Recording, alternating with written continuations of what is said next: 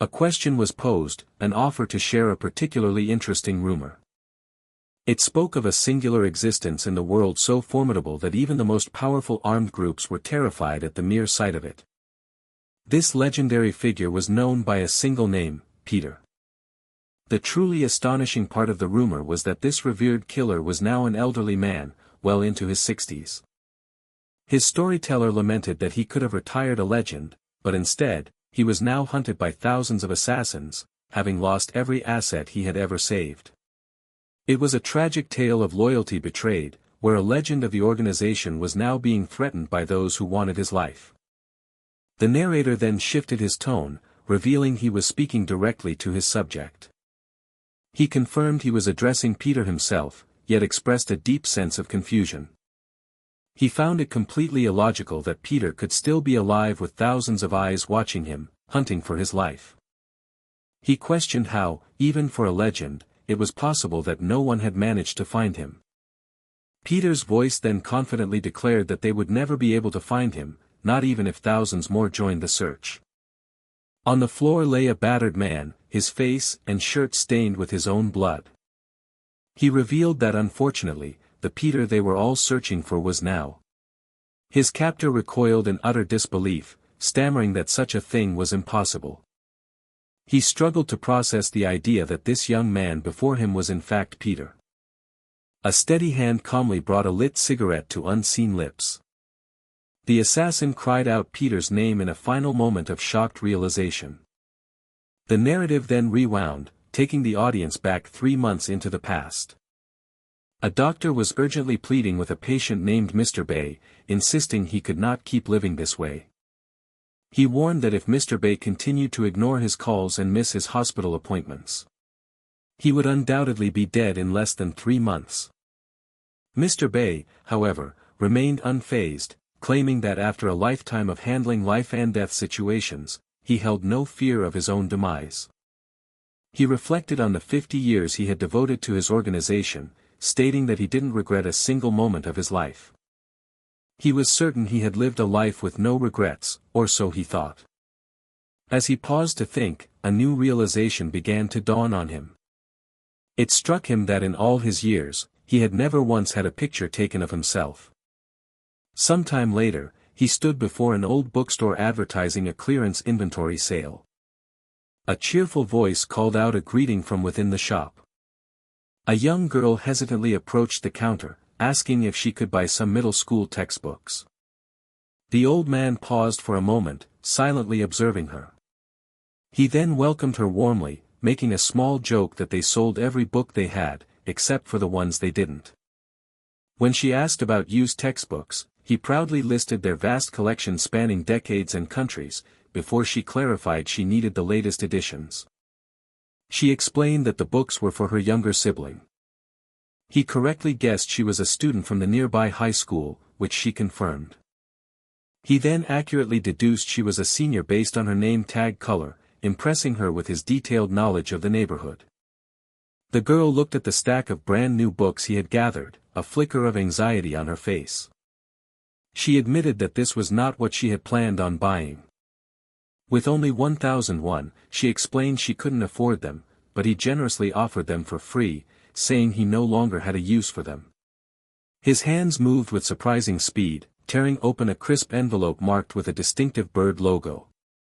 He declared that now, the books were officially used. He brushed aside her protests, telling her he could see the love she had for her sibling in her eyes and urged her to be good to them. With a sudden intensity, he warned her that if she didn't, she would live to regret it. The girl stumbled over her words, unsure of how to properly address the kind but strange old man. He simply suggested she call him Mr., which she gratefully accepted. She then posed a serious question, asking if he had ever experienced regret. He replied wisely that the longer one lives, the more regrets one accumulates. A painful memory flashed through his mind of someone desperately pleading that their actions were the only way for both them and their daughter to survive. He concluded his thought, stating that one can never do anything about the regrets of the past. Acknowledging she was too young to understand, he repeated his advice to always take care of her sibling to avoid future regrets. His tone then hardened as he gave her a final, chilling offer: turn around and leave now, and he would let her live. The girl froze in shock, her mind racing as she wondered how he could have possibly discovered her true purpose. He explained that he had memorized the faces of every student from her supposed high school, noting it was a pity she claimed to be a senior. He then revealed the fatal flaw in her cover story: that particular high school had only been built 2 years prior. A cold dread washed over her as she realized he had been manipulating their entire conversation from the start. He added the final piece of his deduction, explaining that after a lifetime immersed in the scent of blood, he could easily detect the smell of a knife hidden beneath cheap perfume. Realizing she was completely exposed and cornered, the girl resolved that she had no choice but to attack. The cold glint of a hidden blade signaled her desperate move. But even as she held the weapon, an overwhelming sense of dread washed over her, a chilling premonition that she would be the one to die. Her eyes widened in sheer terror. As she held her knife in a defensive stance, Peter's hand calmly reached for a stack of money on the counter. He told her to take the books, confirming that he knew her story about her younger sibling was the truth. He explained that after 50 years in his profession, he had learned to discern the truth simply by the look in a person's eyes. He then revealed that he knew she was from the Glory Orphanage, the same place he came from, and noted that she clearly lacked their advanced training. He continued his explanation, detailing that in their organization, if a voluntary service mission were to fail, an immediate contingency known as Plan B would come into play. The girl's expression shifted to one of pure, unadulterated shock. She barely had time to form the question of what Plan B could possibly be. Suddenly, 2 armed men crashed down from the upper level, leaping directly toward Peter and the girl he held captive. In a blur of motion, he shielded the girl with his own body as the assassins opened fire down the narrow library aisle. He grimly explained the unforgiving nature of Plan B: upon mission failure, the volunteer operative was also to be eliminated. The young girl could only watch in stunned silence as the violent scene unfolded before her. Her eyes fixed in horror on the wound, realizing a bullet had gone clean through his stomach. From the second-floor landing, another gunman continued to rain down bullets on their position. The aging Peter gritted his teeth in pain, his white hair matted with sweat as he struggled to aim his own weapon. A pained grunt escaped his lips as his body protested the effort. He cursed under his breath, frustrated by his physical limitations. He realized with dismay that his body would no longer move according to his will. One of his attackers sneered, openly questioning if this frail, slow old man was really the legendary Peter. Another, an informant for the boss known as Eight-Legged Man, sarcastically apologized to his senior, acknowledging his great reputation. He cruelly mocked that it seemed even the legendary Peter was no match for the ravages of disease. Peter cut him off, demanding to know the real reason the organization was trying to kill him. The informant's answer was chillingly simple: the new boss just didn't like him, a reason that left Peter completely baffled. He was warned that now, thousands of chasers would be hunting for his head. The situation was now irreversible, as a staggering bounty of 7.6 billion won had been placed upon him. Peter recognized the figure instantly, as it was the exact amount of money he had in his bank account, his entire life savings. The informant gloated, telling him that all that money he had earned by putting his life on the line would soon be in someone else's hands. He sarcastically commented on what a lucky person that would be. He then made a final, grim request, asking Peter to do him the honor of dying by his hands. A fist connected with brutal force against the side of Peter's face. His assailant taunted him for not simply building his coffin quietly instead of making things so difficult for them. The impact of the next blow was so powerful it sent Peter flying backward through a nearby doorway. Believing him to be unconscious, the men expressed their disappointment at the anticlimactic fight and decided to clean up the mess. The tattooed leader stood over Peter's seemingly defeated body in the back room. From the floor, Peter weakly offered what he called a small present. The assassin's eyes widened in alarm as he recognized the object as a flashbang grenade. Outside, the heavy rain continued to pour down on the solitary building. Amidst the disorienting blast, the men realized with fury that Peter was gone, having tricked them into throwing him directly towards the back exit. The leader ordered his men to find him immediately, certain that he couldn't have gotten far with such a severe bleeding wound. Back in the bookstore, the young would-be assassin stood frozen amidst the shelves, a silent witness to the chaos. The dark and cloudy night sky wept a relentless, pouring rain. An empty children's playground was thoroughly soaked by the heavy nocturnal downpour. Peter struggled for every breath as he stumbled through the rain. He bitterly acknowledged that he couldn't even fight back properly anymore, he had simply gotten too old. He continued to pant heavily, his life flashing before his eyes. He reflected that the organization had been his entire life, when other children were learning to hold pencils. He had been bleeding every single day of the year to learn how to properly hold a knife. While others his age were learning to use social networks, he was mastering the arts of wiretapping and eavesdropping until his ears bled. When his peers were going on dates and learning about love, he was a spy in Russia, living with constant frostbite. And while they were starting families, he was fighting for survival in the middle of a terrorist group, a loyalty that meant nothing when a new boss took over. He vividly recalled the new boss' condescending words, expressing disappointment that the great Peter was just a sick, soft old man. The memory of that voice filled him with a cold rage. He remembered being told, with cold finality, that he needed to be discarded. Gasping for air, he thought about how he had sacrificed everything for the organization, never once asking for wealth or honor in return. A pained cry escaped him as he wondered if his life had always been destined to be this pathetic. He seethed with a sense of profound betrayal, believing that at the very least, they shouldn't have done this to him. He resolved that he could not die like this, that he would not let them take his money. A memory surfaced of an adult's arms wrapped tightly around a crying child, a moment of profound significance. A tear welled up and spilled from his tired, pain-filled eye. His strength finally gave out, and he collapsed onto the rain-slicked ground of the empty playground.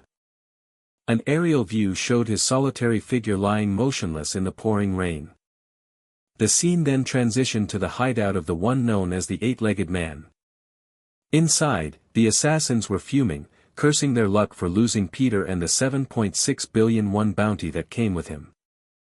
A former kickboxing champion among them scoffed at the idea of respecting the legend, declaring that money was the only thing that mattered. He boldly proclaimed that he would be the one to kill the old man and achieve unimaginable success.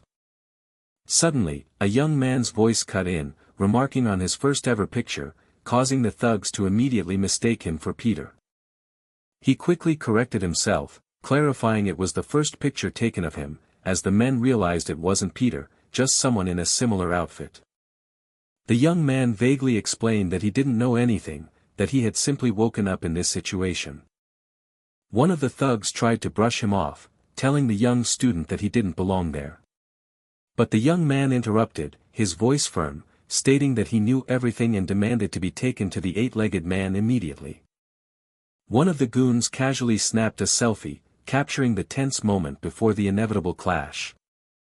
Another member recognized the newcomer's demeanor as one of their own, but noted this presented a problem. He stated with chilling certainty that any rival who showed up at their hideout had to die. Before he could finish his threat, a blur of motion erupted in the room. One of the assassins shouted in disbelief at the sheer audacity of the young man. He was in awe of the newcomer's impossible strength, having just witnessed him block a full-force punch with his bare hands. A powerful hand shot out and gripped the collar of a man in a red shirt, lifting him effortlessly. An earlier question from his pursuers echoed in the air, could someone like him really be Peter? The young man gave a simple, confident answer, confirming that he was indeed the one they sought. A blood-curdling scream of agony ripped through the hideout. Another assassin roared in fury and charged forward to avenge his fallen comrade. The man in the hoodie was struck with such immense force that his knife flew from his hand as he was sent flying. The last thug standing demanded to know who had sent this monster. The young man began to lecture, explaining that those who had only mastered handling cutlery were considered third-class fighters. His bewildered opponent could only stammer in confusion at what he was saying. He continued his lesson, stating that those who had mastered all weapons were considered second class. And the first class, he revealed with a smirk, were those who could use anything and everything as a weapon. The thug stared in utter disbelief at the strange object in the young man's hand, a raw octopus tentacle. He screamed that the young man was spouting absolute nonsense. A moment later, in the kitchen, the young man swung the octopus tentacle like a whip, attacking with brutal efficiency. An extreme close-up captured the wide, shocked eyes of his victim. The tentacle wrapped itself grotesquely around the man's face, silencing his screams. He could only manage a muffled, choking gasp for air. The battle raged on, with the young man using the tentacles to grapple another opponent in midair. He then hoisted another man upside down, holding him precariously over a deep vat of bubbling orange liquid. With a final, decisive move, he plunged the man headfirst into the vat. The perspective shifted to a quiet shot of the ceiling and its humming air conditioning unit. A defeated survivor on the floor weakly asked who he was and why he was doing all of this. A hand was shown holding a plastic bag over the face of an unconscious person, a grim and silent act. The informant's taunt about the 7.6 billion won bounty echoed in his memory. The warning that thousands of chasers would soon be after his head replayed in his mind. He recalled the chilling request from his former junior to please die by his hands. The new Peter mused that the one grainy photo was all they had of his old face, the face of the man who was once called the best in the field. He explained the impossible truth: upon opening his eyes after his collapse, he had become the younger version of himself. The narrator confirmed that the old Peter was gone, and in his place, a rejuvenated legend stood. Elsewhere, his would-be killers raged in frustration, having lost him when he was right in their grasp. A superior officer resolved to capture Peter before his official wanted status was broadcast to the world. One of the men cynically joked that since Peter was dying of cancer anyway, he should just be kind to his juniors and allow himself to be caught. The ornate, brightly lit exterior of a high-end restaurant stood against the rainy night. The thug in the red plaid shirt, one of the few survivors, entered with a determined look on his face. He scanned the empty dining hall of the restaurant. A voice from the shadows informed him that his life had just been extended. Meanwhile, in a crowded public station, people bustled past the restrooms, going about their day. A crowd of onlookers gawked and whispered, pointing at a striking young man. Peter stared at his own reflection in a window, finding it hard to believe any of this was real. He checked his body and confirmed that the bullet wound was completely gone, as was the agonizing pain from his cancer. He knew he wasn't delusional, he had truly and completely transformed into his younger self, even if he didn't understand how it happened. He realized that the reason didn't matter, the crucial fact was that no one could possibly recognize him now, rendering the massive hunt for the old Peter completely useless. However, before he could plan his next move, he had a much more immediate problem.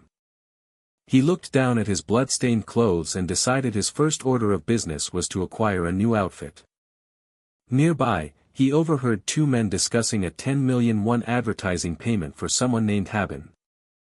They laughed cruelly about how she had only received 100,000 for the month, mocking her mother's illness and her naivety in signing the contract. One of them defended his expensive Louis Vuitton clothing as a necessary business expense, calling their own CEO the real thug. He boasted about how easily young people could be tricked into signing contracts by simply flashing expensive watches and designer logos, right before a young man approached him. Peter politely pointed out that it was a no-smoking area and asked them to smoke outside, earning a dismissive curse from one of the men. The man in the designer shirt exploded with rage, demanding to know if Peter was talking to them and threatening a brutal beating for the perceived lack of respect. His companion contemptuously told Peter to get lost, smugly stating that he was in a good mood and would let him go, but warned that such an attitude would lead to an early grave. The first thug decided he wouldn't waste his time on such a person, cynically laughing and wondering aloud if the young man had a death wish. He resolved not to prolong the pointless interaction. He just wanted to finish things quickly and move on. But as Peter turned, the man's tone shifted to mockery, questioning if this was a display of manners and vowing to show him the consequences of his actions. He promised to teach Peter a lesson about respecting elders in their supposedly courteous nation. Frustrated by Peter's lack of response, the thug declared that this would be his final day and ordered the young man to come to him. A blur of motion cut through the air as the confrontation erupted into violence. The large, tattooed man stood frozen in utter shock, saliva dripping from his slack jaw. In the next instant, Peter stood calmly over the thug's now unconscious body. The remaining man screamed in disbelief, demanding to know who Peter was and if he understood the gravity of his actions. Peter calmly replied that while he didn't recognize the man, he certainly recognized the pocket knife, and noted that he was holding it all wrong. He nonchalantly explained that gripping the blade that way would cause the man to sever his own finger upon swinging it. The thug stammered defensively, denying that he ever intended to swing the knife in the first place. Peter observed with cold logic that a person planning to stab wouldn't telegraph their move by holding their arm out so openly. Enraged and cornered, the man screamed for him to be quiet. Without another word, Peter unleashed a devastating flurry of precise punches and kicks upon his opponent. The thug choked and grimaced in agony as a powerful hand closed around his throat. Peter informed him that he had held back considerably, stating that if he had truly meant to use the knife, the man would already be dead 3 times over. The terrified man gasped for air, trying to demand Peter's identity and warn him of the powerful people he had just angered. He cried out as a searing pain shot through his shoulder under Peter's grip. Peter calmly threw the thug's own insult back at him, informing the young lil fuck that he was going to die right there. After dispatching the men, Peter's thoughts turned to his immediate problem, realizing he was still without a change of pants. He then made a quiet, firm resolution to himself that from now on, he would only live by legal means. His mind, however, immediately fixated on the 7.6 billion won that had vanished without a trace. He remembered a time when he had strongly advised against touching that very money, but his warning had been ignored. It became clear that despite his new resolution, this unresolved business was a path he was destined to follow. A fragment of a memory surfaced, of a child joyfully announcing they had received a scholarship from the Glory Club. He reflected on his own childhood spent in the Glory Orphanage, a small institution run by a religious group. He then considered its 50-year evolution into a massive, influential cartel that now spread its tendrils through politics and business, all while feigning charity for hungry children. The entire corrupt enterprise hid its true nature behind the benevolent mask of the Glory Club. As someone who had once been a part of that very organization, he swore he would be the one to dismantle it with his own hands. Elsewhere, under a dark, star-filled sky, a large, weathered warehouse set the scene for a different violent encounter. A man inside taunted his lone assailant, questioning why only one person had been sent to capture him. The operative replied coolly that since his target wasn't the legendary Peter, one man was more than sufficient for the job. The target scoffed, warning that the Glory Club had grown too complacent and that their over-reliance on Peter would be their undoing. The operative suggested they skip the introductions to make the inevitable end quicker and less painful. With a dry chuckle, the target called the operative a naive rookie. He then revealed they had prepared an entire supper for their guest, gesturing to a squad of heavily armed mercenaries from the notorious Wagner PMC. An observer watching from a distance noted the operative wasn't one of the club's elite 12 apostles and dismissed his confidence as foolishness. The order was given for the mercenaries to engage and treat him well. In another location, a bald man in a purple suit, his head adorned with a prominent octopus tattoo, smiled with an air of smug satisfaction. The scene cut back to the warehouse, now a bloody aftermath with an overturned chair lying on a splattered floor. A voice stammered in utter disbelief, unable to process the carnage. The survivor questioned how a single human being could have possibly accomplished such a feat. The operative stood unscathed amidst the chaos, remarking that for all the dramatic preparation, the opposition had been disappointingly weak. He mentally recited the file on his primary target, codename Eight-Legged Man, a B-plus ranked jiu-jitsu champion known for full-body hypermobility. A terrified survivor backed away, pleading with the operative to stay away from him. His desperate screams to be left alone echoed through the now silent, blood-soaked warehouse. The setting sun cast long shadows over an opulent, traditional Chinese-style building. Inside, a high-ranking official was being briefed on the warehouse incident. A subordinate reported that with the cameras destroyed and no weapon recovered, their conclusion pointed to only one possible perpetrator. The official concluded it had to be Peter, wondering what sorcery the old man possessed to not only survive but also eliminate their forces. He resolved that with Peter's bounty about to be officially posted, he had to be the one to claim it, no matter what. He issued a stern order to his subordinate to report the very instant Peter's location was confirmed. The subordinate quietly confirmed he understood the command. The view shifted to the lavishly decorated interior of the building, filled with ornate hanging lanterns that cast a warm glow. Peter casually walked in, observing that the establishment seemed to be closed on what should have been a business day. An employee approached, politely asking his purpose for being there and if he had made a reservation. Peter calmly replied that he had no reservation, but he had come to settle a grudge. The man, now revealed to be the octopus-tattooed leader, humorously asked if he had been too aggressive in collecting a debt, to which Peter agreed, adding that his tab was unusually large. He then specified the exact amount of his grievance, stating it was roughly 7.6 billion won. A slow, knowing smile spread across the tattooed man's face as he closed his eyes in understanding. He gave a single, quiet command to his underlings to lock the doors. The leader informed Peter that, regardless of his connection to the old man, his journey was fated to end permanently within these walls. Yet, even as he spoke, a flicker of uncertainty crossed his mind. He internally questioned the stranger's identity, unable to place how this young man knew sensitive information about Peter without being a member of their club. He mentally cycled through the unlikely possibilities, from a secret child to a disciple, but dismissed them all, knowing Peter had always worked alone. An intense close-up showed the leader's eyes, the octopus tattoo on his forehead stark as he regained his composure. The shot mirrored this with an equally tight focus on Peter's youthful profile, his red eyes burning with unyielding resolve. The leader decided to take control, offering Peter what he presented as a single chance to live by giving him two choices. He laid out the options clearly: reveal Peter's location and walk away unharmed, or resist and receive a fatal bullet to the head. Peter feigned contemplation before casually stating that he needed neither option, a response that visibly angered the leader. The tattooed man's patience wore thin as he warned that no one had ever walked away alive after hearing that particular ultimatum. Unfazed, Peter offered a third option, leveling a calm, impossible declaration: he was Peter.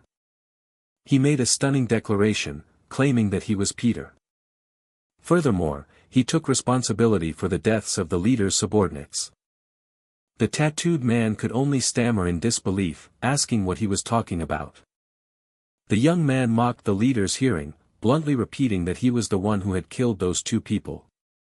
One of the underlings was thrown into a state of panic, internally questioning everything he thought he knew and fearing for his own life. The leader regained his composure, leveling the gun and demanding the student honestly state his connection to Peter. Nearby, a man in a brown suit stared forward, his expression unreadable but ready. At his side, a woman with a distinctive eye patch clutched a knife, her gaze locked with steely determination. Peter cryptically offered them a single method to learn the truth he was speaking of. He explained that all they needed to do was kill him, a proposition the leader found both convenient and amusing. The leader confirmed that killing was his greatest skill, ordering his men to ensure their target could still breathe after they were done. In a flash of brutal motion, one of the henchmen firing his weapon was suddenly impaled through the neck by an unseen projectile from above. The man let out a choked gasp as his life was extinguished. His superior stared in shock, realizing the attack had impossibly pierced the man's vitals. Unfazed by the chaos, Peter's hand was shown calmly placing several thin sticks into a small container. The leader internally grappled with the situation, noting the boy's age and concluding that no one in the country, not even in the Glory Club, possessed such skill. The woman with the eye patch, however, simply exclaimed how cool the attack was.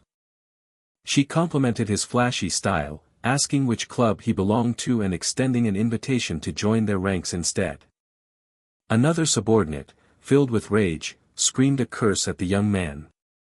The furious man knelt, desperately using a small red table to shield himself from an unseen assault. The leader chuckled darkly, remarking that the man's actions revealed his youth and inexperience. He condescendingly explained that, unlike in the movies, a table offered no real protection against gunfire. Turning his attention back to Peter, he offered him another chance to talk, beckoning him closer with a sinister promise. From the background, another subordinate yelled for someone to help him clean up the mess. A moment of confusion followed as the leader noticed something strange about the scene. He realized with a jolt that the red liquid splattered everywhere was not blood, but chili oil. Panic set in as he barked orders, seeing that Peter was no longer behind the pillar. The underlings frantically searched, questioning how their target could have vanished like a ghost. A sudden, sharp realization hit one of the men as he uttered a final curse. In a blur of motion, Peter lunged from behind a different pillar, tackling the tattooed man to the ground. The tattooed man screamed another profanity, caught completely by surprise. The two men became locked in a desperate struggle, with Peter expertly blocking the barrel of his opponent's gun. They grappled intensely for control, each man trying to gain the upper hand with their firearms. The fight ended in an instant as Peter angled his weapon and fired a single, fatal shot directly under his enemy's chin. A watching subordinate felt a chill, admitting to himself that Peter was too fast to see and questioning if this powerhouse was truly a kid. The subordinate's thought was cut short by a gasp of surprise. His view was filled with the gruesome sight of Peter violently grabbing another man's face, twisting his jaw with immense force. A strangled cry of agony escaped the victim's lips. A heavy silence fell over the room as the remaining men stared. The leader wondered how any of this could possibly make sense. He reflected that despite facing countless opponents over the years, he had never witnessed such profound skill in someone so young. His mind flashed to a lesson about a special technique, which taught that one must always subdue strong opponents the moment they become distracted. He thought again of that special technique. He recalled creating a technique that only he could use, a memory filled with the sounds of his master demanding more from him. The most critical part of the lesson resurfaced in his memory. The most dangerous thing was turning one's back after a perceived victory. He remembered finally completing the technique, filled with the confidence that he could never lose to anyone. That confidence was shattered as a boot pressed down firmly on his face-tattooed subordinate, who now lay defeated on the floor. But in a sudden reversal, the leader's hand shot out and forcefully grabbed his attacker's ankle. Using the grip as leverage, he swung the young man with surprising strength, throwing him across the room.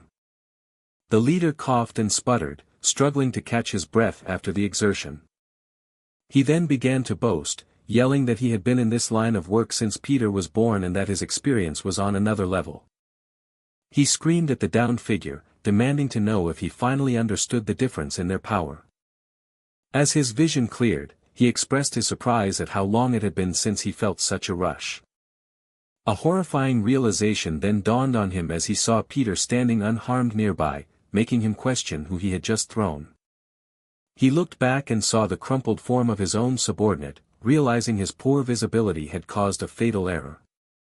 The leader acknowledged that he had been an assassin for decades. Because of that experience, he was now 100% certain that he was going to die at the hands of this young man. He speculated that the boy's power might even exceed that of the legendary 12 apostles. In a desperate gambit, he called out for a truce, pleading to talk things over. He offered up his female subordinate with the eye patch, claiming that while she lacked field experience, she was still useful. The woman protested being used as a bargaining chip, but he silenced her, insisting he was in the middle of a crucial negotiation. He hastily declared it a deal, praising Peter's quick mind as a trait befitting a Glory Club member. The leader urged him to take the girl and leave, promising to forget the day's events while secretly vowing to hunt him down and seize his technique. Peter simply uttered a single, questioning word. He then calmly recited a familiar lesson about the danger of showing your back when you believe you have won. He finished the thought, stating that the very second victory is assumed is the moment one's head will fly off. He continued the lesson, reminding the leader that strong opponents must be subdued the moment they are distracted. Then, he confirmed that he had killed the two subordinates and that the 7.6 billion won was indeed his grievance. The leader's mind reeled in absolute denial, unable to accept that this was happening. A brief memory surfaced, showing a group of people listening intently to an older man in a cap. The identity of that man was clear: he was the true, elder Peter. The young man brought the leader back to the present, asking if he recalled what was just said. The leader remembered his own words, his own unbreakable rule: no one who knew Peter's identity was ever allowed to live. The young man simply confirmed that this was correct. He then exploded into action, delivering two powerful, consecutive blows to the leader's torso. The leader's face twisted into a mask of pure agony and shock from the devastating impact. His body was launched backward, flying helplessly through the air from the sheer force of the final strike. With the battle concluded, the young man stood poised in a confident fighting stance. The scene shifted to a panoramic view of a brilliantly illuminated cityscape at night. A voiceover reported that the tattooed man's death was confirmed, but the CCTV was gone and no clues remained. The speaker marveled at the impossible events. An old man near death had somehow returned to kill 4 elite assassins without leaving a trace. A new directive was issued across the organization, placing a 7.6 billion won bounty on Peter, elevating the mission to SSS level. The order was given to all glory killers, officially authorizing the hunt for Peter to begin immediately. Back on the ground, pedestrians moved across a busy, brightly lit street crossing. The young man, now with a backpack, pointed something out in the city. He paused for a moment, looking up at the towering buildings and the vibrant night sky. He then turned his attention to a public broadcast from the Glory Club. The broadcast was a charity drive asking for donations to feed the elderly, a thinly veiled method of spreading information and searching for their target. A woman's voice from the advertisement encouraged monthly donations, representing the non-profit face of the Glory organization. The young man concluded that there was no need for him to go looking for them. A surge of resolve coursed through him as his hand clenched, crushing a wad of bills. He made a silent, determined vow that he would go and find them himself.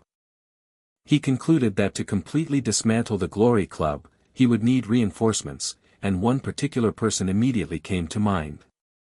He hesitated, however, remembering that this specific individual was undeniably a bit eccentric. The scene shifted to a decrepit public restroom, swallowed by overgrown weeds and surrounded by piles of trash. A man's pale hand reached out, his fingers brushing against a graffitied surface. He quietly lamented how the number of people frequenting this place always seemed to be increasing. After a moment, he announced his intention to pass through, offering a polite apology for the disturbance. His eyes scanned the wall as he tried to recall the exact location, muttering that it was somewhere between an ad for organ trafficking and another for a steamy night. At last, his search came to an end as he identified the correct marking. The man in the suit then appeared in a doorway, peering down a long, dark staircase into the depths below.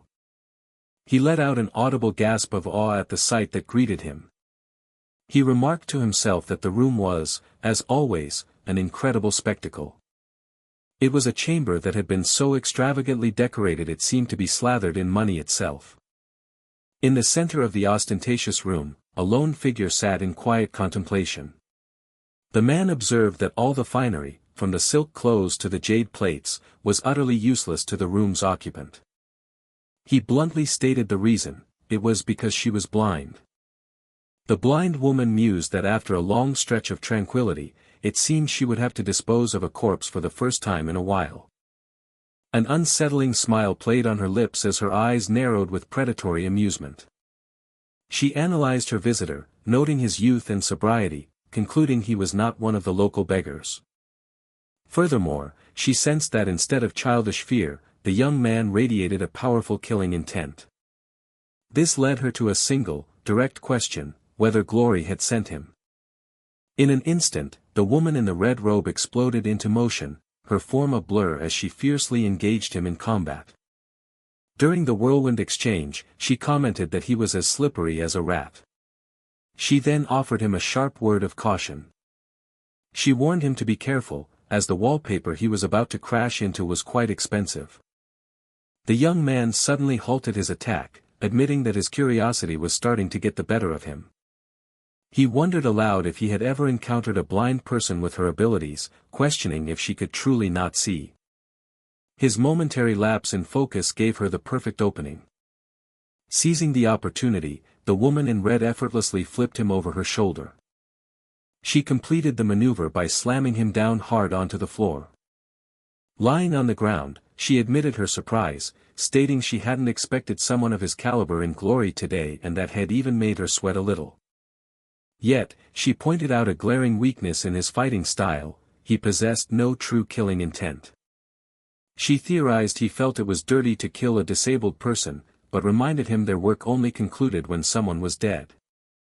He then uttered a name that brought her world to a standstill: Alexander Macking. The woman's composure shattered as she reacted with sheer disbelief. She repeated the name Macking in a whisper, struggling to comprehend what she had just heard. Her hands began to tremble as she reached out towards his face. As her fingers made contact with his skin, she began to stammer, a realization dawning on her. She finally shouted the impossible word she was thinking: rejuvenation. 30 minutes later, she was still examining him, marveling at his soft skin and the complete disappearance of his old man scent, asking if this was truly possible. The young man, now identified as Peter, finally broke his silence and asked what she was doing. She eagerly demanded to know how he had died, desperate to learn the method so she could try it too. She fired off a barrage of questions about his demise, asking if a bullet, knife, or poison was the key to his miraculous transformation. After her frantic inquiry, she finally calmed down enough to proceed to the main topic. She confirmed his plan was to take on Glory by himself and then asked him to explain how he would manage it. Peter began to lay out his daring strategy.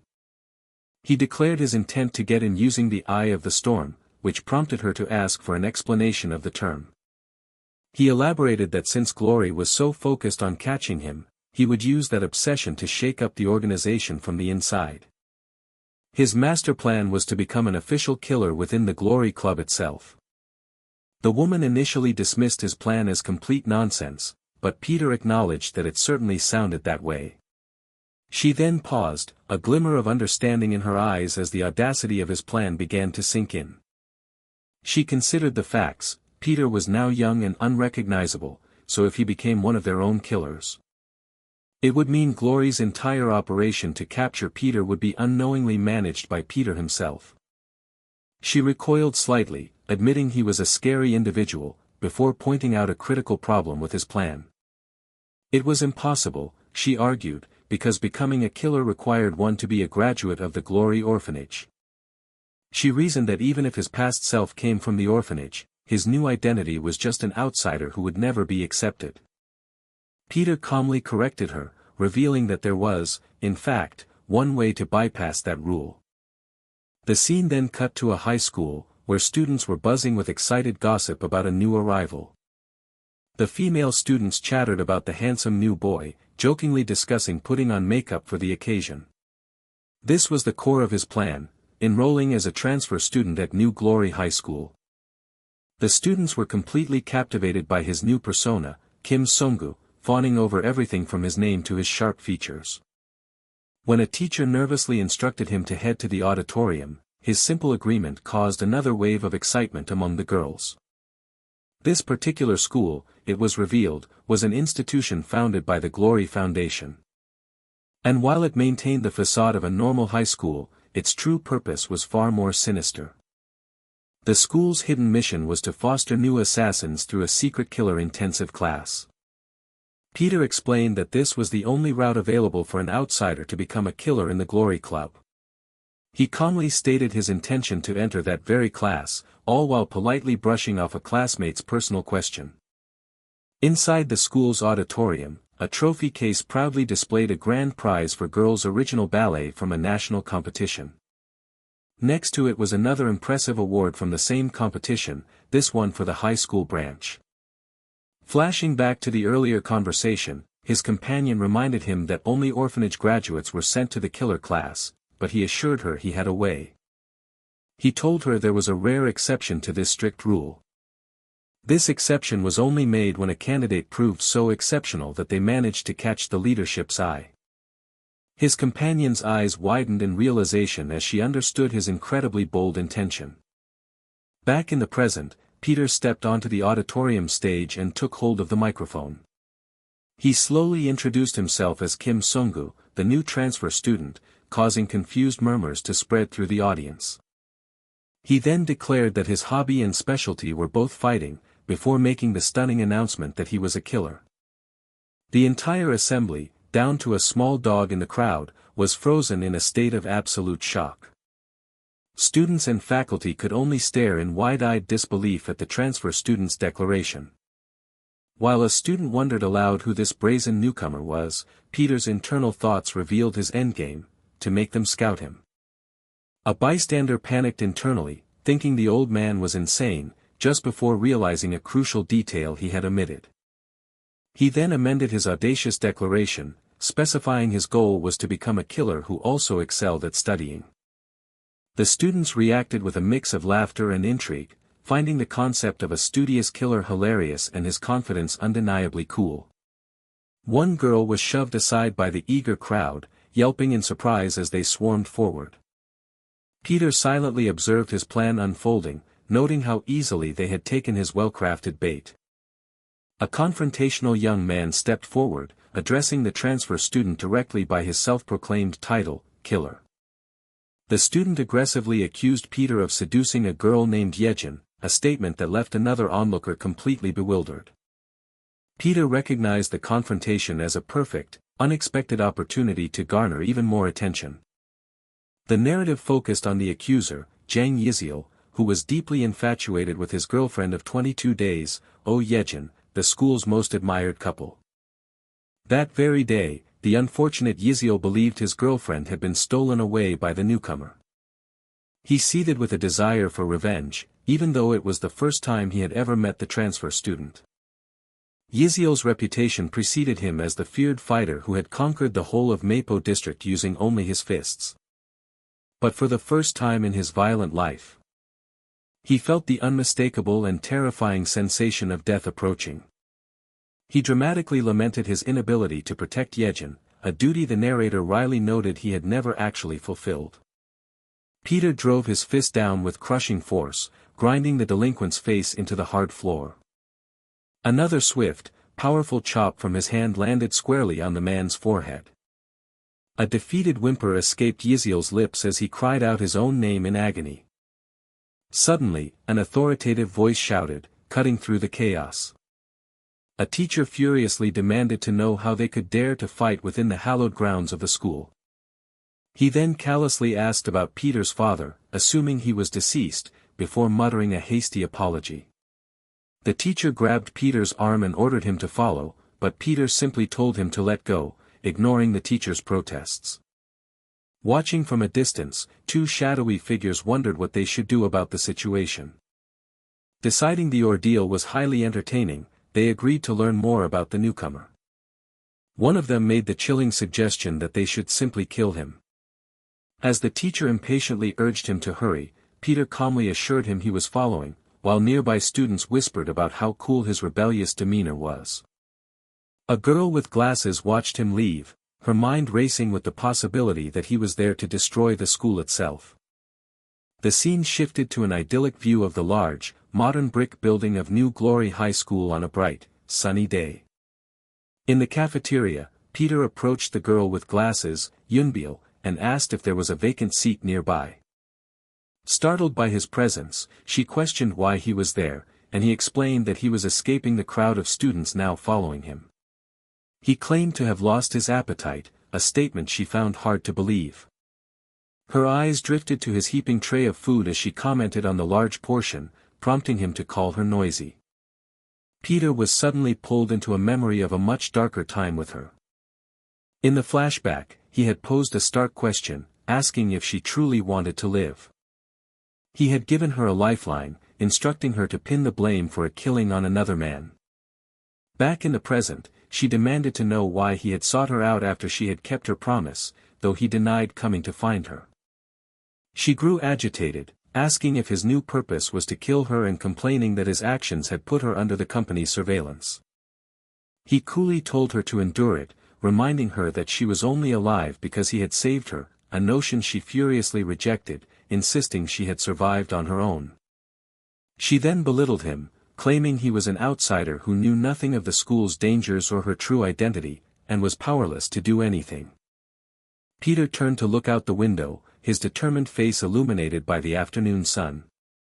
He stated that she could help him, but she scoffed, dismissing him as being just as clueless as she was. He pressed on, insisting that he was counting on her help, but did not call her Yunbil. Instead, he used her real name, Lee Yuna, a revelation that left her frozen in shock.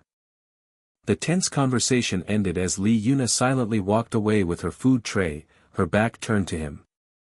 Later, during the school's athletic competition, a frustrated coach admonished his team, telling them he didn't support them just to see them lose.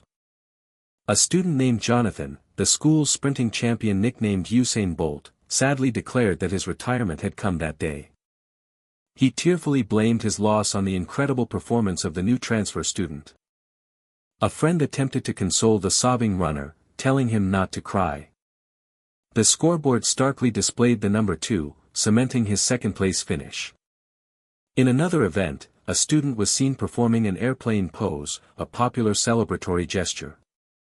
The crowd buzzed with amazement over Peter's incredible vision, wondering if he was Mongolian as they marveled at his ability to see up to a rumored 8.0 on the sight chart. During a home economics class, the teacher cheerfully announced that the day's lesson would be on how to cut fruit in an extravagant manner. She spoke to Peter with condescension, assuming his privileged upbringing meant he was unfamiliar with knives and cautioning him to be careful. Peter's expression was deadly serious, his red eyes focused as he held the small, shimmering knife with expert poise. He then presented his creation to the teacher, an apple meticulously carved into a lifelike rabbit that seemed to breathe, leaving her completely speechless. In another classroom, a teacher faced a group of delinquents and asked what one of them intended to do. The student defiantly stated he had no intention of cleaning and openly insulted the teacher. He continued to mock his elder, questioning what power he had beyond yelling and giving out penalty points. When the flustered teacher asked about the student's father, the boy cleverly twisted it into a threat, accusing the teacher of emotional abuse and menacing his career. The teacher's attempt to invoke his authority was met with scornful laughter from the defiant students. One of the boys then punched the teacher, mockingly proclaiming himself the new school authority. The students escalated their threats, discussing suing the teacher and uploading the recorded incident to TikTok for views. Their taunting was abruptly interrupted as they noticed the classroom door had opened.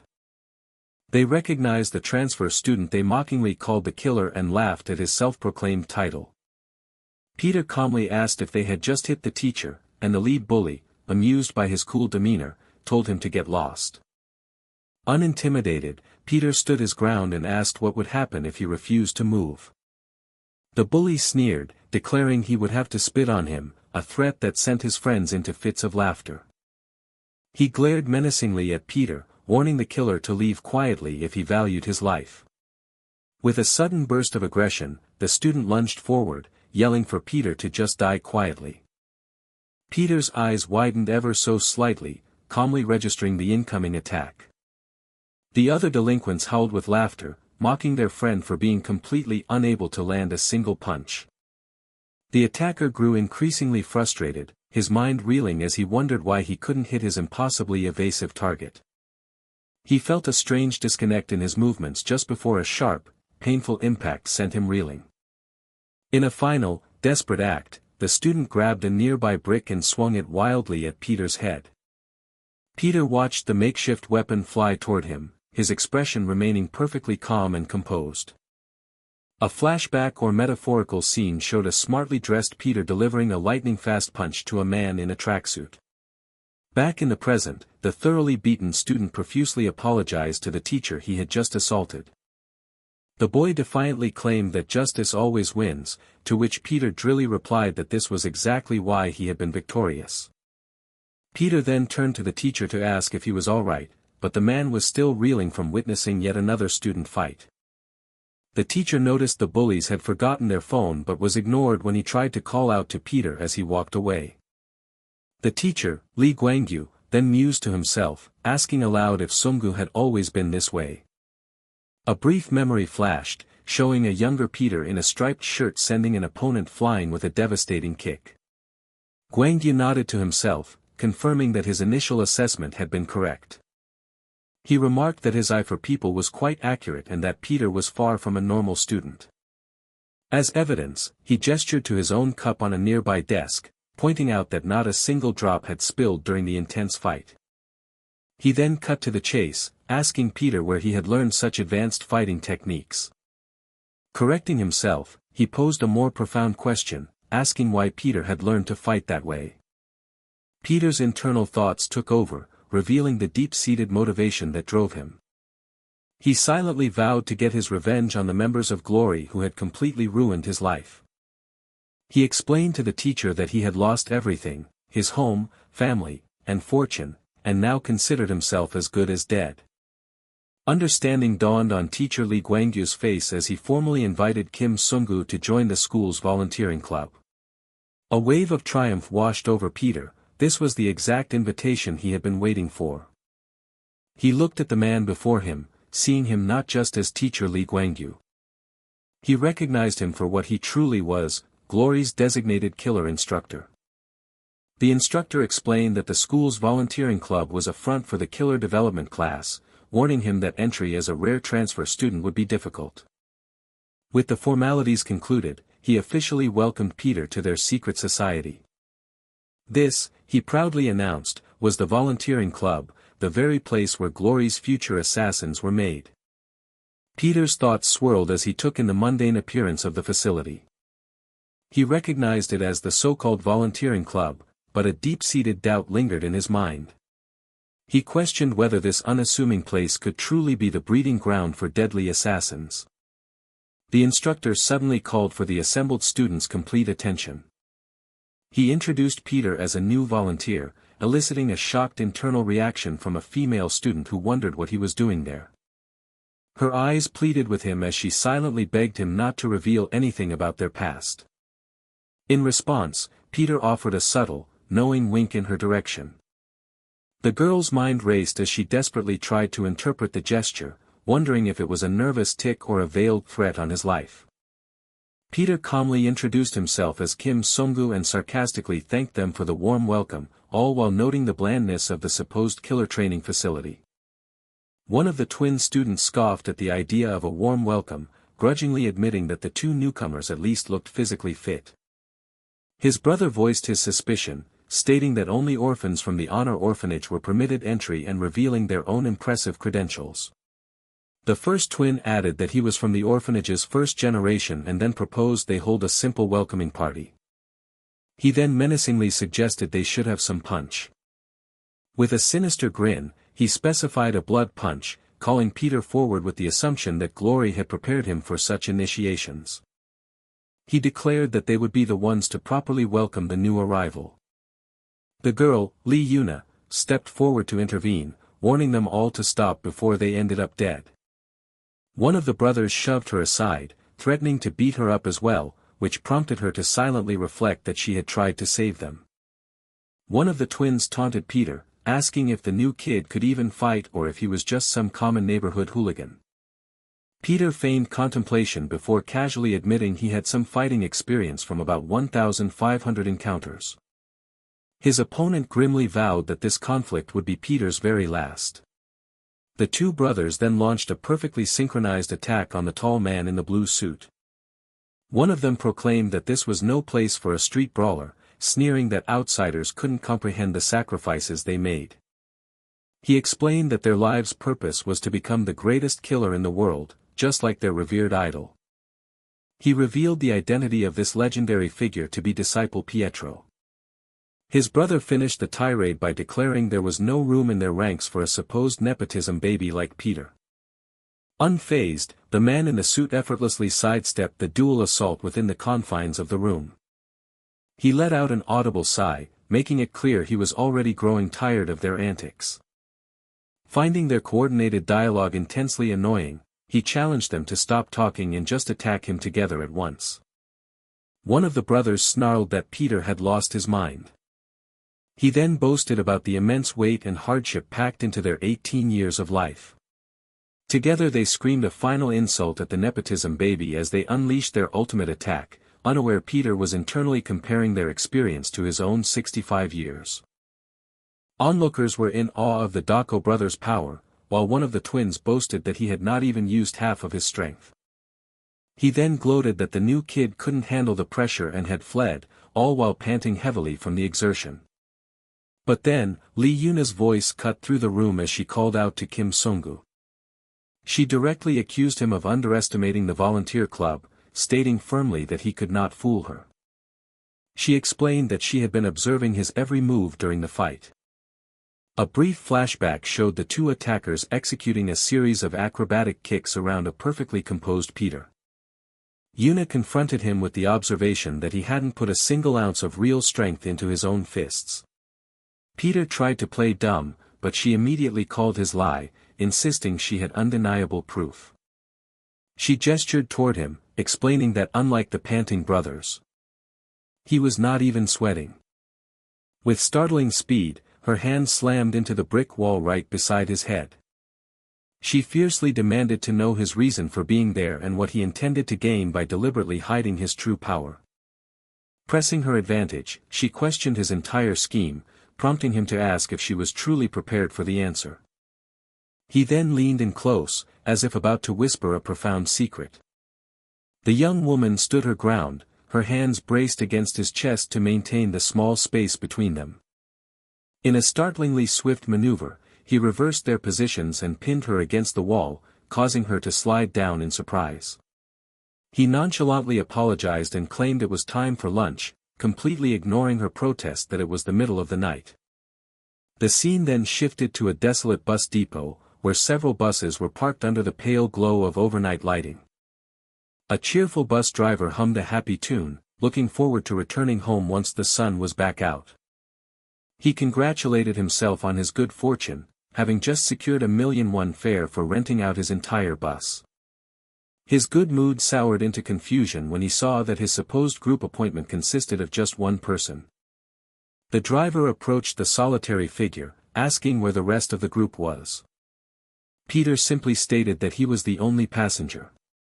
However, he then indicated a large collection of suitcases, explaining that he had a lot of cargo. The driver's disappointment was palpable as he offered to load the luggage, silently cursing his luck and the sheer number of heavy bags. As he lifted one of the suitcases, a distinct and unsettling movement from within sent a jolt through his arms. From his seat on the bus, Peter leaned out the window and playfully suggested they make a bet. He challenged the unnerved driver to guess the contents of the strange suitcases. Sometime later, the bus made its way down a dark, winding road that snaked through the mountains. The driver gripped the steering wheel tightly, his mind replaying the moment, now wishing he had taken the bet. His passenger, the man in the suit, sat calmly with his arms crossed, a faint, knowing smirk playing on his lips. The driver was absolutely certain about what he had felt earlier. There was no doubt in his mind that something inside that suitcase had been moving. Meanwhile, back at the club, Teacher Lee announced a new quest from a very important client, Chairman Choi Un-chang of the Deha Group, one of Glory's largest sponsors. He dangled a significant reward, explaining that the team who succeeded would earn a volunteer certificate backed by the chairman's personal recommendation. This certificate, he clarified, was their official ticket to becoming a full-fledged killer. Their time had finally come. When a student inquired about the mission, the instructor revealed it was a recapture operation. He elaborated on the recent wave of teenage kidnappings, highlighting that one of the victims was particularly significant. The target they needed to rescue was the chairman's one and only son. One of the students logically asked why the powerful chairman wouldn't simply call the police. The instructor acknowledged the validity of the question but explained that Chairman Choi had different motivations. He revealed that what the chairman truly desired was revenge. Their sole objective was to save the son, and with the mission laid bare, he asked for volunteers. One Dako twin urged his brother to take the mission to fast-track their careers, but the other remained hesitant, finding it suspicious that students were being assigned such a critical task. The first brother dismissed his twin's caution, callously stating that the others could rot there for all he cared. He arrogantly assumed that the outcome was obvious, as no one else would dare volunteer. His brother, however, pointed out that they were not the only ones considering the offer. He had noticed that the so-called Nepo baby and the loser were also joining, as Lee Yuna enthusiastically thrust her hand into the air. Peter raised his hand as well, sparking a petty argument with Yuna over who volunteered first, which ended with her playfully threatening to sever his hand. The Dako brothers declared their readiness and asked if the plan was simply to go and beat up the kidnappers. The instructor shook his head, explaining that there was a preliminary step they had to complete first. A sense of purpose filled Peter as he realized that this was the chance he had been waiting for ever since enrolling in the school. The scene abruptly changed to a vibrant amusement park, showing a couple soaring high on a roller coaster. The instructor then gave a bizarre order for them to go and play as much as they wanted, stunning them with the revelation that the rescue would take place within the amusement park itself. The chaotic scene began with a middle-aged man awkwardly trying to flirt with a younger woman, only to be sharply rebuked by a bystander, leaving others utterly bewildered by the exchange. One of the students voiced his confusion, questioning the logic of wearing bikinis at an amusement park and wondering if it was truly enjoyable. His twin brother sarcastically suggested he look away before passing judgment, keenly aware of his siblings' captivated stare. Feeling completely lost, one of the Dako twins admitted he had no idea where to start, while Peter, equally baffled by modern trends like TikTok, simply remembered the instructor had directed them to this specific location. This was the confirmed last known whereabouts of Chairman Choi Yunchang's son before he was kidnapped. Their objective was straightforward: they had to rescue the hostage and neutralize the captor.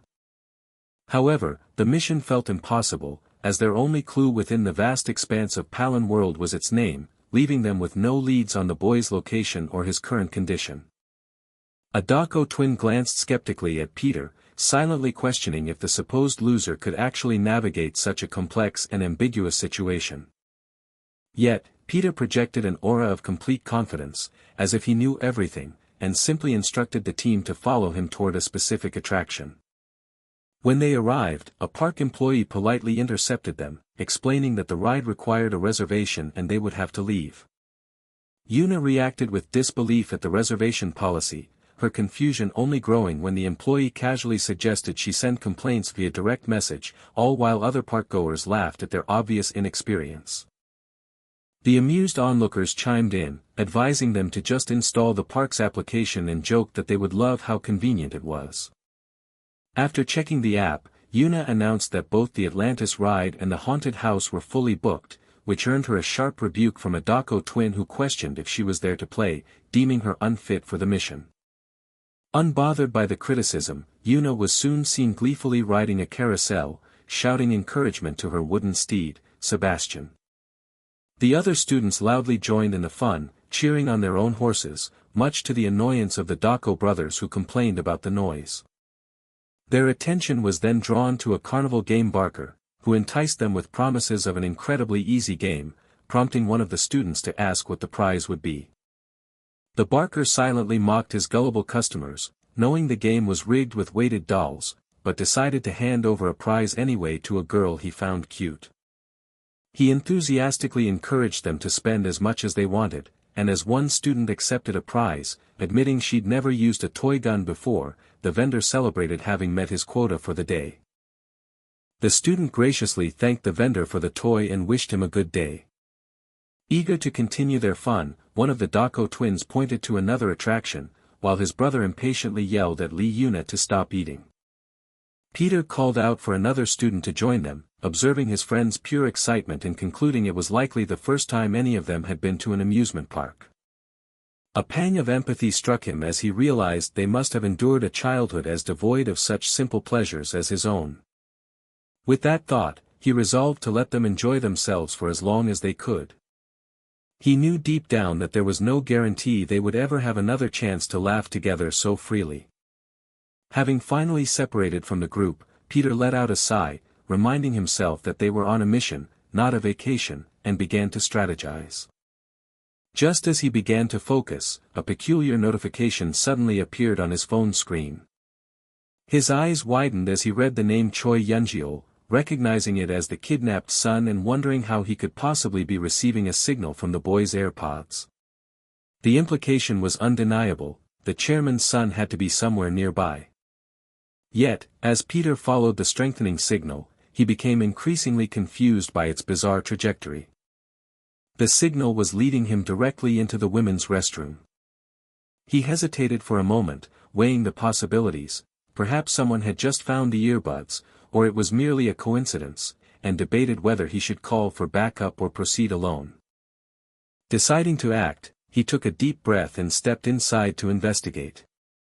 The restroom appeared normal at first glance, but he quickly identified a woman from whom the signal was unmistakably originating. Convinced he was on the right track, he composed himself, planning to approach her with a disarming smile and ask about the earbuds.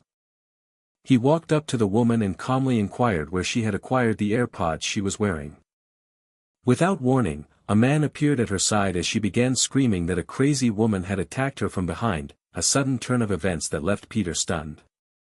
The woman then accused Peter of being a pickpocket who was trying to steal her belongings, forcing Peter to stammer that it was all a complete misunderstanding. Her boyfriend angrily stepped between them, telling Peter that while an apology would happen, he first wanted to know who she thought she was to mess with his girlfriend.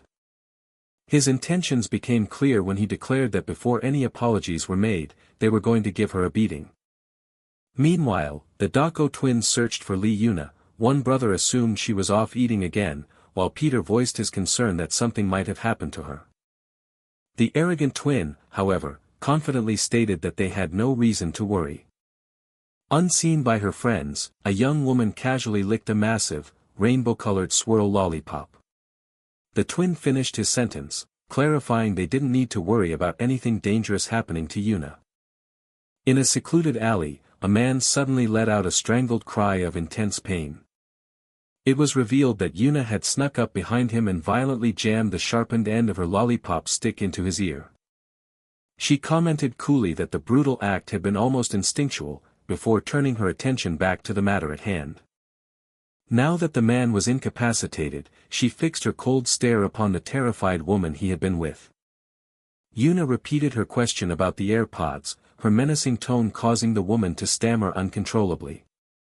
Sometime later, Peter rejoined the group, excitedly announcing that he had found a critical clue. He presented Choi Yunjial's AirPods, explaining that he had successfully located the spot where the boy had lost them. One of the Dako twins smugly claimed they had arrived at the same conclusion and urged Peter to use his head. He theorized that the kidnapper would choose a crowded location where strange behavior like screaming or jumping would be considered normal, thus providing perfect cover for an abduction. He then pointed out that the haunted house ride had been listed as fully booked all day, yet they hadn't seen a single person go inside. With a triumphant tone, he declared that the haunted house was undoubtedly their target. As if on cue, the ominous wooden doors of the attraction, stained with bloody handprints and adorned with talismans, creaked open before them. The Dako twin ordered everyone to get serious, reminding them that playtime was over and that they needed to follow his lead into the unknown. His bravado was immediately undercut when a frightened teammate grabbed his clothes for security, causing him to angrily tell the person to let go. Yuna suddenly charged ahead, forcing the others to scramble to keep up, while Peter noted that something about the situation felt profoundly wrong. As they moved deeper into the attraction, he couldn't shake his unease, wondering why it was completely devoid of any other people. The lead Dako brother stopped and told the group to prepare themselves. With a grim expression, he announced that their true mission was about to begin. As another student nervously asked if they would be alright, the brother calmly stated they were already halfway through their plan. He reminded them that their stated mission was to secure the hostage and defeat the kidnapper. Then, he dropped a bombshell, revealing that their actual mission from the start had been to get themselves kidnapped. Back in the alley, the red-haired man Yuna had attacked lay dazed and bleeding on the pavement. Her silhouette was seen walking away down a dark, smoky path illuminated by a faint red glow. Miles away, in a secure office, the student's instructor suddenly leaped to his feet and screamed for everything to stop. A concerned colleague rushed to his side, asking what was wrong, and the frantic instructor ordered him to call the students immediately. When none of the calls connected, a horrifying realization dawned on him: this had never been a simple mission. He uttered a name that made his colleague's blood run cold: Park Sang-do. He explained that Park Sang-do was a former disciple candidate, an individual so violent and uncontrollable that even their powerful organization had been forced to expel him. The colleague tried to offer reassurance, arguing that their students were highly trained, but the instructor grimly refuted any chance of a positive outcome. He could only refer to the kidnapper as a complete and utter bastard. Suddenly, the colleague's eyes widened in shock as he looked at a monitor. The screen displayed an image from inside a warehouse, showing dozens of colorful suitcases arranged in neat, orderly rows. On the cold concrete floor, a man and a woman sat tied together, back to back, clearly captives. A chilling voiceover explained the kidnapper's method, noting that he had used chloroform, just like in the movies, to render his victims unconscious. He then pointed out a peculiar tell: when normal people pass out from the drug, their mouths hang open as they sleep. The instructor, gripped by fear, insisted that they had to intervene and stop Park Sang-do immediately. He warned his colleague that their former disciple was an incredibly cruel individual. Now sharing the panic, the other instructor agreed, shouting that they had no time to waste and needed to save them. Unaware of the panic he was causing, the kidnapper mused to himself that his identity had been figured out and contemplated his next move. The instructor's terrified voice echoed a final, chilling warning: if Park Sang-do captured the students, he would not hesitate to cut off their legs. The instructor's mind reeled with panic, contemplating his next move now that Park Sang-do knew he had been found out.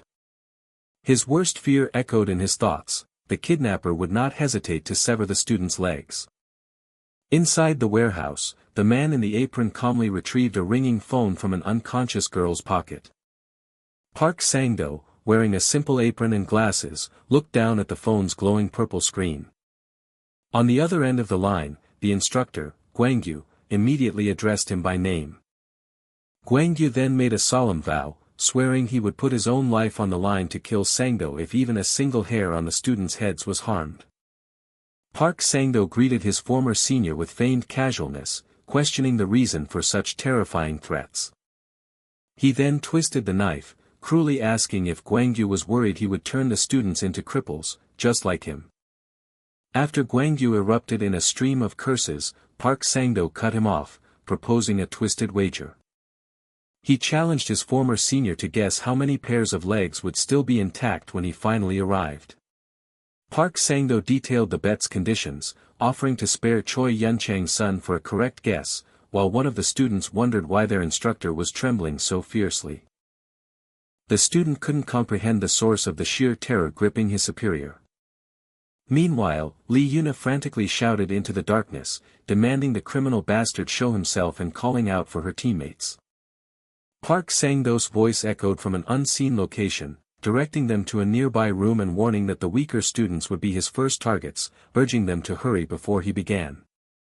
Yuna turned to her partner, Kim Songgu, her concern turning to disbelief as she realized his open mouth meant he was genuinely asleep, completely vulnerable in their dire situation. Resigning herself to the fact that she couldn't rely on him, she decided she had to act alone. P1T6. Just then, Soongus' voice cut through the tension as he revealed he hadn't been asleep at all and questioned what she was doing. Narration transition. A flustered Yuna immediately tried to backtrack, insisting she was only trying to wake him up, not by sniffing him, but by pinching him. She claimed she was just applying their training as she skillfully began to free her hands, urging him to do the same.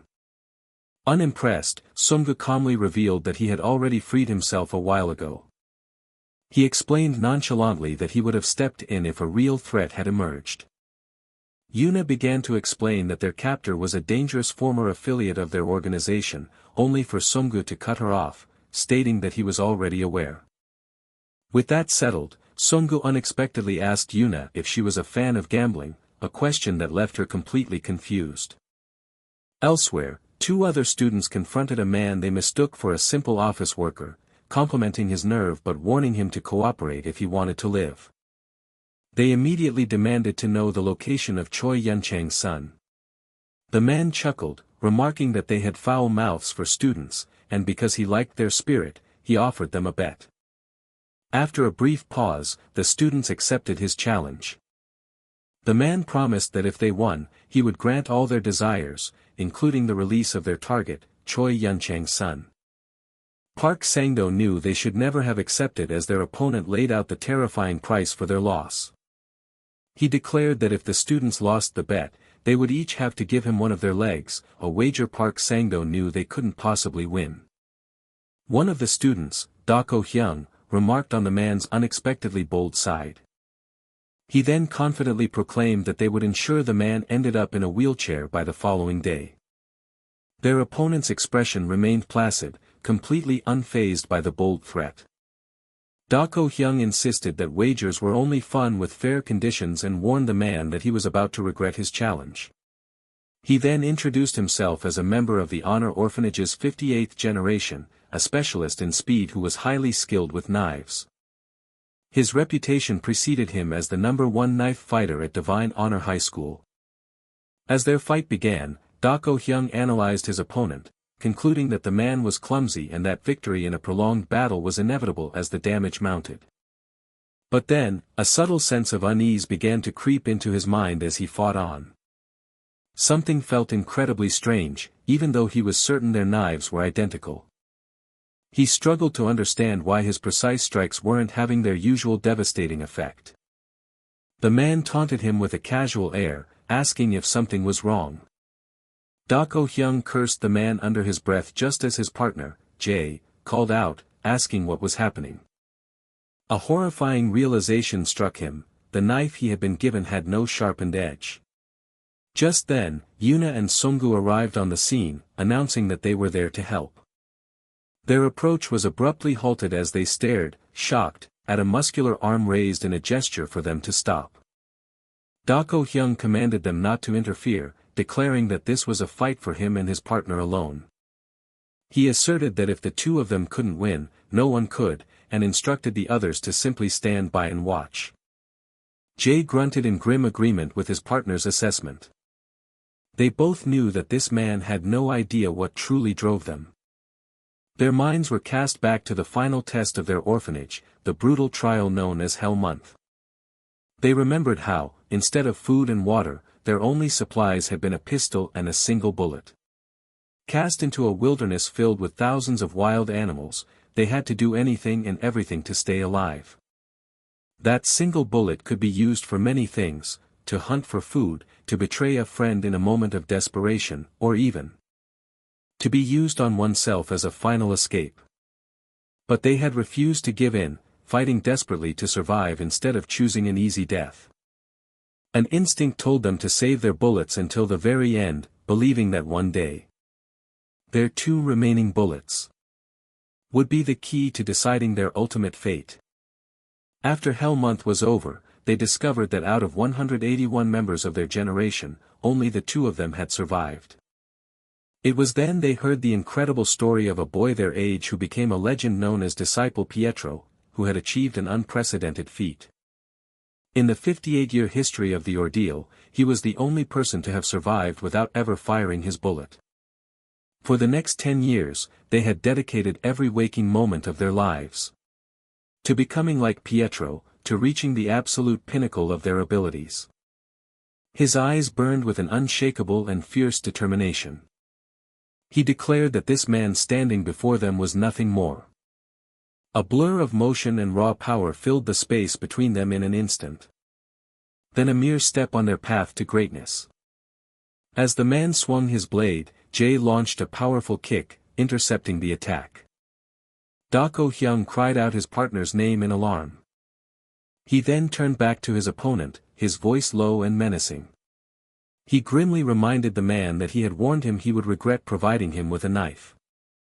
He then mused aloud that maybe, instead of a leg, he should aim to sever the man's arm.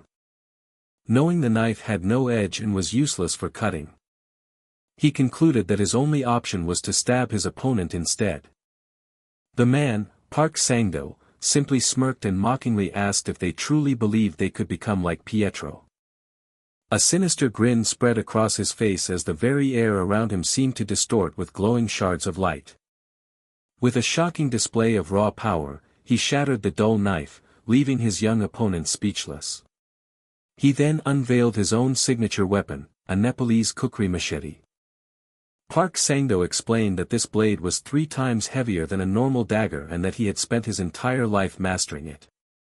He described its deadly properties, noting it was faster than a knife yet heavier than an axe. He revealed that it was a weapon designed for murder, a tool befitting his past as a former A-rank killer affiliated with Glory. Dako Hyung cursed in disbelief, stunned that anyone could wield such a massive weapon without any restriction. Lee Yuna's eyes widened in horror as she finally understood their opponent was no ordinary man. She realized with chilling certainty that he was an absolute monster. In a wave of pure terror, she screamed for her friends to run for their lives. Park Sang-do casually told the young lady to quiet down, stating that the boys weren't dead and that he wouldn't kill mere children. However, he calmly added that he still had to collect his winnings from their bet. He coldly reminded them of the price they had agreed to pay, 1 leg each. Suddenly, a voice from the shadows pleaded with Sang-do not to harm the children, desperately offering his own remaining leg in their place. Kim Sung-gu panicked, realizing with absolute horror that Park Sang-do fully intended to cripple his teammates. Stepping forward with newfound resolve, he proposed another bet.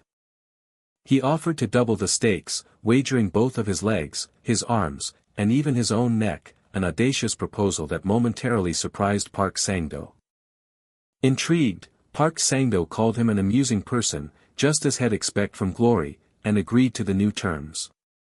He then tossed his heavy, curved blade, which clattered onto the concrete floor at Sung-gu's feet. He declared that bets were more enjoyable when fair, offering his own weapon to his new challenger. Kim Sung-gu looked down at the kukri and flatly refused the offer. Instead, he reached into his own pocket with a steady hand. He confidently stated that what he already possessed would be more than enough to win. Kim Sung-gu revealed his chosen weapon with unwavering confidence. He declared that the simple serving tray he held would be more than enough. Park Sang-do let out a short, incredulous puff of air. The sound then exploded into roaring laughter as he cried out how hilarious the situation was, wiping a tear from his eye. He menacingly warned the student that despite the amusement, he would not be going easy on him. The hooded young man then moved like lightning, narrowly dodging a massive, glowing slash from the veteran killer. Park Sang-do mockingly acknowledged Sung-gu's use of the tray as a shield but questioned how many of his attacks the flimsy nickel-silver could possibly take. He confidently taunted that it likely couldn't endure even one more strike. A spectator's eye widened in shock, trying to process the blinding speed of the exchange. Dako Hyung felt a chilling sense of dread, praying that the horrific events of that day would not repeat themselves. He couldn't bear the thought of losing everyone he cared about to Park Sang-do again. In a distant memory, Sung-gu had once calmly told a nervous dealer not to worry, as such dangerous situations were normal for him, and proposed a simple bet.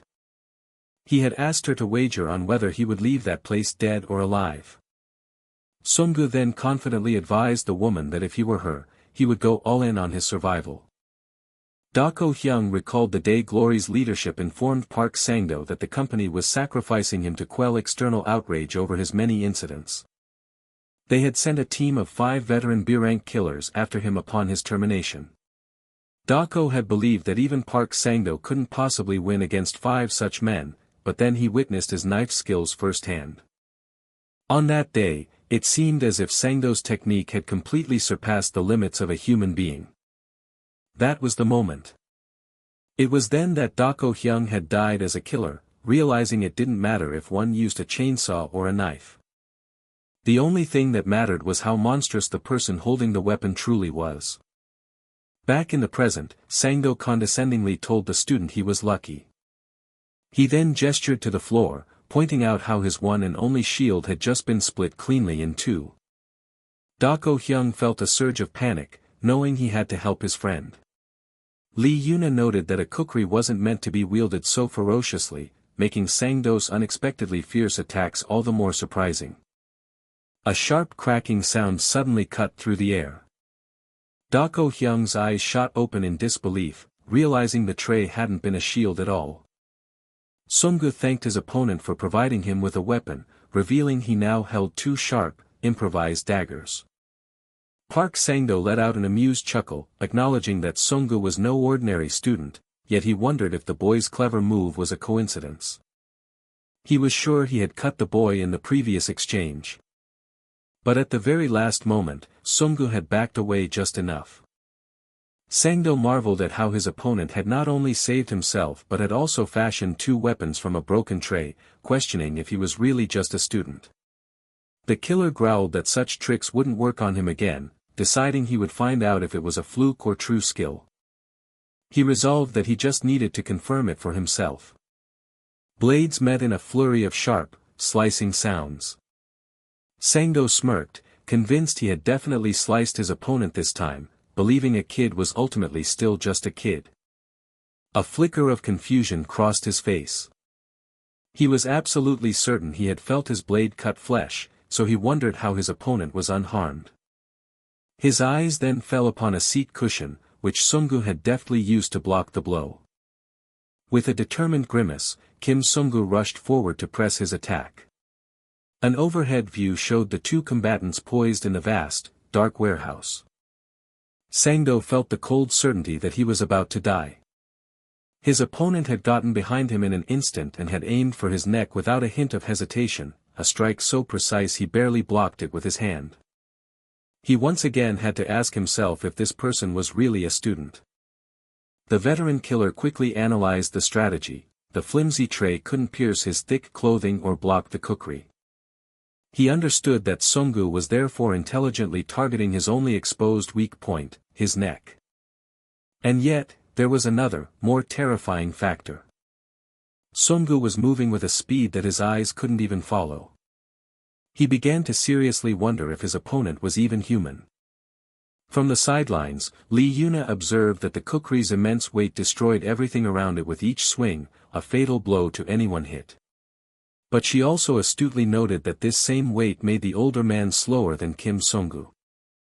She concluded with rising hope that if the fight became a battle of attrition, Kim Sunggu would win. Dako Hyung watched the brutal exchange with a deadly serious expression. Suddenly, he saw Kim Sunggu get hit as Park Sang-do lectured that just as a proper knife was needed to kill a cow. A hand took a firm and steady grip on the hilt of a smaller, glowing blade. The same principle applied to rats like his opponent, revealing that smaller knives had been hidden inside the kukri's sheath. Sunggu immediately grasped the danger of the situation. He now understood that the heavy kukri sheath weighed 3 times more than a standard knife. With that weight now discarded, Sang-do was no longer hindered. Sunggu knew in that instant that speed had ceased to be his advantage. The 2 combatants erupted into a fierce dance of death, their glowing blades clashing violently in the darkness. Lee Yuna watched in horror as she saw that the older man was now completely different, moving much faster than before. But something felt strange to her. She was sure that the gimlet he held was a weapon meant for stabbing. She couldn't understand why he was swinging it wildly like a sword. A foot slammed down hard on the concrete, propelling the killer forward for a final, decisive lunge. Park Sang-do roared for the bastard to die. He angrily pressed the point of the small knife against Kim Sunggu's throat, putting all his weight into the thrust. A flicker of utter shock crossed the killer's face. He found it completely impossible. Sungu calmly asked the man if he was having trouble putting strength into his hand. As the words sank in, Sangdo finally understood the horrifying truth of his gambit. He realized with dawning horror that his opponent was never aiming for his neck. From the very start of their exchange, Sungu had been going after his hand, and Sangdo desperately demanded to know what the kid had done to it. The young man began to list the key components of a hand's function. He calmly recited the names of the flexor, extensor, and abductor muscles, the median, radial, and ulnar nerves, and every essential ligament. Sungu then revealed that he had precisely severed them all. He coolly informed the crippled killer that from the very beginning, he never had any intention of actually killing him. Park Sangdo stood in stunned silence, unable to accept what had just happened. He finally understood that the person standing before him was not a student, nor was he a child. He looked into Sungu's cold eyes and wondered with a deep, primal fear. Just how many souls had this young predator devoured to become such a monster? Sungu then reminded Sangdo of his earlier taunt, recalling how Head said a nickel-silver tray could never defeat a cast-iron knife. He then declared that, to finish their bet, he would now show him how a rock gets utterly destroyed by an egg. A flashback revealed Park Sangdo's childhood bullies laughing manically, finding immense humor in forcing him to drink from a urinal. They had mocked him, asking if the piss was delicious, a cruel memory that haunted Sangdo's every waking moment. He confessed that in those days, he spent every moment fantasizing about murdering his tormentors. But back then, as the bullies walked away satisfied, he had possessed neither the power nor the courage to act on his rage. That all changed, however, when a specific incident finally awakened the monster within him. Cornered and terrified, he remembered a bully's challenge: if he could win against them, the torment would stop. It was then that a fateful question, an offer to make a bet, resonated deep within his soul. Though his mind was frozen with fear, his body suddenly moved on its own, driven by a primal instinct. He never understood the exact reason for his sudden bravery that day. Yet, he learned a fundamental truth about himself: placing his life on the line in a bet made him feel alive. It was in those moments of extreme risk that he discovered a way to become stronger. The rush of dopamine, serotonin, and adrenaline from these life-or-death gambles became a euphoric sensation. He admitted to himself that these bets had become his own personal, intoxicating drug. For years, he had always emerged victorious from these wagers, believing himself to be the strongest. But now, facing Sungu, he questioned how he could possibly be losing. The reality of his defeat was something his mind simply couldn't accept. Elsewhere in the building, a horrified woman's scream was muffled by a hand as she witnessed the escalating chaos. Sangdo screamed at Sungu to stay back, his voice cracking with desperation. He then made a final, desperate demand for the young man to get on his knees. The killer threatened to blow everyone in the room to smithereens if his order wasn't obeyed. He revealed the contents of the suitcases, shouting that the very children Sungu's team was looking for were trapped inside. Sangdo added that President Choi Yunchang's own son was among the hostages. The others realized with horror that Sangdo had stuffed living people into luggage, and a single grenade would doom them all. Sangdo then pointed to a gas pipe on the ceiling, warning that its ignition would guarantee everyone's death. He repeated his command one last time, screaming for Sungu to kneel if he wanted to prevent a massacre. Sungu remained utterly calm, challenging the madman to go through with it if he truly could. The killer, confused, tried to explain that the grenade pin was pulled, but Sungu told him to shut his mouth. Before he could finish his thought, Sungu interrupted him mid-sentence. The killer's eyes widened as he realized he had been completely outmaneuvered. In a separate, unseen fight, a man with glasses was struck with a devastating punch to the face. Simultaneously, another agent in a hoodie sent a thug flying backwards with a powerful blow. A close-up showed one of Sungu's allies, his fist glowing with concentrated energy. That same energy was then unleashed in a blur of motion as he delivered a decisive strike. Back with Sangdo, Sungu noted with clinical detachment that the killer was biting down hard on the grenade pin. He coolly informed the terrified man that he had already put the pin back in, telling him to get up. Sungu then added that their confrontation was far from over. The defeated killer began to weep, insisting that he never wanted things to escalate this far. Sungu's teammates watched in confusion, wondering what their unpredictable leader was planning now. Sangdo suddenly begged for a draw, his voice filled with a desperate, pleading tone. He promised to pretend the fight never happened and to release all the children if they would just let him go. His pleas echoed through the room as another operative, Oh Guangyu, arrived on the scene. Guangyu stared in disbelief, questioning if the pathetic man before him was the same Park Sangdo he once knew. Sangdo's desperate cries for mercy continued to fill the air, a stark contrast to his fearsome reputation. Other members of the team, including the instructor and Samba, looked on, witnessing the final moments of the standoff. And with that, the terrifying incident finally came to a close.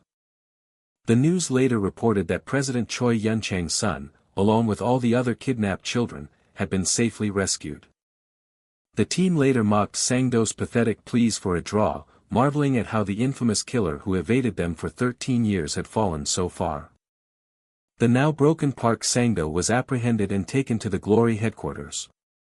For Sangdo, the nightmare that ended his career as a killer was over, but the disbelief lingered. Two of Sungu's allies celebrated their success, amazed that their teamwork had actually paid off. Yet, some questions about the operation remained unanswered. Later, Sungu gently covered one of the rescued children with a blanket, his quiet denial of his role leaving his superiors with nothing more to say. Following the incident, he and his team were officially recognized as killers, but their assigned rank was underwhelming. One of his teammates exploded with frustration, unable to believe they were only given a D rank after capturing a legendary S-rank target. Sometime later, the team was summoned to a deep, ominous location, descending nervously into the unknown. A growing sense of dread filled them as they journeyed further down. They began to wonder morbidly if this was the place they were meant to die. When the elevator doors opened to a terrifying scene, they frantically tried to close them, apologizing for being on the wrong floor. A calm voice, however, informed them that they were expected and welcomed them inside. The team quickly changed their tune, banging on the doors and insisting they were allies who were meant to be there. A sharply dressed woman emerged and told them to follow her, explaining she would lead them. She revealed that the president had taken a great interest in them since they rescued his son and heir, Yunjiol of the Deha group. The woman explained they had received direct orders from the president to provide them with the best treatment. The team was soon fitted for high-quality suits, looking exceptionally sharp. One of them later bragged about his connection to the president, recounting how he had been given food and new clothes. His friend wondered what would happen next, his heart pounding with anticipation. Their guide then announced that it was time for the main event. The team looked on with wide-eyed anticipation. They gasped in collective awe at what was revealed. Their guide explained that Deha Group was the world's best weapons manufacturer and that the president wanted to congratulate them. A massive wall was unveiled, displaying an incredible arsenal of rifles and handguns. Two of the team members scoffed, noting that they rarely used guns in their line of work. The woman simply stated that she would have their selections delivered to them.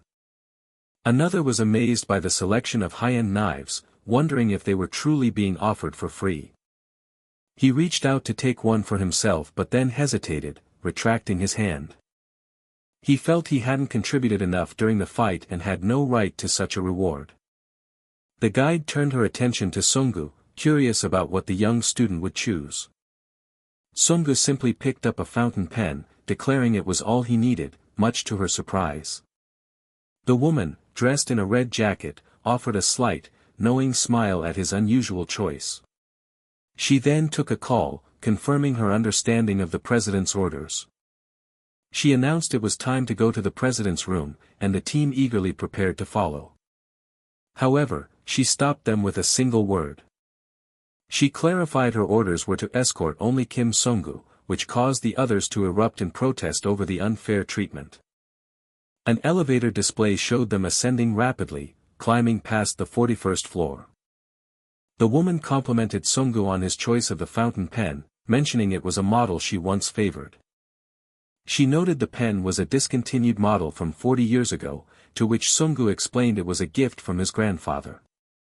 She found this odd, as his record stated he was an orphan, but she advised him to ask the president his questions himself.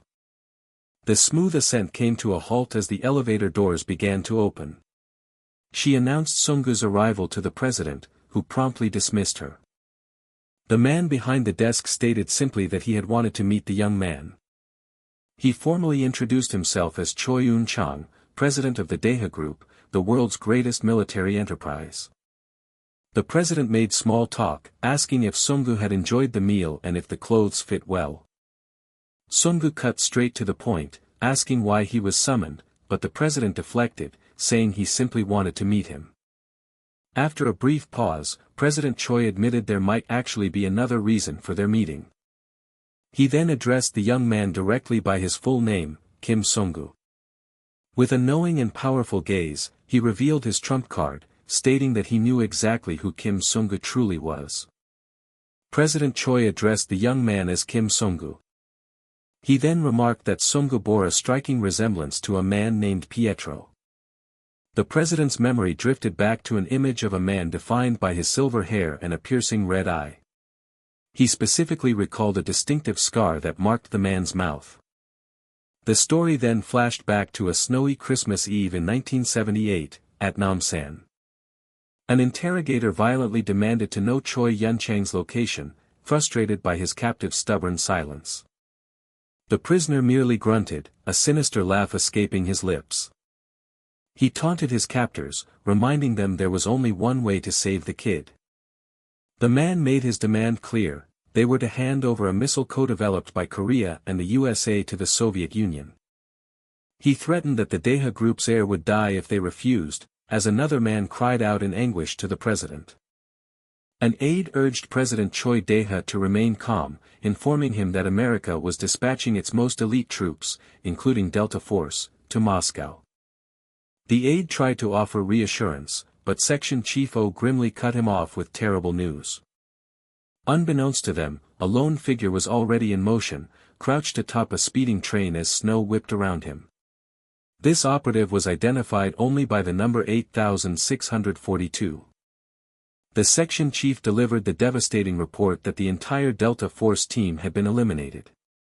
Resolved, President Choi Daeha announced his intention to go to that place, a decision that shocked his section chief. His destination was the Honor Church, where he desperately called out for the father. He banged on the door, pleading for entry and shouting his identity as Choi Daeha. The father calmly questioned his late-night arrival, to which Daeha frantically explained that his son, Eun-chang, had been kidnapped by the Russians. In desperation, Daeha offered the church anything they desired from his company's vast resources, promising a full century of support. In exchange, he begged the father to send the best of his 12 trained disciples to rescue his son. The father feigned ignorance, claiming not to understand the request, which bewildered the desperate president. As Daeha restated his plea for help, the father serenely told him not to worry, insisting that everything would proceed according to God's plan. The father simply told him to pray, enraging Daeha, who screamed that prayer was not enough in such a dire situation. Unfazed, the father cryptically revealed that God's missile had already arrived in Moscow.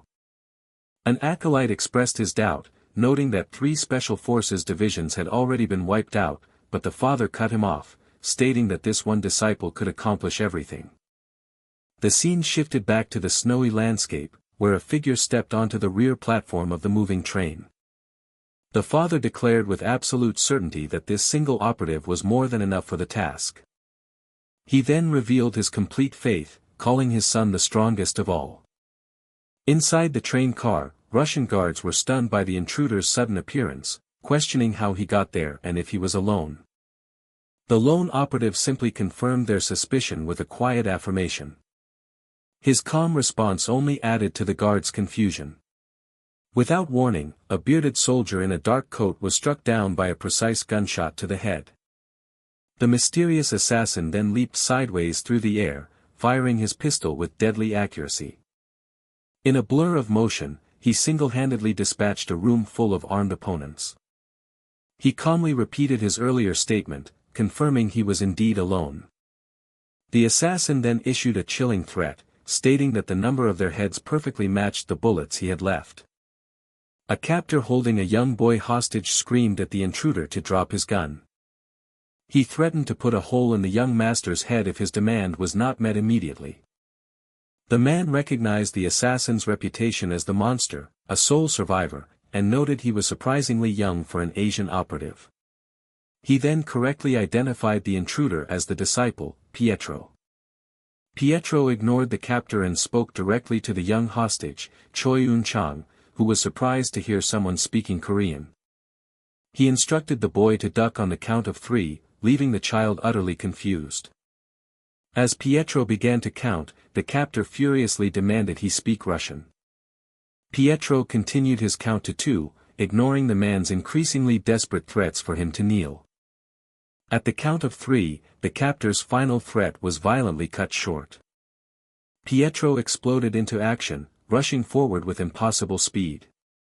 He slammed through 2 guards, their faces twisting in shock and pain from the sudden, brutal impact. Afterwards, Pietro sarcastically apologized and switched to Russian to bid farewell to the now-deceased KGB lieutenant major. A shaken young Choi Eun-chang stammered his gratitude for the rescue. He eagerly asked if Pietro was Korean and vowed he would never forget this kindness. The young heir swore that one day, he would repay this life-saving debt.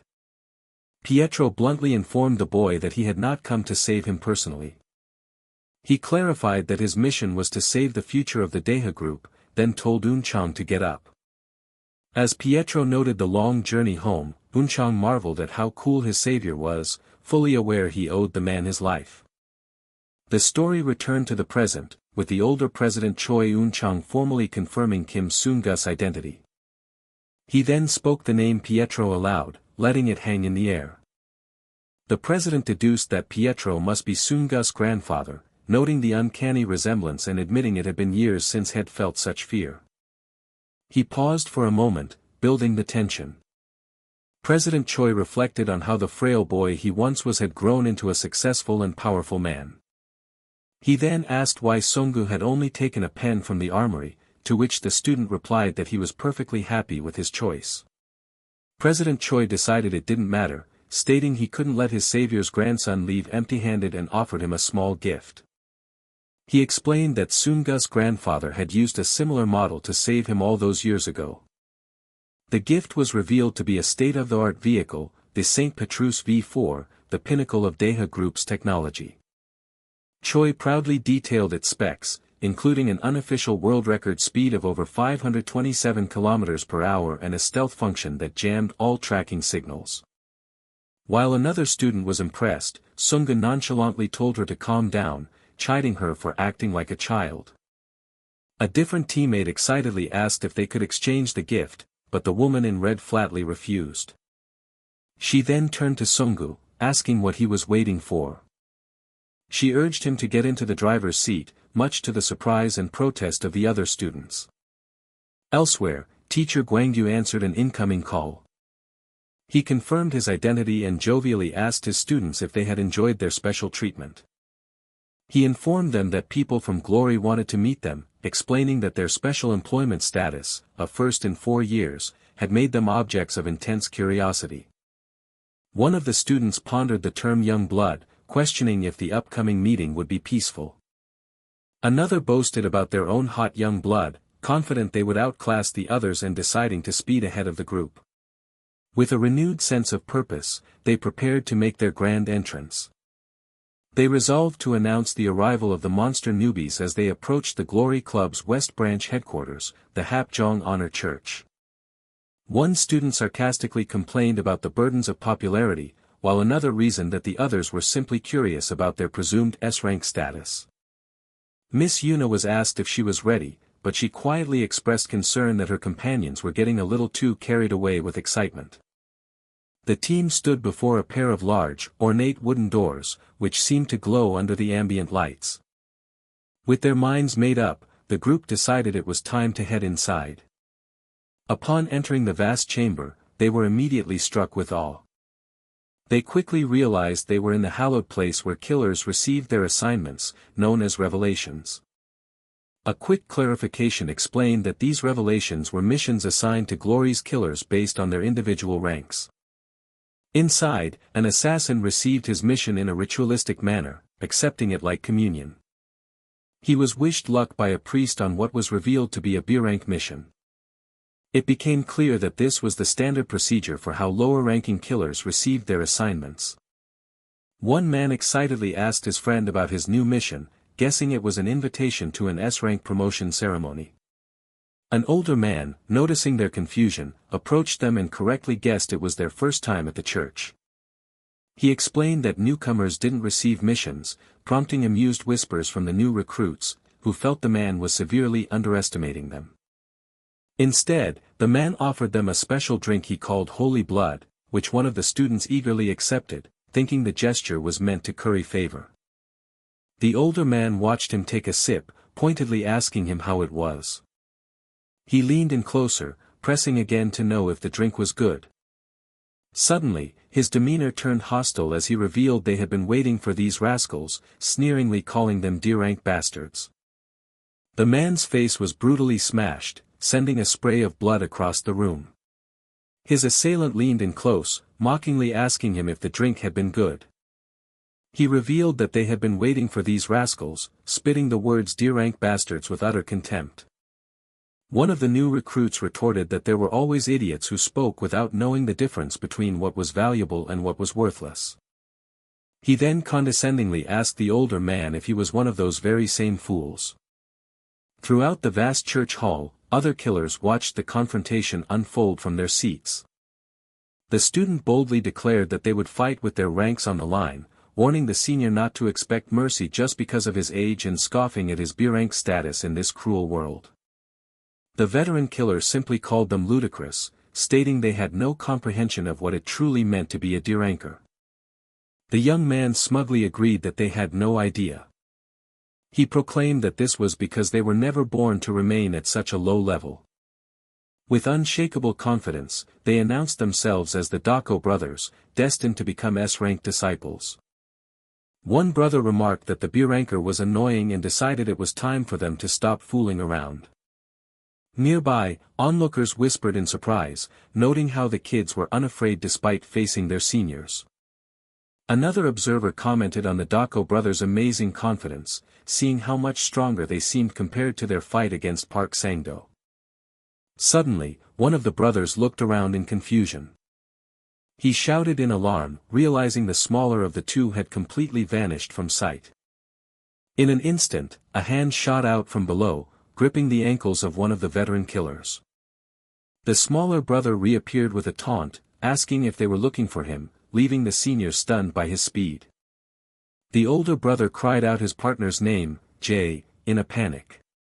His eyes widened in absolute shock at what happened next. The senior killer grabbed Jay, mockingly asking if he had dreamed of becoming a legendary figure like Pietro. He admitted to having similar dreams at their age before explaining that dreamers needed a lesson in reality. With a menacing grin, the veteran declared it was his turn to stop fooling around. A piercing scream of agony echoed through the church. The other Dako brother yelled his partner's name once more in desperation. A devastating punch landed squarely on Jay's face, the impact rippling through him. The senior held him up, demanding to know how it felt. He then revealed his identity as Glory Killer Director Jang, a B-ranker ranked 33rd with the trait known as Glide, and asked if this was what the real world felt like. An explanation detailed how normal killers who toiled their whole lives to reach B-rank were considered special. Glory's 336 D-rankers were shown to typically take missions targeting ordinary people. The 200 C-rankers, a step above, were assigned to deal with gangsters and other armed organizations. Meanwhile, the 100 B-rankers were skilled enough to encounter other professional killers on their missions. Far beyond them were the 36 A rankers, who were entrusted with assassinations of national-level importance.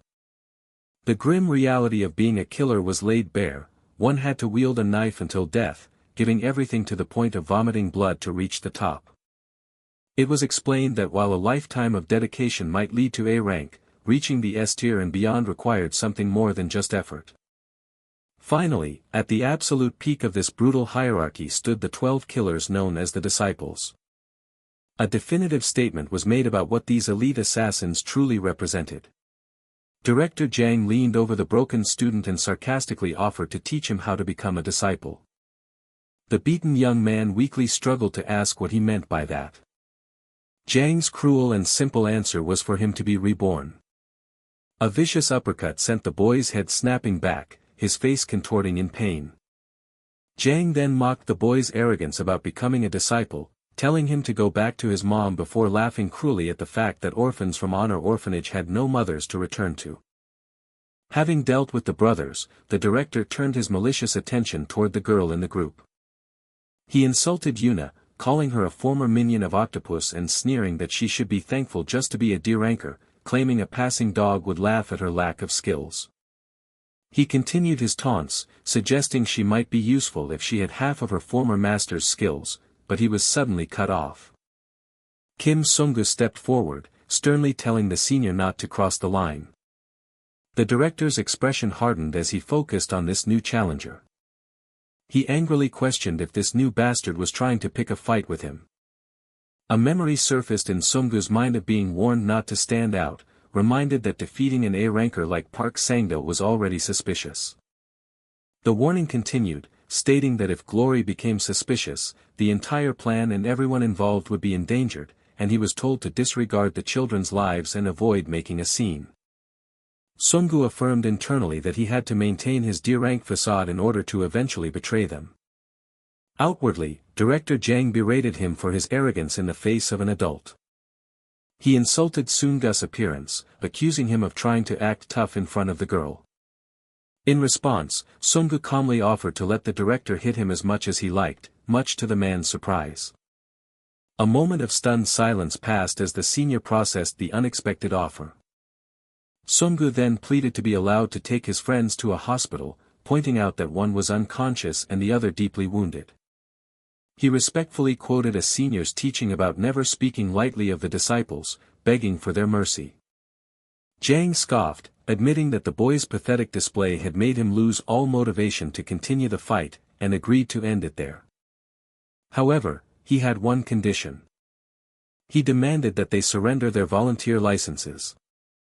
The young recruits reluctantly handed over their credentials to the senior killer inside the church. Jang mockingly told them to come back for their licenses after they had grown up big and strong. Defeated, the 4 students walked away from the imposing Hapjeong Honor Church as the sun began to set. One of the brothers sighed in exhaustion, wondering what had just transpired. He worried aloud about what they would tell their teacher, Gwangyu, fearing he would tear their hair out for losing their licenses. The other brother turned and apologized to Lee Yuna and Kim Sung-gu, ashamed that they couldn't protect them. He quickly tried to save face, insisting it was for the best they didn't get involved, claiming licenses could be reissued and that a bigger fight would have been too dangerous. He lamented his failure as a leader, having wanted to show them only his cool side. Yuna gently interrupted him, simply telling their leader it was time to go. She suggested that they should go get something to eat. The leader's spirits lifted slightly as he readily agreed. Later, the wheel of a motorcycle spun rapidly along the pavement. Sung-gu and Yuna rode across a bridge, heading back toward the city against the backdrop of a setting sun. Yuna called out to Sung-gu, who turned his head slightly to listen. She quietly asked him what she needed to do to become stronger. He told her not to ask such stupid things, but she insisted she was just curious. Sung-gu changed the subject, asking if she was all right. He clarified his question, referring to her license being taken away. Yuna replied with grim acceptance that it was natural for the weak to have things taken from them, admitting that it didn't change her own weakness. Sung-gu remained silent, his face partially obscured by his helmet as he focused on driving. He suddenly swerved the motorcycle. The bike leaned sharply into a turn. With a final adjustment, he straightened out their path. Back at the church, one of the senior killers complained about how annoying the encounter had been. His companion found it somewhat refreshing but agreed it was bothersome to have to establish their place against such foolish newcomers. They joked that if the kids had any sense, they would find a different line of work. Another senior then brought up the quiet, handsome one who looked like a gigolo. He remarked that despite the boy's youth, there had been a surprisingly violent look in his eyes. A familiar voice interjected, coldly stating that the boy would no longer have the chance to grow into an adult. Director Jang stood before a returned Kim Sung-gu, taunting him and asking if he came back for another beating or to repent for interfering. Sung-gu ignored the taunts, asking with a quiet intensity if they really needed to have gone that far. The director sighed, concluding that the bastard simply hadn't been hit enough. As Jang prepared to attack again, Sung-gu declared that he had returned to show them something they had never seen before and would never see again. He announced his intention to reveal the true, terrifying skills of an S-rank disciple. In the hollow expanse of the church, Director Jang confronted Sung-gu, his posture radiating cold authority. He mockingly questioned Sung-gu's audacious claim about possessing the skills of a disciple. The director then erupted in derisive laughter, finding the very idea preposterous after 14 years in the business without ever encountering such a thing. One of his senior killers nonchalantly suggested they simply rough the boy up a bit and send him away. But then he noticed his companion, Jong Ssi, was completely motionless, a flicker of confusion crossing his face. He called out again, questioning why Jong Ssi was just standing there as if frozen in time. Internally, Jong Ssi's vision was filled with the image of a face partially obscured by falling rain, a memory of the boy before him. He recalled the boy was merely a high schooler, a D-rank killer whose name he couldn't even be bothered to remember. He assessed the boy's complete lack of equipment, noting that the rosary he held wasn't even a weapon and that his stance was full of openings. Despite this logical assessment, a deep, unsettling dread took root in his heart as he wondered what he should do. He couldn't comprehend how the eyes of a mere D-rank child could hold such a terrifying, profound intensity. His partner snapped at him, demanding to know what was wrong and accusing him of being scared of a mere child. Jong Ssi tried to rationalize his fear, telling himself Sung-gu was just a kid with an angry look, and he questioned his own sudden hesitation. Steeling himself, he decided to act, citing an unspoken rule in their line of work regarding mutiny against a higher rank. He declared that this rule granted him, the senior, the absolute right to execute a disobedient junior. In his mind, he predicted that if he threw his book, the boy would instinctively raise an arm to block the attack. He foresaw that this defensive maneuver would inadvertently leave the boy's ribs completely exposed. He continued his mental simulation, knowing the boy would then clutch the pained area, an instinct that would cause him to bend over. However, he revealed to himself that the boy's ribs were never his true objective. His ultimate target was the boy's eyes, and he believed this calculated sequence would be the end of the fight. An unnatural, glowing blue eye filled his vision, its pupil a stark, black pinprick in a sea of azure light. A pale hand, tinged with the same ethereal blue, slowly and deliberately clenched into a tight fist. Reality shattered around the senior killer, who was left utterly bewildered by what had just transpired. He realized with dawning horror that the object in the boy's hand was far more than a simple rosary. From the side, Director Jang, his temple marked by a large star-shaped scar, glanced over with a sharp, calculating look. The director maintained his severe profile, silently observing the unexpected turn of events.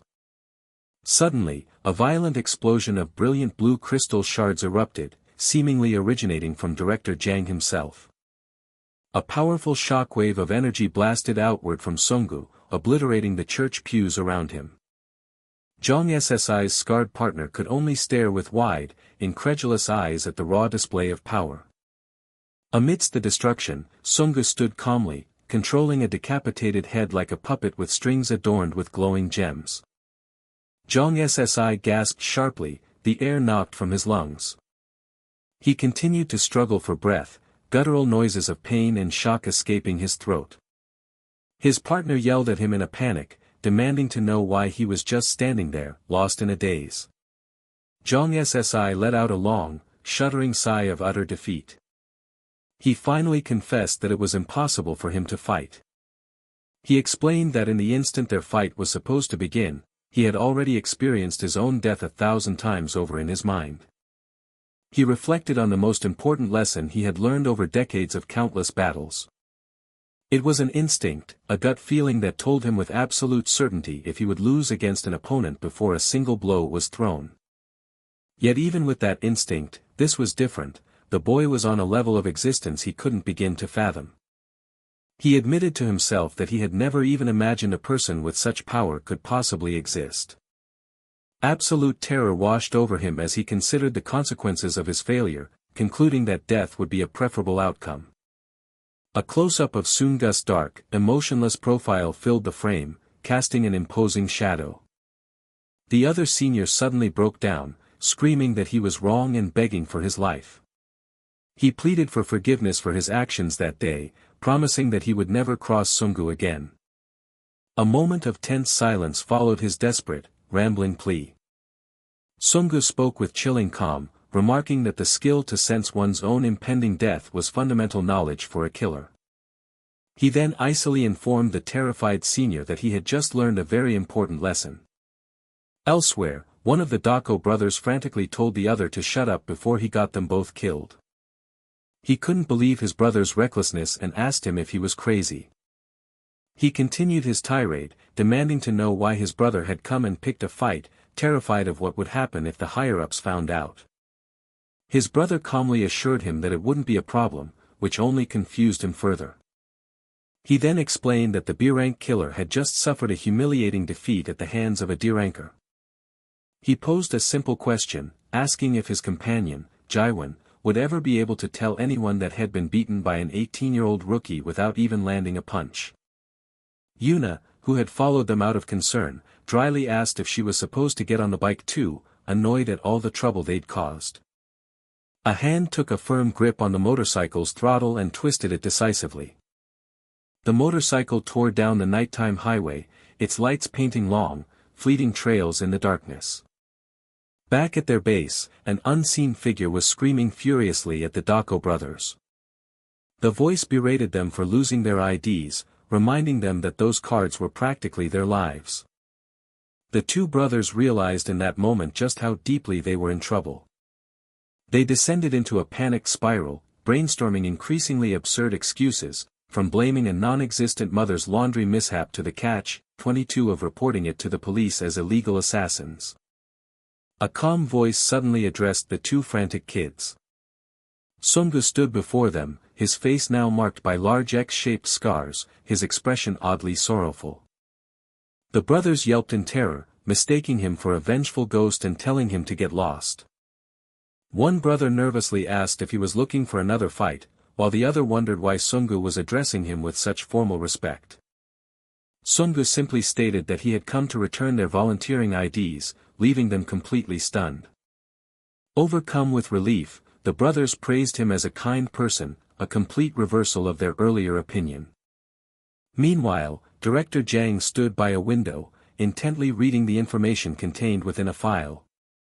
He muttered under his breath, dismissing Sungu as nothing more than a creepy bastard. Back outside, the Dako brothers made a clumsy and hasty departure, awkwardly thanking Sungu for his help. With them gone, Sungu looked down at Yuna's ID in his hand, resolving to return it to her soon. In a brief scene elsewhere, the Dako brothers were questioned about their encounter with real killers, which they arrogantly claimed were weaker than them. Back at the training hall, a gut-wrenching scream of pure frustration tore through the air. Yuna was on her knees, condemning herself for being so utterly pathetic. A fleeting memory of her earlier failure flashed through her mind. Another image of her being effortlessly overpowered followed immediately after. She screamed internally, her shame and anger reaching a boiling point. Her fist clenched with such intensity that it began to radiate a sharp, crackling blue energy. She berated herself for being so pathetic, for being completely unable to do anything to defend herself. She feared that her weakness would ultimately put her younger brother, Eugen, in danger, but a voice cut through her despair, questioning why she found herself so pathetic. She looked up to see Sungu standing over her as she knelt defeated on the floor. He held out her lost ID, explaining that he had come to give it back to her. Yuna refused to take it, stating that she no longer had the right to carry it. Sungu immediately surmised that her feelings of inadequacy stemmed from her concern for her younger brother. He challenged her self-pity, pointing out the contradiction of her forcing herself down a path she wasn't suited for, which prompted an angry outburst telling him to shut up. She lashed out, demanding he stop talking as if he knew everything, though he admitted he didn't know much about her.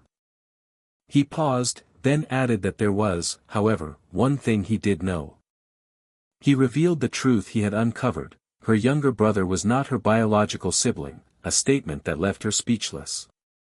He then gently asked if she would be willing to tell him what had happened to her brother. Her mind flashed back to a memory of a young Eugen calling out to her as his Nuna, or older sister. She remembered him asking to ride the merry-go-round with her, his innocent voice insisting that they were a family. The memory turned bitter as she recalled her own cruel words, dismissing the very idea of them being family. She had callously told Lee Eugen to get lost, throwing the fact that he wasn't her real brother in his face. Her narration explained that from the day she was born and abandoned in a subway locker, she believed she never had a family. She recalled her time at the orphanage, where she intentionally kept everyone at a distance, lacking the courage to form any bonds. This self-imposed isolation was a defense mechanism born from a profound fear of being abandoned yet again. To cope, she had convinced herself every single day that being alone wasn't just okay, but actually better. Her desire to die had grown so strong that she welcomed her near-fatal injury, her grim thoughts interrupted only by the frantic shouts of doctors trying to save her life. In that memory, she overheard the doctors discussing her hopeless situation: she had been shot, was bleeding out, and their blood supply was empty. One of the organization's leaders had then coldly suggested that they simply discard her like trash. Despite a subordinate's weak protest, the leader finalized the decision, callously noting that it would be better for their strained budget. She remembered accepting her fate, thinking it would have been better if she had died from the very beginning. She knew that as a child soldier, this day was always meant to come, and she was strangely fine with it. As she felt her life slipping away, she felt a sense of peace, believing she had no regrets. She had later woken up, confused to be alive, and was told that a miracle had occurred.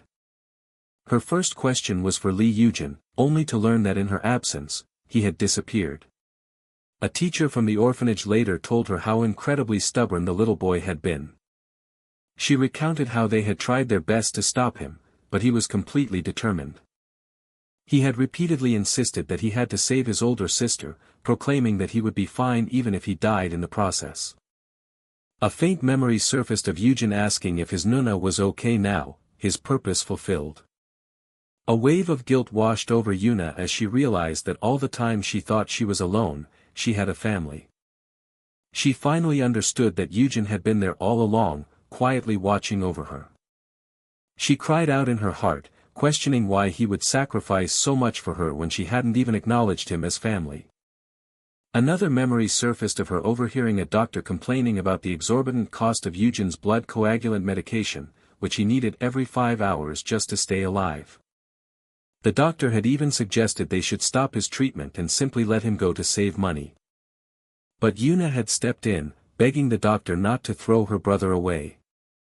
She had insisted that she was fully recovered and could work to earn the money to pay for all of his hospital fees.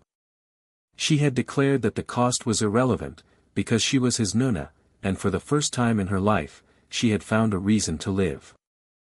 Back in the present, she understood that their lack of a blood relation didn't matter in the slightest.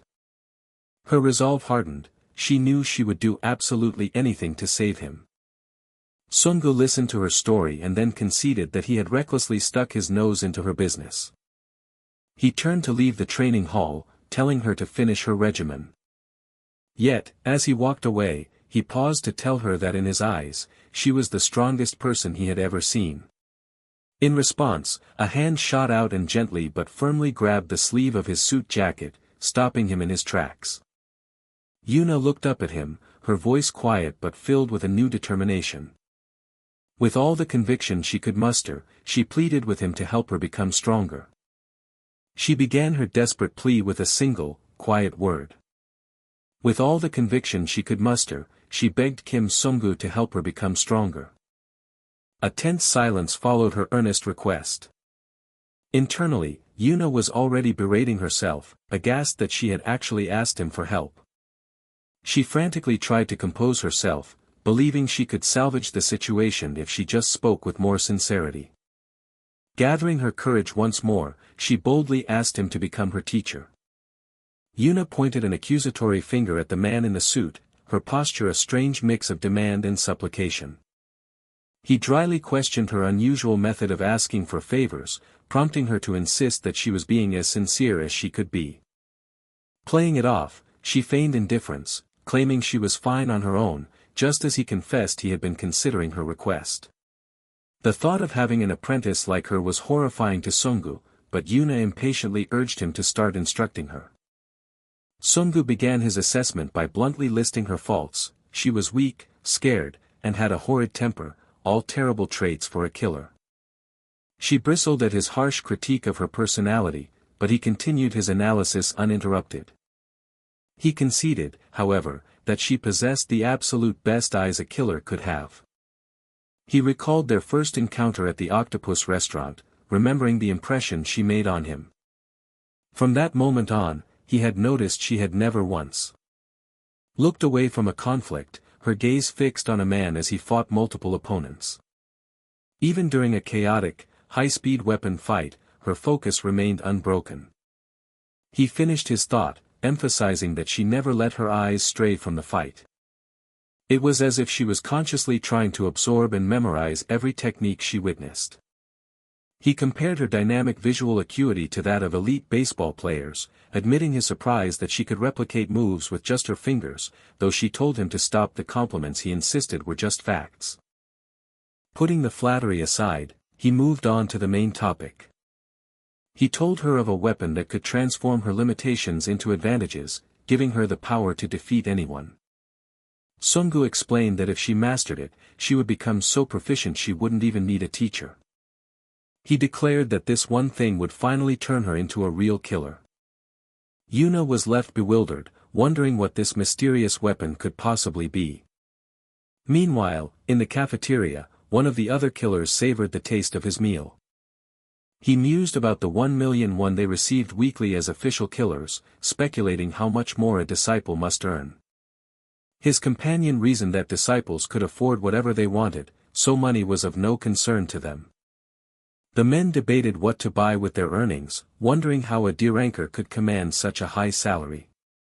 Their conversation then turned to Yuna's absence, with one recalling she had started a part-time job about 2 weeks ago. He guessed that she was likely cleaning at that very moment.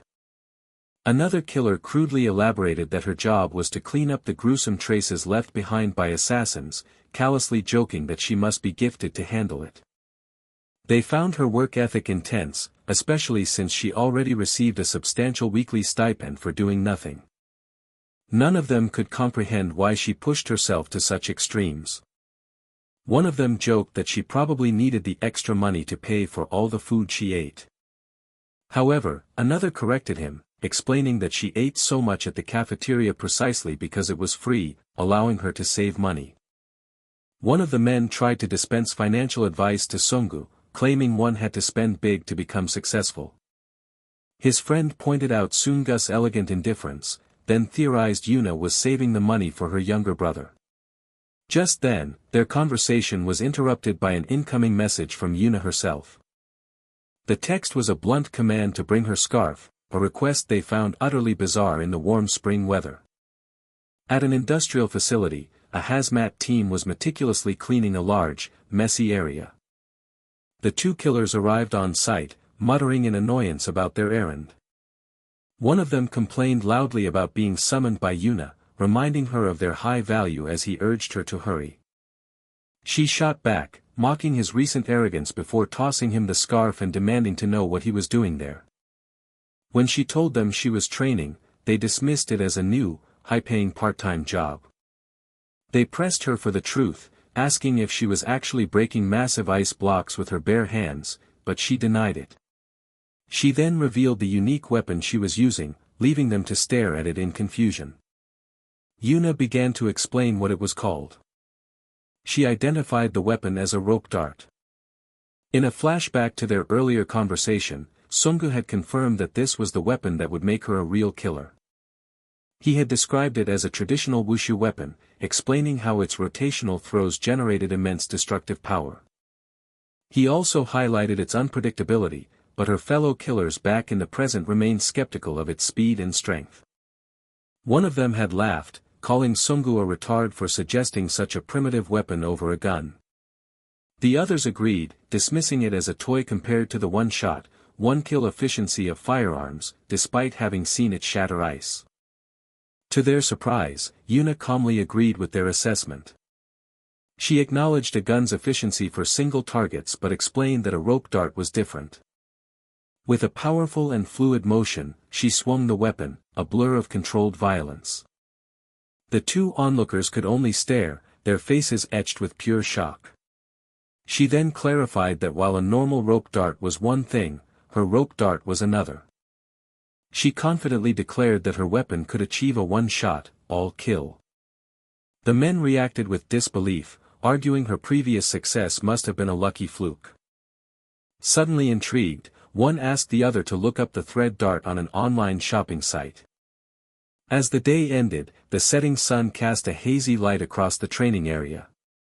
The owner of the facility, Park Bingsu, approached and asked if she had finished, to which she replied she was about to clean up. He told her not to worry about cleaning and confirmed her name was Lee Yuna. He mentioned that over the years, he had seen many people train by breaking ice in his plant. Yet, he admitted he had never seen anyone destroy ice with such ferocity, telling her not to apologize for the mess. Yuna then remembered she still needed to pay for the ice blocks she had used. The owner waved it off, explaining that her friend had already come by 3 hours ago and paid 1,000,000 won. The news left Yuna completely stunned. He then held out a small item, adding that her friend had also left something for her. He handed her a tube of ointment, relaying the message to apply it before she got scars. Yuna stood alone in the vast, cold warehouse, her red scarf now draped around her neck. The sign for the frozen ice plant storage loomed over the quiet scene. She was shown walking determinedly toward the large industrial building.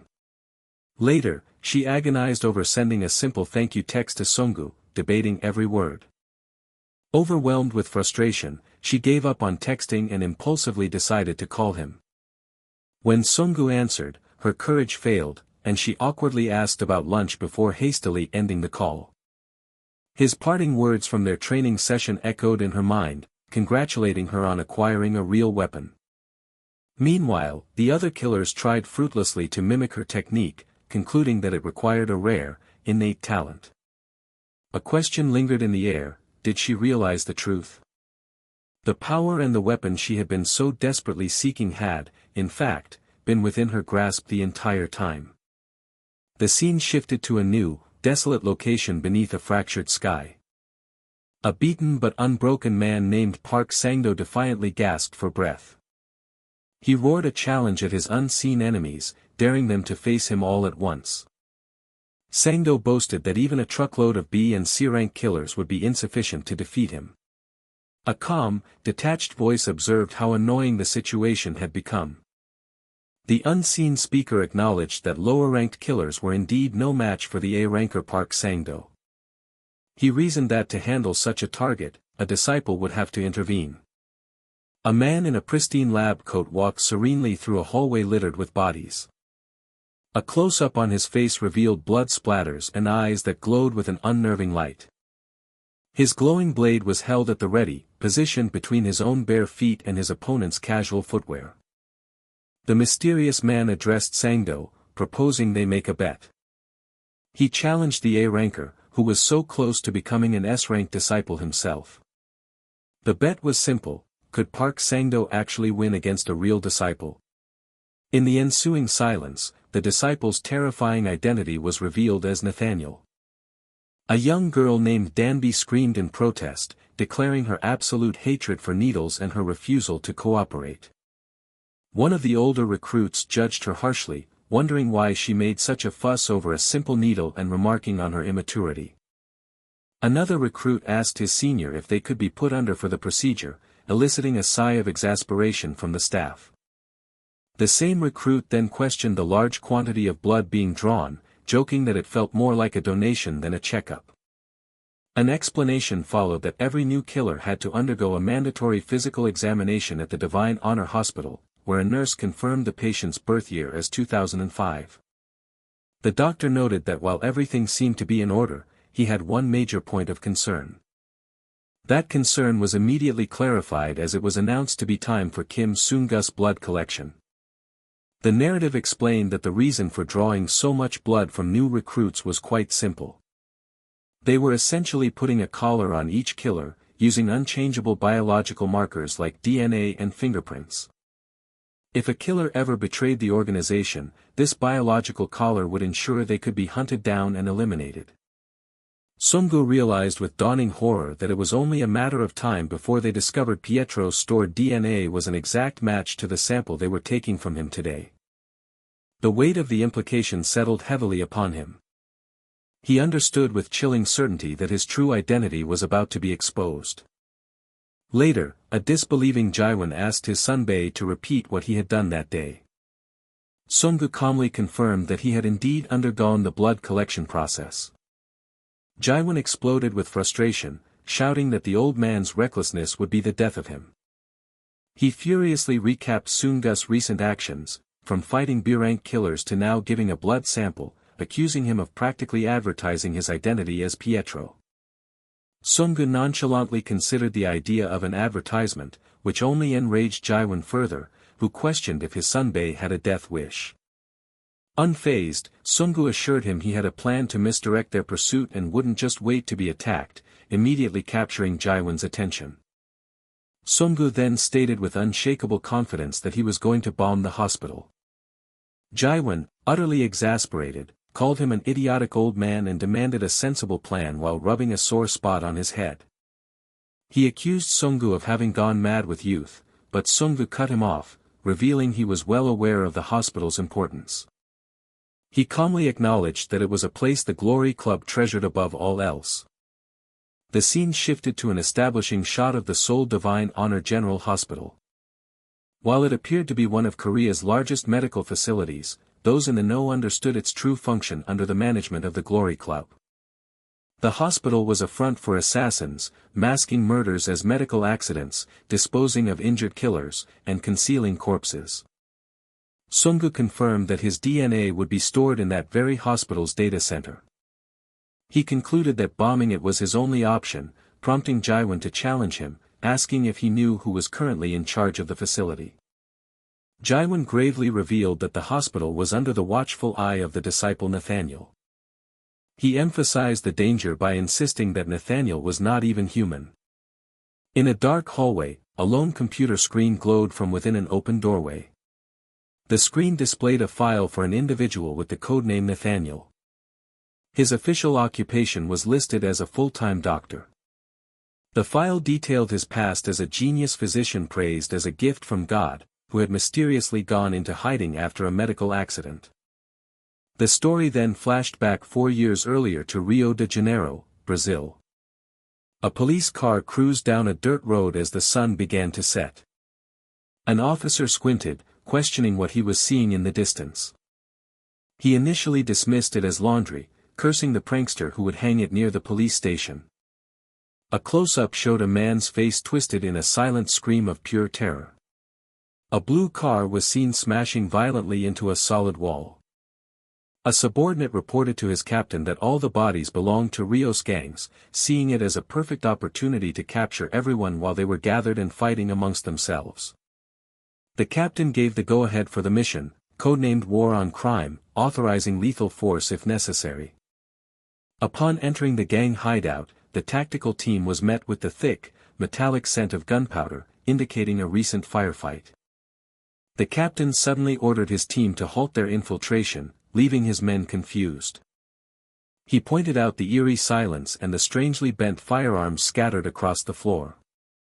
He muttered aloud, questioning whether the conflict had even been between human beings. Overcome with a sense of dread, he decided to report back to headquarters, but his call was abruptly cut short. He called out the name of his staff sergeant, Fernando, his voice filled with alarm. The captain's second-in-command asked what was wrong, oblivious to the imminent threat.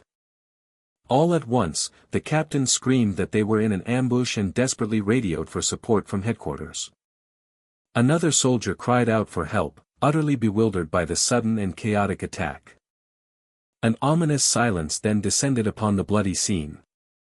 A lone surviving officer hesitantly called out for Staff Sergeant Fernando into the darkness. He stared into the shadows, his mind reeling as he tried to comprehend what kind of monster was lurking inside. A chilling voice from within demanded more opponents. A heavily armed soldier stared forward, his expression frozen in shock. His eyes locked onto the impossible sight of a combat boot appearing from the darkness. A man in a tactical helmet and mask stared back, his gaze eerily calm. In the next instant, that calm shattered as his eyes widened in abject fear. The unseen entity repeated its chilling demand for more. The voice grew more insistent, asking to be given someone stronger. Reacting on pure instinct, the masked soldier raised his rifle and opened fire.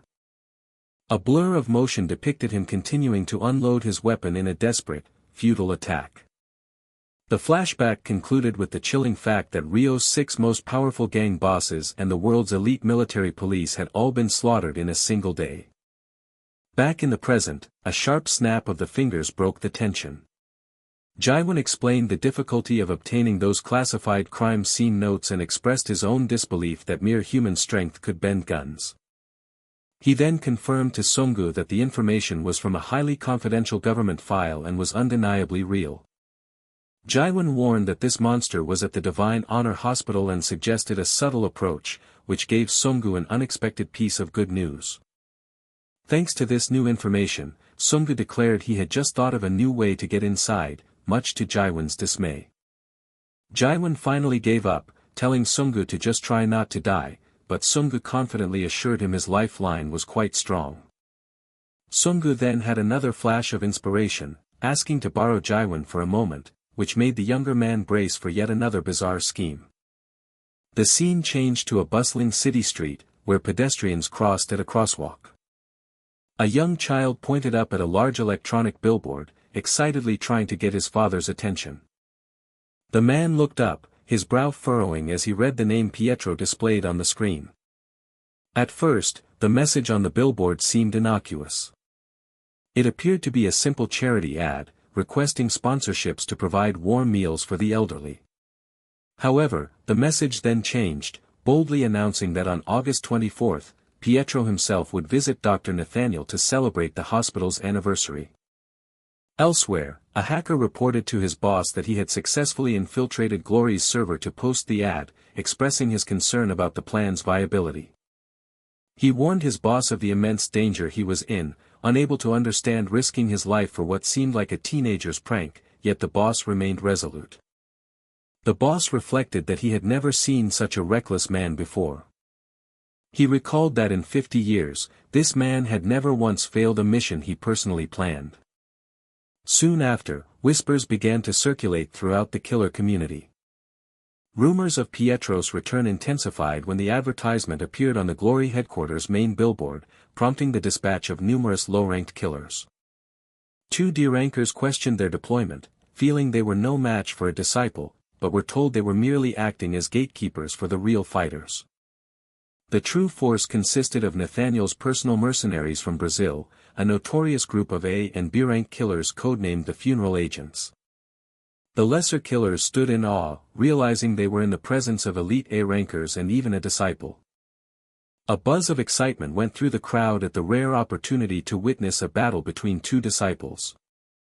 One killer confidently asserted that Nathaniel would win, dismissing Pietro as an old man riddled with cancer. Yet, a lone voice defiantly shouted out that Pietro would be the victor. A veteran killer told his colleague to ignore the rookie, explaining that newcomers often dreamed of becoming legends like Pietro. Another killer admitted he hoped the old man wouldn't come, believing he wouldn't escape alive now that his face was known. He expressed his doubt that Pietro, whose file was now widely circulated, would even consider showing up. In a briefing room, a commander instructed his team not to engage Pietro in combat, but to feign respect to get close and then use a tranquilizer gun powerful enough to down an elephant. He added that the moment Pietro was spotted, they were to ring the emergency bell to summon the A-rank killers for support. The assembled killers all confirmed their understanding of the mission parameters. Standing among them, Kim Sung-gu found the entire situation incredibly interesting. He privately savored the irony of the mission. Pietro had been tasked with capturing Pietro. The commander gave the final order for everyone to move to their assigned positions, which was met with a chorus of assent. Dressed in his killer uniform, Sung-gu set out, knowing that both Kim Sung-gu and the legendary Pietro were now on their way. An unknown official considered how Pietro had effectively declared war. He lamented the widespread gossip questioning Glory's stability and the skills of its new boss. The official admitted he had been worried ever since the new boss started a conflict with Pietro, noting that they couldn't even locate the old assassin now. He reminded the boss, Choi Eun-chang, of just how formidably excellent Pietro truly was. He then urged him to resolve the situation quickly, advising that if he couldn't catch the old tiger, he should give up before external forces had to intervene. Nathaniel offered a hollow apology, claiming he hadn't considered the broader consequences. He promised he would stay within his designated lane from that point forward. With a chilling shift in tone, he mused that his supposed hospitality to his elders had made him forget his true standing. He internally seethed at the army chief of staff, thinking the old man should have discharged himself from the military long ago. Nathaniel silently cursed the old man, scoffing at the idea that he could be so stupid. He then threw down a mental gauntlet, challenging Pietro to see if his father's magnum opus could defeat the masterpiece he himself had created. Elsewhere, a man's voice cried out in sudden alarm. His pleas intensified into a desperate shout, begging someone to wait. With brutal efficiency, a man's head was violently snapped to the side with a resounding crack. The man let out a strained groan from the forceful adjustment. He then expressed his amazement at how good it felt, asking the young doctor where he learned such a technique, to which the doctor replied that hitting vital points was merely part of his job. The disguised Sung-gu then asked if he knew a doctor named Na Hyun-il, but his colleague had never heard the name before. Donning a white coat, Sung-gu walked purposefully down a sterile hospital corridor. He reviewed his objective to find Nathaniel, concluding that the identity of Na Hyun-il no longer existed. Sung-gu wondered if his target had gone into hiding after completely discarding his old persona. Regardless of the specifics, he was absolutely certain of one thing: disciple Nathaniel was somewhere inside that very hospital. He realized the situation had escalated into a battle of speed, a race to see which of them could find the other first. Two fellow killers called out, asking what Sung-gu was doing lingering behind. They urged him to hurry, prompting Sung-gu to privately find it ironic that the one with injured legs wasn't sitting down. The killers then boasted that student Yuna wasn't present, dismissing her as being on a lower level than them. They informed Sung-gu they had already swept the lobby, condescendingly telling him to call if he saw anything suspicious so they could protect him. Suddenly, one of the killers shouted in excitement, believing he had found Pietro and pointing him out to his partner. His companion stared in disbelief, remarking on the insane resemblance to the legendary assassin. Another killer clarified that the old man wasn't Pietro, then approached the senior citizen and asked if he was the hero everyone was looking for. The killers attempted to escort the protesting old man away, insisting he couldn't be there while he adamantly stated he had come for medical treatment. Another operative approached, questioning one of the killers about the reason he had grabbed the elderly man. The killer explained it was all right because he had already taken the man's blood sample, signaling the beginning of their grim operation. The hunt for Pietro was officially underway, with killers forcefully collecting blood from elderly men under the guise of a complimentary service. In another part of the hospital, an elderly patient struggled against his captors, demanding to be let go so he could get his treatment. In the commotion, a young woman was suddenly bumped into with a jolt. The man who had been shoved whirled around angrily, demanding to know if the person who hit him had eyes, only to be met with a stuttered apology. He then recognized her as Lee Yuna, questioning why a low-ranked killer like her was even there. Yuna nervously invented an excuse, claiming her younger brother was a patient in the hospital. After she scurried away, one of the killers mockingly suggested she had fled simply because she was intimidated by his superior rank. From a distance, Sungu observed the encounter, privately wondering what Lee Yuna's true purpose for being there was. Over the phone with Jaiwan, he remarked that she always seemed to know him so well. He asked if she had figured out how to find Nathaniel, lamenting that he was still thinking of a plan since the HR department was a dead end. Sungu considered the irony that he and Nathaniel were both simultaneously hunting for one another. He pondered if there was a way to force Nathaniel to reveal himself without compromising his own disguise as Kim Sungu. His eyes fell upon a muscular man with a baseball bat, clearly a killer patrolling the hallway. He identified the man as Rodrigo, a B-rank killer from the funeral agents whose only hobby was killing. Playing his part, Sungu cheerfully introduced himself as a D-ranker and announced he was just passing by. A moment later, he informed Jaiwan that he had found a solution: he would bait his target out of hiding. He instructed Jaiwan to prepare that item, declaring his intention to take action immediately. Jaiwan confirmed the order, adding that her team was more than ready to get their hands dirty. A pair of veiny hands scrubbed methodically with a sponge at a surgical sink. A figure in full surgical scrubs peered through a small window into an empty operating room. That same surgeon then kicked a panel beside the door, causing it to swing open automatically. Rodrigo, who had been waiting inside, turned with a look of surprise. He gruffly demanded to know the identity of the intruder. Sungu calmly introduced himself as his designated operating surgeon, the D-rank killer Kim Sungu. Rodrigo scoffed at his rank and ordered him to leave and find Pietro, but Sungu replied that he wasn't looking for Pietro at that moment. He instead asked for the current location of disciple Nathaniel.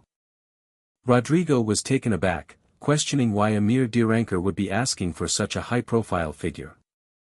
Sungu stated there was only one reason a killer sought someone out, and that was to kill them, an answer that made Rodrigo grin with anticipation. Meanwhile, a frantic assistant rushed to his professor with an urgent report. When asked what the matter was, the assistant insisted the professor needed to see something immediately. He presented CCTV footage, identifying it as the feed from the orthopedic operating room on the third floor. As Nathaniel watched the screen, a chilling smirk began to form on his lips. His amusement grew into a predatory grin as he continued to observe the events unfolding. On the monitor, the encounter between the two killers began. Just 3 seconds into the confrontation, the situation escalated rapidly.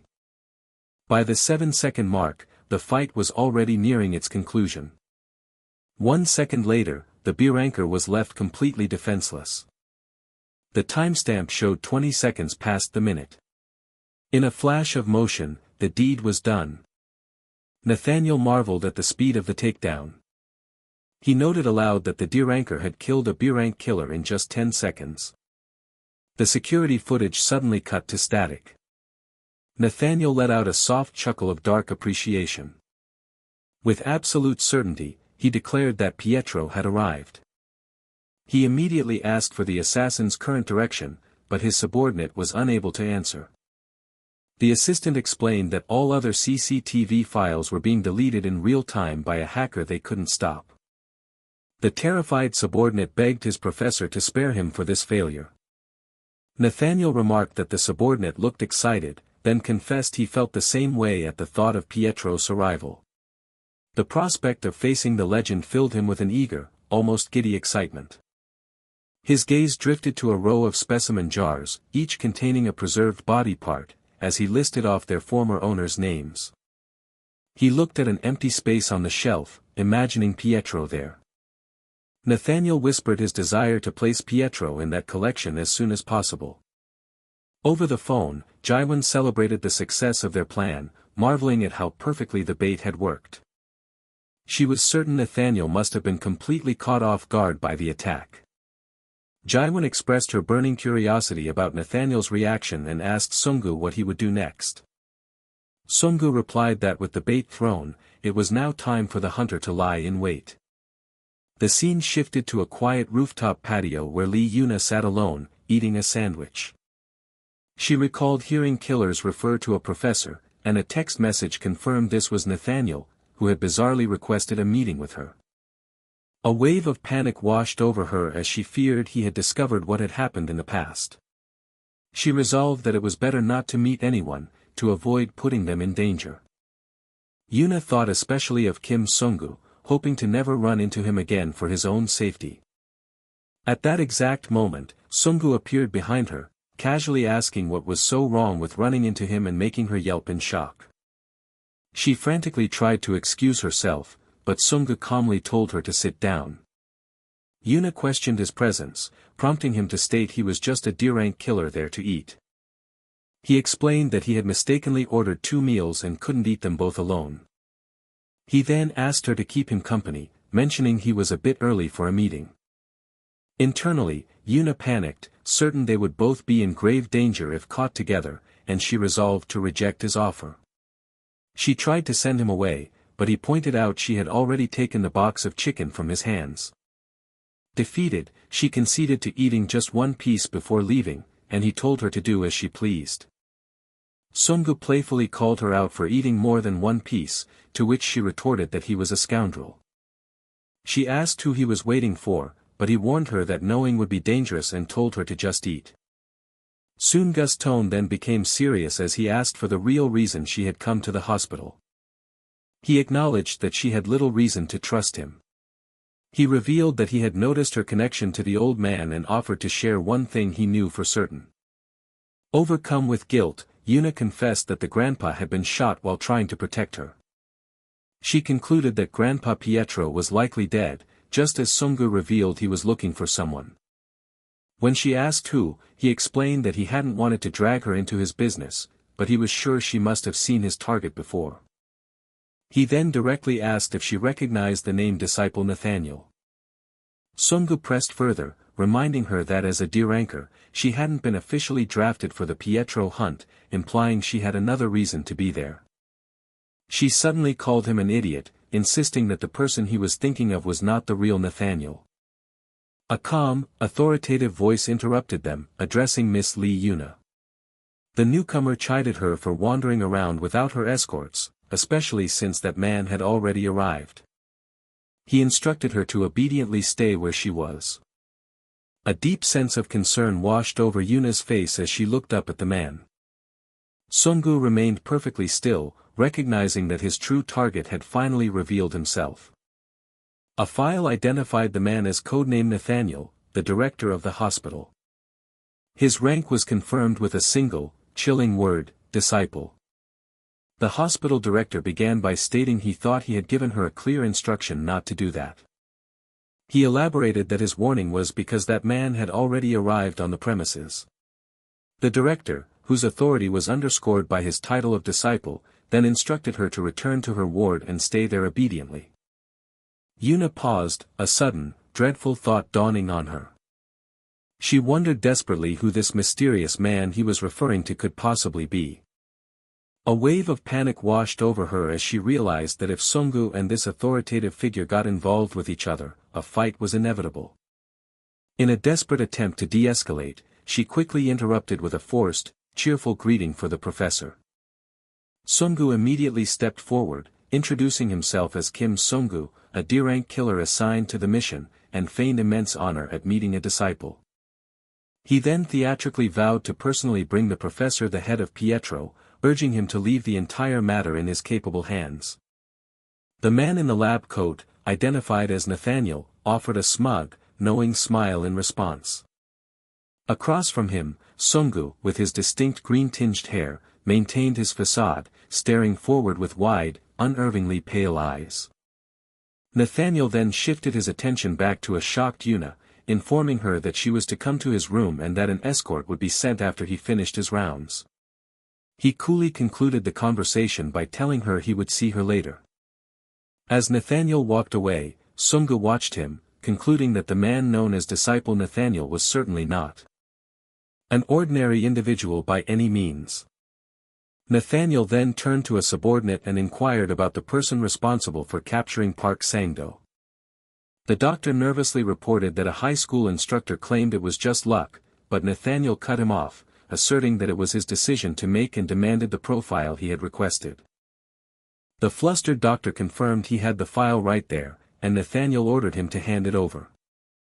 In his haste, a black-gloved hand slapped down on an open book, scattering papers across the floor.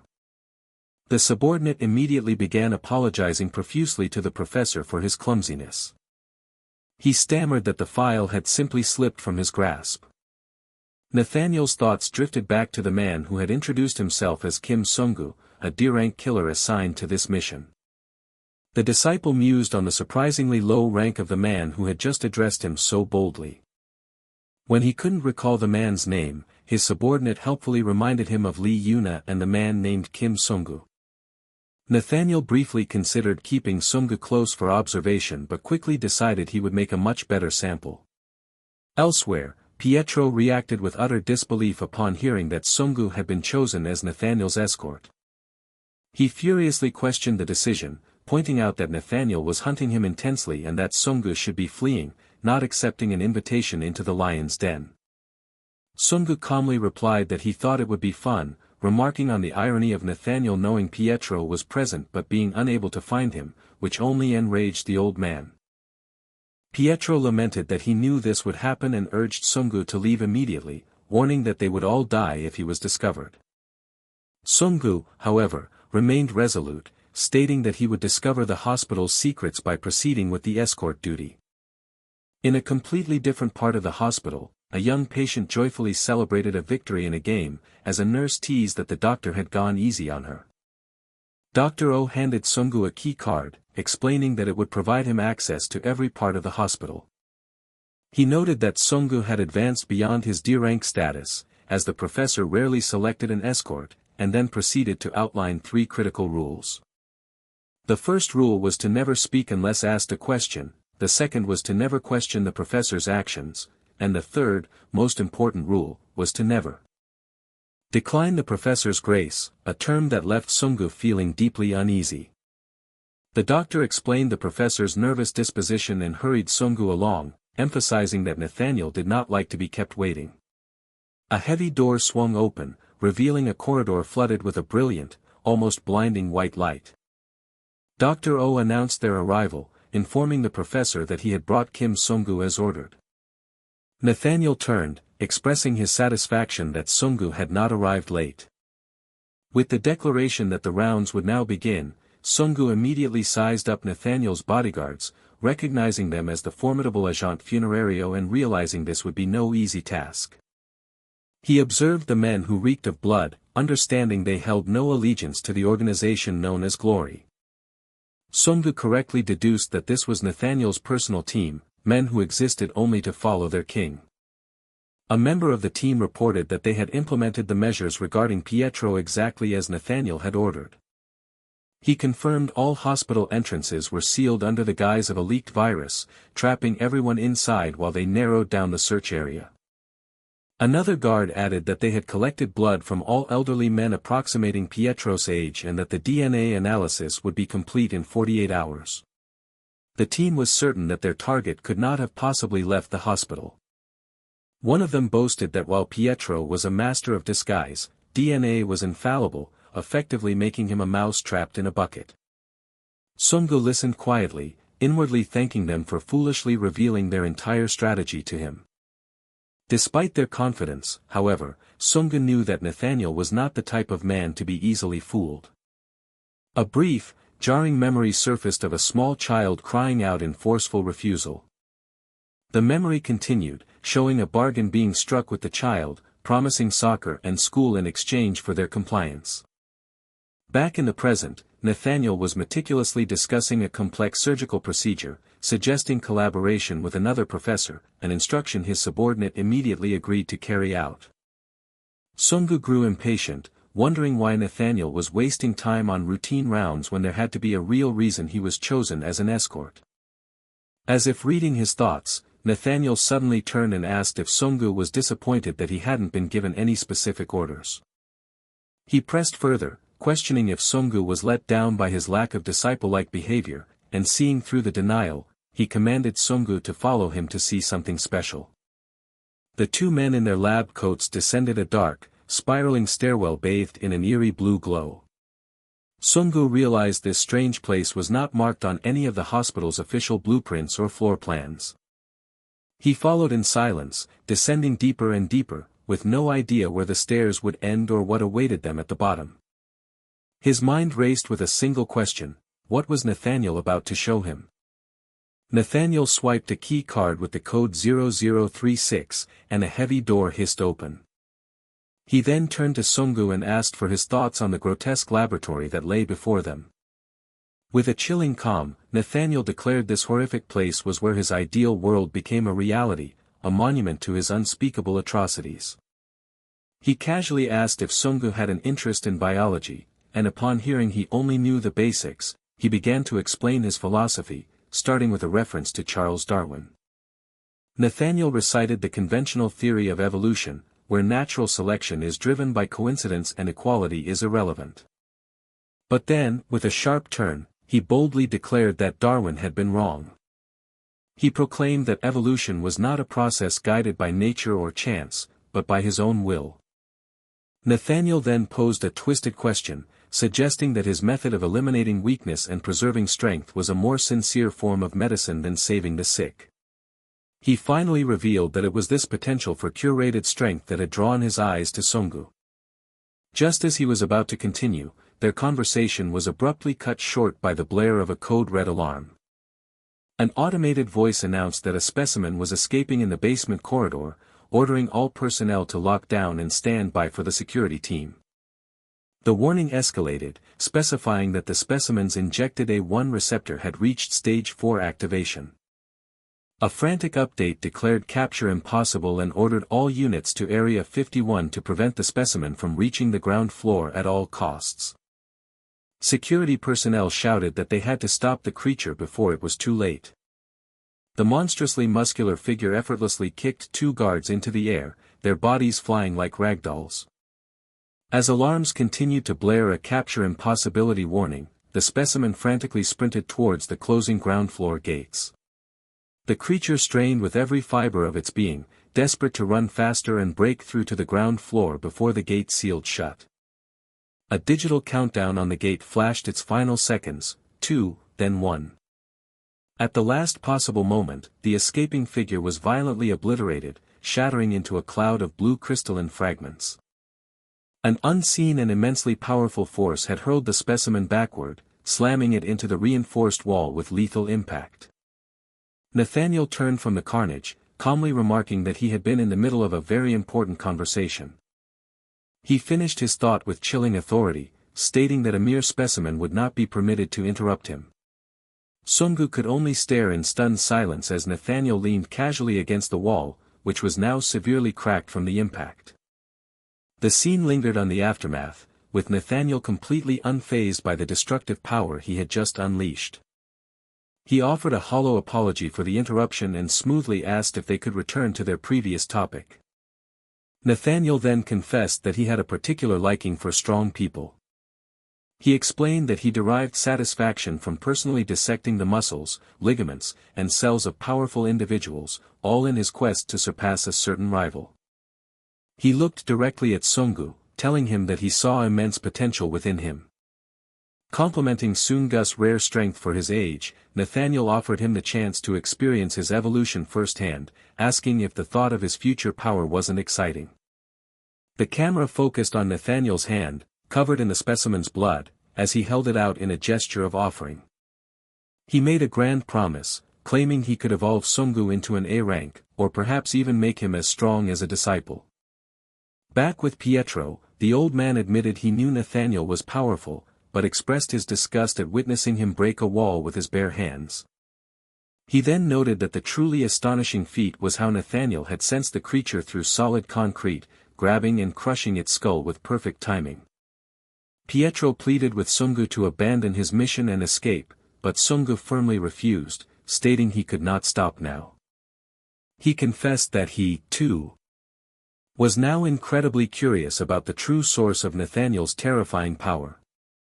Resigned to his stubbornness, Pietro frantically reminded him that their blood was being analyzed, and it was only a matter of time before he was identified. Sungu calmly assured him that there was a way to handle the situation. He revealed his audacious plan to infiltrate Nathaniel's room and swap the DNA test results, a suggestion that horrified Pietro with its recklessness. As proof of his method, Sungu held up the blue hospital ID card he had been given. Pietro called him insane, demanding to know what would happen if he was caught, but Sungu dismissed his concerns, certain he would not fail. He confidently explained that he had all the time he needed, glancing at a clock that read 2:53. He revealed that during Nathaniel's rounds, he had been precisely timing the disciples' movements and schedule. His calculations had given him a clear window of opportunity, 4 minutes and 30 seconds. All he needed to do was get in, swap the results, and get out within that very specific time frame. In his office, a doctor was seen carefully placing a file into a desk drawer. Life in the hospital continued as normal, with 2 doctors cheerfully attending to a young, smiling patient. In a brightly lit hallway, another doctor and a nurse stood reviewing information on a digital tablet. Nathaniel eventually located Dr. O and called out his name. He asked if the blood comparison results for the elderly men were ready, and the doctor confirmed they should be waiting in his room. However, Dr. O delivered the perplexing news that after comparing all the samples, not a single one had matched Pietro's DNA. Nathaniel processed this, finding it incredibly interesting that a full sweep of the hospital's elderly population had yielded no match. He briefly considered an absurd possibility, wondering if Pietro was hiding in the ceilings, before dismissing the thought as illogical. He then proposed to his subordinate that they use their imaginations to explore a more unconventional theory. Nathaniel offered a chilling new hypothesis: what if their target, Pietro, no longer appeared as the old man they remembered? Nathaniel presented a terrifying new possibility. He wondered aloud what they would do if Pietro no longer appeared as they remembered him. Inside the room, Sungu's mind raced as he was confronted by the very man he was trying to avoid. Nathaniel coldly questioned why a mere D-rank killer would be in a disciple's room, especially when its owner was absent.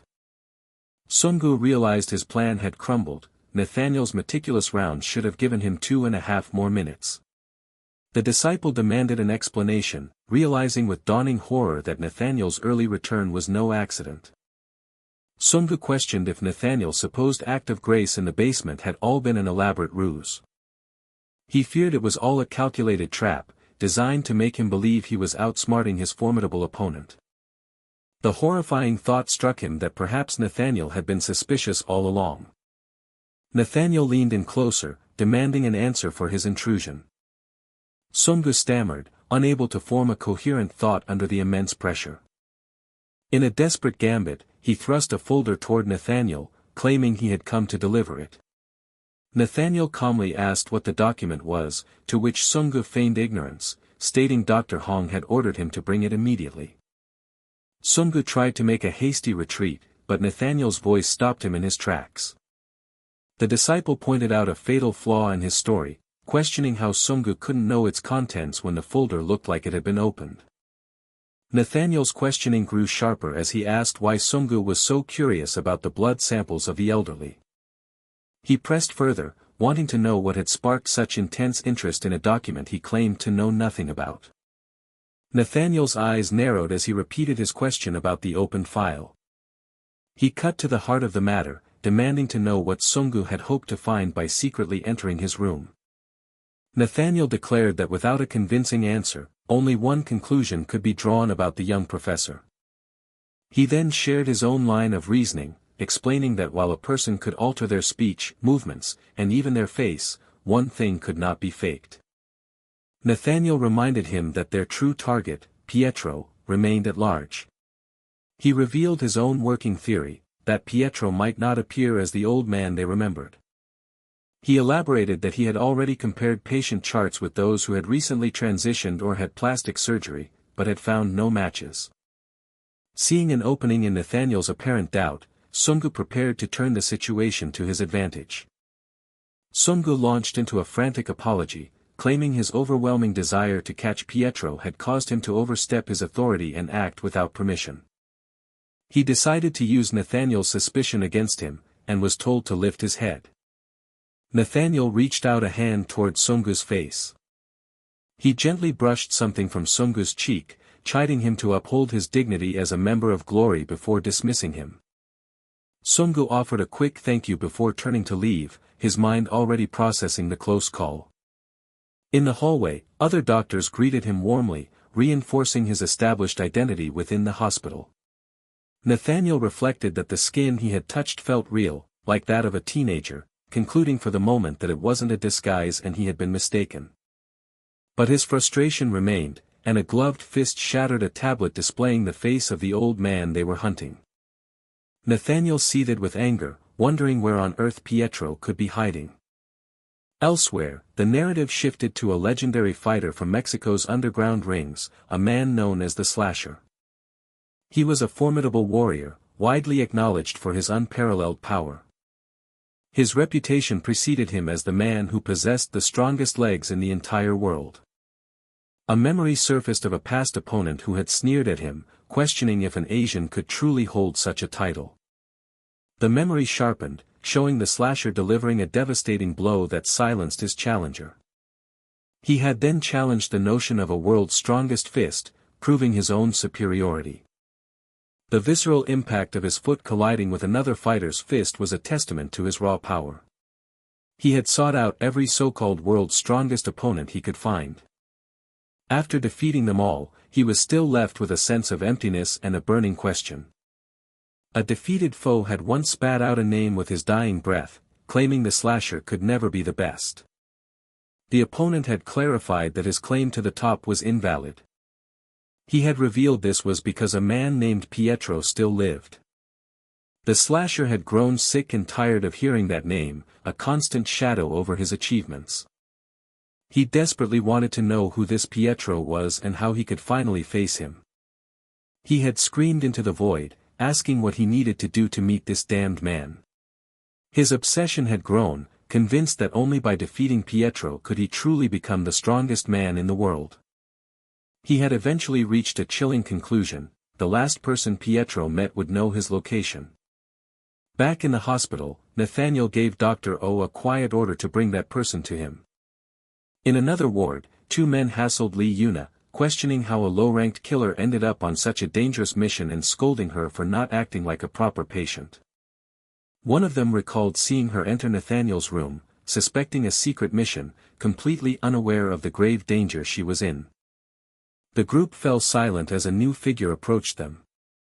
Dr. O appeared, informing Lee Yuna that the professor wished to see her right away and curtly shutting down her questions.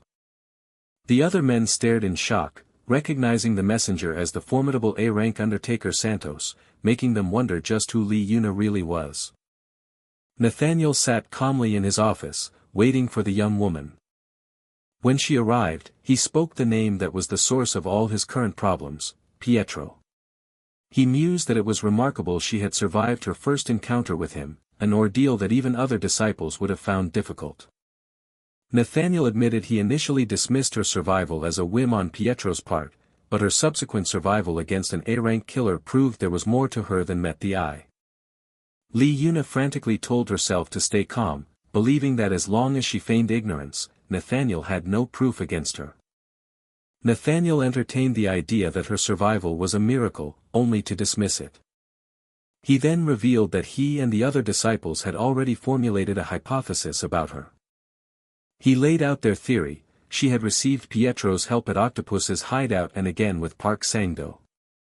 In return for this aid, they believed she had struck a deal with the elusive old man. Nathaniel cruelly reminded her of her status as a disadvantaged orphan, questioning what she could possibly offer a man like Pietro. He stated their chilling conclusion, that she had become Pietro's double agent within their ranks. She tried to deny his accusations, but Nathaniel silenced her, stating that her denials didn't matter because he knew her greatest weakness. He knew she could not afford to die and leave her younger brother behind. Nathaniel revealed he knew all about Eugen and his long battle with hemophilia.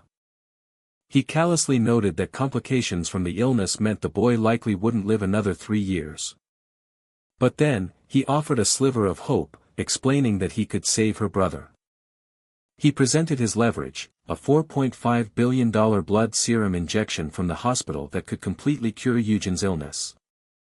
He laid out the choice before her, and a defeated Lee Yuna asked what he needed her to do. Nathaniel recalled Pietro's last known message, his promise that he would come to find her. He gave her precise instructions. She was to tell Pietro she would reveal everything he wanted to know.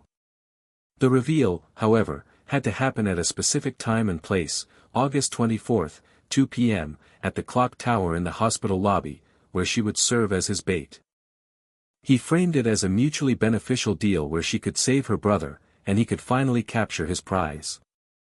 To begin, he offered her a place in his hospital, handing her an official diagnosis document.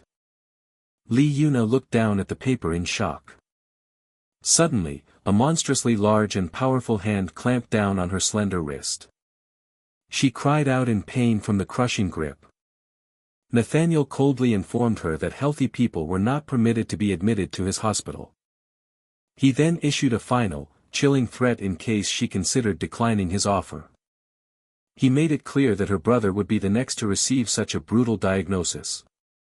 With the deal sealed through violence and blackmail, Nathaniel calmly told her he would see her during his rounds.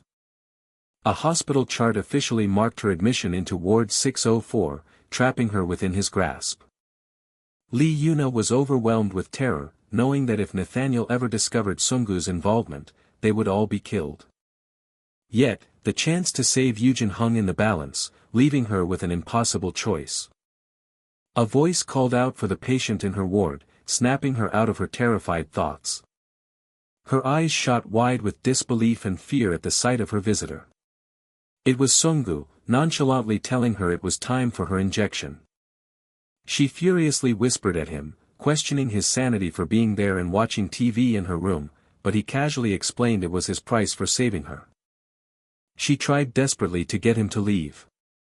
Sungu playfully pushed her buttons about watching another TV program, prompting her to frantically demand the remote while begging him not to speak Nathaniel's name so recklessly. His light-hearted demeanor vanished in an instant. He reminded her that as her teacher, he had a responsibility to her, and he certainly didn't remember ever breaking his apprentice's arm. His gaze was filled with genuine concern as he asked her to tell him who had hurt her. The scene shifted to a memory of a younger Yuna in her school uniform, her expression filled with worry. In the flashback, she had called out Sungu's name. She had then asked him a very specific question about his plans for the 24th. When he asked why, she nervously explained she had something important to ask but couldn't do it just yet. She had instructed him to meet her on that day, at 2 p.m., by the clock tower in the hospital lobby. She had begged him not to ask questions and to just trust her, convinced this was the best and only path forward.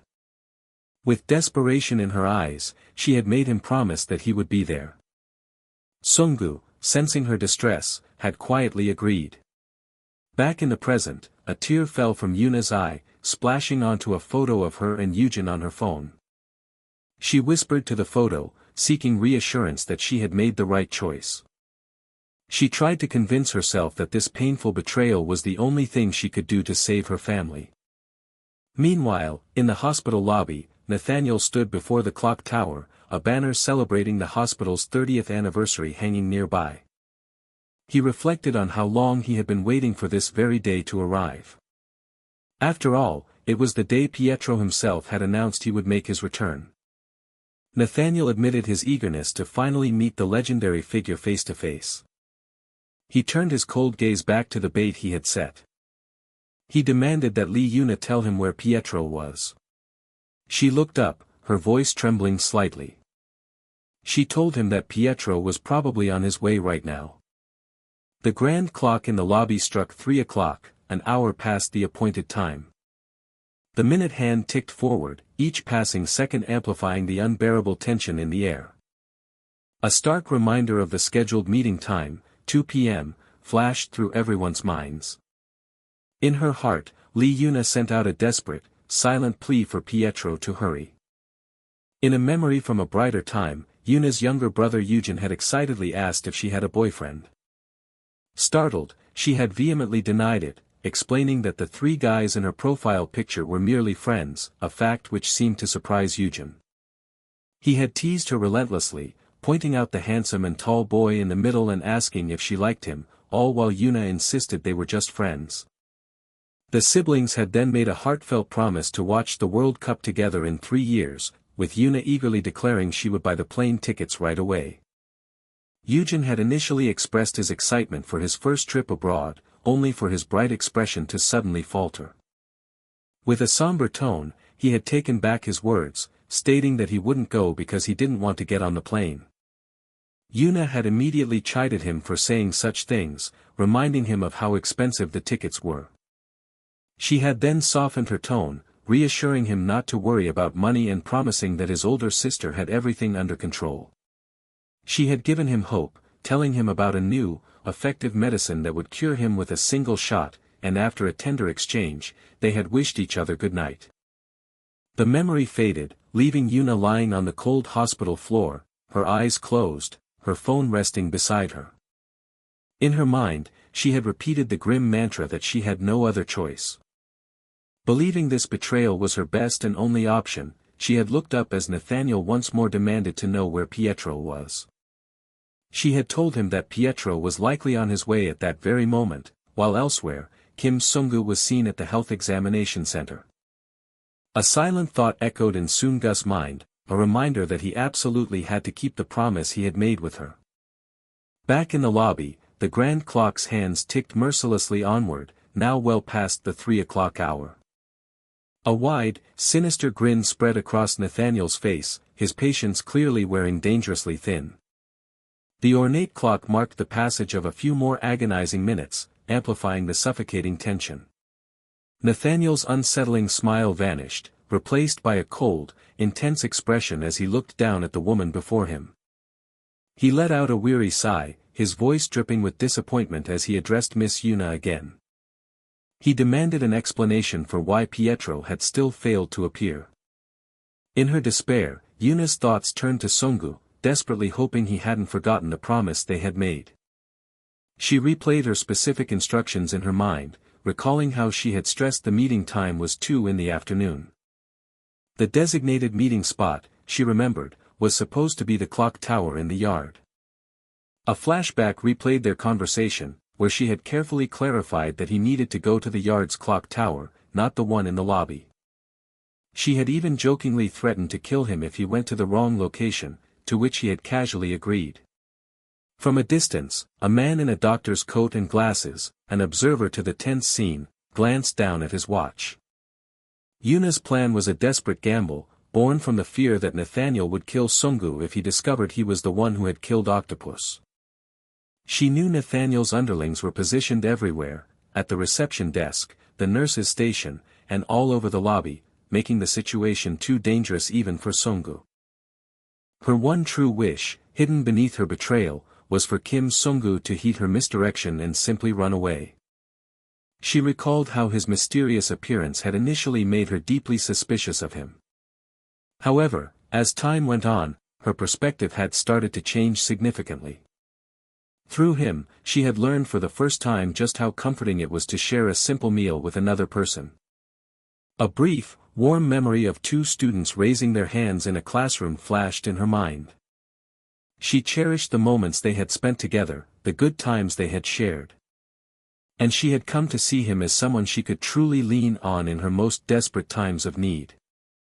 But beyond all that, there was another, more profound reason for her loyalty. He had been the very first person in her life to ever sincerely consider what she, Lee Yuna, was truly good at. Because of that kindness, she had realized there was no conceivable way That she could ever bring herself to truly betray someone like him. A close-up view focused on her trembling lips as she finally decided to confess everything. Nathaniel leaned in, coldly demanding to know what had happened. With a broken voice, Yuna admitted that she had been dishonest. She confessed to never having seen or heard from Pietro since that fateful day, explaining she had lied only because he had promised her the medicine for her brother. She then pleaded with him, suggesting that even if Pietro knew she was there, the old man likely wouldn't have come to her rescue anyway. Overwhelmed by desperation, she collapsed to her knees on the hard floor. She begged for another chance, offering to do anything he asked, from cleaning to undergoing rigorous training, promising to give it her all. Her plea culminated in a heart-wrenching cry for him to spare her brother. Nathaniel looked down at her, his voice chillingly calm as he spoke her name. He acknowledged that her failure to produce Pietro was a shame, but ultimately, there was nothing to be done about it. Then, with utter finality, he declared that her brother had to die. He callously dismissed her offers, stating she was useless without Pietro and coldly reminded her of his warning about who would be next. Suddenly, the piercing wail of a fire alarm echoed through the hospital, an automated voice instructing everyone to evacuate calmly.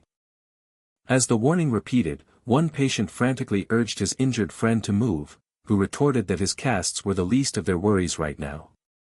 The sudden alarm caught Nathaniel and his henchmen completely by surprise. In another part of the hospital, a heavy steel door was being violently kicked from the inside, its surface denting with each powerful impact. Two men in hospital gowns, both clearly injured, watched the buckling door with growing terror. Back in the chaotic lobby, a young girl with a cast on her arm sat on the floor, swept up in the wave of evacuating people. Yuna looked up from the floor, her mind reeling as she questioned the sudden fire alarm. Nathaniel, detecting no smell of smoke, curtly ordered one of his subordinates to investigate the disturbance. The timing of the fire felt far too convenient, and a seed of suspicion began to grow in Yuna's mind. As Nathaniel turned to ask her why she was suddenly crying, a horrifying realization dawned on her, and she knew it couldn't be a coincidence. A determined pair of feet strode purposefully through the panicked crowd, moving against the flow. A familiar voice cut through the chaos, calmly announcing his presence. Yuna stared in disbelief as Kim Sunggu appeared before her, and he simply stated that he had come to keep his promise. He reminded her that he had promised to meet her at the clock tower. Sunggu then turned his attention to Nathaniel's men, observing that during a fire, normal people would be running for safety. He pointed out the obvious fact that none of them had made any attempt to evacuate. From this, he drew a simple, chilling conclusion: they were neither doctors nor patients. He declared that they were all killers who had gathered there for the sole purpose of ending his life. Nathaniel stepped forward, his eyes narrowed as he questioned Sungu's bold proclamation.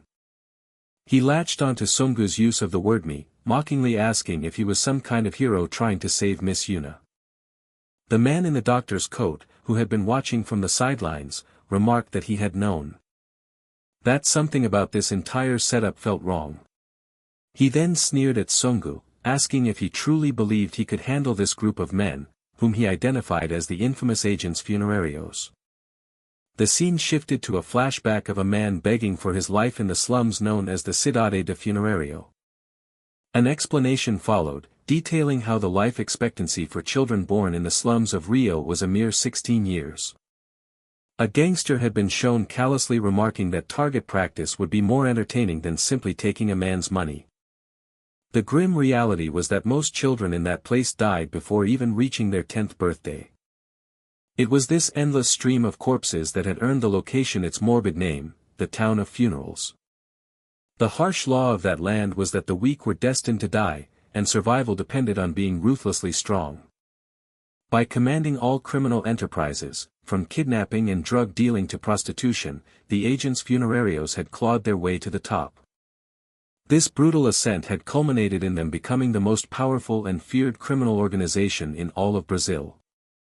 The doctor then revealed the terrifying truth: the 100 strongest survivors from that hellscape were standing in the lobby right now. He finished his speech with a dismissive question, asking Sungu how he could possibly hope to defeat such overwhelming odds. Yuna could only watch in terror, her voice a whisper as she called out Sungu's name. The doctor continued his monologue, telling Sungu that he saw great potential in him, comparing his raw talent to that of a tiger cub. He offered to nurture that potential, promising to forge him into the ultimate predator who could defeat any foe. He warned, however, that in his current state, Sungu stood no chance against these seasoned killers. He urged Sungu to abandon his foolish alliance and join his side instead, renewing his promise to cultivate his strength. The man in the doctor's coat looked up, his expression one of supreme confidence in his persuasive offer. He gave a slight, arrogant shrug, as if the outcome was already a foregone conclusion. Sungu calmly considered the proposition, then acknowledged the doctor's opinion with a placid expression. He then posed a question of his own, gesturing to the assassins and asking if this was the kind of power the doctor coveted. Two B-rank killers, formerly of the Agent Funerario, lunged at him, shouting that his life was over. A derisive title card flashed across the scene, labeling Sungu as nothing more than a D-rank tiger. But in a blur of motion, the man in the lab coat moved with impossible speed, effortlessly cutting down his attackers with twin knives. The doctor, Nathaniel, and Yuna watched in absolute, stunned silence, their minds unable to process what they had just witnessed. The doctor's mind raced as he realized Sungu had killed opponents dropping from above without even looking, striking their vital points with surgical precision. Sungu slowly turned his cold gaze back towards the doctor, a quiet challenge in his eyes. He asked with chilling calm if the doctor still saw him as a mere tiger cub. The doctor began a chilling lecture, detailing the precise time it took for a person to die from a severed artery. He continued his macabre calculations, estimating that killing each of the 100 assassins would take about a minute apiece. With a tone of morbid curiosity, he then posed a final, taunting question to Sungu. He wondered aloud if Sungu possessed the stamina to last for the 100 minutes required to defeat them all. One of the Agents Funerario's fighters complained loudly about how disgustingly peaceful his home country was. He roared that this level of life-or-death violence was what truly made him feel alive, demanding his comrades' agreement. The lab-coated killer then punctuated his words with a vicious punch that slammed into a shirtless opponent. Another assassin declared they would honor their fallen and then rallied the others, insisting they overwhelm Sungu by attacking all at once. Watching from the sidelines, Yuna grew frantic, realizing the immense danger Sungu was in if this continued. Nathaniel calmly observed that Sungu was methodically being cornered by the relentless swarm of killers. He noted with a detached fascination that the assassins were completely unconcerned by their comrades' deaths, their fighting spirit unwavering.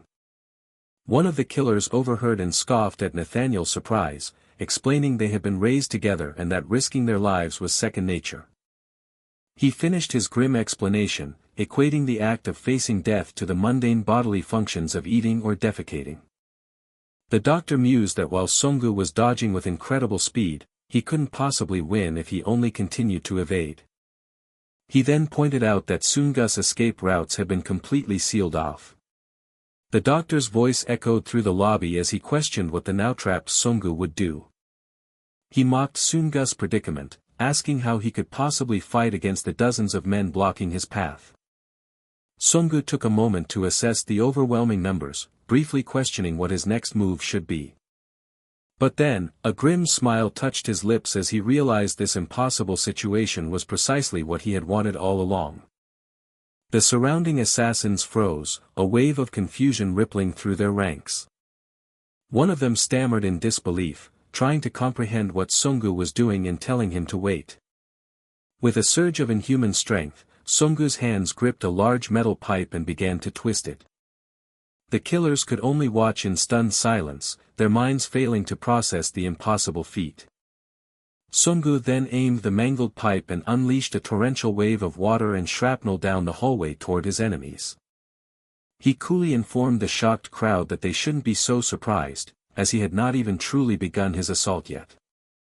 The powerful blast of water slammed into the assassins, sending several of them hurtling backward through the air. From his vantage point, the doctor watched this unexpected turn of events, his expression turning serious as he glanced to the side.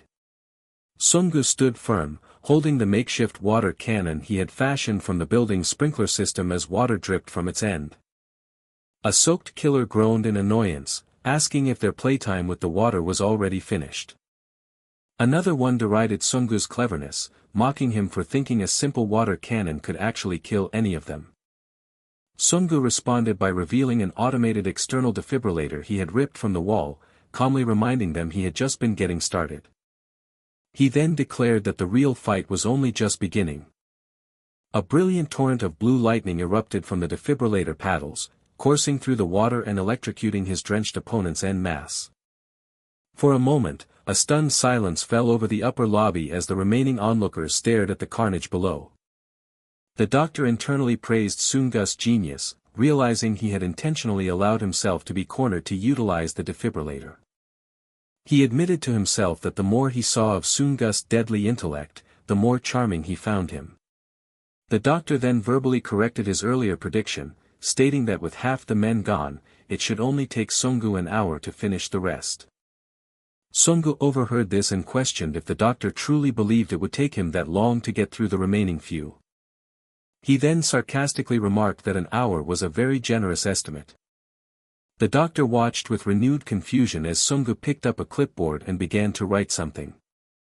Both Nathaniel and Yuna shared in the doctor's perplexity, wondering what he could possibly be doing. The camera focused on the medical form, showing Sungu calmly filling out the information. Sungu then chided the doctor for not recognizing the form, stating he was documenting their cause of death, excessive bleeding from a stab wound to the carotid artery. He declared with chilling certainty that this specific fate would befall every single one of them. A creeping dread washed over one of the last remaining assassins as he finally understood the gravity of their mistake. He realized with horrifying clarity that their opponent was not someone they could ever hope to defeat. In the aftermath of a brutal, one-sided clash, the remaining assassins lay scattered and defeated across the debris-strewn floor. Sungu moved like a blur through the chaos, effortlessly leaping over a pile of his fallen enemies. The man in the lab coat single-handedly carved a path through his foes, sending them flying with overwhelming force. As Nathaniel witnessed this display, his mind drifted back to a story he had once heard about the strongest man in the world. He recalled a bookstore where the locals frequently spoke of a living legend. Nathaniel remembered how everyone had talked about this man constantly, yet he was nothing like the grandiose heroes of fiction. That legendary figure had turned out to be a very ordinary-looking elderly man. While he acknowledged the old man had fought well, he had never believed him capable of defeating 1,000 opponents as the stories claimed. At that moment, he had been convinced that such wild rumors should never be believed. But as he watched Sungu fight, a new possibility began to take root in his mind. He wondered if the incredible rumors about the legendary warrior known as Pietro had been true after all. An image of the old man, Pietro, flashed through his thoughts with newfound respect. Nathaniel was left to wonder if Sungu's awe-inspiring power was what the legend looked like in his prime.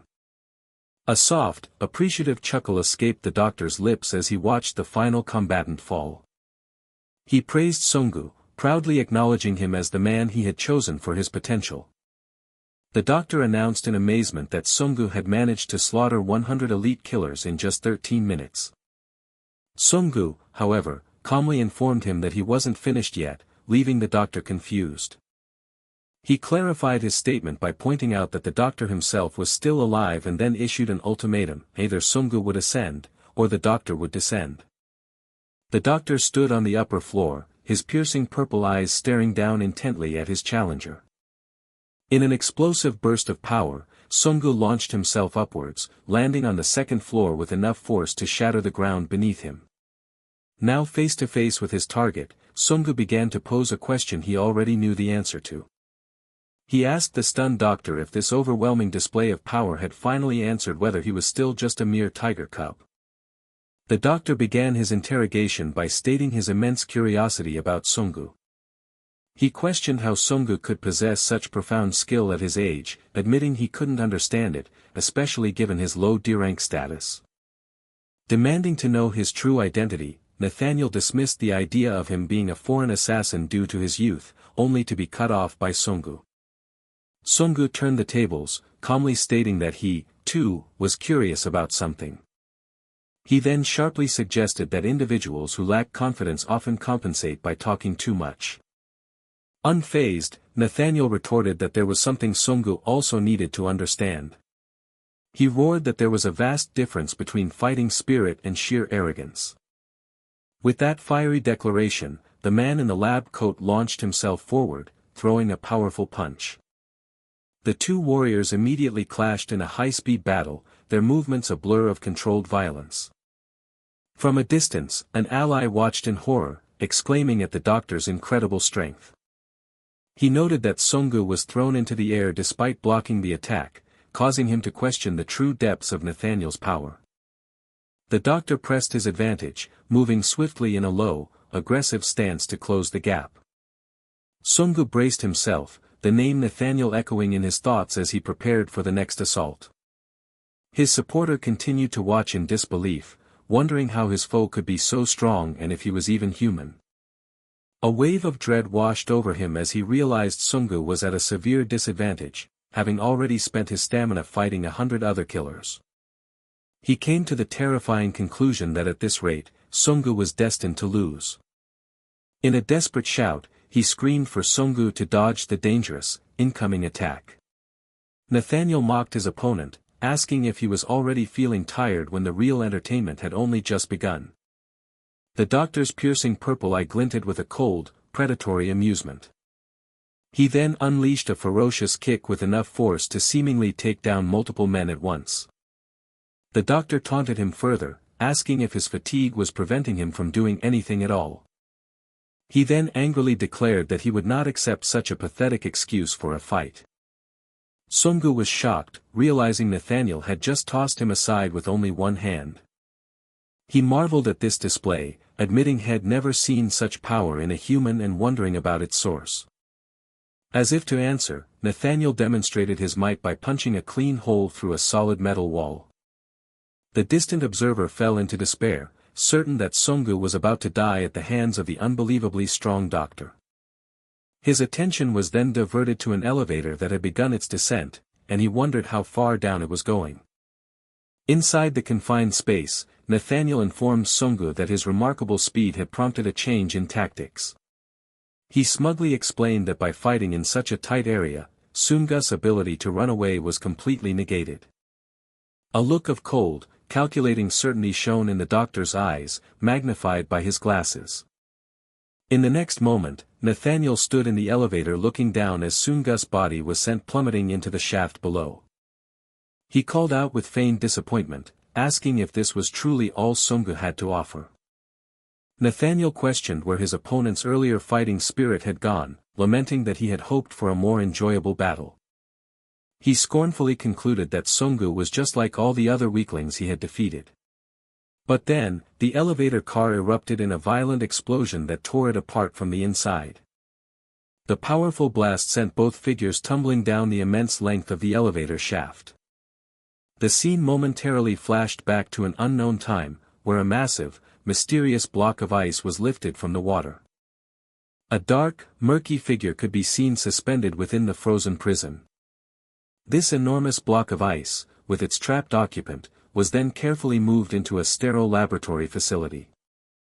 Back in the present, the allies screamed Sungu's name, desperately trying to find a way to get down to him.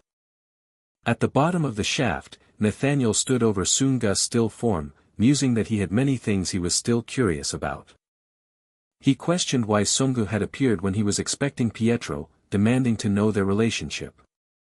As he stared down, however, a new line of questioning began to form in his mind. Nathaniel callously wondered if his adversary had already succumbed to his injuries and died. He sighed with boredom, remarking that this was the typical outcome of his battles. The doctor explained that his sincerity in combat always led to his opponent's demise, but a new thought began to make him angry. He leaned in closer, realizing with growing suspicion that Sungu's face bore no injuries at all. A faint, confident smirk began to form on Sungu's lips. Nathaniel began to speak, noting that he had put so much strength into his attacks, yet his opponent. His thought was cut short as a sudden explosion of energy sent him flying backward. Sungu revealed that he had, in fact, dodged every single one of his attacks. He then calmly apologized for his apparent bad manners earlier in the fight. Sungu added a stinging insult, claiming he had taken a short nap simply because the doctor was so boring. He then recalled Nathaniel's claim about fighting sincerely and accepted the terms. Sungu issued a challenge for the doctor to come at him, promising that he would now be sincere as well. Enraged, Nathaniel's hair began to glow with a green aura as he leaped forward to deliver a devastating punch. The doctor declared that their real fight was only just beginning. The two men locked hands in a grapple, causing a powerful blast of raw energy to erupt between them. Elsewhere, a security camera in an operating room broadcasted the intense fight to a hidden audience. An observer asked his companion if they were worried, pointing out that Sungu was clearly being pushed back. The companion calmly dismissed any notion of worry, stating that it reminded him of a fascinating story he had heard long ago. A flashback began, set 55 years prior, where an instructor asked his trainees what they believed the true source of strength was. The recruits debated fiercely, suggesting ideas ranging from deadly techniques to a physically powerful body. Their instructor listened patiently, acknowledging that all of their answers were good. He then issued a challenge, stunning the trainees by ordering them to try and break a massive boulder. As the recruits protested that it was impossible, the instructor pointed out a young Pietro, accusing him of trying to flee. The other trainees then mocked Pietro as he wrapped his hands in simple straps, scoffing at his foolish attempt. They were certain that no matter how many times he hit the rock, it would never break. Undeterred by their ridicule, the young man began to repeatedly strike the unyielding boulder. He continued his relentless assault through the day and deep into the night.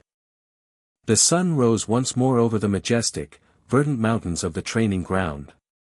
A month later, some recruits sneered at Pietro's month-long absence, assuming he had finally given up. They mocked him, satisfied that the favored trainee had failed his task and been humbled. Just then, one of the men gasped in shock, pointing toward a truly unbelievable sight. They stared at a field of shattered rocks, wondering if this was a new boulder because the one they knew was gone. The horrifying truth finally dawned on them as they realized Pietro had not just broken one boulder, but all of them. Returning to the present, Sungu and Nathaniel remained locked in a power struggle, surrounded by swirling green energy. Nathaniel broke the silence, asking Sungu if he was aware of the maximum power a human could possibly exert. He cited the world's strongest man, whose record lift was a mere 524 kilograms. The doctor boasted that this strongman was no match for him, but then expressed his confusion over Sungu's immense power.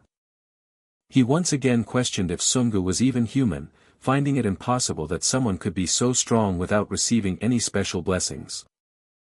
Sungu casually changed the subject, asking if the doctor had ever been hit by a car, which momentarily threw Nathaniel off. He then delivered a grim promise, stating that his next attack would hurt far more than that. With a devastating stomp, Sungu sent Nathaniel crashing straight through the thick, reinforced flooring. Yet the doctor immediately lunged back up from the rubble, his face a mask of determination as he readied a counterpunch. An instant before his fist could land, a massive impact struck him, and he wondered what in the world had hit him. Sungu had landed another powerful punch, connecting squarely with the doctor's torso. He stood over his opponent, his hand and hair now glowing with an intense green battle aura. Sungu followed up with a powerful kick, sending Nathaniel flying backward and out of sight. He then looked down upon his defeated foe, who was now deeply embedded in a thick laboratory capsule.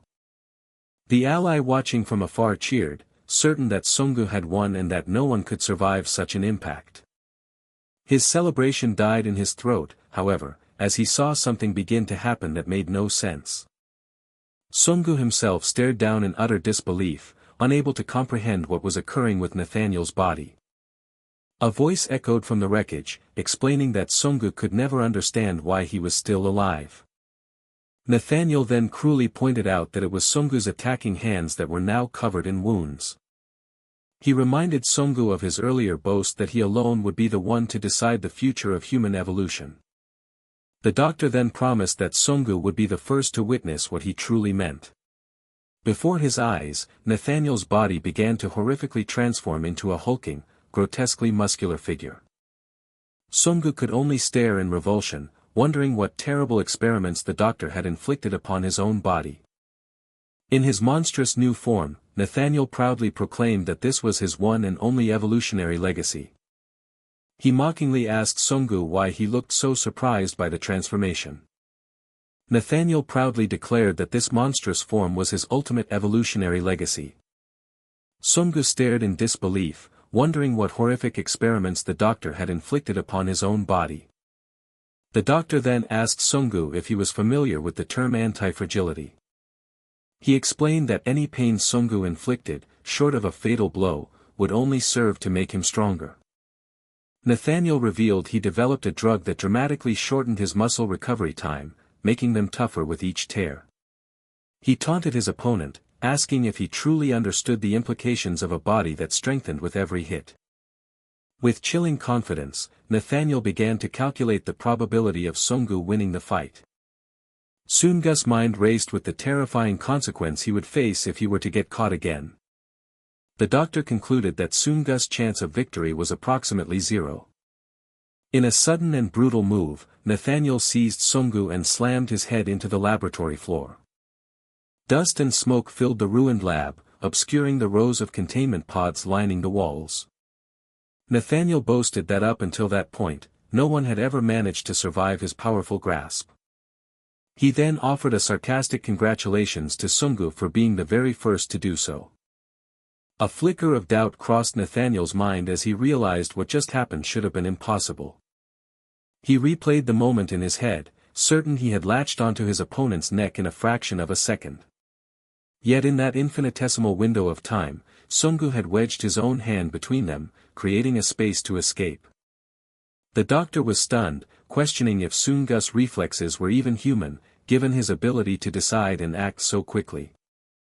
A single bead of sweat trickled down Nathaniel's cheek as the gravity of his opponent's speed began to sink in.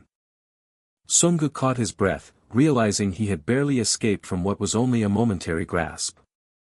Despite the brief contact, his hand throbbed as if a nail had been driven through it, confirming a terrifying certainty. From the control room, the ally watched in horror as Sunggu was violently kicked through the glass of a stasis pod. Sunggu knew he would die if caught again, while Nathaniel's thoughts screamed for his opponent to show him even more power. The doctor recalled Sunggu's medical chart, noting he was listed as a D rank but fought with strength beyond most A rank killers. He nonetheless asserted that Sunggu could not defeat him, as his own body was still evolving with every second of the fight. Nathaniel then made a humiliating offer, suggesting that Sunggu get on his knees and beg like a dog. He followed up with a twisted promise, musing that he might just be willing to turn Sunggu into something amazing. Sunggu remained perfectly still and silent, his expression unreadable as he weighed the doctor's words. Mistaking the silence for compliance, Nathaniel smiled, believing they had finally reached an understanding. The distant ally panicked, thinking Sunggu was surrendering and realizing they would have to eliminate him to protect their operation. The doctor continued his recruitment pitch, claiming he knew Sunggu was different and they should walk the same path. He tried to appeal to what he perceived as Sunggu's overwhelming desire to become stronger. Nathaniel's offer was cut short as he watched Sunggu slowly begin to crack his knuckles, confused by the gesture. Sunggu calmly stated his personal philosophy when it came to dealing with rude little brats. He concluded that for such individuals, a harsh dose of discipline was the only appropriate answer. From his remote location, the ally looked on in sheer disbelief, thinking the situation was insane. But Nathaniel roared with exhilaration, thrilled that the true fight would continue after all. The battle reignited as the two men became a blur of motion, exchanging a furious volley of punches and kicks. The monstrous doctor drove his foot forward in a powerful kick that connected squarely with Sunggu's head. They traded devastating blows in the center of the lab, Nathaniel's face twisted into a maniacal grin. The ally watching from afar struggled to process what was happening, only certain of one undeniable fact. He knew deep down that what he was witnessing was no longer a fight between humans. In the heat of battle, Nathaniel admitted that Sungu was incredibly strong, unlike anyone he had ever encountered before. However, he reminded his opponent of the unchanging truth that he was continuing to evolve even as they fought. The doctor realized with a thrill that this was the first time in his life he had ever truly enjoyed a fight. He began to wonder about his own limits, questioning just how strong and tough he could possibly become. The two combatants clashed with blinding speed, their figures blurring together in the chaos of battle. Despite his confidence, a single, nagging suspicion about his opponent began to form in Nathaniel's mind. He thought of the D rank stats on Sungu's medical chart and knew there had to be something more, a hidden factor he was missing. The doctor desperately wondered what source of power Sungu was relying on to continue such a hopeless fight. He simply could not comprehend why his opponent hadn't already given up. After a moment of thought, Nathaniel believed he had finally deduced the one and only possible answer. He stated with grim finality that Sungu had just made his last decision. Rescinding his earlier offer, the doctor promised there was no point in begging and that he would now cut Sungu to pieces. He went into gruesome detail, explaining his intent to examine everything from his bones to his very cells. Nathaniel repeated his vow to dissect Sungu's body in the name of his research.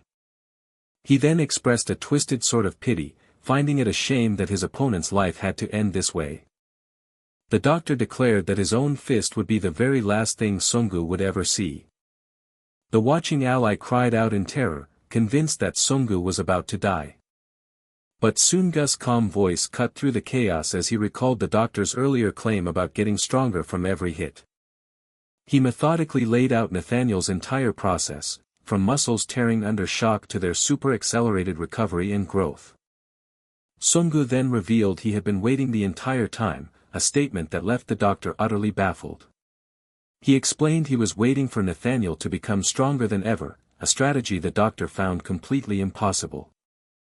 Sungu continued, detailing his prediction that the doctor's swollen muscles would become so tough they would press on his own bones and nerves. He delivered the punchline: this process would eventually render him useless, a fact Nathaniel realized as his body seized up. The doctor was stunned, admitting he had been so focused on fighting that he never noticed his own body stiffening. He marveled at the fact that his opponent had somehow managed to deduce this fatal side effect in under 10 minutes. Sungu had seen a flaw that Nathaniel, the creator of the power, had never even felt himself. With chilling finality, Sungu looked down at the immobilized monster and told him that he had lost. Nathaniel's mind reeled in absolute denial, refusing to accept that this could possibly be happening. His thoughts raced back to the countless people he had killed to obtain this incredible power. The memory of every life he had sacrificed on his obsessive path to evolution flooded his mind. He then recalled the agonizing pain he had personally endured to achieve his goals.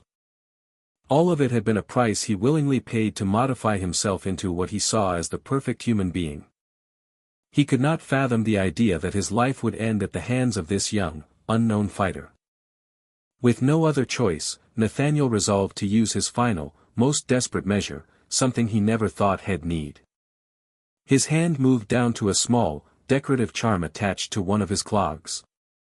He revealed this was a last-resort drug that would turn him into the ultimate organism, but at the cost of his muscles rapidly deteriorating. The doctor grimly told Sungu that he had earned the right to witness the very end of evolution. He then revealed that after 3 short minutes, he would no longer exist in this world. But Nathaniel made a final, chilling promise that Sungu would be going with him. With a sharp grunt, the doctor unleashed his final, self-destructive transformation. Power erupted from his body as his foot slammed down, completely shattering the ground beneath him.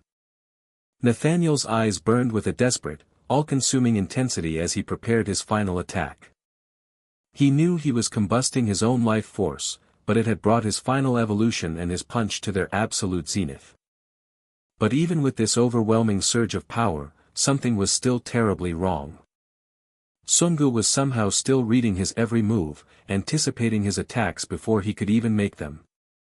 To Nathaniel, it felt like he was fighting not one man, but 1,000, and in that instant, he finally understood. The strange, otherworldly feeling Head had about Sungu since the very beginning finally made sense. This man, Kim Sungu, who was officially recorded as a mere D-rank, was something else entirely. He possessed a mountain of combat experience that a normal human being could never accumulate in a lifetime. It was a depth of experience so vast that it was simply impossible for Nathaniel to surpass. The doctor questioned how someone so young could possess such a thing, realizing it was the godlike stage of power he had chased his whole life. Before him stood the man. This fighter was the living embodiment of the godlike state he had always imagined but could never achieve.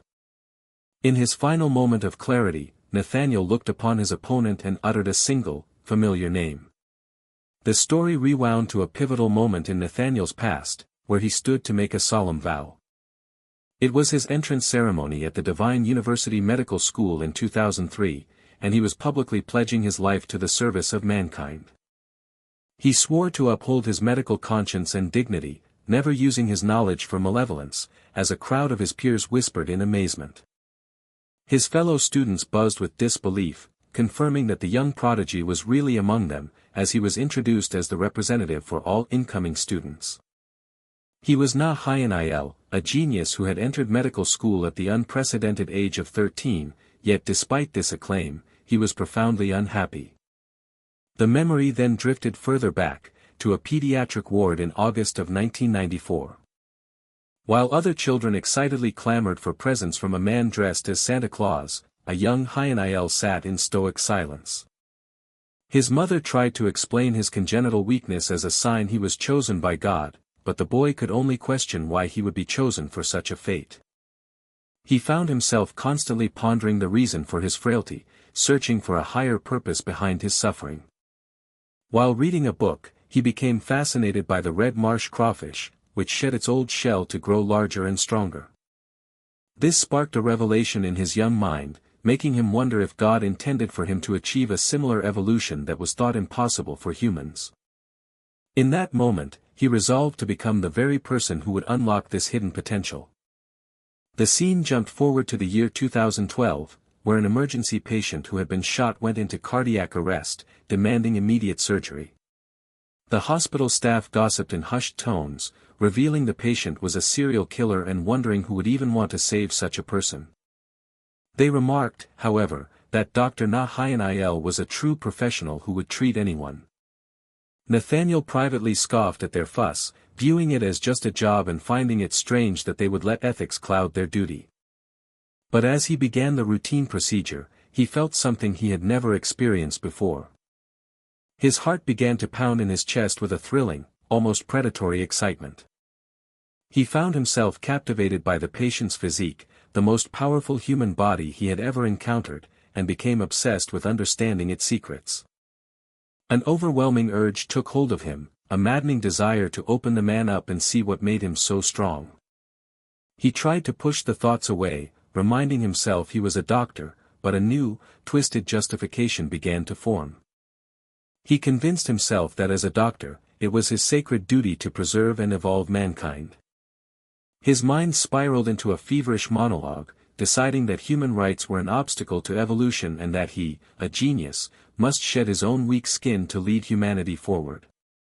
When he finally snapped back to reality, he was horrified to realize that while he thought he was stitching an organ, he had been methodically dissecting the patient's brain.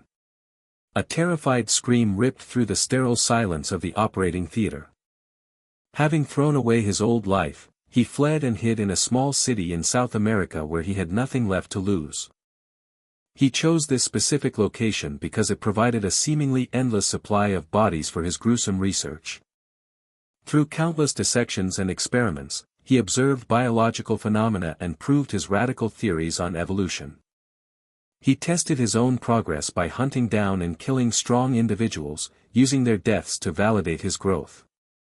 He then surgically reinforced the parts of his own body that he deemed lacking. In his mind, he was creating a new type of human, one born without a father's DNA or a mother's womb. Yet, this was the perfect existence he was supposed to have become, a goal he ultimately failed to reach. A brief, violent memory showed him in his lab coat, effortlessly sending multiple opponents flying. Another flash revealed the fruits of his labor, silhouetted humanoid figures floating inside glowing containment tubes. The eerie forms of his test subjects were suspended in the dark, smoky confines of his laboratory. The vision settled on him sitting in the ruins of his work, a cracked and empty containment unit looming behind him like a tombstone. Back in the present, Nathaniel lay completely broken, his spine shattered and muscles torn, unable to move a single inch. Sungu coldly advised him to remain still, warning him that any movement would only hasten his inevitable death. With what little strength he had left, Nathaniel asked Sungu to tell him just one thing. He lamented that he had invested 30 long years of his life, enduring everything with the singular focus of becoming stronger. In his final moments, he pleaded with Sungu to explain how he achieved his power, admitting that he simply could not understand it. Sungu paused, considering how he could possibly articulate a truth that defied all logic. He acknowledged the doctor's incredible tenacity but explained that he too had invested a similar amount of effort. Then, he delivered the incomprehensible truth: he had been doing so for 65 years. Nathaniel could only stare in stunned silence, his scientific mind unable to process the impossible number. Sungu stood before him as a silhouette against a brilliant light, a being beyond his comprehension. Nathaniel seemed to find a strange peace in his defeat, admitting that while he didn't understand, his curiosity as a doctor was sated. He felt it was a worthy end to have met a specimen like Sungu before he died. With his last breath, he uttered a single, cryptic name, Pietro. And with those final words, the long and brutal fight at Honor Hospital was finally over. Nathaniel and his entire contingent of Brazilian killers had been annihilated. All information related to the Glory Killers organization was systematically erased, leaving almost no trace of their existence. As a new peace settled in, the sun began to set, casting beautiful colors across the evening sky. Sometime later, the twin students approached Sungu with an eager question. They asked if their performance had earned them a promotion to C rank, but Sungu laughed and told them it wasn't that simple. He then told the energetic rascals to take off their castes, but they insisted they were method acting to maintain their cover. One of the boys complained that Sungu hadn't even witnessed their bravery against the Brazilian killers, but Sungu just brushed off their boasting. When he casually mentioned Lee Yuna, the boys noted his flat reaction, with one optimistically interpreting it as a sign she had finally acknowledged their skill. Later that night, Yuna sat quietly in the passenger seat of a car while Sungu read a newspaper. She finally broke the silence, confessing that even though they had won, she felt no sense of relief. A profound sense of unease still weighed heavily on her heart. Her thoughts drifted back to Nathaniel's tantalizing offer to save her younger brother. He had promised a complete recovery with a single injection of a $4.5 billion blood serum he had developed. Sungu noticed her troubled expression and gently asked if she was worried about her brother. Startled, Yuna quickly deflected, making up a clumsy excuse about thinking about the school cafeteria food shed missed. She told herself that since Nathaniel had destroyed the serum, it was all meaningless now. Unaware of her inner turmoil, Sungu offered her words of encouragement, saying he believed she would find another way. She muttered a quiet thanks, unable to draw much comfort from his words. Their van pulled up to the school building late that night.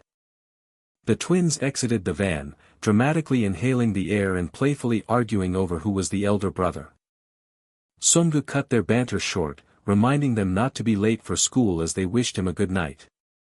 A close-up on Sungu's eyes showed a hidden intensity, revealing he had a final plan in motion. As Yuna got out, one of the twins pointed to a case left on the seat, but she replied that it wasn't hers. The boy then casually suggested her brother Eugen might like it, causing Yuna to freeze in shock at the mention of his name. Her gaze fell upon the mysterious case, her mind racing. A wave of disbelief and dawning comprehension washed over her as her eyes widened. She turned back to Sungu, her voice trembling as she addressed him. She struggled to form the words, asking how this could possibly be. Sungu then revealed a crucial piece of information about Nathaniel. He explained that the doctor hadn't actually destroyed the precious serums. Overwhelmed by a sudden surge of hope, Yuna covered her face as tears began to stream down her cheeks. She leaned against the van for support, clutching the case that held her brother's future tightly to her chest. Meanwhile, across the city, a tall, imposing building was shrouded in the mist of the night. Inside, a subordinate reported to his boss that the hospital incident had been successfully contained from the public. The man couldn't help but express his awe, finding it hard to believe that mere humans could cause such destruction. He assured his superior that the media was under control, but the boss interrupted him, demanding to know if the mysterious combatant was Pietro.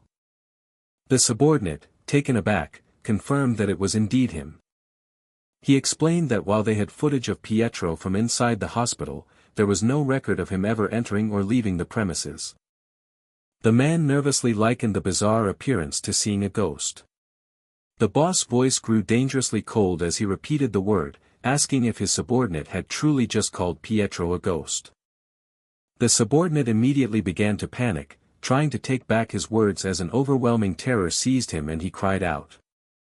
He collapsed to the floor, recoiling in sheer horror from an unseen assailant. The room was filled with flashes of crimson light, like phantom sword slashes, as the man screamed in agony.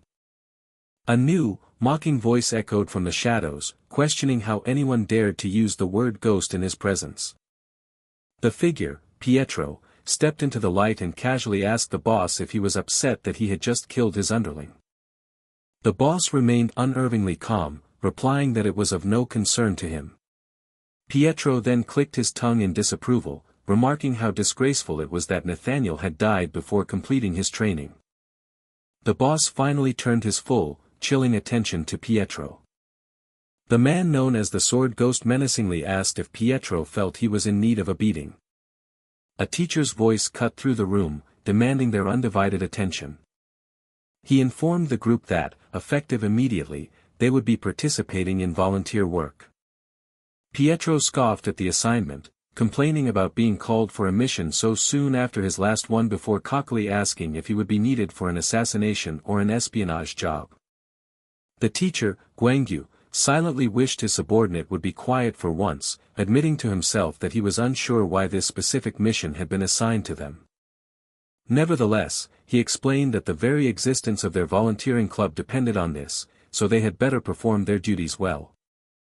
Their assignment took them to a small, sun-drenched coastal village where boats were gently docked in a peaceful harbor.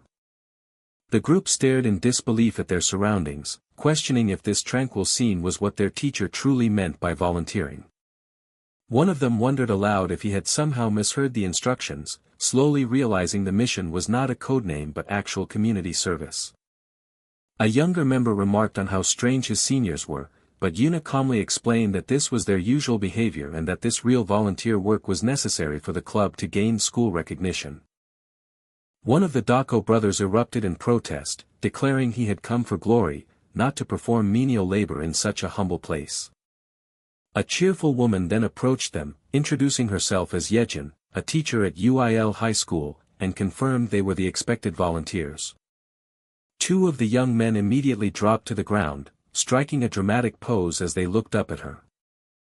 They boastfully claimed that the school had a serious weed problem, but as lifelong volunteers, they were the perfect people for the job. She quickly pointed out they were about to uproot flowers, not weeds, prompting Yuna to quietly remark on how hopeless they were. Pietro, however, was still suspicious, questioning why their teachers would send them all the way out here, so far from their own school's district. Yuna confirmed the vast distance, noting they were a full 500 kilometers away from Seoul. Guangyu admitted he didn't know the reason either, only that the order came from an official document, and he sternly warned them all to be careful and not reveal their true identities. He and Yuna stood side by side, their backs to the view as they contemplated the mysterious circumstances. Guangyu concluded that there had to be a very specific reason for their deployment to this remote location. Yuna glanced at Pietro, finding it unusual that he was so quiet and low-spirited that day. One of the boys then turned his attention to Yejin and curiously asked if she was a student there. She laughed brightly, accepting his question as a compliment on her youthfulness before clarifying that she was, in fact, a teacher. He comically warned her not to look at him so sweetly since a student-teacher romance was out of the question, just as Yejin announced that other students had arrived. The school's caretaker gave them a warm welcome to UIL High, and the group offered him a polite greeting in return. The caretaker proudly explained that their school was the only one on the island, making a pun with its name UIL, which also meant the only one. Yejin quietly begged him to stop his terrible joke. A volunteer observed that the school already looked quite clean, but the caretaker insisted the back area was a total pigsty. Visibly exasperated, Yejin stepped in and told the volunteers to follow her as she guided them. Pietro's instincts tingled with suspicion. Something felt wrong about being brought all this way just for some cleaning. Suddenly, an aggressive voice bellowed from outside, demanding someone come out immediately. A group of thugs swaggered in, asking when they would be receiving the rent and mockingly reminding the staff that their comfortable lives were thanks to them. The caretaker tried to de-escalate, explaining the school was too poor to even afford heaters and had to rely on newspapers for warmth. A thug sarcastically offered to take a basket of vegetables as a down payment, commenting on how generous the offering was. The caretaker mentioned that they had grown the produce themselves, to which the thug noted how fresh they looked. In the next moment, the caretaker cried out in pain as he was struck, the thug angrily asking if he wanted to die for testing their patience. Another goon stepped forward, warning his partner against using violence and reminding the teachers that they were businessmen who disliked it when rules were broken. Yuna immediately told Kim Sung-gu not to get involved, remembering Gwanggyu's strict orders. The teacher pleaded with the thugs, desperately explaining that they survived on donations and truly had no money to give. A thug then leaned in and suggested there was another way for her to make money. He lecherously implied that a woman like her could earn a lot through other means, outside of teaching. A new voice cut through the tension, stating coldly that a man's hands were never meant to hit a woman.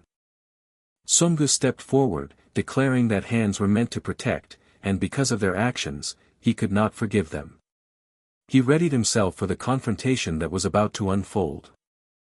Sung-gu concluded that his fists existed precisely to beat them down, while the teacher behind him pleaded for him not to fight, explaining they were just student volunteers. The thug who took the first punch barely flinched, dismissing the blow as nothing more than an annoying mosquito. Sung-gu calmly pointed out the blood dripping from the man's face, but the thug brushed it off as an insignificant detail. A new day dawned over the rugged landscape, revealing the scattered debris left in the wake of the previous night's conflict. The sharp, distinct sound of knuckles being cracked echoed through the morning air.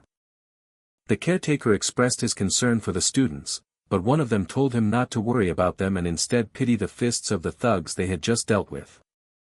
The old man sighed, remarking on the students' bad luck for running into the local gangsters who extorted rent money for a living. He expressed his gratitude, noting how their presence had brought joy to the children and cleanliness to the school, before telling them to rest for the day. One of the Dako brothers checked on Sung-gu, complimenting him on his improved skills and asking if he was all right. A grim memory surfaced of Sung-gu fighting ferociously against two men in a dark, gritty alley. His brother continued, remarking that true strength was knowing when to hold back and that Sung-gu had been exceptionally cool that day. He cryptically added that a woman's tears are a man's rest, clarifying he meant teacher Yejin's gratitude, not Yuna's. Later that night, the cosmos unfolded in a breathtaking panorama of a deep blue and teal nebula, dense with countless stars. Beneath this vast, star-dusted sky, a single person sat on a swing set, a solitary figure in the quiet dark. The person was revealed to be Yuna, dressed in a white tracksuit, rocking gently back and forth on the swing. Her expression was pensive as she sat lost in her thoughts, the weight of her worries etched on her face. Soon Gus' voice suddenly broke her reverie, as he asked if she wasn't going to take a particular item with her. Confused, Yuna looked at the briefcase he indicated, replying that it did not belong to her. The open metal case revealed the 5 precious vials, filled with the very serums that could save her brother. She uttered Sungus' name in a shocked whisper, her mind racing as she wondered how he had possibly acquired them. Her mind flashed back to the moment she had clutched that same case against the van, overwhelmed with anxiety. She silently berated herself for failing to thank him properly, struggling to find the right words to bring up the subject. Sungu startled her again, asking if seeing the children earlier that day had made her think about her brother. Yuna leaped in surprise, demanding to know why he always had to appear so suddenly, while he innocently asked what he had done wrong. She steeled her nerves, deciding she had to bring up her gratitude right then and there. She began to speak his name nervously, stammering until he urged her to just say what she wanted to say. Finally, she managed to thank him for his help back at the school, an admission that left him visibly and completely stunned. Sungus' expression shifted, his gaze turning serious as he looked up into the darkness of the night sky. He recalled Guangyu's instructions to meet him at the clock tower in the park, not the one in the lobby. His memory shifted to the image of a distraught woman with her arm in a cast, kneeling on the ground in utter anguish. Guangyu's voice from the memory praised him, asking if he realized he had protected him despite being terrified himself. His superior had called his bravery in that moment truly amazing. Sungu had humbly dismissed the praise as nothing special for someone like him, to which Guangyu had expressed his sincere relief. Guangyu had then voiced a deep curiosity, asking if Sungu had any connection to the infamous assassin, Pietro. He had pointed out that Sungu's strength, enough to defeat the formidable Nathaniel, made his low D-rank status in glory seem incredibly strange. In that moment, Sungu had simply promised he would explain everything when the time was right. Back in the present, Yuna hung her head, her long dark hair hiding her face as she sat on the swing. Sungu gave a small, almost inaudible response. When he claimed he hadn't heard her, an annoyed Yuna repeated her thanks, her frustration growing. Sungu continued his act, claiming he still couldn't hear her, pushing Yuna to shout his name in exasperation. She finally erupted, yelling at the top of her lungs that she had said thank you. With a calm demeanor, Sungu finally acknowledged her words and told her to settle down. Yuna accused him of teasing her on purpose, calling him a pervert and warning him to watch his back.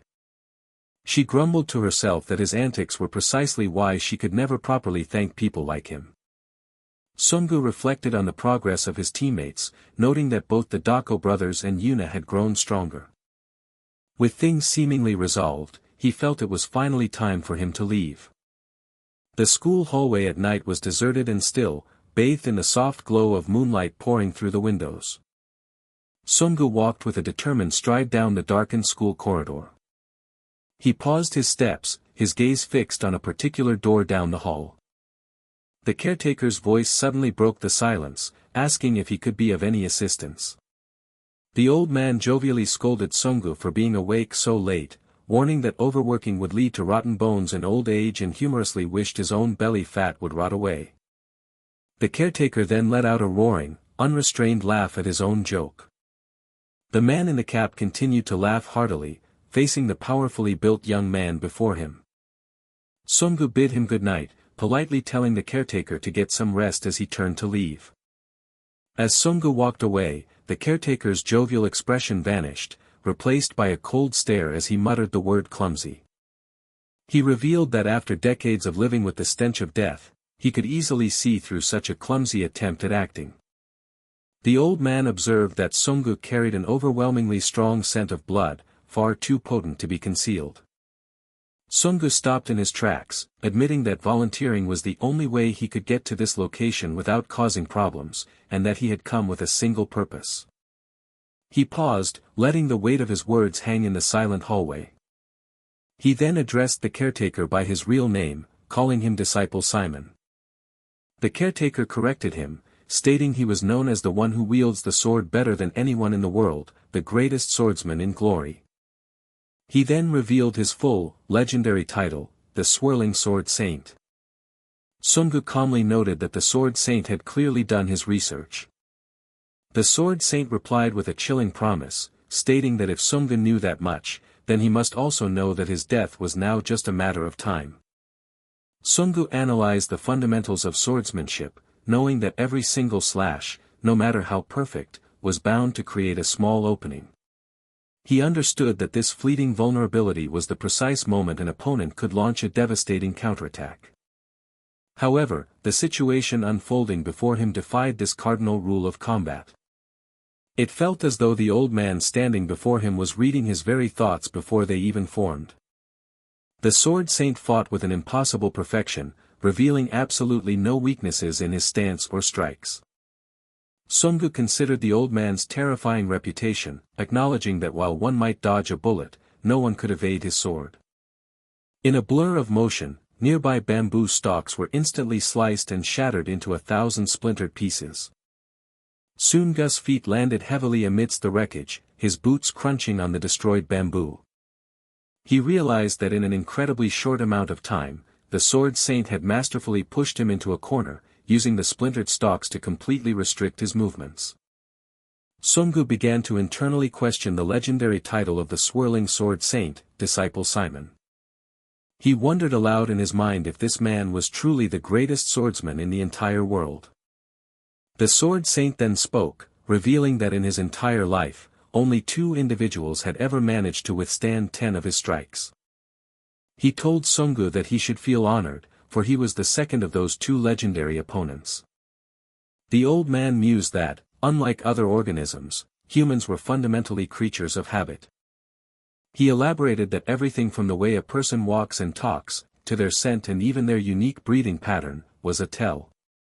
The sword saint admitted that he hadn't been certain at first, as the truth seemed too impossible to believe. But through their intense battle, his suspicion had solidified into absolute certainty. With a symbolic gesture, a sword was thrust firmly into the forest ground between them. The old caretaker proudly announced his true identity as Disciple Simon. A gentle cascade of leaves drifted down from the trees, falling softly under the vast, starry night sky. He then formally greeted his opponent not as Sungu, but by his true name, Disciple Pietro. Sungu, his identity as Pietro now revealed, warmly expressed how much he had missed his old friend.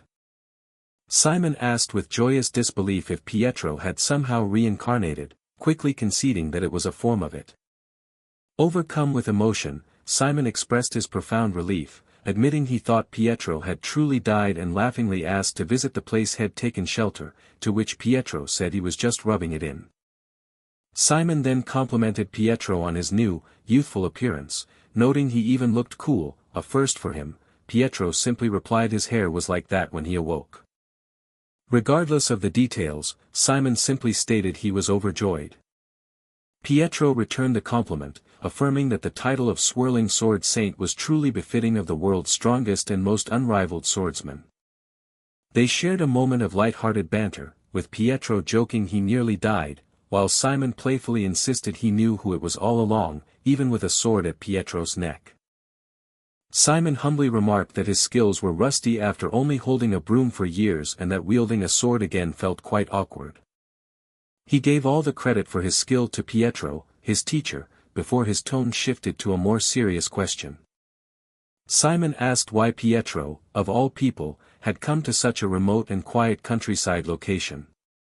In response, Pietro asked if Simon had heard the recent news concerning Nathaniel at the Divine Hospital, which Simon confirmed he had, recalling the chaos. A sudden realization dawned on Simon as he asked if Pietro was responsible, and Pietro sheepishly confirmed it. Simon marveled at such an incredibly audacious act. Simon then pressed his old friend, asking what could possibly be his motive for such a bold move. Pietro stared into the distance and revealed his solemn, world-shattering goal. He planned to completely eradicate the organization known as Glory.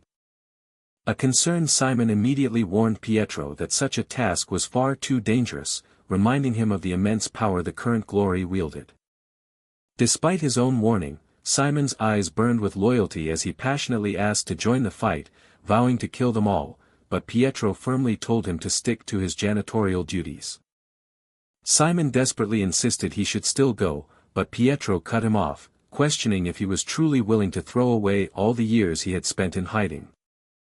The old swordsman confessed that he was still haunted by dreams of a fateful night from their past.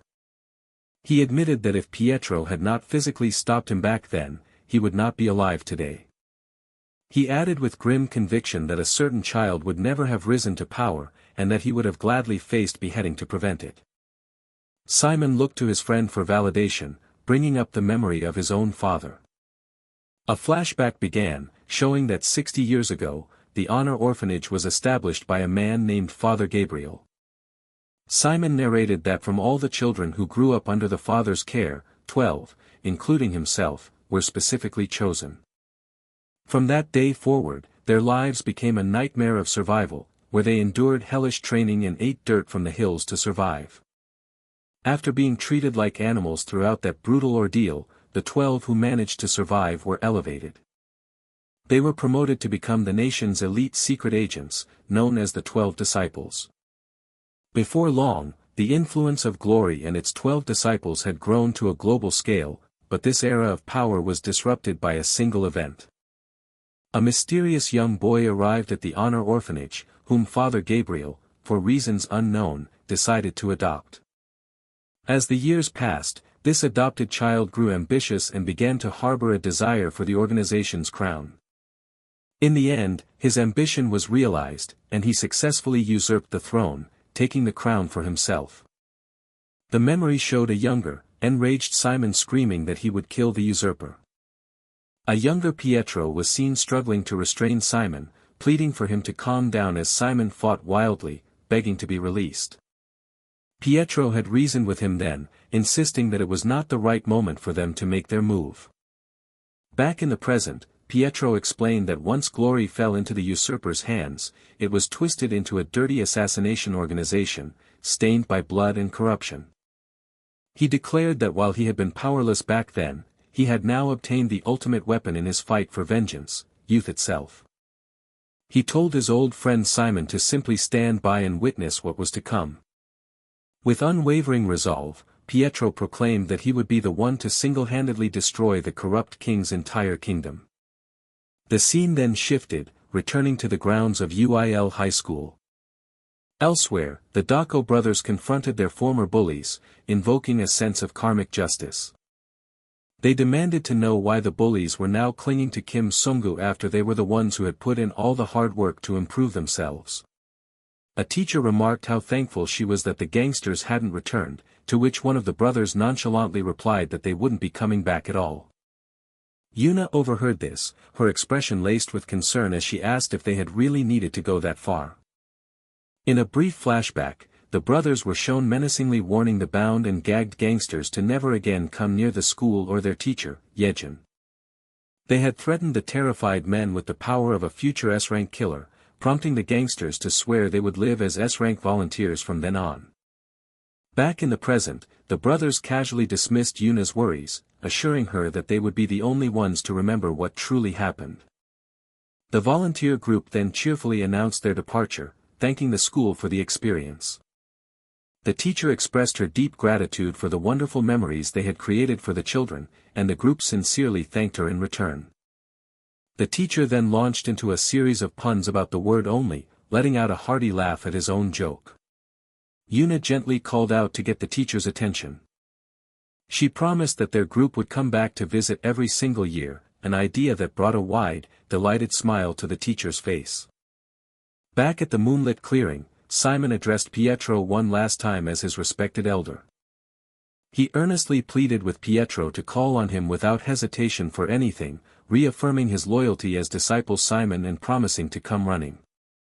Pietro offered a simple word of thanks before telling his old friend to stay well and safe. A somber mood set in as rain began to fall upon a lonely sea breakwater, with a quiet coastal town visible in the misty distance. The rain quickly intensified into a heavy storm, sending powerful waves crashing violently against the stone structure.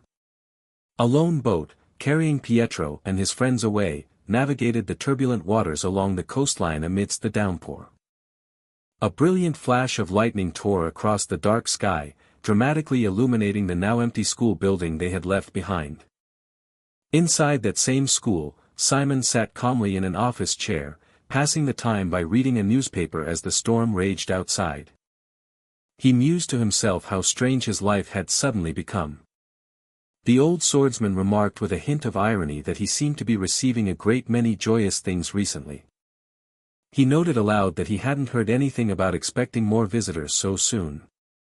He then addressed the figures who had just entered the room, asking why they would travel to such a remote place if not to volunteer. An unseen woman's voice cut through the air, confirming that they had finally found him in his hiding spot. She correctly identified him as one of Father Gabriel's original 12 disciples, Disciple Simon, also known as the Swirling Sword Saint and Korea's greatest swordsman. Simon calmly assessed his new guests, a woman who wielded a sword and a hulking, bear-like man, and correctly deduced that she was Glory's new, fake Simon. He then inquired if she was the infamous Sword Ghost, rumored to be the strongest swordswoman in all of Japan. The woman, Sword Ghost, acted thrilled, finding it exciting that the legendary old man knew who she was. Simon cut to the chase, asking the purpose of their visit and if she intended to take his title, but she nonchalantly claimed to have no interest in such things. She stated her purpose was much simpler, she had come only to obtain a large sum of money. Simon chuckled, informing her that she had traveled a very long way for nothing, as he had no money to give. He then added with a sudden chill in his voice that she was mistaken about one crucial detail. The old man's friendly demeanor vanished as he reprimanded her for her impertinence. The Swirling Sword Saint's voice boomed with indignant fury, expressing his outrage at being called merely Korea's strongest. The woman's smirk only widened, as she noted that this display of power meant it was worth coming all this way. Simon's expression turned into a predatory grin as he promised ominously that he treated all of his guests very well. He then extended a chilling invitation to his unwelcome visitors, a fight to the death. The Sword Ghost expressed her sheer delight, confirming that coming all this way had been completely worth it. Simon, however, offered a chilling form of hospitality, promising to treat his guests very well. He then extended a grim invitation to a battle to the death. Outside the remote school building, a furious storm raged through the night. A sudden, brilliant flash of light erupted from a window, momentarily illuminating the downpour. Within the room, the two sword masters clashed in a blinding whirlwind of blue and purple energy. The force of their impact created a powerful, explosive flash of white light. Their combat boots slid and stomped across the worn wooden floor as they jockeyed for position. The Sword Ghost voiced her disappointment, questioning if the legendary Swirling Sword Saint's skills had faded with age. She declared that he was far less impressive than his reputation had led her to believe. Simon calmly conceded that he had indeed grown rusty while she had been honing her skills, but noted that if it were him in his prime, she would have been dead long ago. The woman began to address him with a condescending tone. She then scoffed, telling the old man not to flatter himself. Internally, Simon analyzed the fight, realizing the burly man behind her was the greater threat and that he needed to move the battle to a more open area. A mask of pure fury contorted his face as he charged forward with renewed intensity. The old swordsman's blade met the hooded woman's in a shower of violent sparks. Simon taunted her about the destruction, sarcastically threatening to sue for damages to public property. She coolly dismissed his threat, stating that no one would ever know what happened there. She then gave the grim reason why: he would soon be dead. In a flash, an object enveloped in blue energy was sent rocketing out of the school building and into the night. The Sword Ghost cursed in frustration, realizing the sly old man was making a strategic escape. Her large companion expressed concern about the heavy rain, but she ordered him to follow without a moment's hesitation. The pursuit led them into a drenched bamboo forest, where throwing knives were already deeply embedded in the stalks. Simon narrowly evaded a massive blade swung by the bear-like man, which slammed into the ground where he just stood. The old man mused on the essence of a sword, which was to be sharpened for the purpose of cutting. He recognized, however, that her blade was different. It was a vicious saw designed to tear through human flesh. Simon noted that though she hadn't landed many hits, her saw-like weapon carved deep wounds into his skin. More concerning than the wounds, however, was a sinister feeling he got from them, convinced they were hiding something. The rain fell in heavy, relentless sheets through the canopy of the dark forest. The lone swordsman stood his ground in the downpour, dwarfed by his two giant adversaries.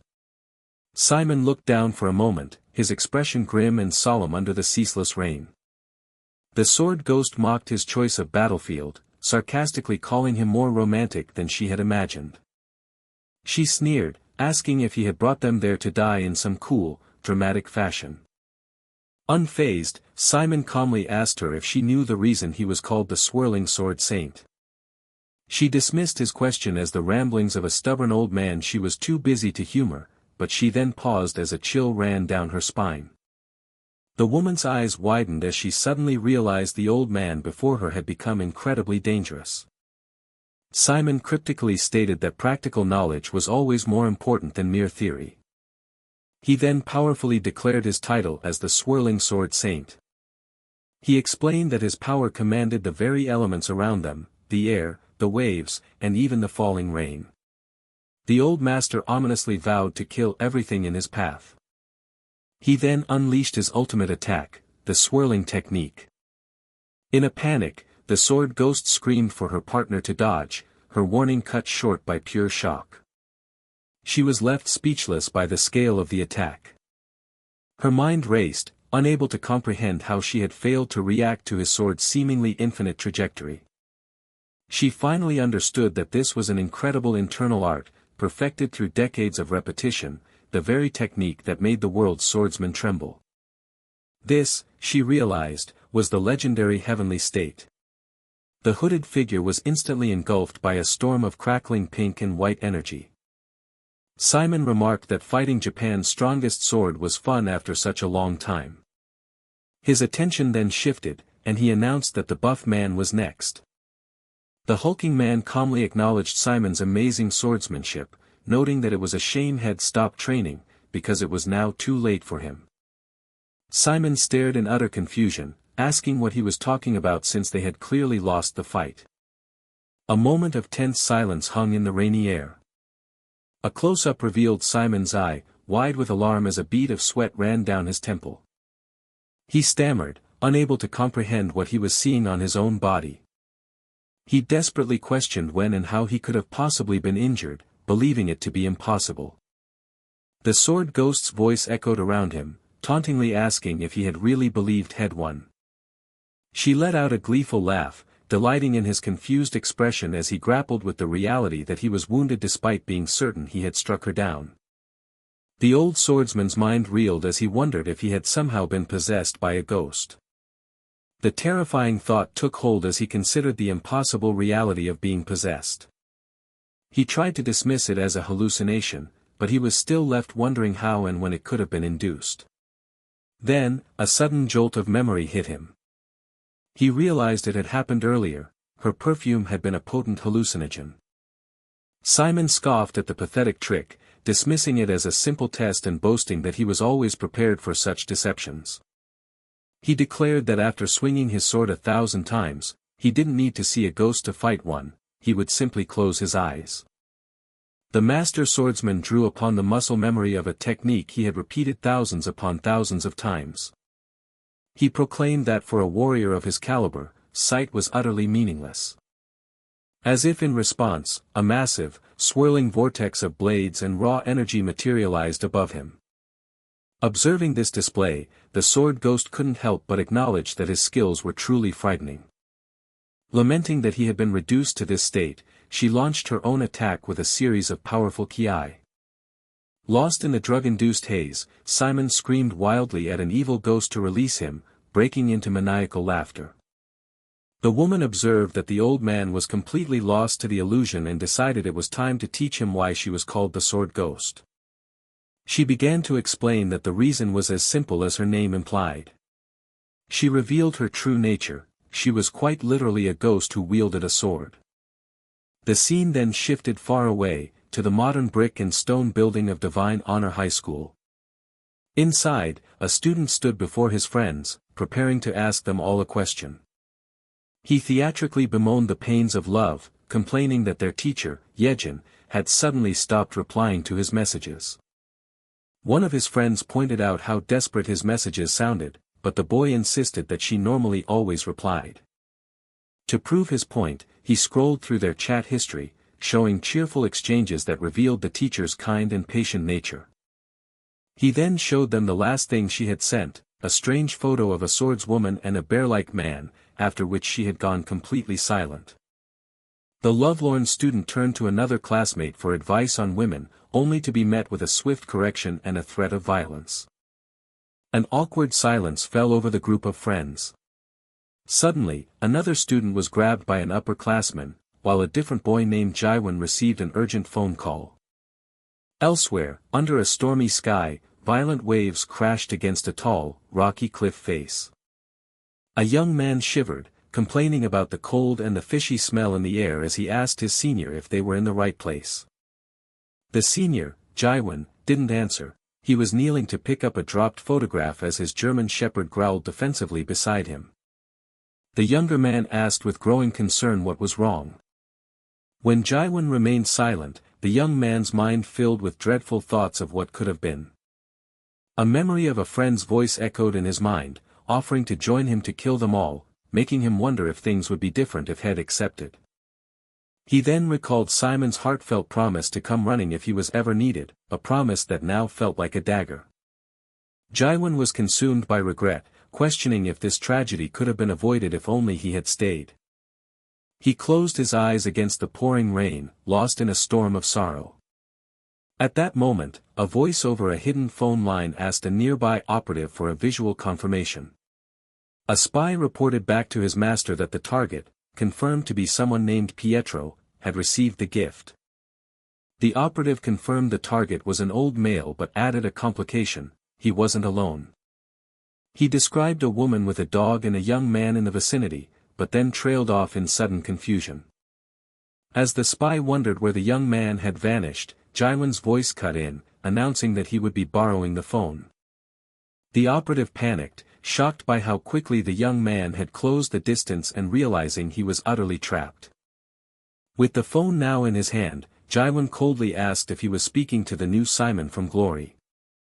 The sword ghost answered with feigned delight at hearing Pietro's voice, but Jaiwan cut her off, questioning her ridiculous claim of being a ghost. He told her that he didn't care where her misplaced confidence came from. He then ironically wished her well, a sentiment punctuated by the blood-curdling scream of the spy whose phone he held.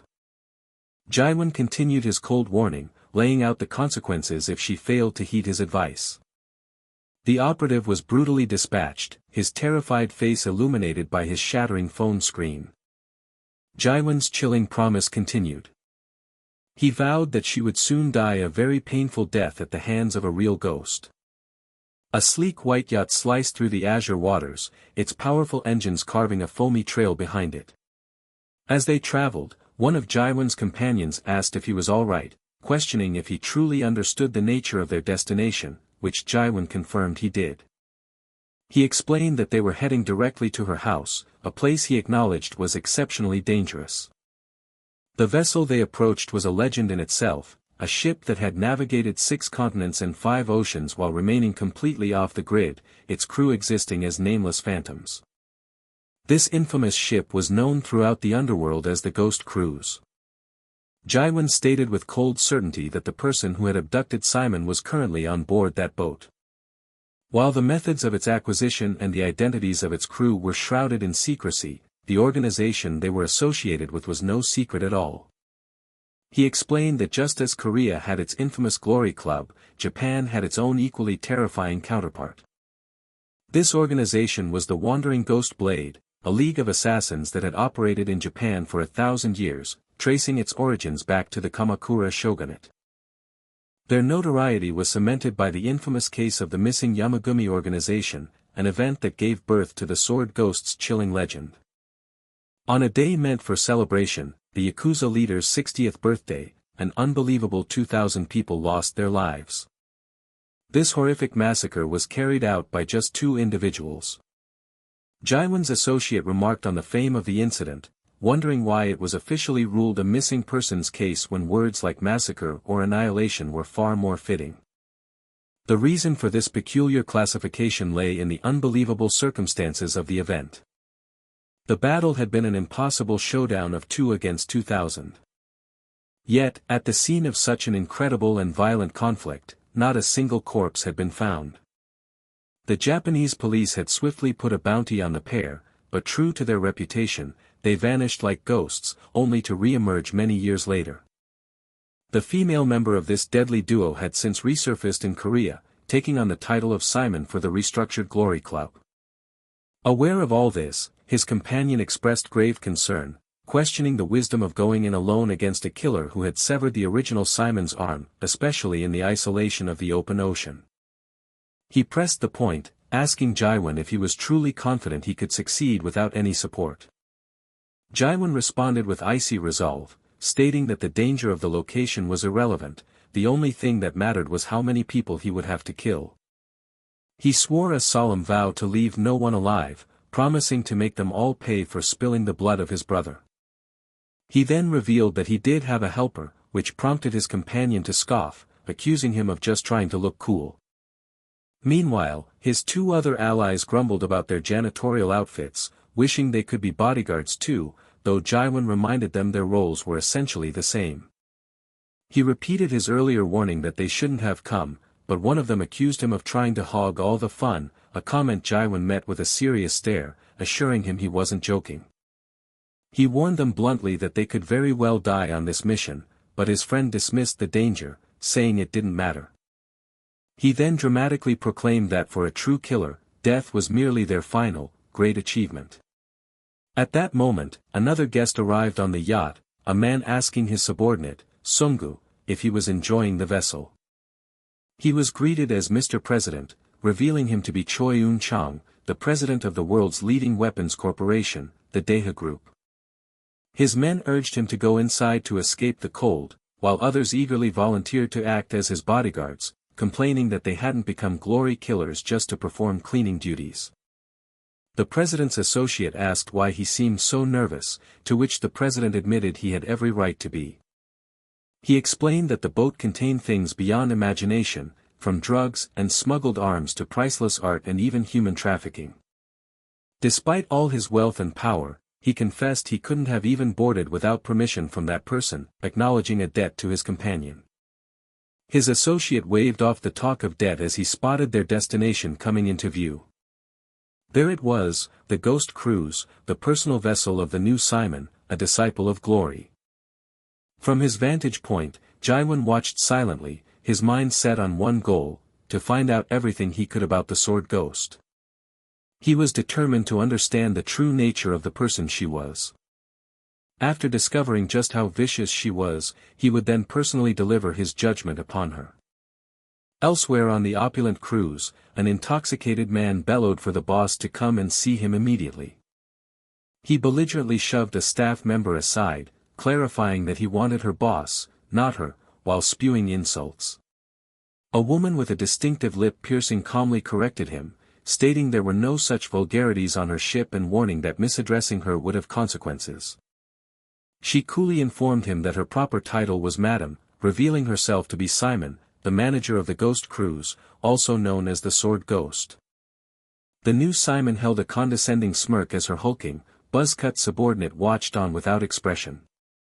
She purred an invitation for him to discuss matters in her private room, but the man arrogantly scoffed, asking if she had forgotten who he was. He boasted that with a single word, he, the CEO of the Doosan Group, could have her thrown overboard. Simon playfully altered her offer, asking if he'd prefer to do it right there in the open, which caused the flustered CEO to indignantly ask if she thought he was some kind of easy man. She leaned in close, whispering that while he was already drunk, she intended to make him far more intoxicated. The CEO's face suddenly twisted in a mask of pure terror, his eyes widening and glowing with an unnatural light. He began to stammer in horrified confusion, unable to process the sensation overwhelming his body. A strangled gasp escaped his lips as he was overcome by an unseen force. His body then collapsed heavily, clattering loudly against the polished deck. Simon feigned surprise at his state, mockingly asking if this twisted display was what he had secretly desired. She condescendingly remarked that his preferences were his own business and sarcastically complimented his riding performance on the floor. Her playful demeanor vanished as she gave a chillingly simple order to throw him into the ocean. Her subordinate acknowledged the command without a moment's hesitation. He then shifted the topic to Pietro, asking Simon if she believed he would actually come, noting this was the first auction since her threatening phone call. Simon replied with absolute certainty, stating that he would definitely come after receiving the gift she had sent him. She daydreamed aloud about finding him, killing him, and collecting her payment, expressing her eagerness to finally meet Pietro. In another part of the ship, Jaiwan's two companions stared around them in utter amazement. They took in the sights of a vibrant, pulsing club on one side and a stunning swimming pool on the other. The sheer opulence of their surroundings made them feel as though they were in a super-luxurious hotel rather than on a boat. Gazing at the wealthy patrons from all over the world, one of them joked that these people were probably so rich they used $100 bills as tissues. Meanwhile, Jaiwan, still disguised as a cleaner, asked his comrade Jay if he was ready for what was to come, and Jay confirmed he was. They dutifully mopped the floors, ensuring no dust marred the path of a VVIP, an act that caught the eye of a passing socialite. Two women, amused by the cute little boys, beckoned them over. One of the women grandly told them to take her money, declaring their cleaning skills to be the greatest of all time. One of the companions stared at the cash in his hand, his mind racing as he tried to calculate its value in Korean won.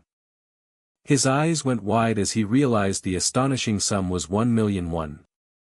He excitedly proclaimed that if they simply continued mopping floors like this, they would quickly become rich. Their brief celebration of becoming wealthy without having to fight was cut short as a voice suddenly commanded the attention of everyone in the hall. Simon stood on a stage, offering a sincere welcome and thanks to all the guests who had come aboard the Ghost Cruise.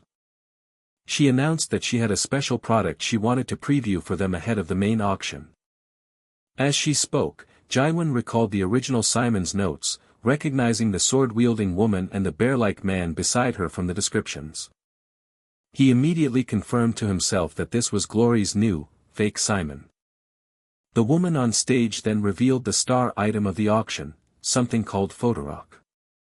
She posed a question to the audience, asking them to consider the world's most powerful weapon, dismissing conventional answers like bombs, tanks, or missiles. She declared that true power lay in the small vial she held, a biochemical weapon capable of killing hundreds of thousands of people in just 2 minutes. Jaiwan watched her, silently questioning how this woman, who didn't appear physically imposing, could have possibly defeated the formidable sword saint. A wave of shock and disbelief washed over the crowd as they recognized the name Photorock, a weapon developed by the Soviets and supposedly destroyed due to its extreme danger.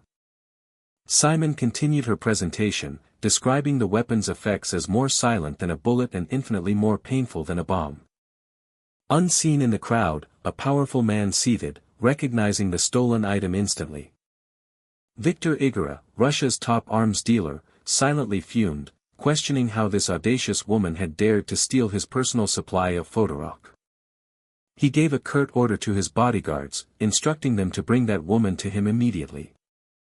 As his men moved to carry out the order, they found their path blocked by Simon's towering subordinate, who informed them they could go no further. One of Victor's men growled a threat, telling the large man to move aside if he valued his life.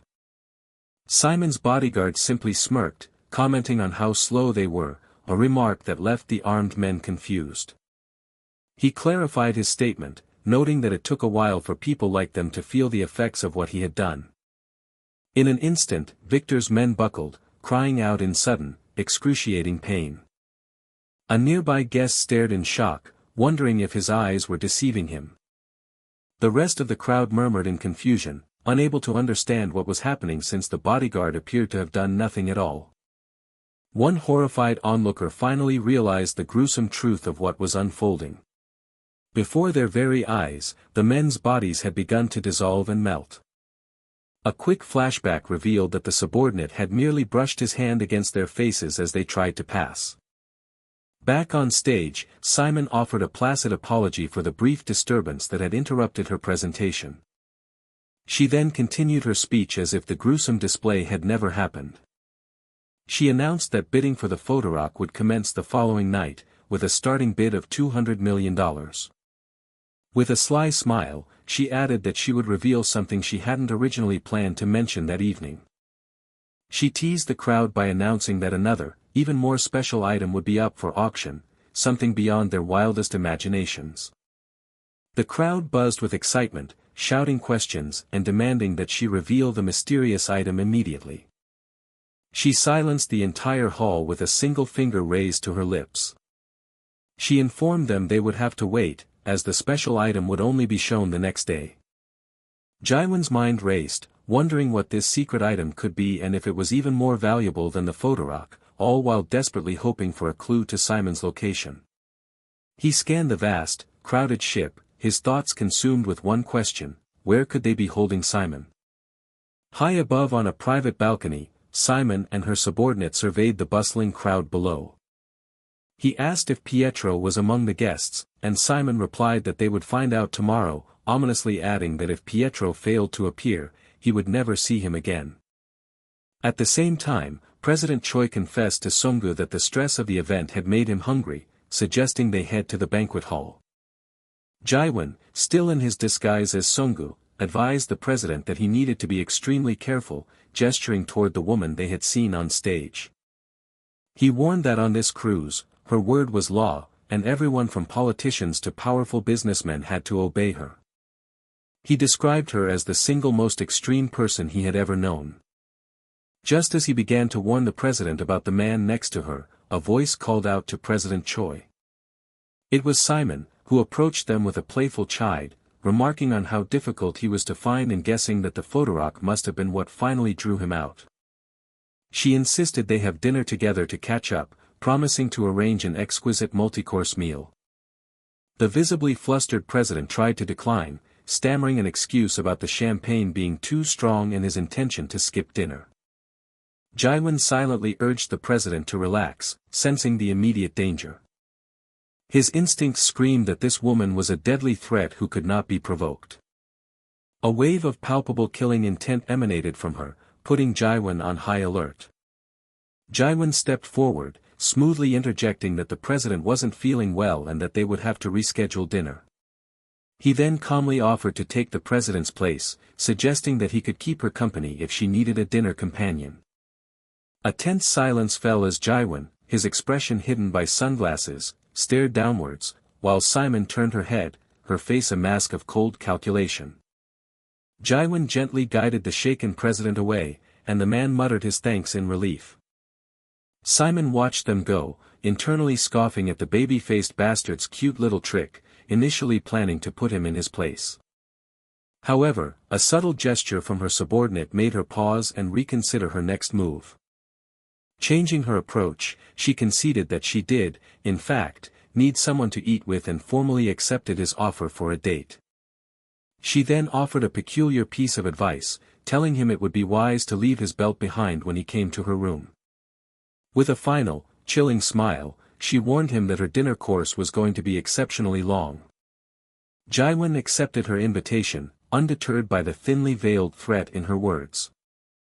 Simon extended an invitation for a date, adding a strange and ominous suggestion that he leave his belt behind when he came. As Jaiwan guided the president away, they proceeded down a brightly lit corridor, the encounter still fresh in their minds. The woman's voice echoed in their thoughts as she elaborated on her plans for the evening.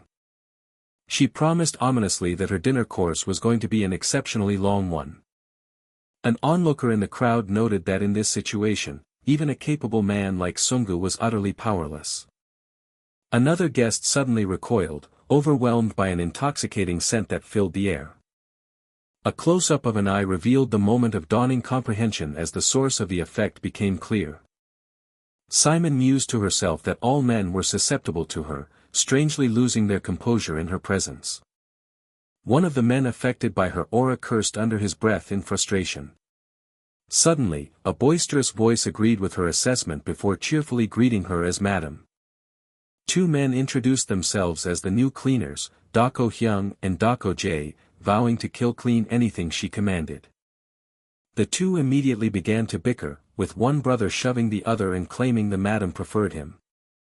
Behind his sunglasses, Jaiwan's eyes widened in profound shock at what he was witnessing. From nearby, a familiar, affectionate voice called out to someone. The voice continued, remarking on how fortunate the person was. Jaiwan wasted no time, immediately ushering the shaken president away from the increasingly bizarre scene.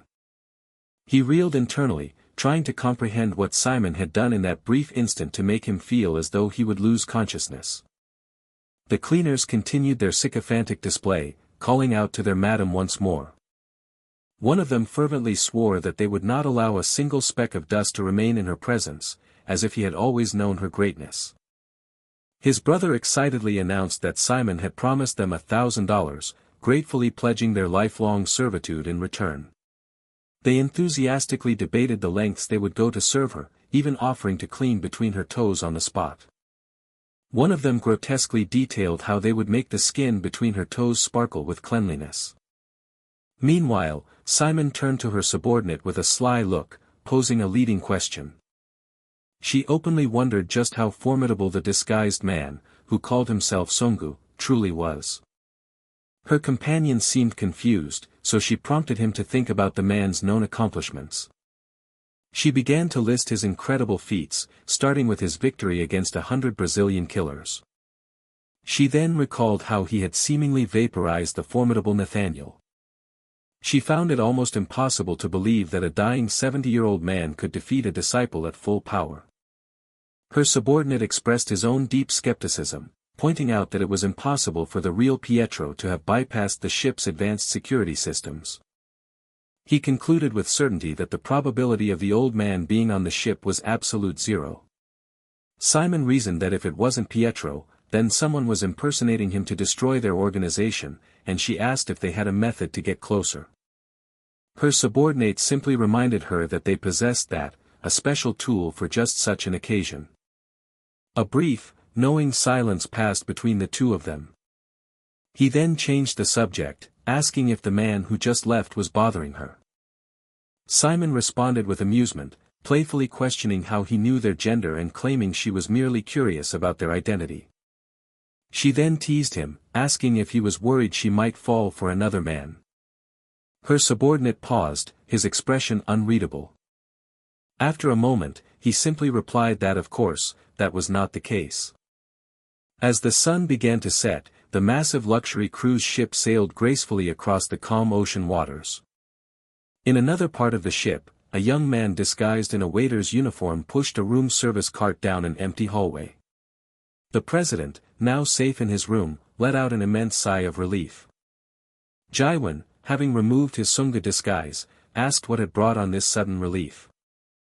The president explained emotionally that Jaiwan was the only family he had in the world, even though they shared no blood. He confessed his deep-seated fear of being the first of them to die, a sentiment to which Jaiwan could offer no easy comfort. The president ended his heartfelt plea by begging Jaiwan not to get hurt. Jaiwan's expression turned somber as he listened to the old man's words. He looked at the president and made a firm, unwavering promise that he would not die. He explained that he had to survive to fulfill the promise they made long ago, then gently advised the president to drink less and stay healthy himself. Elsewhere, Pietro's thoughts drifted to that very same promise, acknowledging that his memory of those days was still perfectly clear.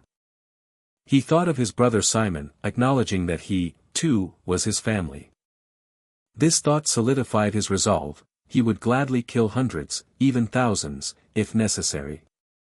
He steeled his heart, knowing it was all for the singular purpose of getting his brother back. A fire of pure, unyielding determination burned within his crimson eyes.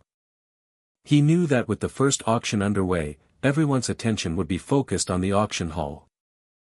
This distraction was the perfect opportunity he needed to search the ship for any sign of Simon.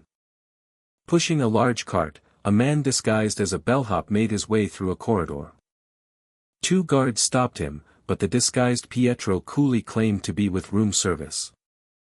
The guards watched him with suspicion as Pietro maintained a stoic and unreadable expression. One of the guards then pointed out something that the supposed staff member seemed unaware of. He stated plainly that there were no Asian staff members employed anywhere on the ship. The guards instantly suspected he was the man their madam was looking for and decided to capture him, while Pietro mused on their pirate-like efficiency.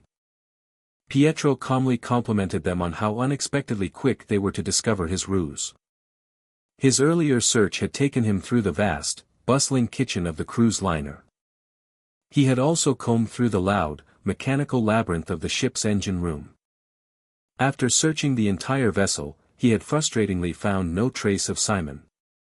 With all other options exhausted, he realized there was only one possible place left to look. He concluded that that place, the auction hall, was the only location he had yet to search. Meanwhile, on the auction stage, the charismatic auctioneer announced that the main event would begin immediately. He unveiled the first item, a masterpiece from the 18th century Czech painter, Monet Marte. He regaled the audience with its story, explaining it was a long-lost wedding gift to a princess, thought to have been destroyed in a palace fire. The bidding for the historic painting commenced at $1 million. Bids flew in rapidly, with the price escalating to $1.3 million in a matter of seconds. The auctioneer thanked Senior Fazzari for his winning bid of $1.35 million, preparing to bring the hammer down. With a final flourish, he declared the masterpiece sold to the Fazzari family.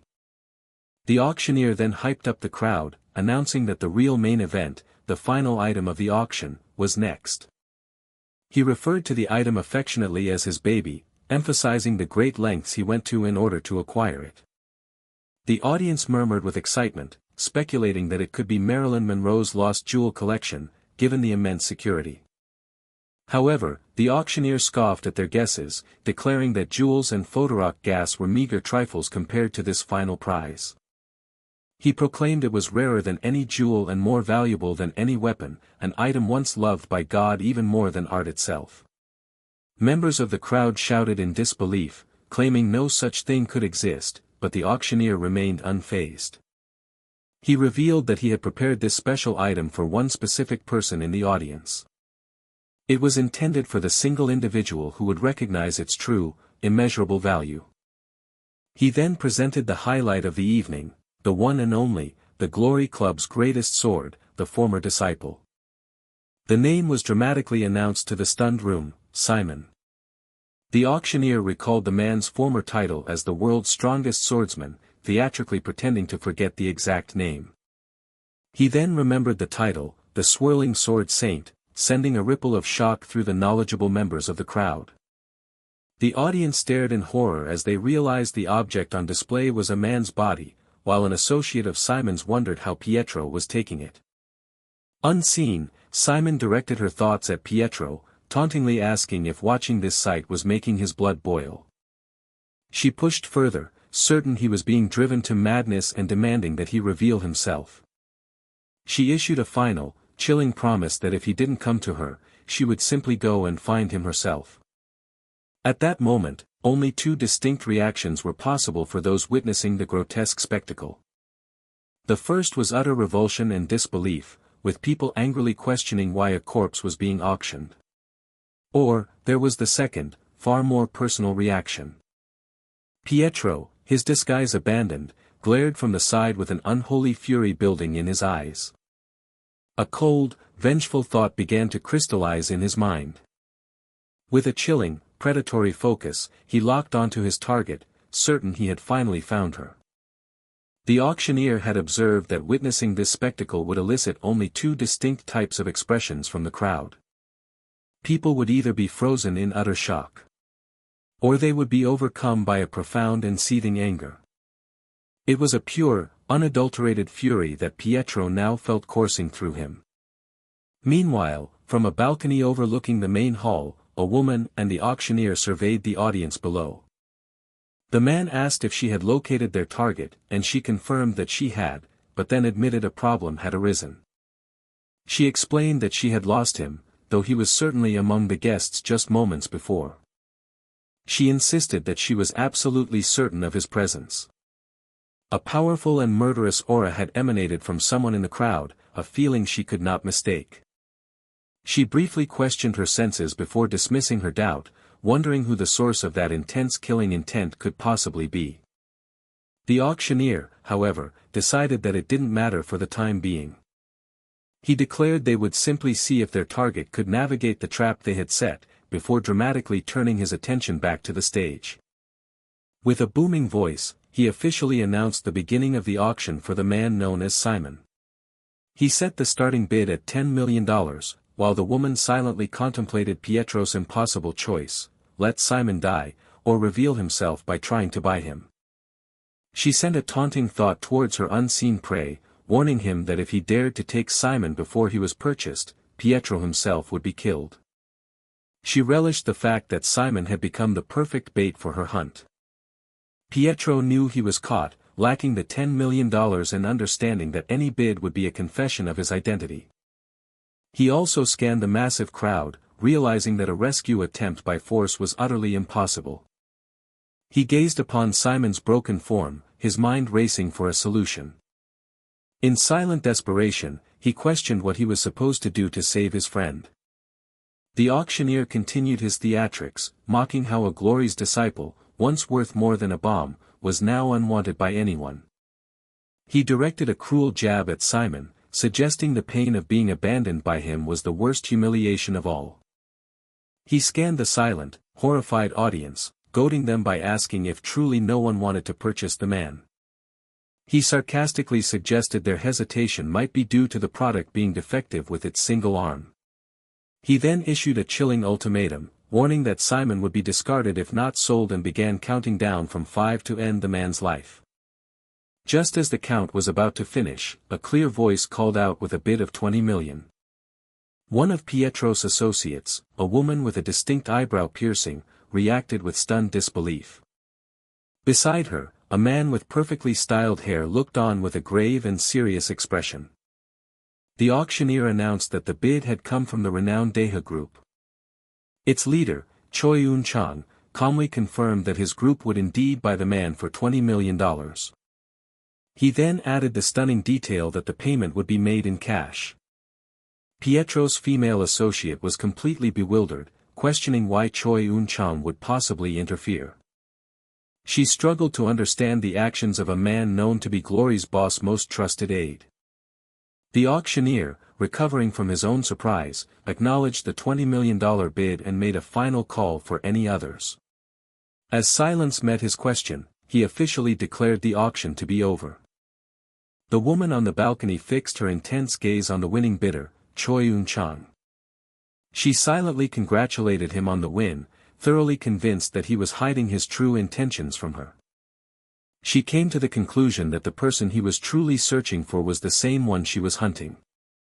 Elsewhere, Choi Yun-chang's associate, Sunggu, confirmed her suspicions were correct but worried for the president's safety, though Eun-chang reassured him, citing an old family connection to Glory.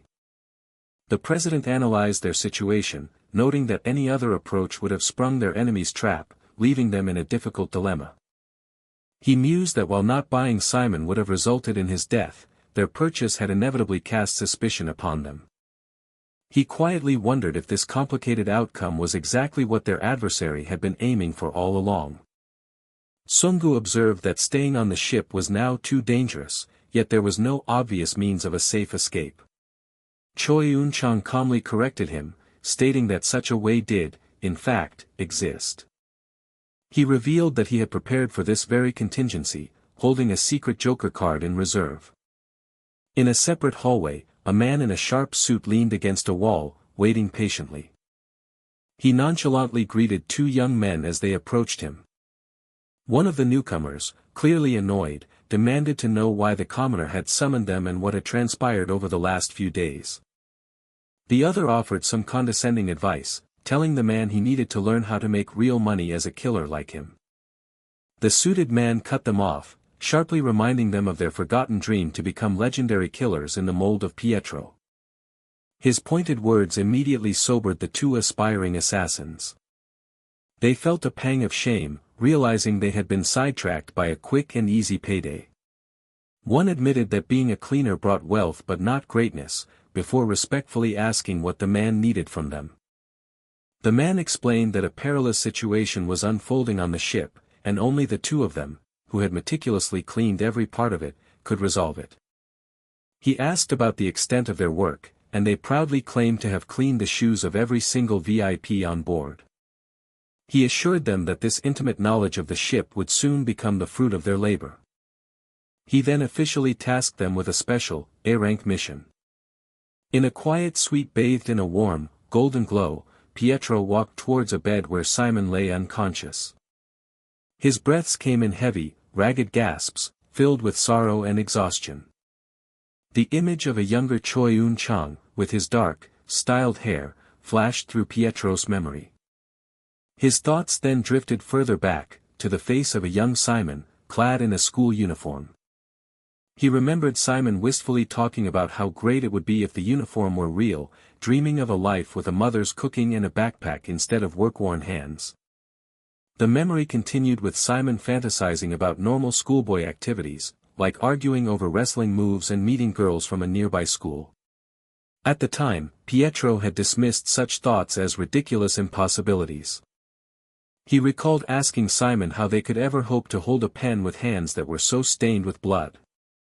Simon had blamed his melancholy on the autumn air, but Pietro had interrupted him with a sudden, ambitious proposal to build a school of their own. He had passionately declared that the two of them would establish an institution for the poor, the orphans, and the homeless. He had envisioned it as the world's very first school for those who had absolutely nothing. He had then urged Simon to be a student at that school and to dedicate himself to his studies. Pietro had even promised to pay for all of his friend's school supplies, eagerly asking for his opinion on the plan. A memory of Simon, touched by the offer, simply calling him brother filled his mind.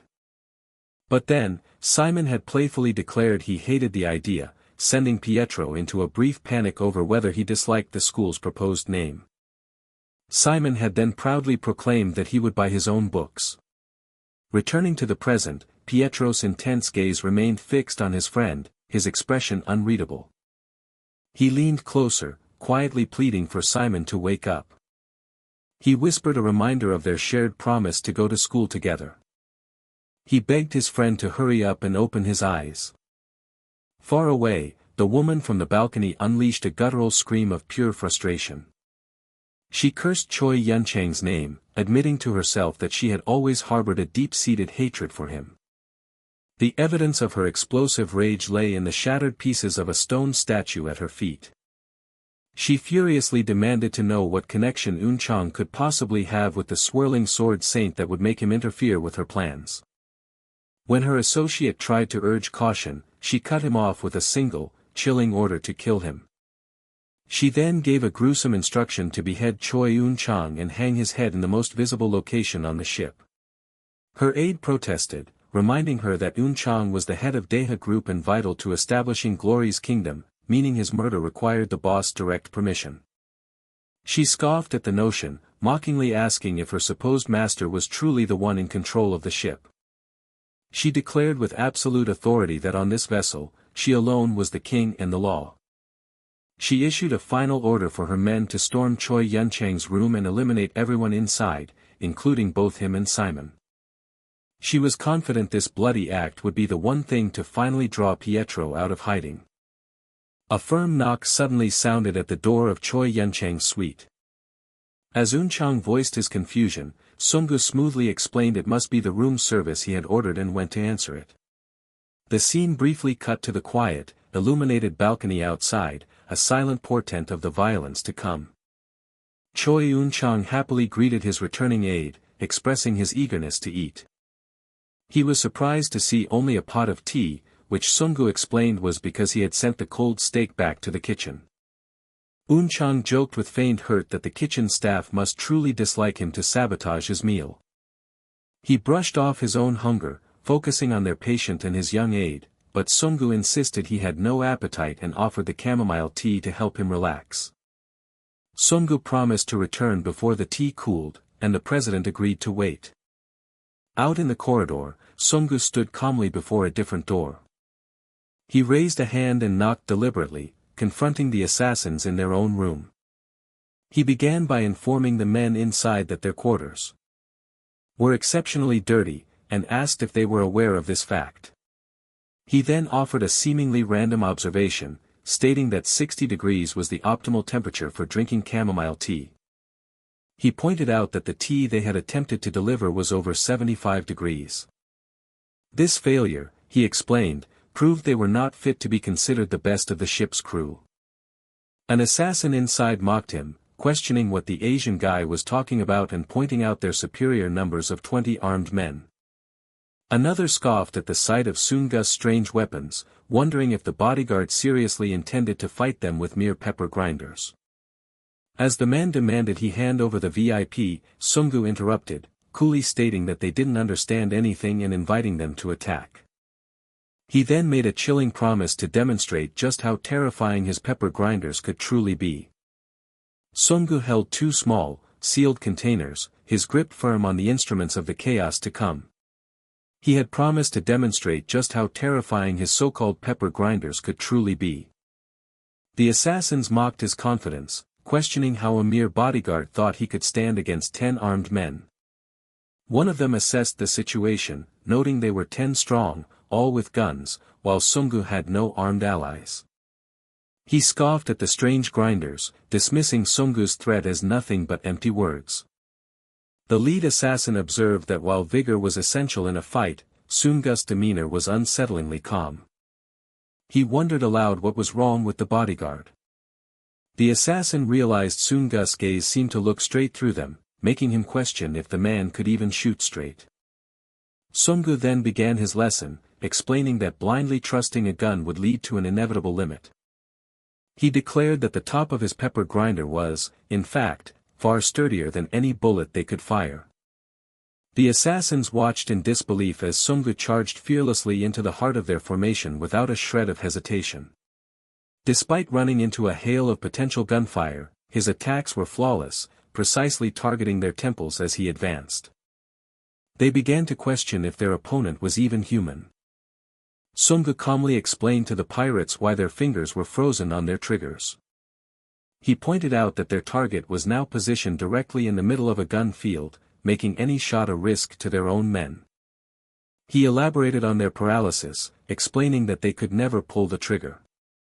An agonized scream erupted as one of their own allies behind Soongu was hit by friendly fire, proving his point perfectly. With their formation broken, Soongu announced it was time to show them the real deal. He was about to reveal just how terrifying pepper could be. A cloud of fine brown powder exploded outwards from his container, blanketing the area. The men cried out in panic, their vision completely obscured as they desperately tried to shield their eyes. One of the assassins was suddenly shocked to find Soongu had appeared right next to him in the confusion. He let out a final, agonizing scream as he was struck down. Soongu stood over the fallen bodies, calmly remarking on what a shame it was. He mused that if they had chosen melee weapons instead of guns, they might have survived for a few more seconds. Meanwhile, an entirely different and interesting scene was about to unfold elsewhere on the ship. A frantic subordinate burst in to inform the madam that something terrible had happened to all the men sent after Choi Eun-chang. The madam coolly inquired if every single one of them had been defeated. She then calmly confirmed their demise, reflecting on the fact that these were not ordinary thugs. They were elite professionals she had personally selected during a trip to Somalia. She concluded that if such a skilled team was completely wiped out, there could only be one explanation. Her thoughts immediately turned to the ratty old man she had suspected all along. She declared with certainty that Pietro was hiding behind Choi Eun-chang. Before she could act on this, another panicked subordinate rushed in with urgent news about the restaurant. The man breathlessly announced that Pietro had just appeared there. The madam was stunned, questioning why Pietro would show up at the restaurant instead of Choi Eun-chang's room. Her confusion deepened as another call came in, reporting Pietro's appearance at the pool. A chaotic flood of reports followed, with sightings of Pietro in the casino, the engine room, and the eastern lobby.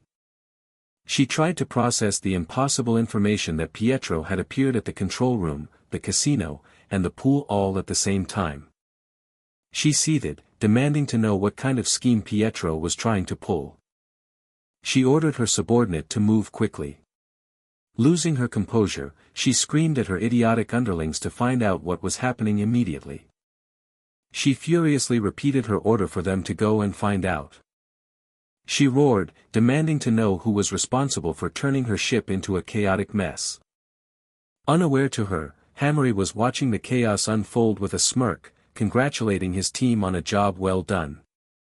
He reveled in the fact that no one could possibly imagine that this entire pandemonium was their creation. In a flashback, he was seen rallying the cleaning staff, explaining the importance of the VIPs on board. He then delivered the shocking news that those very royalties were now in grave danger. He reminded them how the madam's subordinates had murdered a VIP's bodyguard and abducted their charge. Hamori revealed the madam's ultimate plan, to kill every single VIP on the ship. The staff reacted with horrified disbelief, outraged that she would dare to harm their precious VIPs. Hamori affirmed that their fears were correct. He then declared that it was time for them to reap the fruits of their labor. He announced they were being assigned a special A-rank mission and prepared to give his instructions. He told them to use their unrestricted access as cleaners to continue their work while spreading certain rumors. The story they were to spread was a simple one, feigning a hushed conversation about the ship's madam. The rumor was that the madam herself was planning to murder all the VIPs on board. To make it believable, they acted as if they were too scared to inform the VIPs directly for fear of the madam's wrath. Hamori's associate reminded him that Sungu's instructions were very specific, telling them to wait after spreading the rumor. Hamori stood ready, a bright light behind him highlighting his determined expression. He recalled Sungu's final, crucial order, wait until he gave the signal. With perfect timing, Hamori raised a pistol and fired a single shot straight into the air. The gunshot echoed through the ship, and the VIPs immediately panicked, recognizing the sound. The sound confirmed their worst fears, the rumor was true, and the madam was coming to kill them all. For Hamori and the cleaning crew, this was the signal they had been waiting for. Hamori recalled Sungu's next words, detailing the most important part of their mission. As cries for help filled the air, the final phase of the plan was set into motion. The cleaners were to tell everyone they encountered that an Asian grandpa was fighting against the crewmen. They were to spread the word far and wide that the legendary Pietro had finally come. Back in the madam's control room, a subordinate reported that the situation outside was dire, with rumors of Pietro and her murderous plot spreading like wildfire. He admitted that they had tried to regain control, but the panicking VIPs were no longer listening to them. As he tried to explain the gravity of the situation, the sound of a name began to rise from the chaos outside. The name grew into a chant, as panicked guests and crew alike cried out for Pietro. The madam listened to the chants with pure fury, sneering at the idea of people calling for a walking corpse. She was enraged that this old mole would dare to cause such chaos on her ship. She snarled, her voice filled with murderous intent, vowing to kill him herself. Just as she was about to act, her loyal subordinate stepped forward, offering to capture Pietro for her instead. He pleaded for the opportunity, promising her that he would not fail to bring Pietro before her. The madam responded with a deceptively sweet tone, questioning if he really could. She told her baby that his efforts were not needed, as moles simply lived underground. She explained that trying to dig him out by hand was useless, as he would just hide in another hole. Her subordinate insisted he knew a way to succeed where others would fail. He told her he was ready, reminding her that a servant's duty was simply to trust and follow their master's lead. He invoked a promise she had made to him and revealed a small device, stating he would use it to take care of the problem. The madam continued her analogy, explaining that when moles hide in their holes, there is a simple solution. The proper course of action, she stated, was to use pesticides. She then revealed the horrifying scale of her plan, stating that the agent she possessed would kill around 200,000 people. A wicked smile graced her blood-splattered face as she held up a small, glowing vial containing the deadly poison. In an instant, a noxious purple smoke began to rapidly fill a sealed room. Elsewhere, the wide, furious eye of a man known as Sword Ghost snapped open in horrified realization. He couldn't believe that the crazy woman had actually done it. He recognized the substance instantly, realizing she had unleashed the deadly nerve agent known as Photorock. He knew this was a catastrophe, as anyone who breathed the gas would die in a matter of minutes. He quickly calculated that he didn't have enough time to get to the control room and would have to bring everyone to the top of the ship. He knew immediately that there was no time to spare. At the current rate of the gas spread, the innocent civilians were all in mortal danger. He despaired, knowing that the people who had trusted him and boarded this ship were all about to die. Yet, a flicker of resolve burned within him as he thought that the Sword Ghost would never understand his experience. He steeled himself, remembering that he had survived countless situations just as dire as this one. Photorock, the former Soviet Union's most heinous invention, was a weapon so deadly that a few drops could annihilate tens of thousands. This terrifying chemical agent had just been released, spreading rapidly throughout the entire ship.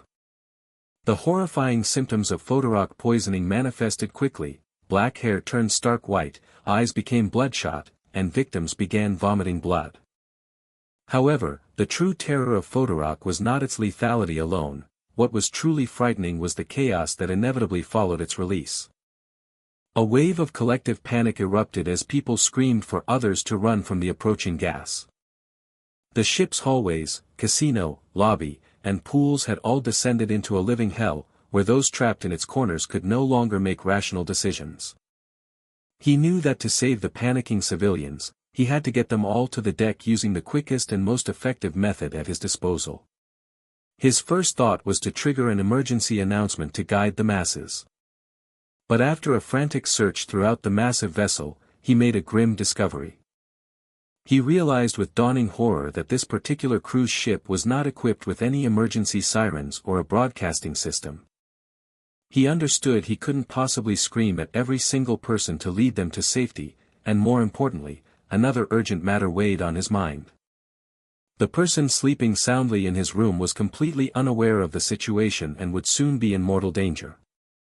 He felt a surge of dread as he realized there was only one path back to his room. That path, however, was completely blocked by a frantic, surging crowd. He desperately wondered what he was supposed to do, pleading with the unheeding mob not to push. Just then, a familiar voice called out his name. It was the president, recognizing Sungu in the chaos. The president immediately offered to carry the sleeping boy, instructing Sungu to find a safe escape route for himself. He explained that the foundation of his business was to never let go of valuable people or skills once he had obtained them. The president assured him that time had not yet run out, and trusting him to go and do what needed to be done while he watched over the boy. Sungu was stunned by the president's unexpected resolve, a silent acknowledgement passing between them. As Sungu departed, the president mused on the rapid passage of time, watching the young children he once knew. He reflected on how they had grown into capable adults in what felt like the blink of an eye. Sungu formally left the boy in his care, promising the president that he would be right back. But as he turned to leave, the president suddenly shouted for Sungu to wait. He cried out in alarm, realizing the young man was running directly toward the spreading poisonous gas. The president was left standing in shock, questioning what on earth Sungu intended to do. He knew he should stop the boy from running headfirst into certain death, yet a part of him felt compelled to watch. He found himself expecting Sungu to accomplish the seemingly impossible. A deep-seated belief took hold that if it was Sungu, he was capable of anything. It was the very same feeling of absolute faith he had once placed in a man named Pietro, a long time ago. Elsewhere, in a dark, blue-lit room, the somber melody of a record player filled the silence. The music was interrupted by a man's agonized screams for salvation, which were cut short by a choked cough. Unmoved by the suffering, the madam calmly suggested they make a toast. With a triumphant smile, she declared her ultimate victory. She gloated that Pietro, all their precious VIPs, and even the sword saint were surely dead, their bodies and bones likely melted into nothing. She then mockingly wondered aloud if her own boss would even be able to recognize the resulting corpses. Above her, a grand chandelier cast a sinister purple glow upon the scene. Suddenly, a faint tremor ran through the room, a subtle but unmistakable shift. The slight vibration abruptly escalated into a powerful, violent lurch. Objects were thrown into disarray as a lamp arose, and the record player itself went tumbling through the air. The madam realized in disbelief that the entire ship was beginning to tilt. She furiously demanded to know what in the hell was happening on her ship. The events of 5 minutes prior revealed the cause of the chaos. Using the manager's authority, Sungu had stopped the ship's automatic regulation and was approaching the first ballast tank in Area 1. He knew that large ships like this one contained massive ballast tanks. The reason the vessel could float safely was that these tanks were filled with water to keep it perfectly balanced. Sungu initiated a command to drain the water from a single, critical tank. He knew that by doing so, the ship would instantly lose its balance and begin to tip precariously. This drastic measure was necessary because the ghost crews had no emergency sirens or broadcasting system. With everyone already in a state of panic, unable to hear screams let alone an alarm, he needed a different kind of signal. He had decided the only warning that every single person would be aware of was a physical one, confirming the manual command. His plan was to tap into their primal survival instinct, the immediate, overwhelming feeling that they would die if they did not run forward. As the ship tilted violently, his plan worked perfectly. People screamed in terror and instinctively scrambled upwards toward the high side of the deck. While the panicked masses desperately ran for higher ground, another effect took place. The deadly gas, being denser than air, began to sink towards the bottom levels of the ship. With this clever maneuver, he had bought everyone precious time until the ship could regain its balance. He intended to use that time to confront and defeat the sword ghost. In another part of the ship, a crewman urgently guided a terrified crowd, shouting for everyone to come his way. He pointed towards a door, explaining that it led to the deck and that they could all make it if they hurried. But his words were cut short by a sudden, guttural cry of pain. The passengers watched in horror as his fellow crewman murdered him in cold blood. The treacherous crew had locked the door, and the crowd despaired, realizing all other exits were now consumed by the photorok gas. As the purple haze caught up to them, they pounded on the door, desperately begging their captors to open it. One of the rogue crewmen laughed maniacally, remarking that he loved seeing the rich bastards learn that poison makes everyone equal. Suddenly, a tremendous impact resounded from the other side of the sealed door. As the metal began to buckle, the traitorous crewman shouted in alarm for someone to block it. In a deafening explosion of metal, the door was blown inward, sending 2 of the suited men flying back. Dako J stood in the ruined doorway, calmly noting that his fist had been broken in the process. He gave a wry compliment to the incredibly durable door, his identity revealed as a D-rank Glory Club killer with superhuman strength. One of the survivors stared at their rescuer, mouth agape in utter disbelief. A moment of stunned silence was broken as the entire crowd erupted into a thunderous, grateful cheer. Cries of joy filled the air as they celebrated their salvation at the hands of the legendary cleaning brothers. Meanwhile, the madam's subordinate, a woman with dark hair, looked down from a balcony with a shocked expression. She rushed to the madam's side, urgently reporting that she believed Pietro was now at the auction hall. The madam processed this new information, her mind racing with the possibilities of him being at the auction hall. She concluded that if he was there, he must be seeking death, and so she would grant his wish and put an end to everything. She playfully contemplated which perfume, a euphemism for her poisons, would suit Pietro, dismissing one as too strong. She briefly considered using the same agent she had used on the Sword Saint, one that induced horrific nightmares, before another idea came to her. A wicked smile spread across her face as she realized she could use that particular concoction. She found herself looking forward to witnessing whatever nightmare the old man would dream of after inhaling its fumes. She felt a surge of confidence, knowing that even a formidable man like Pietro would be unable to resist this poison. In the grand auction hall, a man stood alone on a balcony, illuminated by a single, harsh spotlight. His attention was drawn to a figure standing silhouetted in a nearby doorway, casting long shadows across the floor. The man on the balcony stated that he was aware Pietro and Choi Eun-chang were working together. He trailed off, however, a note of confusion entering his voice. He then directed his question to the figure in the doorway, asking why they were there instead of Pietro. When he received only silence, his impatience grew, and he demanded to know where Pietro was. He began to curse the insolent child for not replying to an adult, but his angry tirade was suddenly cut off. Soon Gus' amplified voice boomed through the hall, announcing that the final auction of the Ghost Cruise was about to begin. He introduced the day's special item as the new disciple chosen by Glory Club's boss, before sarcastically correcting his terminology. He mockingly called the item for sale the Sword Ghost, clarifying that this fraud among the 11 considered the title disciple to be beneath her. He continued to list her other titles, calling her Japan's strongest sword before derisively labeling her a rusty blade for Glory to swing around. The man on the balcony grew livid as Sungu declared the starting bid would be a mere 101. Sungu then continued his farce of an auction, rapidly dropping the price to 50, then 30, and finally down to 10-1.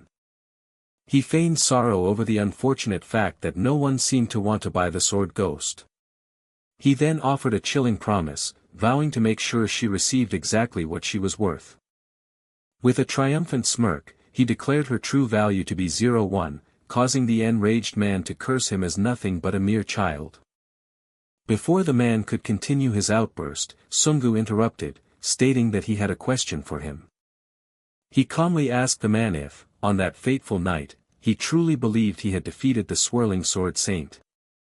Without waiting for an answer, Sungu informed him that he still had a very long way to go. He then made a solemn vow to show him the true prime of the swirling cut technique. It was, he declared, the very same technique that they had once used together to cut a path through the generations. He finished his solemn vow, promising to demonstrate the swirling cut technique. It was the very same technique, he declared, that they had once used together to carve a path through the generations. The man on the balcony scoffed at the claim, dismissing it as utter nonsense and questioning who the boy was trying to impress. Meanwhile, the Sword Ghost's subordinate silently agreed, reasoning that someone so young couldn't possibly replicate the legendary Sword Saint. Yet, a chilling question lingered in his mind as he wondered why the boy bore such an uncanny resemblance to the real master. A dreadful realization began to dawn on him. He concluded with certainty that this young man was an incredibly dangerous opponent. The subordinate stepped forward, addressing his madam and offering to take her place in the fight, insisting she had already pushed herself too hard. She cut him off with a curt command, telling him to move his hand from her shoulder. Her subordinate froze, instantly recognizing the murderous glint in her eyes. He knew then that he couldn't stop her, for he had seen that terrifying expression once before and resigned himself to witnessing the coming slaughter. It was the very same look she wore on the day she single-handedly annihilated 2,000 people. A flashback revealed the tragic history of the Wandering Ghost Blade, once the most formidable assassin organization, which was betrayed and wiped out overnight by the Yakuza. The young madam, the sole survivor, had sworn vengeance and dedicated her entire life to relentless training until a fateful day arrived. The old Yakuza bosses had described their final moments as being cut by a ghost before they even realized what was happening, unknowingly giving her the title of Ghost Blade. One of those bosses had mocked her then, questioning how long she would cling to an outdated weapon like a sword in a modern era. He had challenged her, expressing his doubt about her sword's speed. He condescendingly asked if her blade could possibly be quicker than a bullet from a gun. The boss had recognized her immediately as the daughter of the Wandering Ghost Blade's leader, commenting on her striking resemblance to her mother. He had then made a lewd suggestion, inviting her to sit so he could see if her other features were also the same. She had responded to his vile words with cold disdain, calling them absolute filth.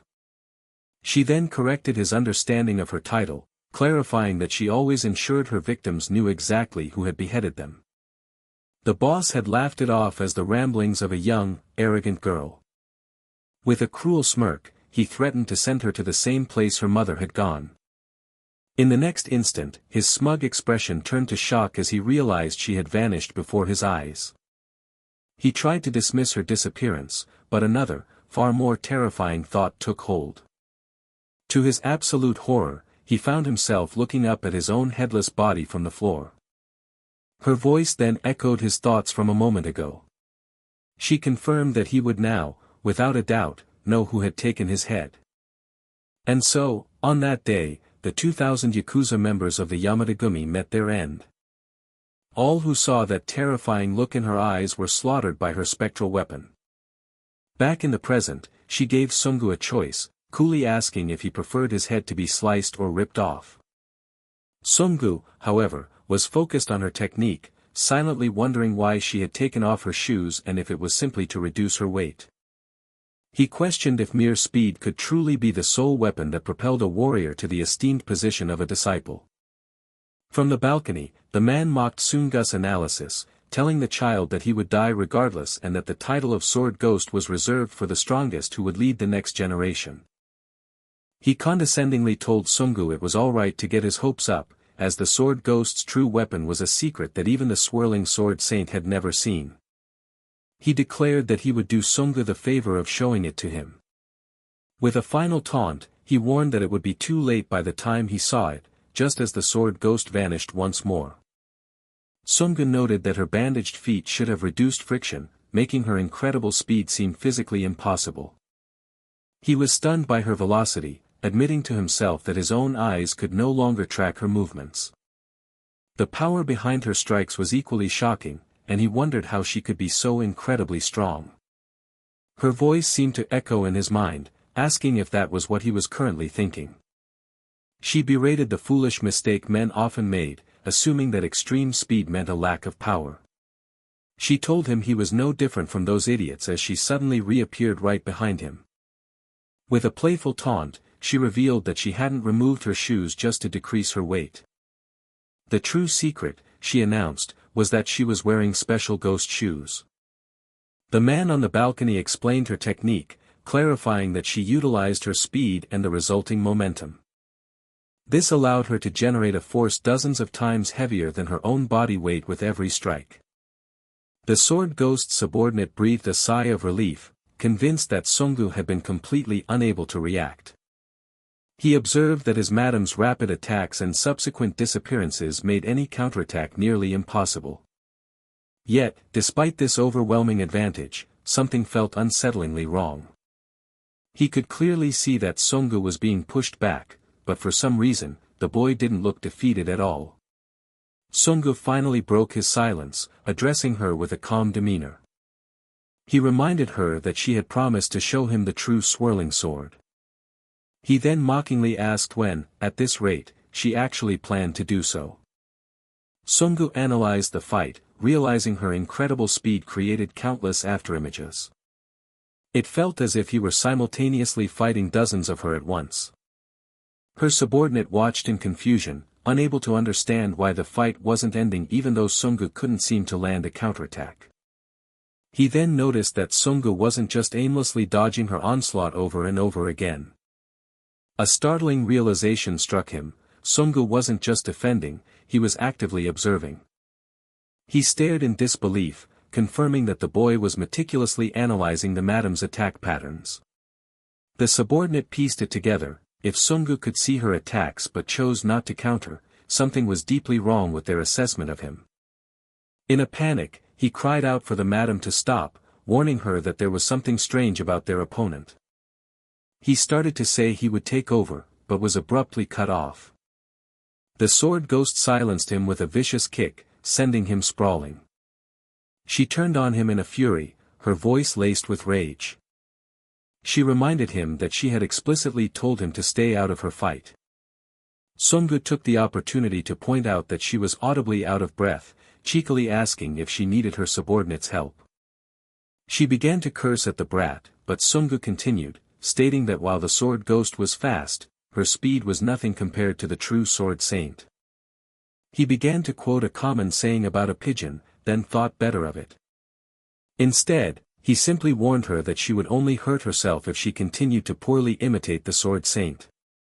Her rage boiled over at his insult. She snarled that she would start by ripping his mocking mouth from his face. She launched herself forward, daring him to try and dodge this final, decisive attack.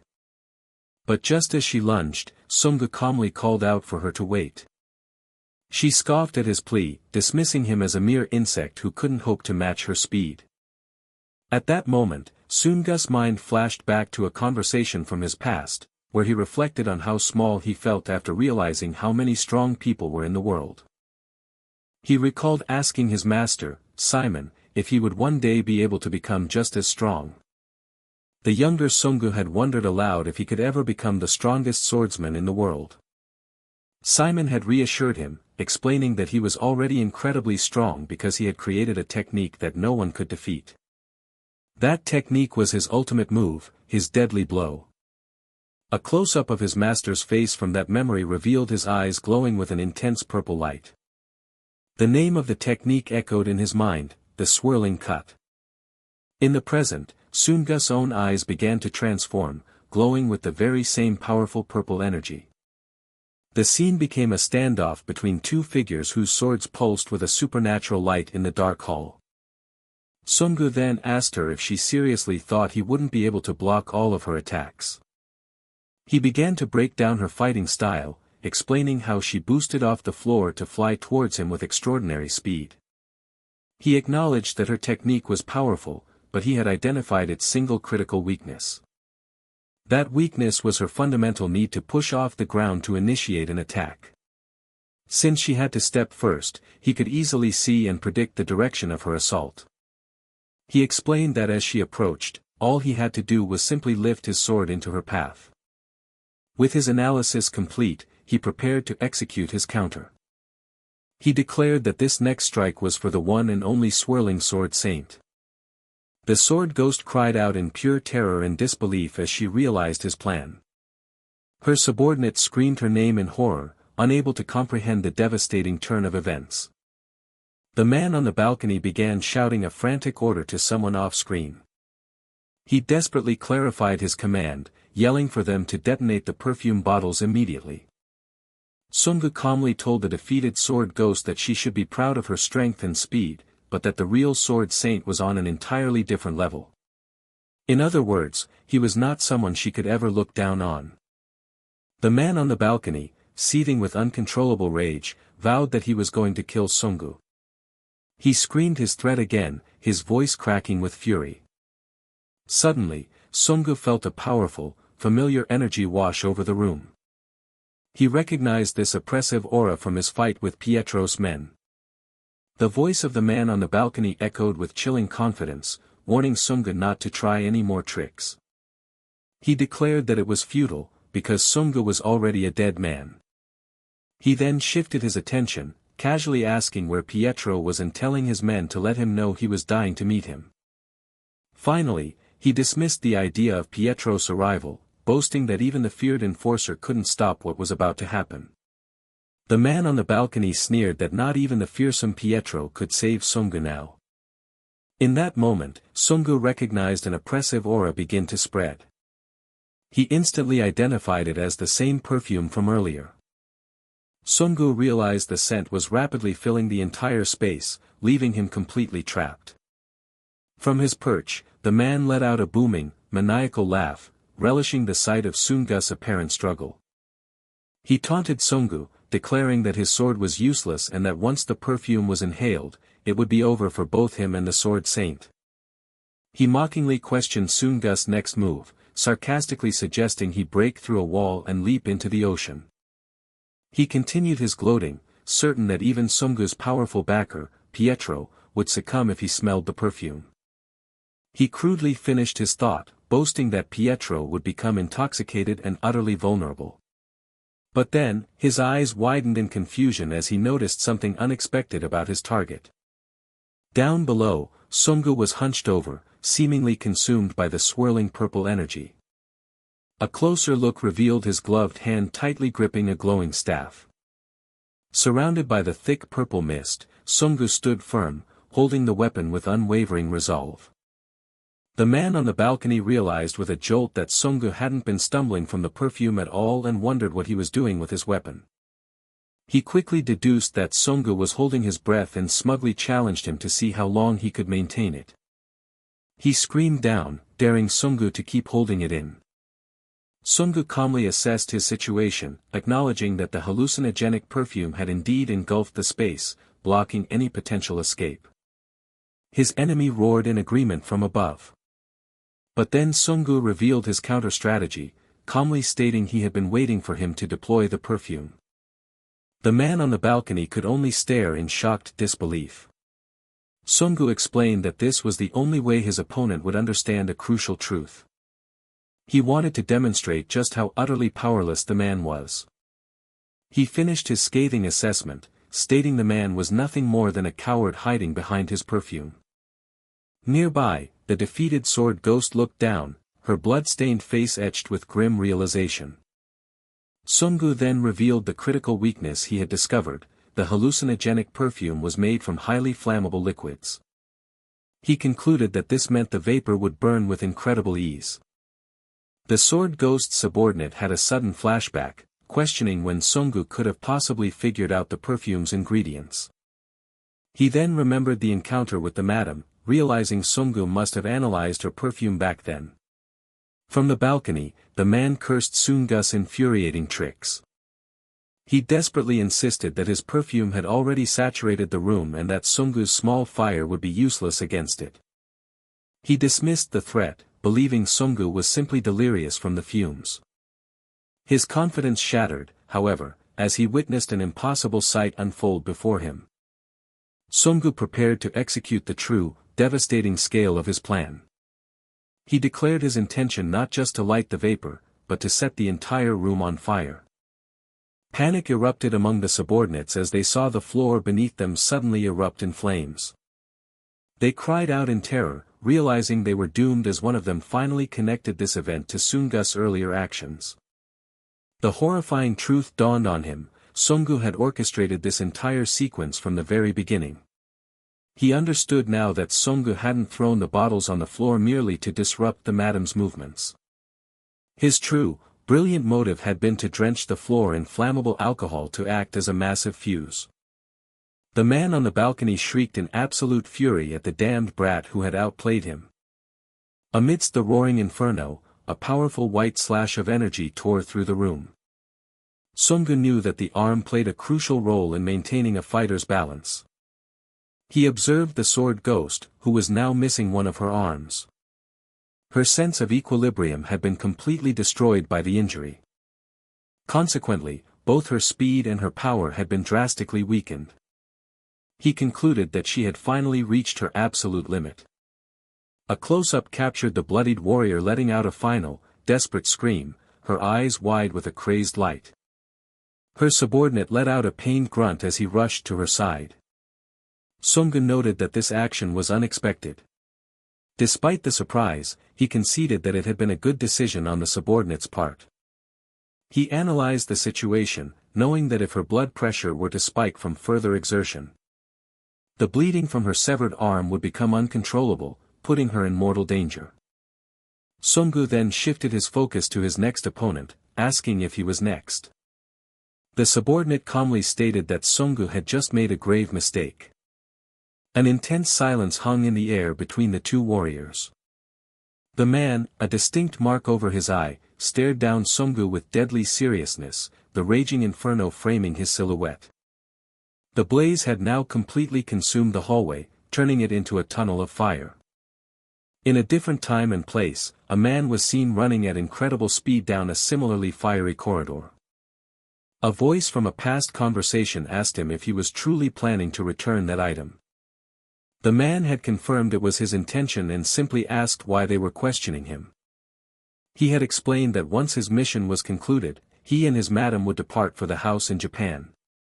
His conversation partner had found this revelation to be quite interesting. They had probed further, asking about his plans upon returning, wondering if he would revive the Wandering Ghost Blade organization or perhaps establish a new sect. When he offered no reply, the other person asked if his silence was a refusal to answer. The questioner mused that the wandering ghost organization was full of fascinating secrets. Elsewhere, an analyst reviewed the situation, noting that while the plan was a success, one piece of the puzzle still eluded him. He expressed his shock at the unexpected involvement of the wandering ghost blade organization. He reviewed the Sword Ghost's file, remarking on her brutal history as the young head of the organization who had killed thousands. This led him to the central mystery: he couldn't understand how she had become a Simon. His colleague began to explain that while he knew more, a disciple was a special case. They were described as irreplaceable orphans from the honor orphanage, assets considered more valuable to nations than even nuclear weapons. The analyst pointed out the strangeness of the situation, while the Sword Ghost was formidable. He questioned if she was truly worthy of the esteemed title of disciple. He elaborated that after reviewing all the data, her skill indicators fell far short when compared to the senior Simon. He found it unbelievable that the notoriously picky leader would select a new disciple who was demonstrably weaker than the previous generation. The analyst concluded that something crucial was being hidden, and he wondered what could have possibly made the leader acknowledge her as disciple Simon. At that moment, his colleague suggested that his partner Jaiwan's earlier theory might have been correct. Jaiwan agreed, stating that what his colleague had just said was right on the mark. Suddenly, a flash of insight struck Jaiwan with incredible force. He exclaimed that this had to be the reason why the Sword Ghost was given the title of Simon. Yet, his excitement was short-lived as a new thought made him realize the theory still didn't make complete sense. He was left to ponder the true, baffling nature of what the wandering ghost blade had done. Back in the present, Sungu stood on a path surrounded by fire, directly facing the subordinate. He told the man that he had always wondered why his master chose to live in the shadow of the Sword Ghost name. Sungu continued, stating that while he didn't know her circumstances, her subordinate didn't have to follow the same path. He then directly asked the man if he was right. A data profile materialized, identifying the man as the real disciple Simon, formerly known as Kagyo, a subordinate of the Sword Ghost within Japan's strongest killer organization. The profile emphatically confirmed his rank as disciple. Simon calmly recited an old saying he had heard all his life, warning that in their industry, the overly curious tended to die quickly. Sungu coolly acknowledged it as a good piece of advice. The analyst, in his office, noted that apart from his identity as the true disciple, there was absolutely no other information on Simon, making him a complete ghost. He lamented this lack of intelligence, wishing he had a file as detailed as Nathaniel's, which left him unable to predict Simon's fighting style. However, the analyst was certain of one thing: the man was his master's shadow. This single fact led him to a chilling conclusion about the disciple's true capabilities. In the blazing hall, Sungu felt an overwhelming pressure radiating from his opponent. He demanded to know the man's true identity, asking who he was and what his connection to Pietro could be. Simon simply hummed, feigning a desire to answer Sungu's questions. He observed that Sungu was a man filled with dangerous curiosities. He then declared that he would have to figure Sungu out slowly, through the process of their battle. Simon turned the conversation around, suggesting that Sungu already knew the answer to his own unasked questions. He then delivered a final, chilling reminder of the saying, warning that in their world, it was always the most curious who were the first to die. The two fighters clashed in a blur of motion, their battle a furious exchange of high-speed impacts. Their exchange culminated in a blinding white explosion that illuminated the fiery, ruined hall. Surrounded by the inferno, the warrior launched a powerful punch, attempting to find an opening. He was utterly baffled, realizing with a jolt that he couldn't read his opponent's movements at all. He briefly considered karate but dismissed it, noting the stance was far too low and unlike any style he had ever encountered. He wondered what secret the man was hiding, or if this was some unknown ghost blade technique. Yet, that theory seemed unlikely, as the man left far too many openings and seemed unprepared for quick defensive actions. The bizarre combination of a weird stance and numerous vulnerabilities only deepened his confusion. The man's movements suggested he had never received formal training but was instead a natural-born combatant. Sungu concluded that his opponent's style was less of a martial art and more akin to pure animal instinct. He recalled how the man had dodged a grappling move at an impossible angle, not by reacting, but by anticipating it intuitively. This led him to the startling realization that his opponent was nothing short of a genius. His curiosity intensified as he puzzled over how such a genius could possess no discernible special skills. The idea that a man called the disciple had no special technique seemed completely illogical. Suddenly, a new thought struck him as the pieces of the puzzle began to shift into place. He re-examined the man's incomprehensible flexibility in his mind. He recalled the movements that were so fast they were impossible to predict. He considered the ceaseless, irregular attacks that kept him off balance. Finally, with a sudden wave of insight, he believed he understood. The disciple advanced with steady, rhythmic footsteps that echoed through the destruction. He internally assessed his opponent as strong but nothing more, deciding he wouldn't need to use his ultimate technique. From his perspective, the warrior's entire approach was just sloppy. He told Sungu that for all his innate talent, his attacks and defenses were ineffective, correctly guessing that he had never been properly taught how to fight. Sungu froze, stunned by the man's insight and wondering how he knew that he couldn't learn. The disciple pressed his advantage, voicing his confusion over Sungu's incredible yet suppressed talent. He questioned why Sungu had spent all his time hiding in the shadow of the sword ghost. He then demanded to know what, or who, was holding him back. In a scene from the past, the head of the Wandering Ghost Blade called out to Team 1, asking for a status report. A subordinate confirmed to the family head that their mission was complete. Uesugi Hideaki, the 23rd family head of the Wandering Ghost Blade, stood with an imposing aura. He dryly commended the young Lattice team for their reliability in annihilating the strong Sekinoryu, but noted they should have done a better job covering their tracks. He pointed out that their clan's motto was to leave no trace of a cut, yet the scene before him was a mess of evidence. Hideaki declared that this was not the work of his clan, but rather looked like the mauling of a savage beast. The subordinate stammered an apology, prompting his leader to demand an explanation. He confessed that it wasn't the Wandering Ghost team, nor another clan, that had caused the destruction. The memory shifted to the blurry neon sign of a convenience store late at night. A young man's hand dropped a few coins onto the checkout counter. The nervous cashier wished him a good day as he turned to leave. Back in the debriefing, the subordinate explained that the mission had proven too difficult for Team 1. He revealed that the young man known as Keijio had been forced to handle the situation himself. The family head's thoughts turned to the enigmatic Keijio. He acknowledged that the boy was both exceptionally talented and ruthlessly lethal. He lamented that Keijio did not carry the bloodline of the Wandering Ghost, considering him the most promising child he had ever seen. In his expert opinion, Keijio was an undisputed genius when it came to killing. An advisor suggested they should quietly eliminate the boy before he grew too powerful to control, securing their future. In response, Hideaki asked his subordinate if he was familiar with the story of the flea. He elaborated that a flea could jump over a meter, easily 200 times its own height. He then shared the crucial detail: if fleas were trapped in a jar for 3 days, their behavior changed. Once the lid was opened, the fleas would only ever jump as high as the jar, believing that to be their absolute limit. Hideaki revealed that long ago, he had crafted a metaphorical glass jar to contain Keijio. He was confident that no matter how high the boy tried to jump, he would never be able to surpass the limits set by his master. Back in the present, the two fighters faced off once more amidst the burning rubble. Sungu taunted Simon, suggesting he had lived a life of suppression and believed he could do nothing without his master.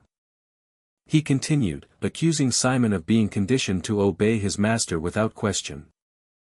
Simon angrily cut him off, declaring that he spoke too much bullshit.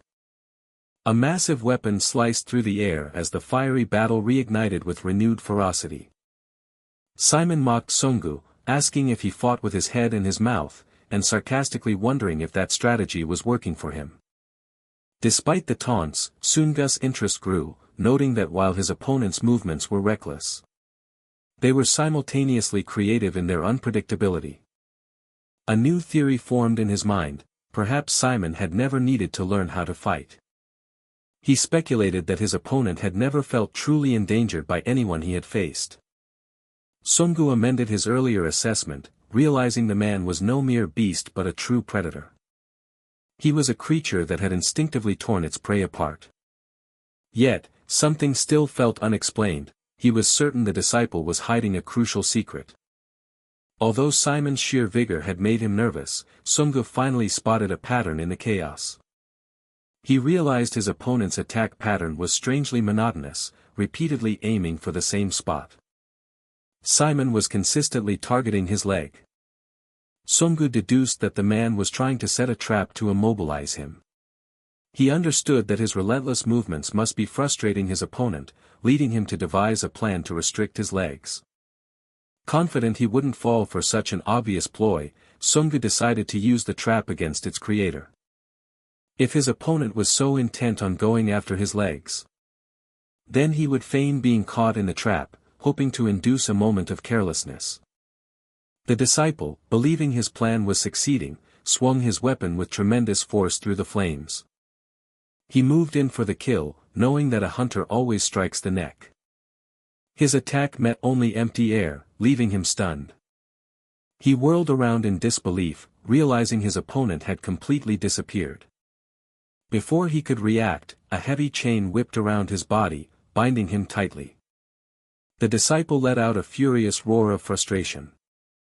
He struggled against the restraint, demanding to know what it was and when it had been placed on him. A sickening feeling washed over him as he understood he had been completely outmaneuvered. Sungu had been planning this countermove all along. He explained that Simon, who fought by instinct, had been forced to think after seeing the fight with the sword ghost, which made him predictable.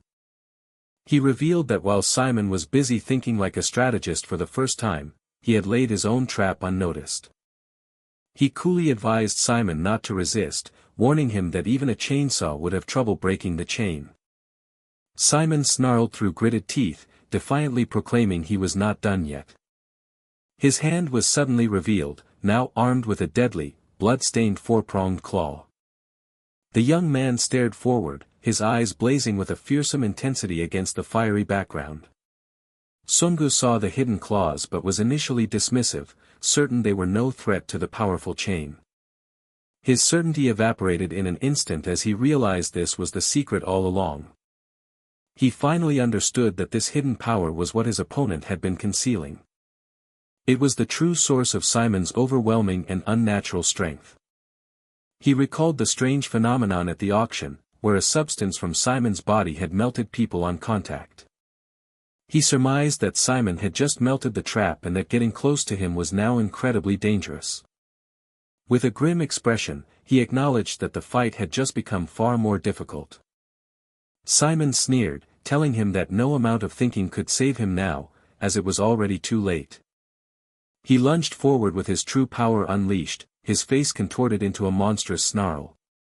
He vowed that his opponent was about to disappear without a single trace. Simon declared that no amount of strategic thinking would matter, as it was already far too late for his opponent. He ominously stated that as long as he used his true power, a grim fate awaited. With absolute certainty, he vowed that Sungu would disappear without leaving a single trace behind.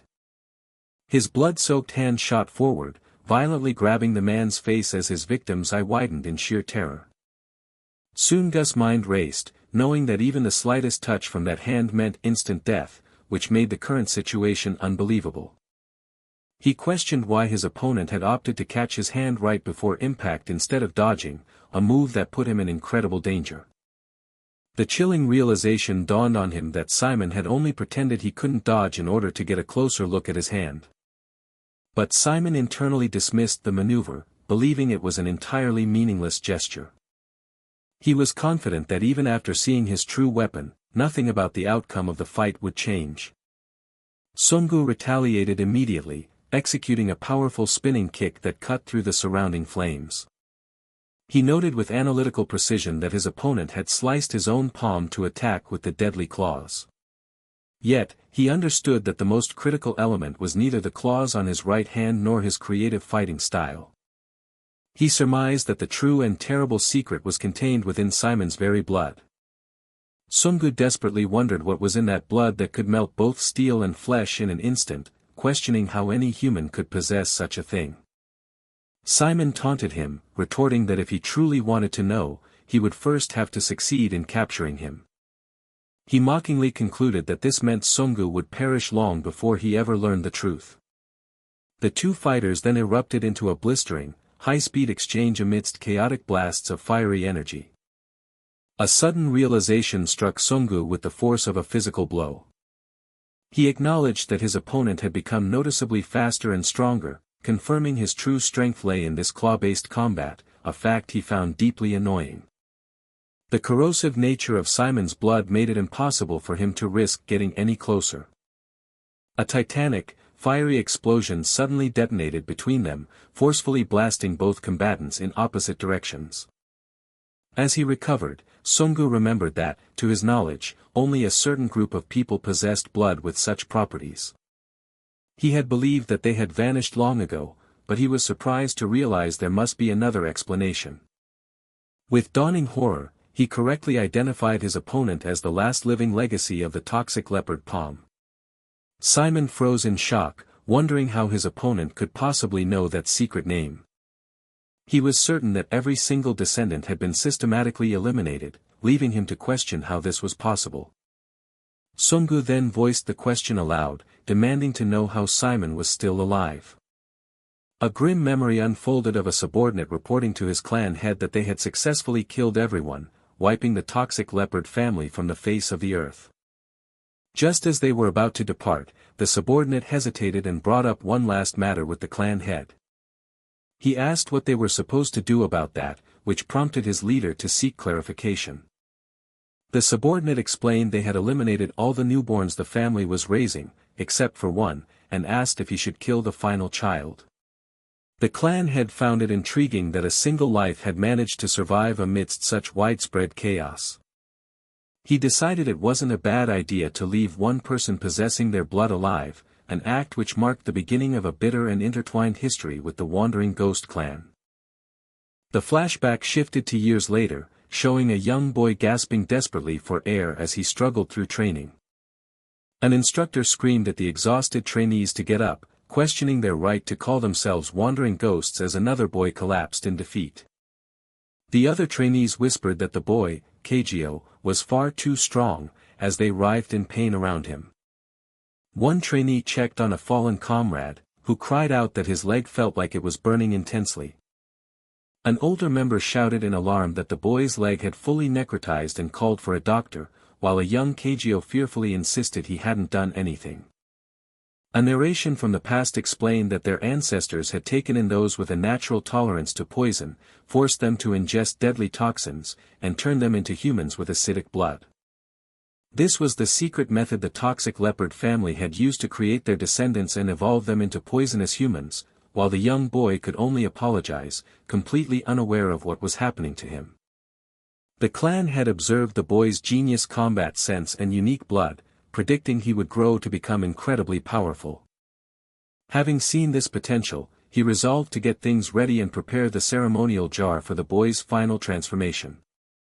The scene then transitioned to a traditional Japanese building, where a torii gate stood solemnly in a heavy downpour. Voices from the past echoed, discussing the dire need to kill their enemies before being killed themselves, planning to do so with such speed their victims wouldn't even realize they had been cut. The young man's voiceover explained that as he grew older, he naturally came to realize his blood was different from everyone else's. He lamented that because of his strange blood, no one ever came close to him. He recalled being chastised, told to stop watching and start cleaning, then ordered to get lost, to which he could only offer a timid apology. The treetops were cast in shadow against a dark night sky, where only a sliver of a half-moon offered any light. A sudden, piercing scream of anguish tore through the silence of the night. He cried out to the empty woods, asking what he had done wrong and why he was born this way, only to be hated by everyone for something he never wanted. In the darkness, the sweating young man with a buzz cut looked up, startled by a sudden sound. His eyes widened in shock as a colossal, monstrous creature suddenly burst forth from the ground right in front of him. After the terrifying encounter, the young man looked down, his expression one of complete and utter weariness. His gaze then settled on a small, twitching bird lying on the forest floor. He mused sadly that both he and the tiny creature were loners in this world. He offered to take the bird back to its family, remarking on how nice it must be to have a family to return to. But as he gently picked it up, he suddenly cried out in panic, begging it to wait. A horrific close-up showed his hand covered in a viscous, lumpy substance mixed with disintegrating feathers. He was struck once more by the terrible truth that everything his blood touched simply disappeared. As he whispered an apology to the dissolved creature, he wondered if he would ever be able to get close to anyone without hurting them. He resigned himself to a future where everyone would avoid him, hate him, and eventually abandon him, figuring if that was his destiny anyway, he might as well make all of them fear him instead. Back in the present, Sunggu demanded to know why the legacy of the toxic leopard palm was working with the very clan that annihilated his family, only to be cut off by a furious shout. Simon angrily retorted that Sunggu knew nothing about him and needed to stop talking such nonsense. Unfazed, Sunggu pressed for his identity, reasoning that an affiliate of disciple Pietro must be with glory, and that someone strong enough to fight the madam would be impossible for him not to know. Simon simply smirked, asking if his opponent was truly curious about who he was. He then laid down his terms, stating that if Sunggu wanted to know, he would have to defeat him first. The man in the suit responded with action, launching a powerful spinning kick through the roaring flames.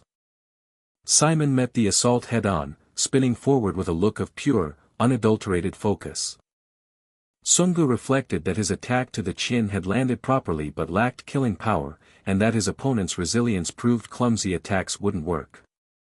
He knew he couldn't afford to use too much strength and injure him, as Simon might turn his own bleeding into a more potent weapon, which was a true pain. He came to the grim conclusion that until he could neutralize the poison, victory was impossible. He desperately questioned what he was supposed to do. His mind raced through every possible scenario, searching for a viable path to defeat such a foe. With a burst of power, Sunggu sent his opponent flying backwards with a well-aimed kick. In a fit of frustration, Simon slammed his fist into the ground, shattering glass and debris all around him. Sunggu's annoyance grew as he continued to rack his brain for a solution to this deadly puzzle.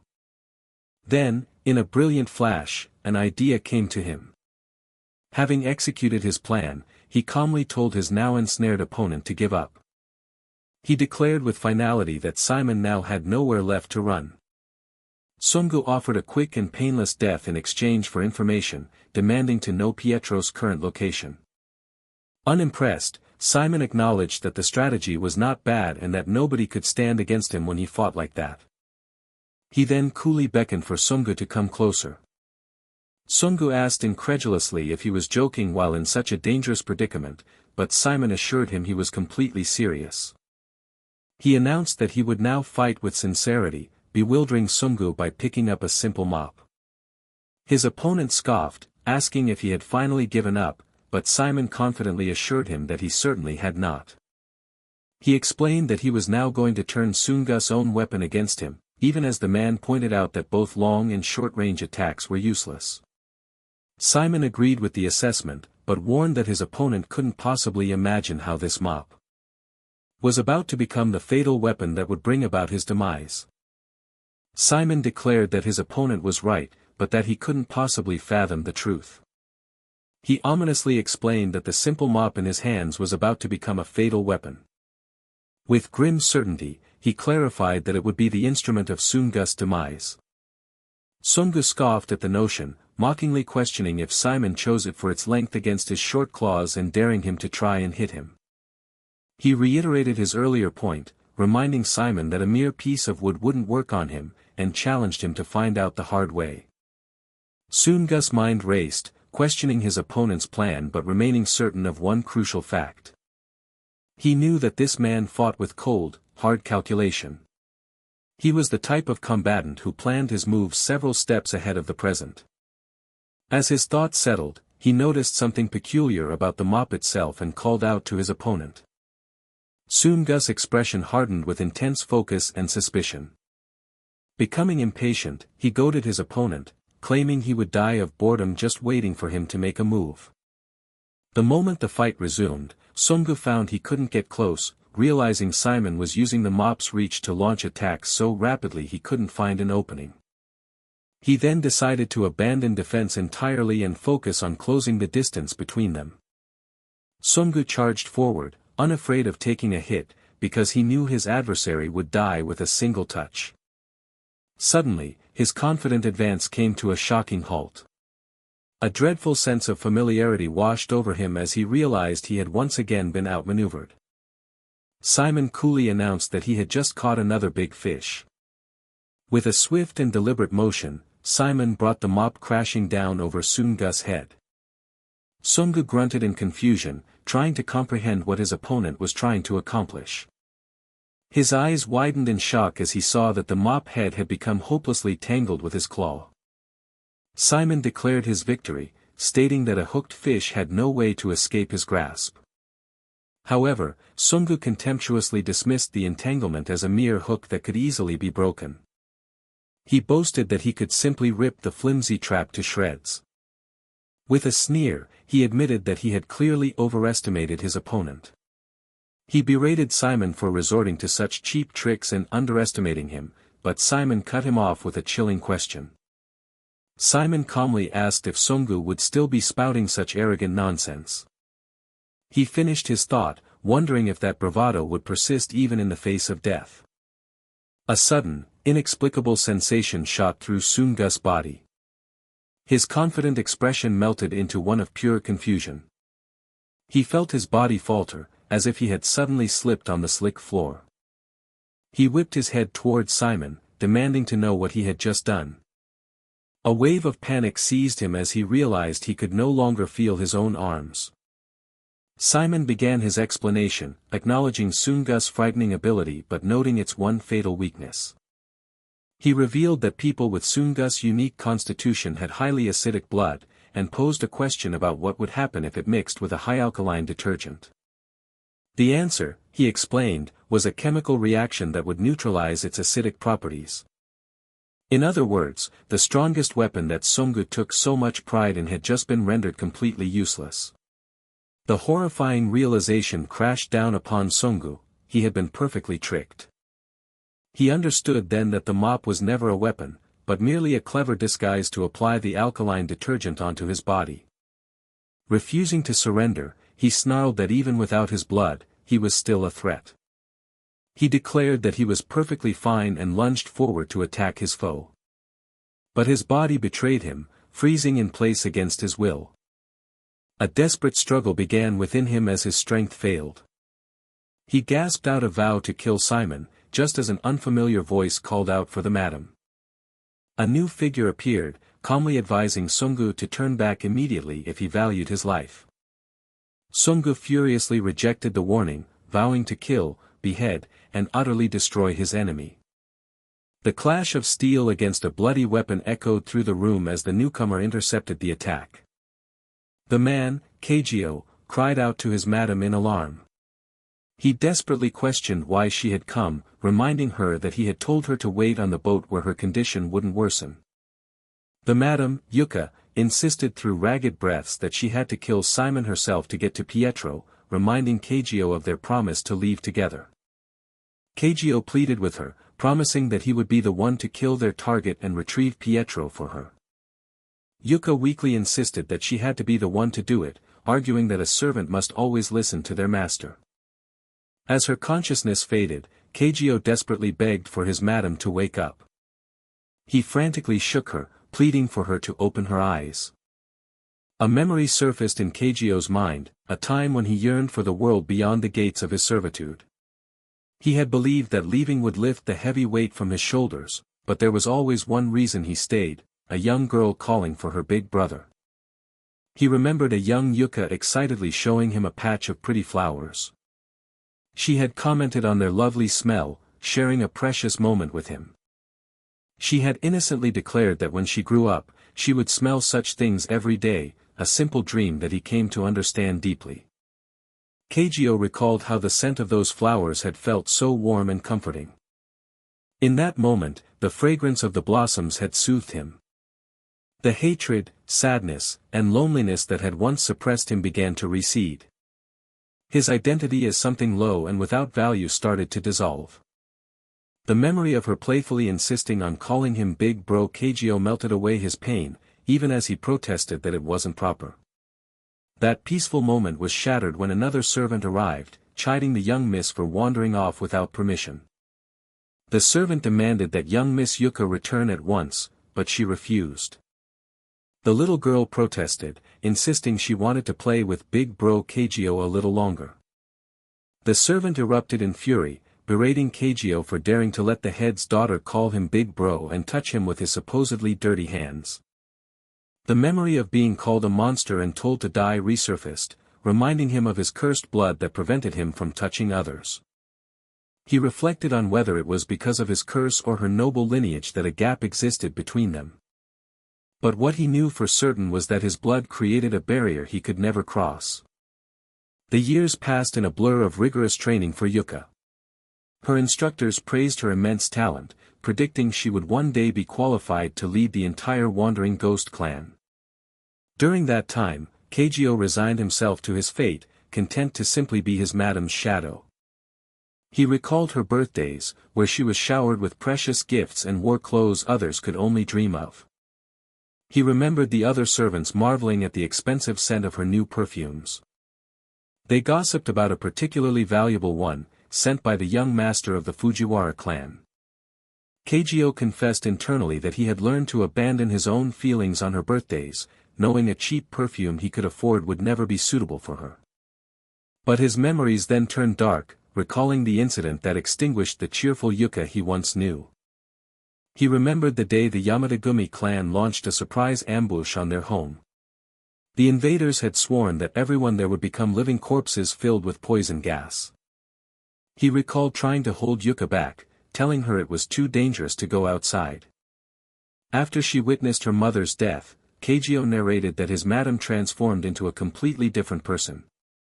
An image of raw anguish and rage filled his mind. He remembered her fighting tooth and nail, ignoring his pleas that she would die if she kept it up, screaming that she would kill them all. In the aftermath, consumed by the need for revenge, Yuka began to die a little more each day. Keijio could only watch as she isolated herself in a cave for years, trading her life force for power through torturous training. Finally, after several years had passed, his madam successfully achieved her vengeance. Combining her sword skills with his blood, they managed to wipe out 2,000 enemies without a trace. But in exchange for their revenge, they had lost the only place they could call home. He remembered the quiet aftermath, where he looked out a window while a wounded Yuka sat on the floor. She had asked him where they should go, and he had faithfully replied that he would follow her anywhere. She had then told him to leave her, a suggestion he had immediately refused. It was then that she had proposed a different idea. She had suggested that one day, they should go to a place where there was nothing. In that empty place, where no one would recognize them, they could pick fruit and sunbathe all day long. When he had expressed concern about the harshness of the sun, she had assured him it wouldn't be hot. He had been confused by her reasoning, asking what she meant. A memory of his younger self flashed, a confident smirk on his face as he looked over his shoulder. He remembered his promise to her, that he would become her shade. The memory faded, replaced by the image of a weary and disdainful Yuka in the present. A silent, empty beat passed between them. Yuka softly spoke his name, bringing him back to the harsh reality. His gaze fell upon a bottle of perfume, simply labeled with a number. A look of utter shock spread across his face as he recognized it. It was the perfume he had bought for her so long ago, a simple gift he never thought she'd kept. A memory of himself as a hooded figure, walking away after buying it, filled his thoughts. He let out a choked, disbelieving gasp.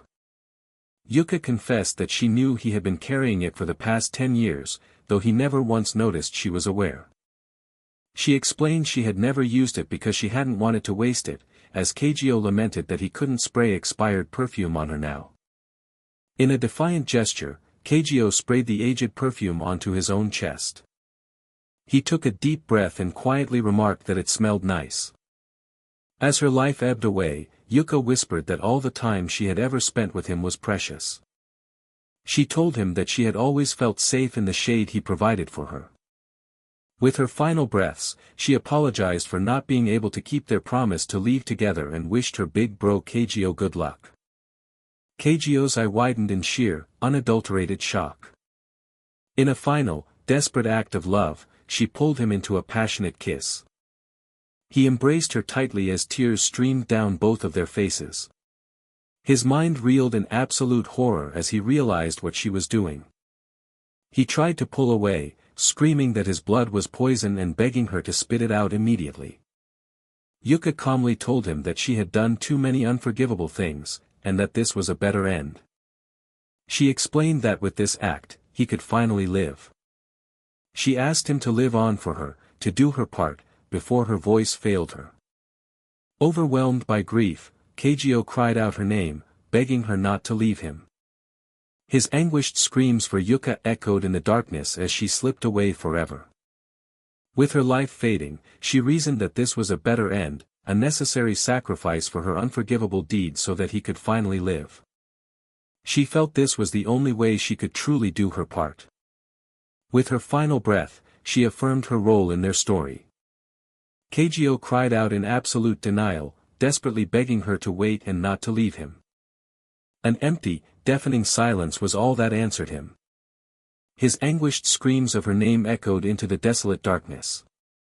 As his grief hardened into a cold resolve, he whispered to her memory that if this was truly her wish, he would do as she asked. He declared that he would fulfill the promise they made, vowing to carry her part as well with pride and honor. His new mission was now terrifyingly clear: he would kill the man before him, and he would kill Pietro. Fueled by this new purpose, he unleashed a powerful downward strike that shattered the very ground beneath them. The man in the suit retaliated, kicking down viciously at Kagyo's prone form. A tremendous impact tore through the earth as Kagyo leaped away from the blast just in time. His opponent, Pietro's disciple, quickly realized that Kagyo wasn't just fighting to win.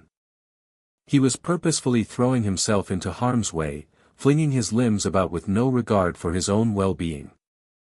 The suited man came to the chilling conclusion that his opponent simply did not care if he died. This reckless, suicidal approach, he mused, was going to be incredibly annoying to deal with.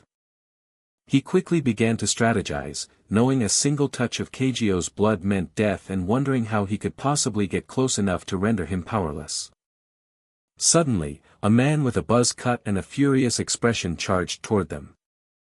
The suited man watched the newcomer approach, wondering what this interruption could possibly be. His confusion only deepened when he identified the objects in the man's hands as fire extinguishers. Elsewhere, another battle raged as a man swung a large blade through a swirling vortex of numbered cards. The disciple analyzed the situation, dismissing the idea of using the extinguishers as weapons and guessing the man intended to use the foam to block his vision. But then, a more ingenious and terrifying possibility dawned on him. He realized the true goal was to use the foam to stop Kagyo's poisonous bleeding. Pietro reflected on his past battles, recalling how every single opponent he had ever faced eventually lost their will to fight. All their carefully honed skills, their meticulous plans, and their hidden techniques had ultimately become meaningless before him. He had fully expected this encounter to follow the same predictable pattern. Yet, as he stared into Kagyo's eyes, he saw a reflection of himself facing something entirely different. The action was interrupted as one man narrowly dodged a powerful kick that sent another combatant flying backward. The injured man coughed violently, struggling to ask his attacker about his connection to Pietro. He deduced the man must be affiliated with Glory, possibly an A-rank operative or even a disciple. Yet, he insisted there was no way he wouldn't know of someone with such power, demanding to know the man's true identity. The attacker calmly dismissed his questions, asking if any of it was still meaningful now. Defeated, the man acknowledged he was useless even if he survived and simply asked to be killed. The attacker, however, began to reveal a truth the man had likely never considered. He started his explanation with the real reason the Yamatagumi had attacked the Wandering Blade clan. It was, he revealed, all part of Glory's wicked and overarching plan. The defeated man could only react with shock, unable to comprehend Glory's involvement. The attacker explained how 10 years ago, Glory's current boss began recruiting new disciples, believing you couldn't put new wine into old bottles. His attention was captured by Japan's Wandering Ghost clan, an alluring prize due to their 1,000-year reign as the nation's top assassins. He had wanted to claim their title, but the clan's proud head refused his offer, prompting the boss to foreshadow the clan's inevitable doom. Unfazed, the boss simply changed his plan, vowing that the Wandering Ghost clan would fall into his hands regardless. He decided to force their hand, making his first strategic visit to the clan's sworn nemesis, the Yamato-gumi. By manipulating the Yamatagumi, he orchestrated the complete annihilation of the Wandering Ghost clan in a single night. It was an event of unimaginable horror. After that night, Yu, along with Yuka, had acted exactly according to his sinister predictions. Without even knowing it, the two of you made his dark prophecy come true. Once your revenge was complete and you had both lost the will to live, he appeared to offer you a position as Glory disciples. Through this cruel and intricate manipulation, he finally obtained the one thing he had wanted all along. His ultimate prize had always been Kagyo himself, the legendary shadow of the Wandering Ghost clan. The attacker concluded that while the truth was undeniably cruel, it was the truth nonetheless. The man on the ground remained in utter disbelief, convinced it was all a lie designed to trick him with clever words. To prove his words, the attacker challenged him to ask his own boss for the truth. The man was stunned that this stranger even knew his boss' codename, Raphael. A painful memory surfaced of him declaring that he could not accept the new arrangement. He had argued back then that just as there could be only one sun in the sky, he could only serve one master. Raphael had then proposed a solution, assigning his master the new name of Simon. He had then been instructed that his new role was to support his master under this different title. Back in the present, the man grappled with the terrible possibility that this was all his boss' plan, a truth he still refused to believe. If it was true, he questioned the very meaning of the tragic life that both he and Yuka had been forced to live. He lamented that they had never asked for much, wanting only for Yuka to be happy while he remained by her side like a shadow. His mind spiraled into a vortex of regret, wondering what might have been if Glory had never interfered, or if he had refused the offer to become a disciple. He agonized over the different life Yuka could be living at that very moment, a thought that brought a new wave of anger. He seethed at the arrogance of the man who had so casually ruined another person's entire existence. The attacker coolly warned him not to overexert himself, as it would only put both his feet into the grave. Kagyo's breathing grew heavy and labored, a mix of physical exertion and overwhelming emotional turmoil. The man then delivered another blow, revealing that Kagyo's friends were currently in grave danger. He confessed that they had dispatched pirates to intercept their ship. With chilling certainty, he declared that the vessel would be sinking very soon. He taunted Kagyo, telling him that if he wanted to save them, he had better leave immediately. The scene shifted to a chaotic evacuation, where passengers were frantically being herded onto a lifeboat. Suddenly, armed pirates stormed the deck, angrily demanding to know where everyone thought they were going. Their leader gave a ruthless command, ordering his men to shoot and kill anyone left struggling in the water. Amidst the panicked screams, a young fighter quickly assessed the dire situation, realizing their odds were not good. He grimly concluded that they were simply too outnumbered to win. With only 2 of them capable of fighting, they would each have to face 10 armed men. His companion cursed their terrible luck, knowing one wrong move meant death for them and the VIPs, and warned that these were no average cleaners. A wealthy VIP desperately tried to negotiate for his life, promising the pirates riches beyond their wildest dreams. The pirate leader, recognizing the man as Choi Un-chang from Deha, bluntly stated that he wouldn't be fooled a second time. After a brief pause, the pirate clarified that there was, in fact, one thing he wanted. He raised his weapon and declared that the only payment he would accept was Kagyo's neck. Believing their end had come, the 2 young fighters shared a grim farewell, vowing to see each other in the afterlife. Back on the main battlefield, the attacker questioned why Kagyo wasn't leaving, reminding him that his people were about to die. Kagyo replied with unnerving calm that it was fine, because a glory killer was already there. The attacker scoffed at this, retorting that the only thing glory killers could do against guns was accept their own deaths. But Kagyo countered that this grim rule only applied in normal cases. He elaborated that on that particular boat, the circumstances were anything but normal. He revealed that the killer among them was not average at all, but was in fact a true disciple. On the ship, a pirate's gun was suddenly sliced cleanly in half, stunning everyone who witnessed it. Panic erupted as the pirates realized their mysterious opponent was still alive, and they scrambled to draw all their weapons. The leader desperately tried to rally his men, reminding them that their foe was just a one-handed swordsman they could defeat by keeping their distance. A memory surfaced of a casual conversation where a man named Simone asked his companion what the most critical moment for a swordsman was. His companion had explained that one of those devastating moments is when a swordsman loses an arm and can no longer hold a sword. Simone had then asked what one would do in that situation, when they could no longer fight. His friend had humorously replied that if he ever lost an arm, he would seriously consider opening a noodle shop. Simone had grumbled in frustration, complaining that he could never have a serious conversation with his brother. Back in the present, the pirate leader stared in disgust, convinced the swordsman before him was a disgusting bastard. He couldn't comprehend what the swordsman was doing, believing the man had to be completely insane. Another flashback showed Simone recoiling in horror, yelling that this was not what he had meant at all. It was revealed that the swordsman had intentionally broken his own arm purely for the sake of training. Simone had berated him, demanding to know why on earth he would do something so unbelievably reckless. The swordsman had calmly replied that, after much consideration, he found this path less difficult than the prospect of making noodles. He then made a solemn vow that one day, when he could no longer perform his signature swirling sword technique, that day would instead become the day he perfected an entirely new version of the swirling sword.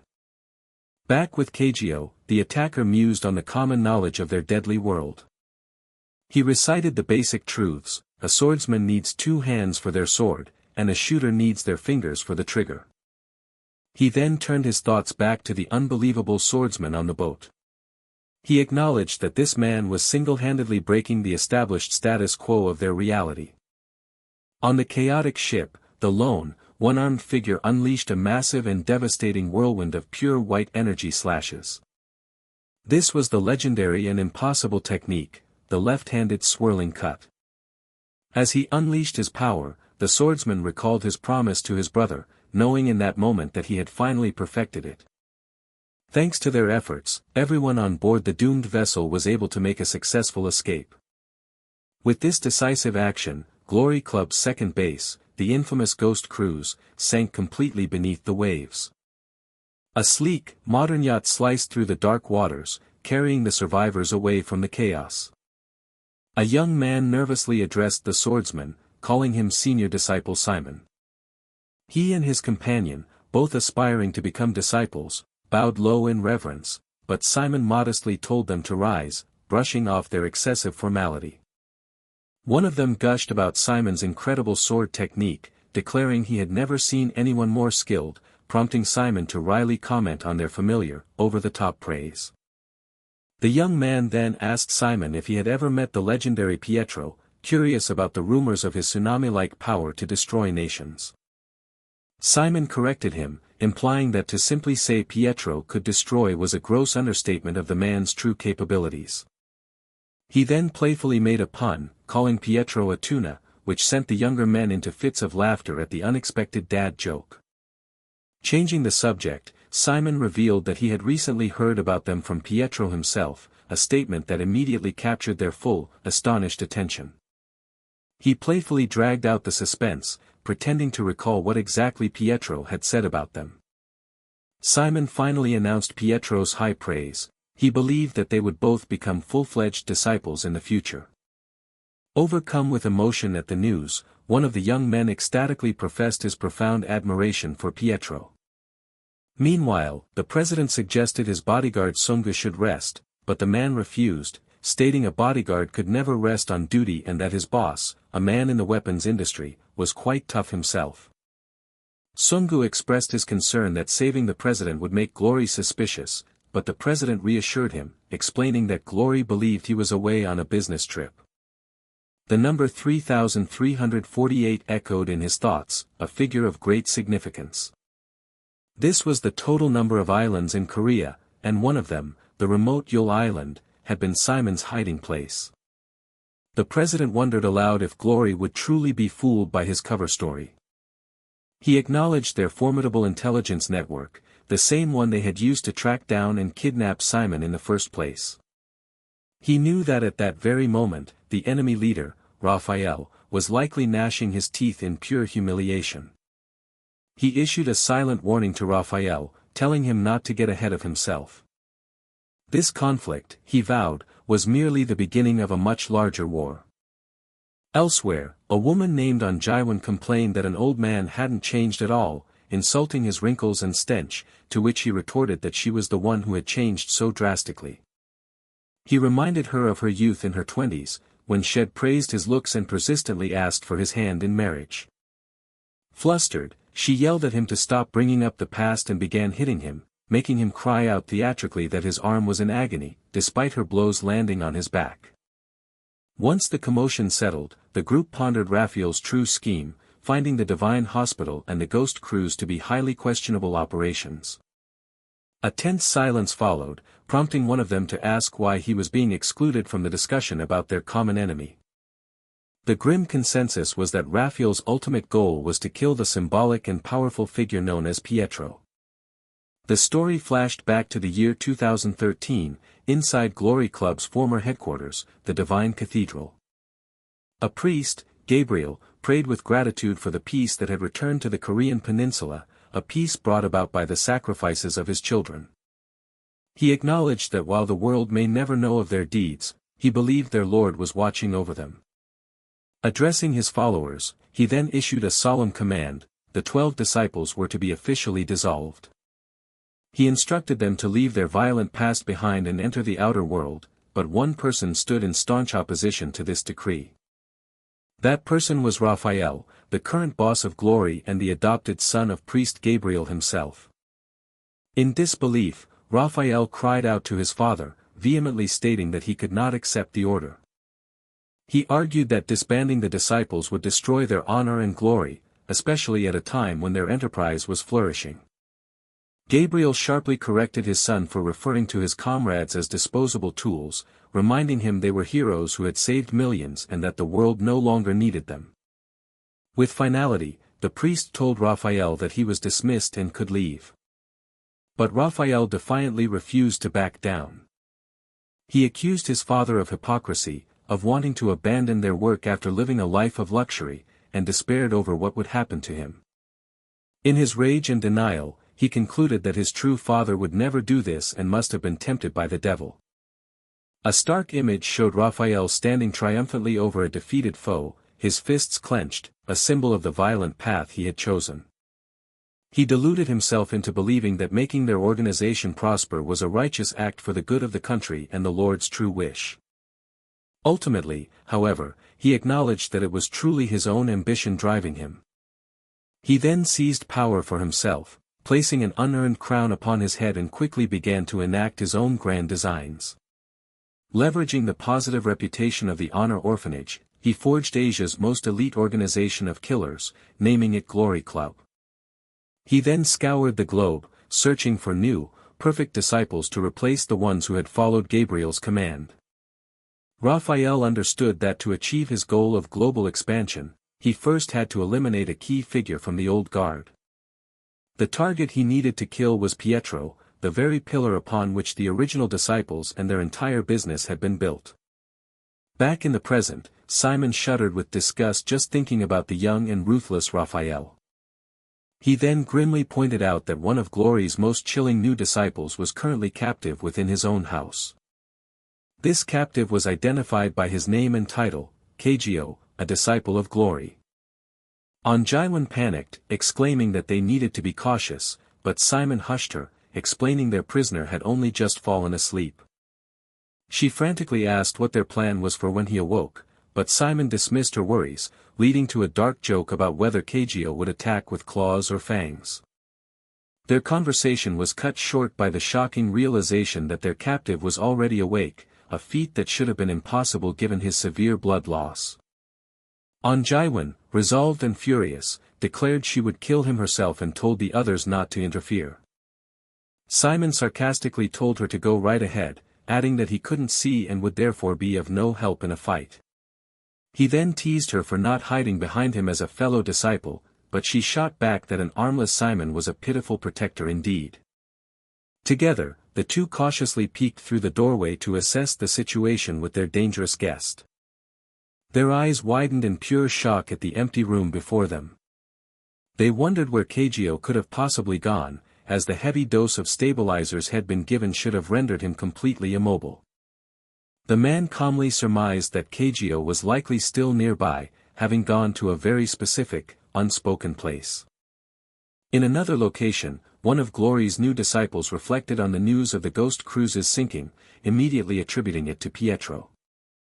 Another disciple voiced his confusion, confirming that Pietro was likely behind the recent incidents but had curiously not shown his face once. Their leader contemplated how Kagyo, the feared wandering ghost blade, had been defeated by their elusive foe. One of them questioned if Pietro was truly that powerful, finding the idea of such a strong old man intriguing. This comment earned him a sharp rebuke from a muscular colleague, who told him to improve his skills instead of just his physique. The two began trading threats, with one vowing to rip the other apart and his rival mocking him for his empty words. A female disciple silenced them both with a cold threat, asking if a bullet to the head would finally stop their unseemly bickering. An immediate, tense silence fell upon the gathering. Their leader then spoke, declaring that the pleasantries were over and it was time for a serious meeting. He demanded to know why his disciples, the self-proclaimed strongest in the world, were incapable of capturing a single old man, which only sparked more excuses and infighting. In that moment, a massive, overwhelming force crashed through the ceiling from above. One of the disciples dryly commented on the intruder's flashy knock. The dust settled to reveal the newcomer was none other than Simon. The leader of the group, Raphael, expressed his profound relief at seeing that Simon was still alive. He offered a brief, dismissive apology for the fate of someone named Yuka before immediately changing the subject. His true concern was clear as he urgently asked about the status of Pietro. He pressed Simon for information, demanding to know how Pietro was doing and if they had met. In a different time and place, Kagyo quietly asked another man if what he had heard was true. The man feigned confusion, telling Kagyo he would have to ask more specific questions, prompting Kagyo to ask if he was the cause of all the recent tragedies. Kagyo cut to the heart of the matter, asking him directly if he was the one responsible for annihilating the wandering ghost blade. He relayed Yuika's final thoughts, how she had been naively thankful to the man for giving her a place where she felt she belonged. He then revealed the terrible accusation he had heard, that this man was the very instigator who orchestrated the attack on her clan, destroying her life. With grim resolve, Kagyo stated that he would ask one final time for the truth. He demanded to know if destroying the wandering ghost blade had been the man's plan all along. The man confirmed he understood the question, acknowledging Kagyo was asking if he should take responsibility for the clan's demise before remarking on how unfair the situation seemed. He confessed that he had always intended to reveal this truth at some point. He then callously shifted the blame, claiming that Yuika's own personality was what had made the situation so chaotic. Twisting the knife deeper, he told Kagyo that none of it would have happened if he had simply accepted the position of disciple when it was first offered. Kagyo's voice broke with despair as he confessed that he had truly, desperately hoped the accusations weren't true. The scene shifted once more, as the manipulative man stood before his assembled disciples and commanded their full attention. He delivered a chilling order, telling them that they would now leave the room, one by one. He then began a 10-second countdown for them to comply. He concluded with a terrifying ultimatum: any person still remaining in the room after 10 seconds would be put to death. The manipulative leader addressed his assembled apostles, demanding their complete attention. He announced that from that very moment, a new rule was in effect. They were instructed to exit the room in single file. He gave them a 10-second countdown, warning that anyone who chose to stay behind would be personally executed by him. One of the apostles questioned Kagyo's awareness of the situation, finding his timing for such talk baffling. He gestured around the room, pointing out the obvious. He noted with a smirk that it appeared nobody had any intention of leaving. Another apostle mocked Kagyo, asking why he was groaning simply because they had been defeated. A female apostle then interjected, calling his irritability completely unappealing. She condescendingly offered the battle-worn man a cup of tea to help him cool down. Another apostle scoffed at the idea, declaring that a disgusting, blood-soaked monkey didn't deserve tea. The leader grimly observed that since no one wanted to leave, he would accept their decision. With a roar of fury, he declared that today would be the day they all met their end. The apostles reacted with collective shock at his sudden declaration of war. He reiterated his earlier sentiment, stating that their bickering was too noisy. He dismissed their squabbling as annoying cackling and goaded Johann to keep smiling. He then issued a dire warning, claiming that even a single drop of his blood would prove fatal. Johann acknowledged the danger of his opponent's blood but confidently retorted that he had no intention of letting even a droplet touch him. With a challenging cry, Johann launched himself into the fray. He strategized that while his foe was focused on the blood threat, he would exploit an opening. His immediate goal was to eliminate at least one of his opponents.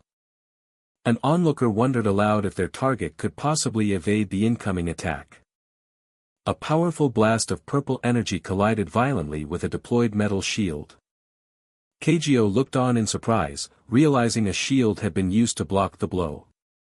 The newcomer sternly proclaimed that those who are defeated must accept death with honor. The man landed with tremendous force, the impact shattering the ground beneath his feet.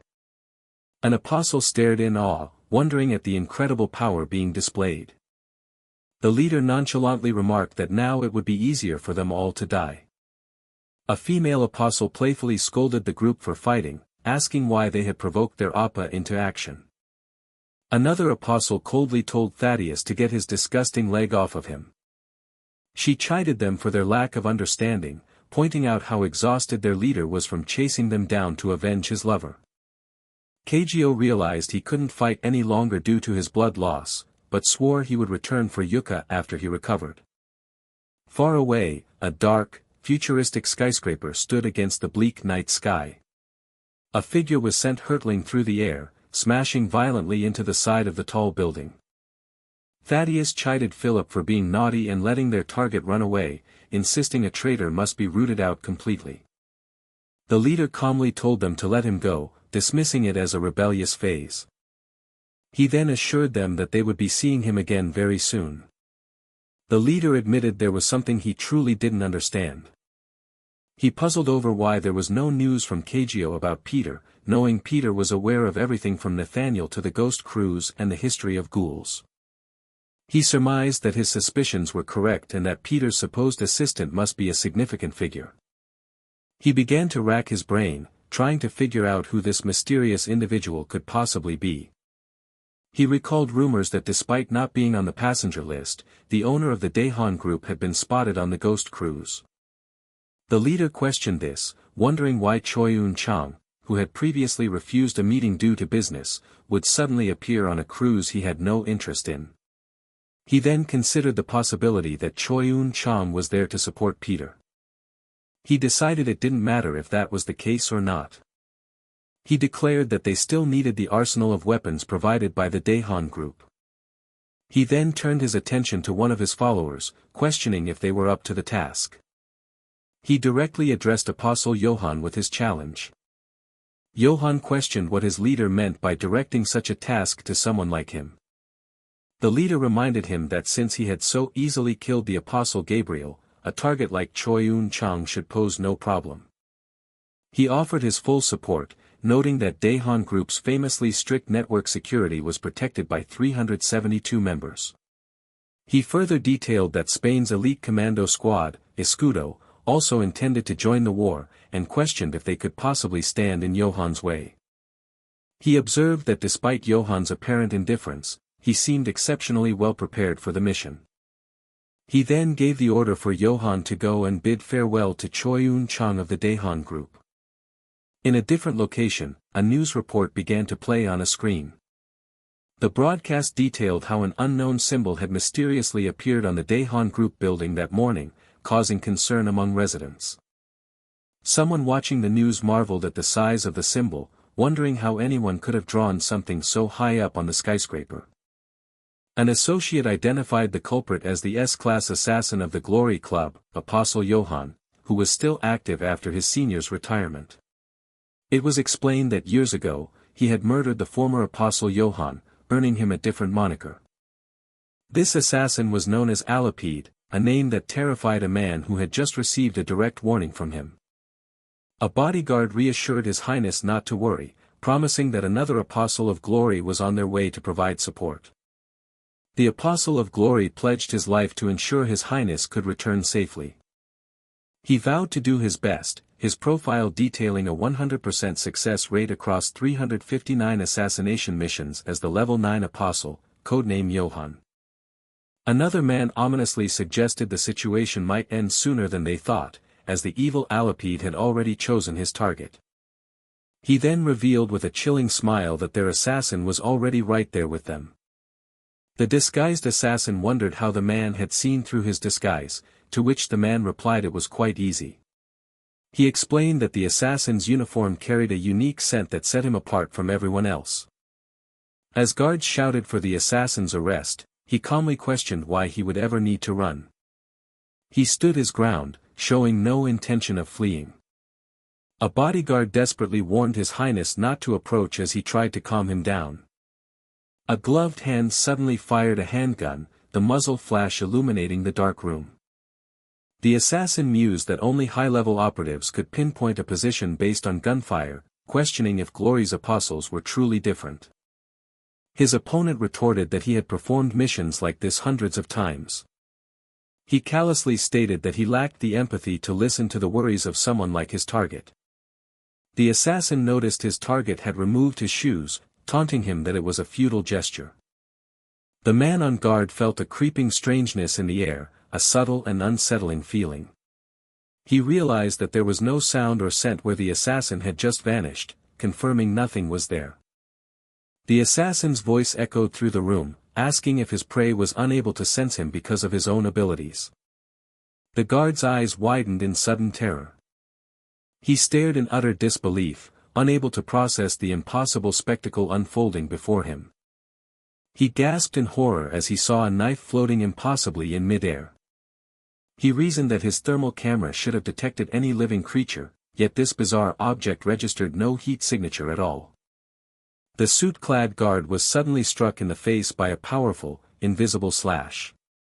Coughing up blood, he lamented that he still couldn't feel his attacker's presence and desperately wondered where he was. The panicked man cursed his inability to see anything, knowing his enemy was there but unable to sense him. He frantically scanned the empty space, demanding to know the assassin's location. The assassin's disembodied voice echoed again, expressing his own curiosity about something. The voice taunted from an unseen location, wondering what the blood of an apostle of glory might taste like. A colossal explosion of black and blue energy erupted, radiating outwards with devastating force. Back in a debriefing, a man dismissed the story as absurd, questioning how no one could have discovered the attacker. He argued that if someone showed up, they would be caught on camera, and refused to believe his brother Johann was defeated by some made-up, mysterious phantom. The man pleaded with his silent brother to speak up, unable to accept that Johann could have died so easily. An older man explained that the true reason people feared Alipede was because he always warned his targets in advance of every mission. He stated that if the symbol on the building truly belonged to Alipede, it meant he had officially marked his next target. Another man cursed the assassin as a perverted bastard and volunteered to deal with him, only to be reminded that they had no idea where he was. The older man clarified that while his timing was unknown, Alipede always delivered his warnings directly. He finished his chilling explanation by stating that the warning symbol would be marked right next to the target himself. The man stated that with his time running out, he had one final question for the junior, Jaiwan. His companion angrily questioned how Jaiwan could possibly be blind while looking at a screen, threatening to take his other arm to silence his remarks. Jaiwan simply sighed, remarking how utterly annoying the man was. He then calmly explained his method, pointing out that he was using a screen reader which verbally described the on-screen content. The skeptic remained unconvinced, noting Jaiwan's heightened senses, and renewed his threats by vowing to chop off his fingers when their task was complete. The taunts were cut short by a yelp of pain as the man clutched his arm, complaining that getting hit seemed to make his whole body ache. A third figure stepped in to stop the squabbling, commanding them both to sit as he had something important to say. He gravely explained that recent events would force Raphael to escalate his plans, which caused him to worry for the safety of all the former disciples. The man warned that Raphael would stop at nothing to hunt down and purge their old comrades, before turning his attention directly to Simon. He assigned Simon a critical mission, to find their brothers and sisters before Raphael's forces could reach them. The urgency was clear as he stressed the need to act before any of their found family could come to harm. Simon accepted the mission with confidence, believing the old-timers were capable but promising his brother he would not fail. As the plan was set in motion, a bus pulled away from the curb, beginning Simon's journey. Simon expressed concern for those left behind, but his brother insisted they split up since their faces were now known, urging him again to find their brethren. Pledging his undying loyalty, Simon told his brother to call on him at any time, promising that he would always have his back. With his final words before departing, he passionately vowed to bring all their brothers and sisters home. The scene then shifted to the towering, modern skyscraper of the Deha Group headquarters. Inside, a man named Sungu expressed his concern for the president, who in turn thanked him for coming. The president introduced a young woman as Jaiwan, an acquaintance, but she quickly corrected him, introducing herself as a mentor, guardian, and genius hacker. Jaiwan then questioned the president's judgment, asking why he would employ Sungu, a man affiliated with Glory, when he could hire any other skilled person. The president explained that he had made his final decision after the infamous Ghost Cruise incident.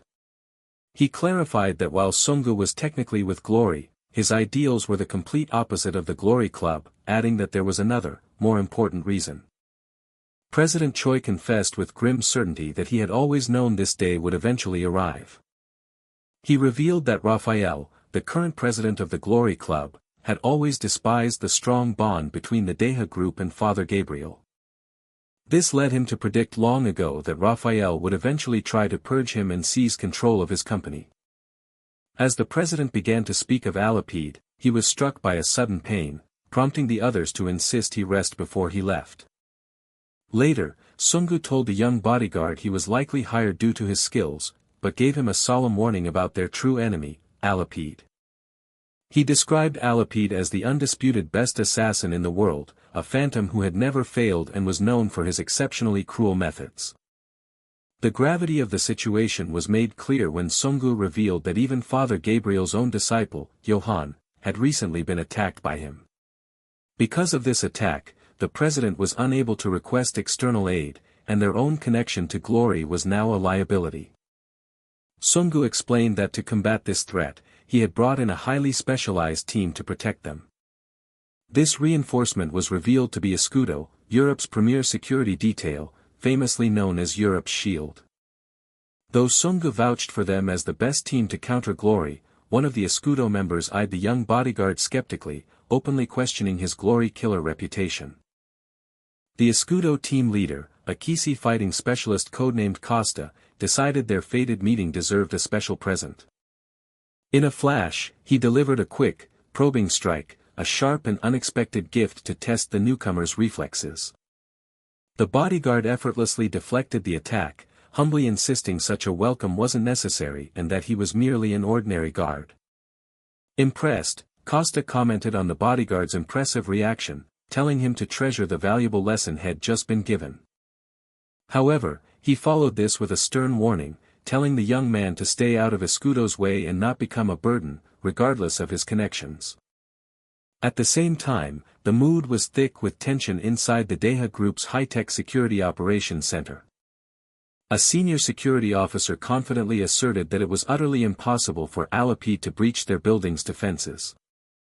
He boasted that with over 100 guards on watch at all times, covering every inch from the basement to the roof, not even an ant could slip past them. Another guard pointed out the hundreds of cameras that left no blind spots, yet he couldn't help but wonder why the famed Escudo team seemed so terrified. A palpable fear radiated from the Escudo members huddled in the command center. An Escudo operative nervously recounted the rumors of how Alapid incinerates not only his targets but their protectors as well, grimly concluding that they were all dead meat. The nervous energy was noticed by Escudo's B-team leader, Marco, who felt Europe's strongest shield shouldn't be acting so scared. Marco attempted to break the tension by flirting with Jaiwan, calling her a beautiful señorita, only for her to bluntly tell him to get lost. Undeterred, he boasted that Escudo's shield was impenetrable, but Jaiwan retorted, asking if he wanted to get hit by her shield instead. Finding her fiery response charming, Marco invited her to an Italian restaurant, confusing a subordinate who knew he hated Italian food. He then tried to boost his team's flagging morale with a loud, motivational chant, shouting that they were the strongest and could do anything. His subordinate Sanchez promptly interrupted the cheer, reminding team leader Marco that it was time for him to begin his patrol. With a theatrical flourish, Marco declared he was off to go and catch the legendary Alapid himself. As he left, he shot one last flirtatious remark at Jaiwan, promising they would go on a date after the mission was over. Jaiwan grimaced in disgust, comparing his oily charm to biting into a block of butter and wishing she had some kimchi. She muttered under her breath, completely dismissing his pathetic attempt at wooing her. A moment later, Costa approached the young bodyguard, calling out to the kid to get his attention. The Escudo team leader posed a question, asking the bodyguard if he knew what the true key to success was. Costa answered his own question, declaring that experience was everything and that a veteran like himself held a position a kid couldn't even dream of. The bodyguard internally conceded that the old man had a point, as the entire team's experience was causing them to overanalyze every insignificant detail. His thoughts turned to their security, noting the complete lack of any intruder traces despite constant surveillance, which felt deeply wrong. He began to think like his enemy, pondering how Alapid could possibly infiltrate a building that was under such relentless watch. After a moment of intense thought, a single, terrifying possibility solidified in his mind. At that very instant, a bloody message appeared on the exterior of the glass skyscraper, a chilling omen for all to see. Panic erupted in the command center as a guard screamed that gunshots had been heard on the 36th floor's south side, alerting team leader Costa. Costa barked out orders, dispatching his teams to secure the building wings while directing the remaining forces to converge on the 36th floor. The young bodyguard, his face a mask of grim determination, glanced back before moving out. He urged the others to move quickly, driven by the fear that Alapid would vanish if they delayed. Sungu watched the chaos unfold from the side, his expression one of profound and serious concern. Arriving on the 36th floor, Costa roared in frustration, demanding to know what had happened and where the assassin was. A trembling guard reported that someone had been killed, but faltered when Costa asked for the victim's identity. The guard admitted he didn't know who it was, which baffled Costa, who demanded to know why. The horrifying truth was then revealed: the corpse before them was completely missing its head. Costa swore in disbelief, unable to reconcile a gunshot with a decapitation, and ordered his men to identify the body immediately. As a guard checked for an ID, he let out a piercing shriek of terror, prompting Costa to frantically ask who the victim was. The guard stammered in absolute horror that the decapitated man was none other than team leader Marco. Reeling, Costa couldn't fathom how the killer entered undetected and immediately ordered a unit to secure President Choi. In that same moment, the young bodyguard cursed, realizing with cold certainty that his entire line of thinking had been wrong. He now understood that his mental exercise of putting himself in Alapide's shoes had revealed the only plausible way to breach the steel fortress. He told Costa had figured it out, prompting the confused team leader to ask how anyone could have possibly infiltrated the building right now. The bodyguard agreed that a current infiltration was impossible, a statement that only served to deepen Costa's confusion. Costa's eyes widened as the bodyguard's chilling implication finally dawned on him. The bodyguard laid out the facts: no outsiders had entered for 2 days, making a conventional break-in impossible, which left only one answer. He declared that Alapide wasn't trying to get in because he was already inside, disguised as one of the building's own employees. He delivered the final, terrifying conclusion that the world's greatest assassin was currently among them. Just then, Jaiwon's voice cut through the tension as she announced she had found relevant video footage. Costa stared at the monitor, his expression turning to shock as the scene began to play out. He identified the clip as CCTV footage from a dark hallway, where a lone figure was seen running for his life. A wave of horror washed over the room as everyone recognized the fleeing man as team leader Marco. Watching his colleague's final moments, Costa's hands balled into fists at his sides, trembling with silent rage. The footage showed Marco crawling desperately on the floor, his face a mask of pure terror as he looked up at his attacker in the dark.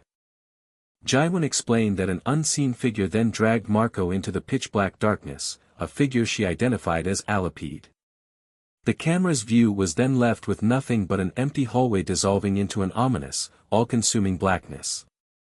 From that same impenetrable darkness, the lone silhouette of a figure slowly emerged at the far end of the hall. Costa let out a sharp gasp, his eyes widening in stunned disbelief at the figure on the screen. He stammered that what he was seeing was completely impossible, refusing to believe his own eyes. The young bodyguard, however, was already analyzing his foe, realizing Alapide was far more thorough and confident than any disciple he had faced. He understood with chilling clarity that Alapide was done hiding in the shadows and was now making his move. The bodyguard knew the assassin's true intention: to ensure that not a single person made it out of the building alive. Accepting the inevitable confrontation, he steeled himself and issued a silent challenge, ready to see which of them would be the victor. Costa furiously demanded a repeat of the bodyguard's chilling accusation, unable to accept that anyone present could be the assassin, Alapide. The bodyguard calmly questioned what Costa truly knew about the situation unfolding around them. He explained a common psychological tactic, noting that the first person to suggest a traitor was often the one with something to hide. He then shifted his suspicion, observing that Costa, however, seemed to have anticipated this very scenario. The bodyguard perceived Costa's reaction not as surprise, but as if he had been waiting for this exact moment to occur. He then issued a direct challenge, demanding Costa prove his innocence, as he currently seemed the most suspicious of all. An onlooker noted internally that while the bodyguard was no ordinary man, his readiness for a fight was startling. He recognized the bodyguard's willingness to confront his opponent directly, even in such a volatile situation. The man understood with grim clarity that instigating an internal conflict was exactly what Alapide wanted. Another guard desperately asked for a lead, while the bodyguard calmly assured him the analysis was nearly complete, which only confused his colleague. Costa, perplexed, asked what he meant by finished. Suddenly, a man cried out in sheer panic, convinced they were all trapped and doomed to die. Jaiwan's voice cut through the chaos, confirming the CCTV analysis revealed no one had entered any of the 36 floors in the last 72 hours. The paranoia immediately shifted as the guards began to suspect a colleague named Sanchez, who was not only close to Marco but had also been acting strangely since he joined. Costa grimly acknowledged Alapide's brilliant and cruel strategy. He saw how the assassin had expertly turned them against one another, as another guard immediately cast suspicion on Paulo for his frequent disappearances. The bodyguard mused that an assassin with a flair for the dramatic would have surely left a message, but he couldn't yet decipher what it was. A blood-curdling scream suddenly echoed from another part of the building. A panicked voice over the radio cried out that Alapide had finally shown himself. The guard frantically reported to HQ that the target had appeared on the 14th floor, in the east hallway of Area C. He then announced over the comms that he was engaging the legendary assassin in combat. A moment later, a different guard reported in a stuttering, disbelieving voice that the target had somehow been killed. But his confirmation was cut short by a terrified scream as a new horror appeared before him. An agonized groan was the last sound heard from the 14th floor comm line. The aftermath was a gruesome sight, as two bodies hung lifelessly from the ceiling of the darkened hallway above their fallen weapons. Alapide had left behind a taunting message, challenging anyone to find him again if they were able. In the control room, a man frantically asked about the reinforcements, only to be told they had arrived too late, prompting another to despair that everyone was going to be killed. The seed of distrust sprouted once more as one man accused another of knowing this would happen, recalling a strange prior comment. The young bodyguard then revealed a crucial piece of information: standard CCTV systems in the building didn't capture sound. He explained that he had personally modified the cameras to record audio upon his arrival, as it was the only way for him to truly see the events. He then pointed to a critical flaw in the video of Marco's ambush that everyone had just witnessed. An image of a mustached man looking back in shock highlighted the tense moment. A close-up showed fists clenched in raw fury next to polished dress shoes. The footage replayed the image of Marco crawling on the floor, his face a mask of pure terror. The bodyguard delivered the damning evidence: no sound had been recorded during that specific clip. This led to only one possible conclusion: the video they had watched was not filmed that day. He grimly accepted that the legendary assassin, Alapide, was masterfully toying with them all. Just then, Jaiwan's voice came over the comms, and the bodyguard quickly responded, asking what she had found. She exclaimed that Alapide was far more clever than they had anticipated. She explained that the assassin was inexplicably sending her a deliberate and repeating signal. Before she could reveal what the signal was, she cut herself off, deciding it was better to tell him in person. Unseen by the others, Jaiwan walked with determined steps through a desolate hallway. She scoffed to herself, insulted that this legendary assassin would dare to look down on her skills. The bodyguard asked for her location, and she reported she was in basement 1, West Hallway, Area F before he told her to take her time. His next words were chilling, as he told her she wouldn't need to do anything, but the lines suddenly went dead.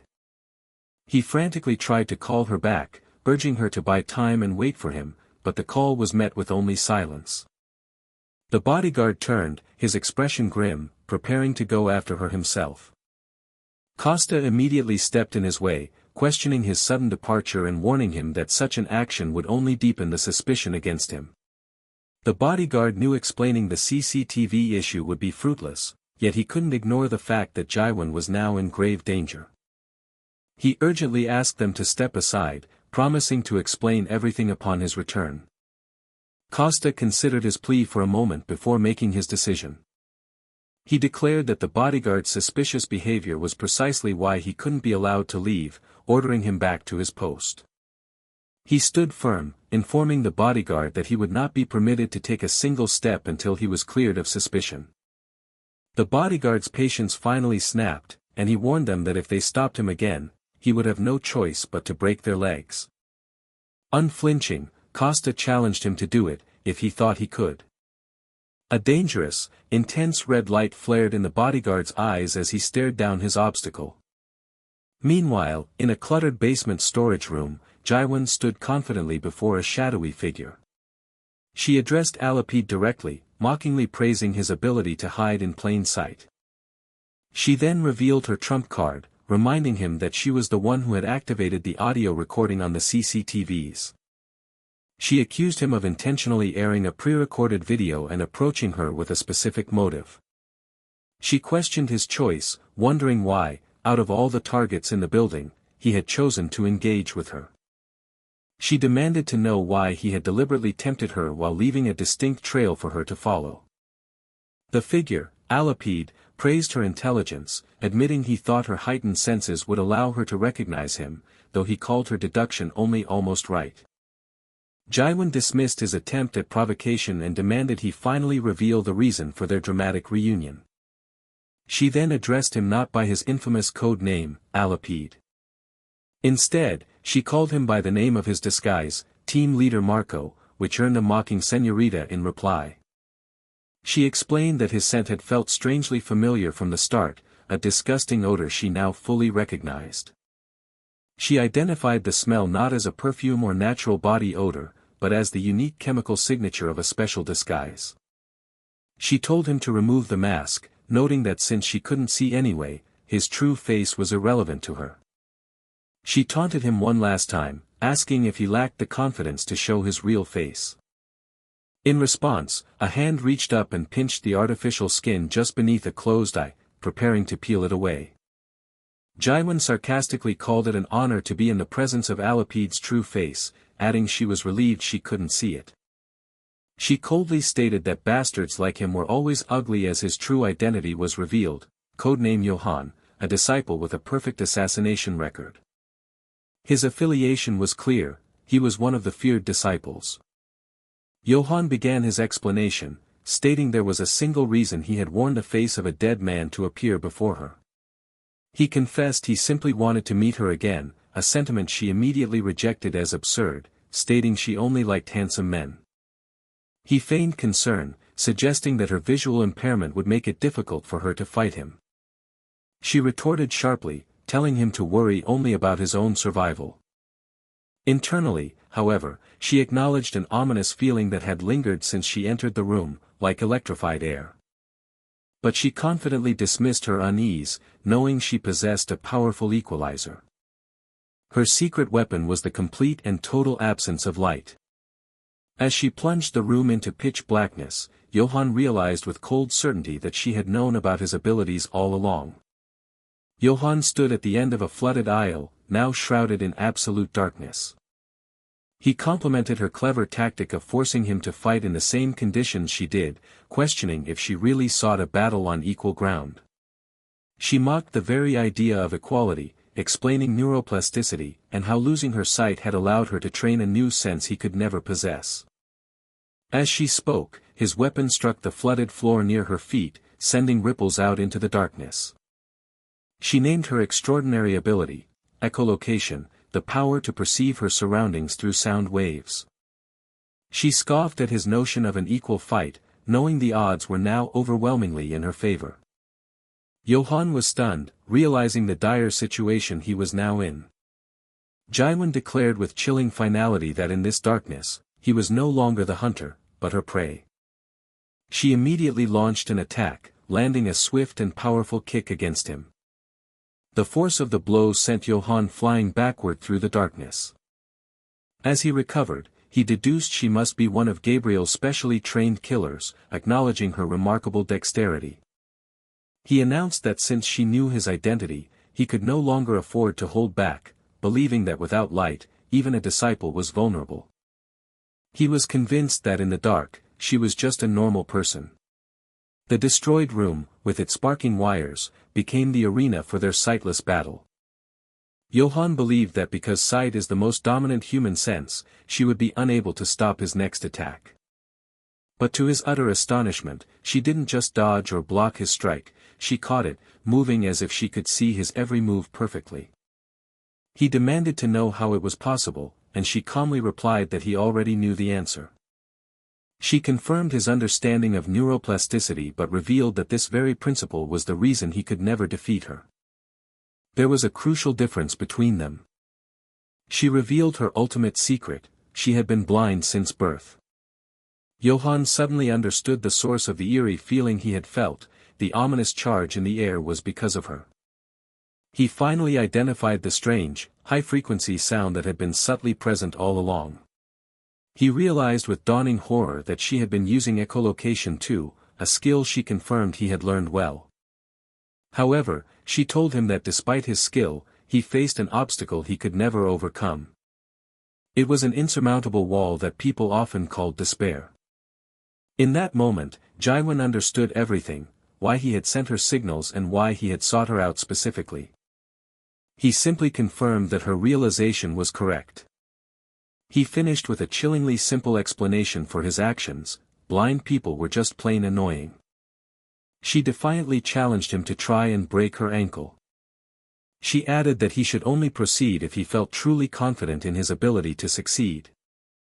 She finished her taunt by reminding him of a prior warning, stating his attempt would come just before she ripped his throat out. He perceived her impossibly fast movement, initially mistaking the incoming attack for a kick. In a split second, however, he corrected his assessment, realizing it was a fist careening toward him. A wave of utter disbelief washed over him at what happened next. He understood with a jolt that her maneuver had not been a genuine attack at all. He frantically wondered how and when she had managed to position herself behind him. Her allies, watching from a distance, acknowledged that their opponent was truly in a league of his own.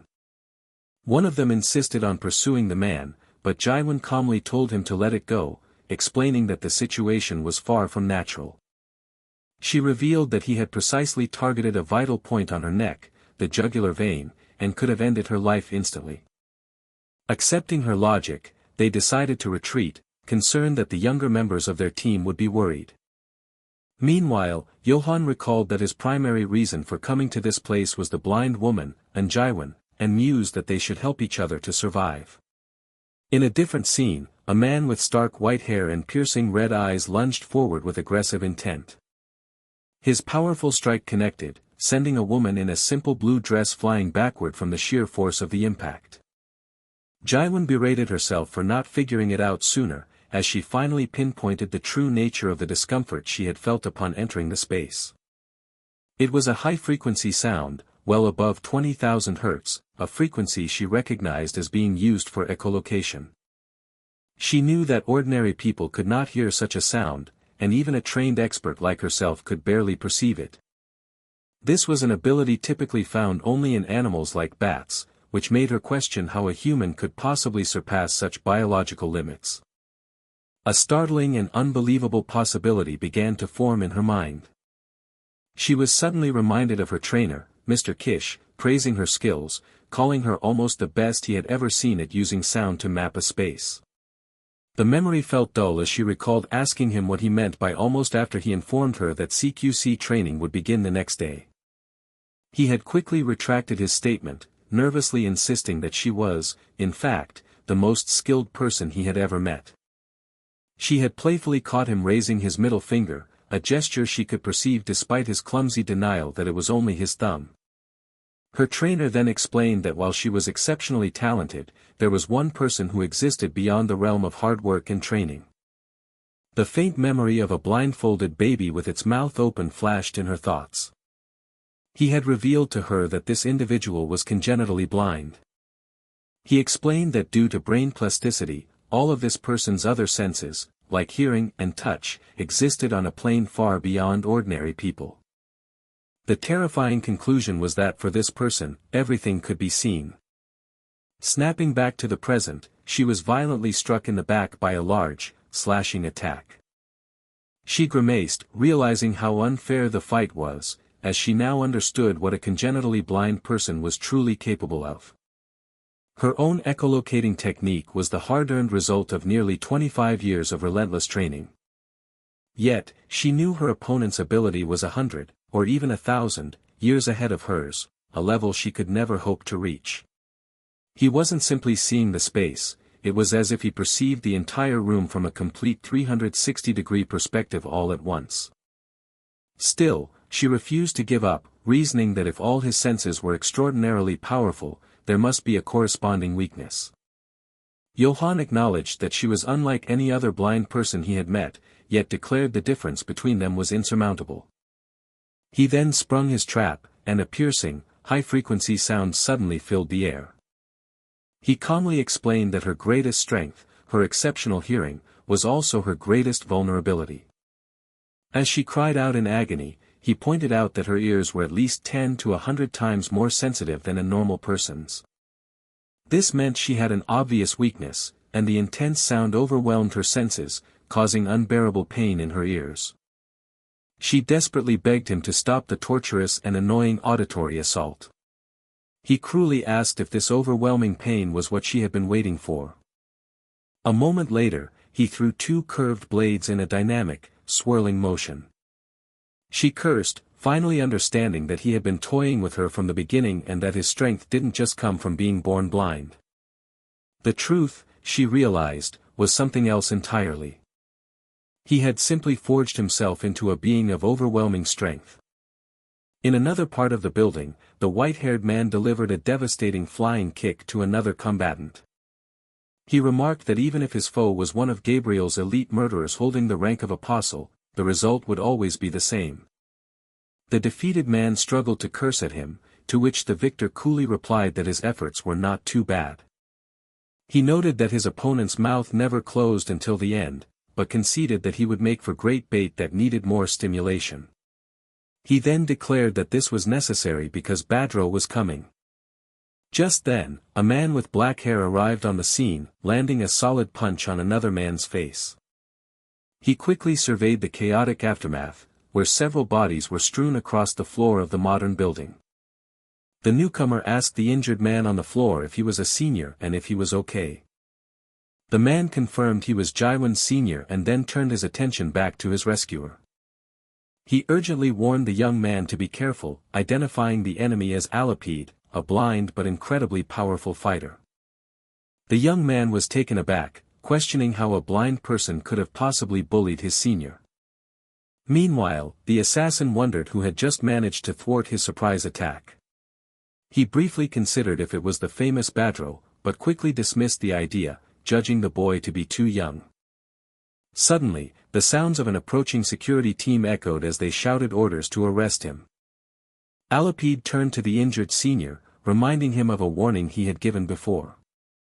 He stated with cold certainty that the senior was fated to die by his hands alone. A tense silence followed his chilling pronouncement. The senior growled the assassin's name, Alapide, with contempt. A security captain arrived demanding to know where Alapide went. Learning he had fled, he ordered his men to split up and pursue. Another agent shouted that the target was heading in a specific direction, calling for Team B reinforcements in the basement as he vowed to capture Alapide. As the senior joined the chase, he couldn't help but think that the entire situation was strange. He replayed the encounter in his mind, realizing Alapide had obviously blocked his attack but had not followed through to stop him completely. The overwhelming feeling that he was being toyed with felt utterly ridiculous and infuriating. Later, within the relative safety of the employee restroom, the senior began to complain about his injuries. He insisted that he wasn't immune to pain, lamenting how many times the bastard had struck him until it hurt to death. Badro dismissively told him not to worry, stating that anyone with enough strength to scream like that was in no danger of dying, earning a sharp rebuke for his lack of sympathy.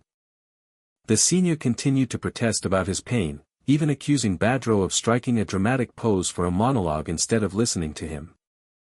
Ignoring him, Badro thoughtfully considered how a blind man, despite his combat prowess, could have perfectly disguised himself as Marco, deducing that there could be only one answer. His train of thought was interrupted by a radio transmission from the Team A leader, who reported that a thorough search had yielded nothing, the target had vanished. The team leader audibly wondered where the man could have run off to before resolving to continue searching the area. The senior then theorized that the assassin couldn't kill him now, as it would only strengthen security once his identity was revealed. He concluded that this would force the bastard to accelerate his plan to assassinate Chairman Choi Eun-chang, though he was unsure how it could be done now. An alert spread through the building as security teams scrambled, with Alpha and Bravo teams deploying to the top floor. The directive was clear: Alapid's identity was compromised, he would target Chairman Choi directly, and protection around the chairman was to be enhanced immediately. A woman looked on with a worried expression while a scarred, bearded man stood protectively over her shoulder. An order came down for all personnel to be wary of even an ant and to maintain the highest level of concentration. Badro quietly reasoned that if an assassination were attempted under such tight security, there was only one effective method left. He understood there was only one logical path for the killer to take. As a guard announced he was heading to see President Choi and the way was clear, Badro's theory was all but confirmed. That singular, effective method was, of course. In the lobby, 3 men in immaculate suits, one carrying a briefcase, walked with an air of purpose. Another disguise. An urgent order was broadcast, demanding extreme vigilance and for everyone to stay focused, not even letting an ant pass. Badro quietly reasoned that if someone were to attempt an assassination amidst such high security, the most effective way to reach Chairman Choi was clear. He understood there was only one logical path left for the killer. As a guard announced he was heading to meet the chairman and instructed others to report anything suspicious, Badro's theory solidified. That singular, effective method was, of course.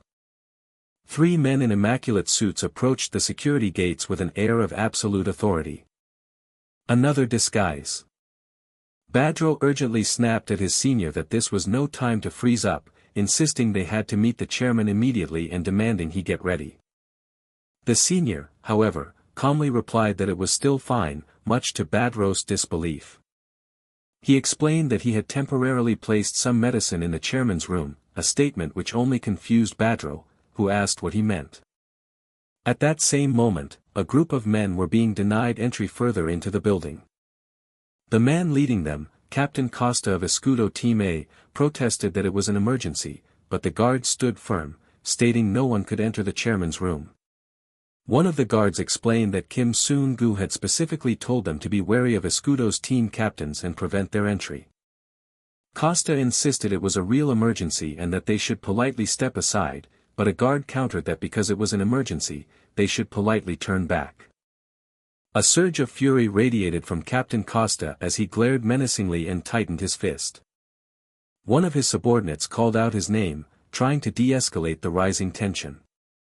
Just then, the chairman's secretary arrived, asking what was happening and offering to convey any message. Costa handed over a briefcase, explaining it contained important documents for the chairman and requesting the secretary pass it along, which he agreed to do. With a final, chilling command, Costa warned the secretary not to open the case under any circumstances. His subordinate quietly asked if he should handle the guards, but Costa dismissed the idea, saying it was fine. Meanwhile, Badro spoke again with his senior, reiterating his theory that Alapid must have an inside helper to receive disguises. The senior, Jaiwan, agreed, adding that with no bodies found yet, they couldn't know who Alapid had impersonated this time. Jaiwan's bearded face was set in a grim line as he gave a stern, sideways glance. He warned Badro to be careful since he was still a target, but Badro shot back that he should watch his words, calling the assassin a curse. Unseen by them, an elevator display showed its steady ascent, reaching the 58th floor. The senior assured him not to worry and expressed his trust, but couldn't help but remain wary of the damned assassin. He described Alapid as a dark demon and instructed Badro to flee to a bright place if he encountered him, promising to contact him later. In the hallway, the disguised man caught the faint scent of the person who had just passed him. A sudden, swift movement blurred through the air as he turned his attention. His face was a mask of cold, serious intensity as he focused on his new target. He silently resolved to prioritize assassinating Choi Eun-chang first, believing his own identity was still secret, and promised to deal with this man later. Badro calmly stopped him, mentioning that he saw him exiting the chairman's room and asking to see the important documents he was carrying. He recalled the intelligence report had heard, which identified this man as Glory's Class D assassin. While his known abilities were concerning enough, Badro was far more worried about something else. He analyzed the man's scent and movements, which suggested youth, yet he felt an incongruous sense of age that he couldn't explain. Mentally, he assessed the man's powerful physique and perfectly controlled breathing, concluding his rank had to be Class B at least, if not Class A or higher. A startling and dangerous possibility began to crystallize in his mind. He wondered if this man could possibly be the legendary assassin known as Peter. Voicing his thoughts aloud, Badro mentioned hearing that Peter was a legend from Glory that everyone was eager to catch. He feigned a casual interest, asking if Peter was here and that he would love to meet him just once. The disguised man deflected, stating that a mere Class D assassin like himself could hardly meet such a figure, before turning the conversation around. He then deliberately brought up the name Alipede. He mentioned hearing that Alipede, who feuded with Escudo, mainly operated in Europe and questioned why he would suddenly appear in Korea. Continuing his probing, he asked why someone so powerful would only choose to fight in the dark. Then, he posed a sharp, pointed question: was it because Alipede was unable to see in the light? He mused that if such a weakness were true, then no matter how skilled Alipede might be, he stood no chance of defeating the legendary Peter. Abruptly changing the subject, the man acted as if he'd just remembered something. He offered a pen back to Badro, claiming he felt pressured holding something that was cherished. Badro questioned the gesture, pointing out that one should hold on to things they value. The man fumbled for an explanation, stammering that it was a pen that was hard to find in Europe. He then feigned a sudden realization and apologized. He corrected himself, claiming he had the wrong pen and that the one Badro had given him was a different one entirely. Badro's suspicion solidified. He realized this man was testing him, wondering why he wouldn't recognize his own supposedly cherished item. He leaned in, provocatively asking if the man's eye was perhaps a bit blurry. Badro then began his explanation, stating that every person has a characteristic habit that is incredibly difficult to change. He cited examples, such as jailers instinctively checking anything left open or firefighters reacting strongly to faint alarms. He applied that same logic to those who cannot see, noting their consistent habit of using their fingertips to feel for raised letters. He pointed directly at the man, stating that this was precisely what he had done just moments ago. Badro delivered the final piece of his deduction, revealing that until the previous day, the real Captain Costa had never once touched the raised letters on a beverage can. Exposed, the assassin acted instantly, plunging the entire hallway into absolute darkness. Badro was momentarily stunned, wondering how he had managed to cut the lights so quickly. From the blackness, the assassin's voice taunted him, warning that the more he struggled, the more painful his end would be. Badro found it impossible to track the source of the attacks, as they came from all directions with blinding speed. Each strike that landed, even glancing blows, carried a terrifying and destructive power. The sleek, modern hallway with its two elevator doors stood empty and silent, hiding the vicious battle within the darkness. Elsewhere, the numbers on an elevator display continued their descent, passing the 20th floor. Over the radio, Jaiwan's frantic voice called out for his senior, desperately demanding an answer. His panic escalated as he yelled, asking if Badro was dead and telling him to answer even if he was, only to be met with a rebuke for such unpleasant words. Badro cursed back, admitting that for a moment, he had truly thought he was dead. He then informed his senior that he had just had a private conversation with Alipede, clarifying that he meant he had just fought him. He gave two orders: find the real Costas' body, and prepare for him to meet Alipede's accomplice. Alone again, Badro reflected that the encounter, though dangerous, was worth it, as he now understood Alipede fought as if he could truly see in pitch-black conditions. The ceiling's long, modern light fixtures glowed brightly, a silent witness to the darkness that had just been dispelled. Meanwhile, Alipede replayed the confrontation in his mind, finding it impossible that his opponent could have survived. He had delivered 52 stabs, all aimed at vital points, an assault that no person with normal vision could have possibly blocked in the dark. He remembered, however, how the man had managed to turn the tables in that critical moment. His opponent had created luminescent friction by scratching the elevator's interior, generating just enough light to expand his vision and defend himself. Alapide acknowledged a new feeling. For the first time, separate from his mission, he felt a pure, personal desire to kill that man. He resolved to change his plans and use it immediately, declaring with anticipation that the real game was only just beginning. On the radio, Jaiwan listened intently as Badro laid out the true nature of their situation. Badro explained that Alapide's appearance was merely a smokescreen designed to distract them while someone else approached Chairman Choi. A shocked Jaiwan realized Badro had already identified the traitor and pressed him for the name. Badro described a person who seemed out of place in the emergency, yet was always present at crucial moments and held control over the entire building.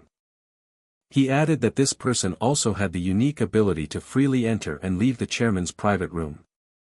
As the horrifying truth dawned on Jaiwan, Badro confirmed that only one person fit the profile.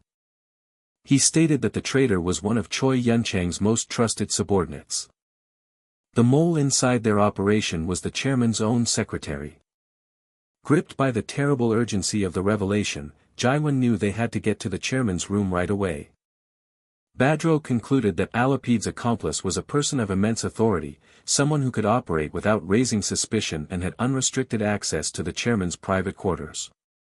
The horrifying truth settled upon him: the traitor was someone deeply embedded within Choi Yunchang's inner circle. He finally identified the mole as none other than the chairman's own trusted secretary. Meanwhile, the secretary listened to the frantic security channels as guards reported spotting Alapide on the 21st floor, vowing revenge for their fallen leader. He coolly dismissed the capabilities of Marco's subordinate to his contact, before a sudden, dreadful possibility entered his mind. The voice on the other end confirmed his fears with cold finality: the subordinate had already been eliminated. Acknowledging the successful termination, the secretary affirmed his next target would be the young man. His clandestine conversation was suddenly interrupted, causing him to look up in startled disbelief. He confronted the chairman's personal bodyguards, demanding to know what they were doing there.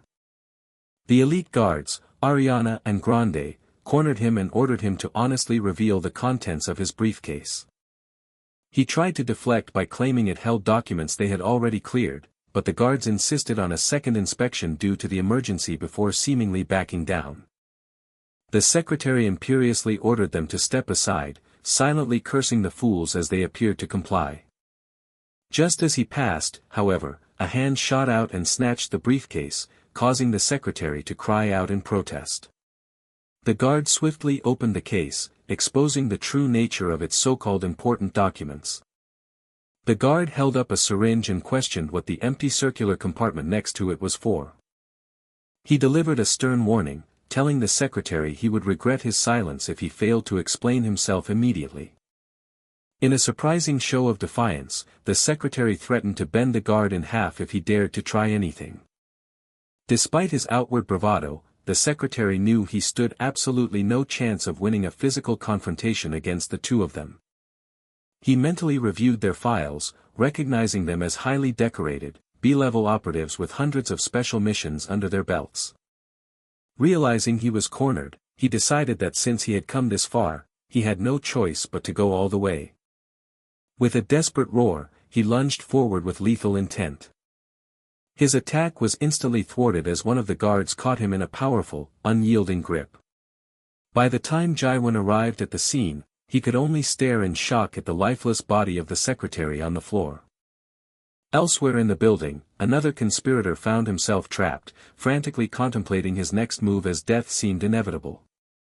He quickly concluded that both fighting and fleeing were futile, leaving him with only one possible choice for survival. The cornered man threw himself on his captor's mercy, pleading for his life and claiming he was merely a powerless pawn following orders from Glory. His interrogator offered him a slim chance at survival in exchange for information, his first question being the whereabouts of Johann. The terrified informant began to confess, starting to reveal the truth about Johann. His captor leaned in close, impatiently pressing him to finish his sentence. In the chairman's room, Alapid calmly addressed his target, stating that it didn't matter if his face was seen. He added with supreme arrogance that his victim would not live long enough to become an obstacle anyway. Chairman Choi acknowledged the assassin's confidence but astutely questioned if being blind might pose a problem for him. The chairman noted that the room was far too bright for an assassin to hide, but Alapid simply stated that he was wrong. Alapid clarified that the brightness didn't matter, the only thing that counted was whether any witnesses remained. Just then, Bardot's voice called out from the hallway, directing Jaiwan towards the confrontation. Jaiwan rushed into the bloody aftermath outside the chairman's office, frantically asking a wounded guard to explain what had happened. The guard could only groan in agony, his pained words confirming that Alapid had been responsible for the carnage. Bardot grimly assessed the scene and ordered Jaiwan to check on the chairman, and his subordinate immediately complied. One of the guards checked on his wounded partner, Ariana, who weakly pushed a small object into his hand and warned him that the assassin was after him. At that moment, Alapid's voice came through a communication device, asking the young man if he regretted their elevator encounter and stating that their business was unfinished. The voice on the comms then made a bold declaration, stating that no matter how talented Alapid was, he was no match for the legendary Bardot. He then issued a challenge. Bardot was to come alone to the armory on the 10th basement floor, warning that failure to do so would mean being unable to protect Choi Eun-chang. A panicked shout from Jaiwan then echoed from the inner room, urging his senior to hurry. Bardot immediately rushed in, demanding to know what was going on. His eyes fell upon the horrifying sight of the chairman, unconscious and with a remote-controlled explosive strapped to his body. Hearing that the deactivation key was with their foe, Bardot gave Jaiwan a coded order to release that thing they discussed earlier, a command that stunned Jaiwan. As Bardot turned to leave, Jaiwan frantically asked where he was going while simultaneously being ordered to call for medical and bomb disposal units.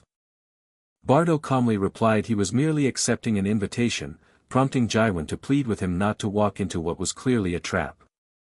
Jaiwan tried to remind him of Alapid's terrifying prowess in the dark, but Bardot cut his frantic warning short. He simply posed a question to Jaiwan, asking his subordinate to tell him his name. After Jaiwan confirmed his name was Bardot, the legendary operative asked if that wasn't a sufficient answer in itself. He then turned without hesitation and ran from the brightly lit room into the pitch-black hallway. Left behind, Jaiwan could only stare in utter awe, whispering how incredibly cool his mentor was. High above the city, the massive, twisted skyscraper stood against the night, a silent stage for the unfolding drama. In a hidden location, the operations masterminds fretted over their plan, debating whether to deploy a secondary operative known as an apostle. One of them argued against it, warning that their assassin Johann was so unpredictable he might even kill their own operative, and that his true nature was unknowable until faced directly. The scene then shifted, transporting the audience back in time to a quiet village in Malta in the year 2017. The silence was disturbed by the slow, heavy creak of an old door being pushed open. A man inside expressed his surprise at having visitors, remarking that he usually only kept rabbits for company. The intruders dismissed his surprise, boasting that their level of stealth was so renowned that he shouldn't have even needed to ask how they got in. The lead intruder threatened the man with death if he didn't talk in 10 seconds, while his subordinate brandished a gun and boasted about a previous victory. The man, a younger Alapid, coolly retorted that his opponent's confidence in having a single magazine was misplaced. In a flash, before the gunman could even process his words, Alapid vanished from sight. He reappeared instantly behind his target, whispering that he should have fired when he had the chance. Alapid informed the stunned man that if his hand had held a knife, he would have been killed 13 times already.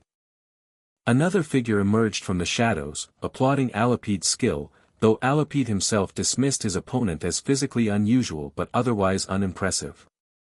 Alapid quickly sized up the newcomer, noting his expensive clothes, old rosary, and a distinct Korean scent, and demanded to know why the organization Glory was seeking him out. The recruiter smiled, correcting him that the organization he represented was a new, more powerful entity than the one Alapide knew. He then held out a small item, formally offering it to the assassin. The man told him he would be sent to Korea to face an unimaginable foe, leading Alapide to correctly deduce that he meant Bardo. The recruiter admitted that even in old age, Bardo's assassination skills were superior to Alapide's, offering a contact method for future questions. He framed the entire mission as the ultimate test to see if Alapide could finally surpass the living legend. Returning to the present, Bardo stood resolute inside an elevator descending deep into the building. A close-up revealed his focused expression, his determined gaze fixed on the doors before him. The display panel lit up, announcing his arrival at the designated meeting point on the 10th basement floor. Stepping out into the armory, Bardo paused, admitting to himself that what he saw was more elaborate than he had expected. He dryly commented that the setup was quite excessive for what was supposed to be a simple conversation. Bardo faced Alapide and demanded to know the reason for the meeting, to which the blind assassin replied he had something to confirm first. Alapide confessed that he had felt an intense, unsettling feeling of discord from Bardo since their very first meeting. He pointed out the strange contradiction of Bardo's youthful appearance versus his palpable experience, prompting Bardo to tell him to get to the point. Alapide explained that Bardo possessed skills that were utterly impossible for someone of his age to have acquired, a phenomenon he had never encountered before. Bardo's patience finally wore out as he demanded to know what the assassin was trying to say. Prefacing his grand accusation, Alapide stated that he was an open-minded individual, free from prejudice. He then made his shocking assertion, looking directly at the young man and accusing him of being the real, legendary Bardo. In another location, a group of people watched a monitor in shock, their eyes glued to the image of a young boy holding a detonator. One of them remarked on the deadly efficiency of the device, a creation of their colleague Matthias that could vaporize everything in a 20-meter radius.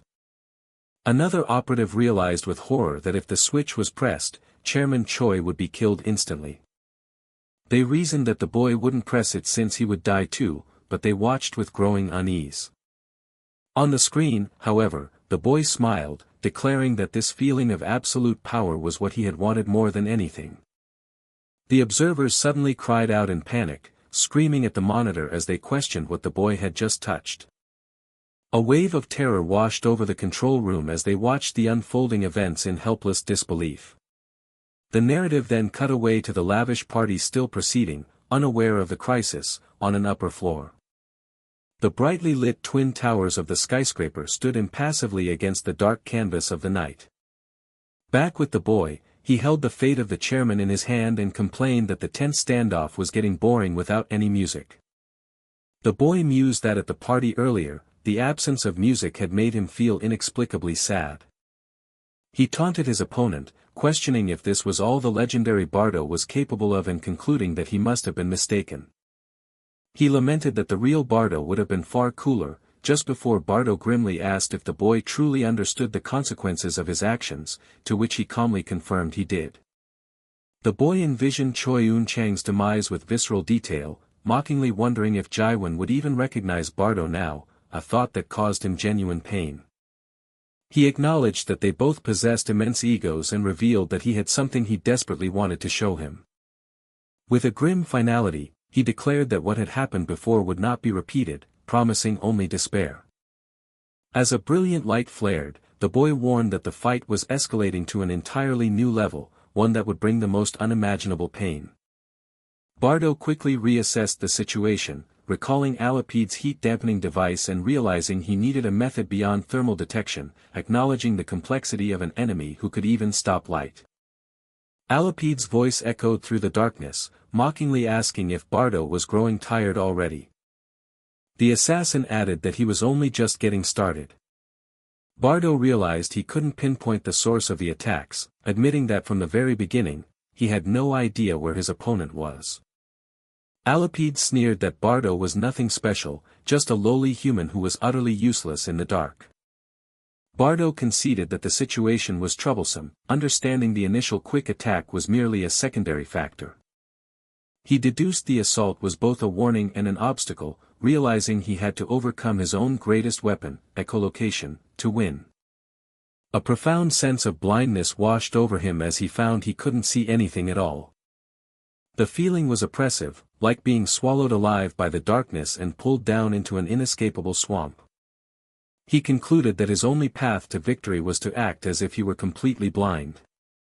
As he planned to wait for his enemy to draw near, Alapide's voice dismissed the tactic as useless, claiming he could see Bardos' every move.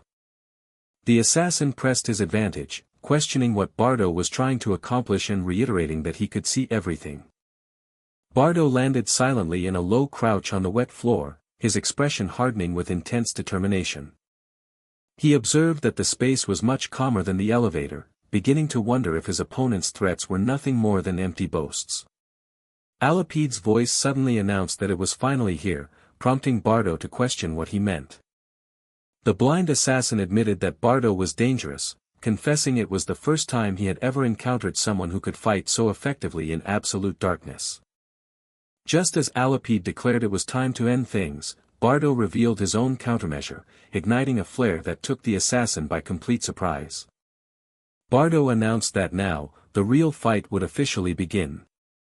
He fixed his gaze on his opponent, bracing himself for the true battle ahead.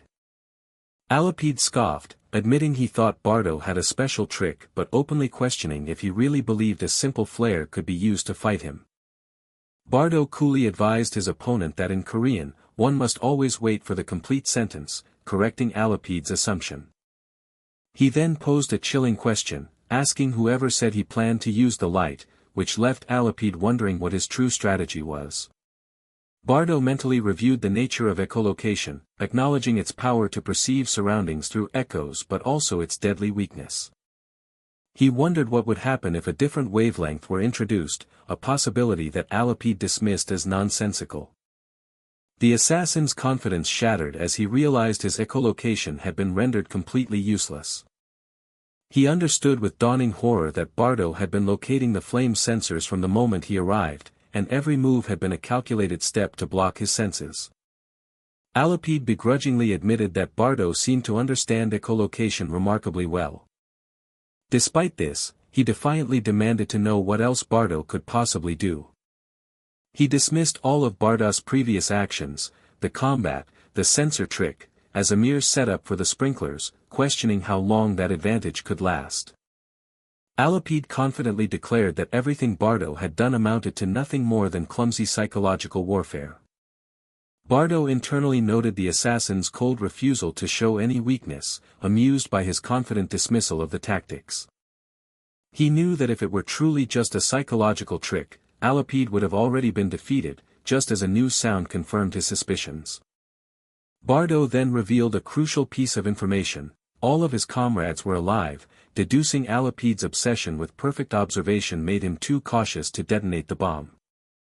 A shocked Alapide demanded to know how he could have possibly known, struggling to comprehend how it could be true. He desperately questioned why Bardo would pretend to have been tricked, searching for a reason. Alapide accused Bardo of lying simply because his ego was wounded by his failure to kill him. Bardo corrected him, stating that the true reason was Alapide's own profound insecurity. He mocked the assassin's sudden loss of confidence, which provoked Alapide to scream furiously, questioning what Bardo could possibly know about him. A painful memory surfaced of Alapide as a child, unable to grasp the concepts of white or beautiful as other children described a rabbit. He recalled his own simple desire to touch the soft animal. That innocent wish was denied by another child who selfishly claimed the rabbit, an act that marked the beginning of his torment. The bullying escalated as other children began to mock him with food, a cruel game that targeted his blindness. He remembered them whispering to each other, confident he wouldn't know what they were doing since he couldn't see. In time, this relentless cruelty eroded his hope and replaced it with a deep-seated insecurity that left him completely unable to fight back.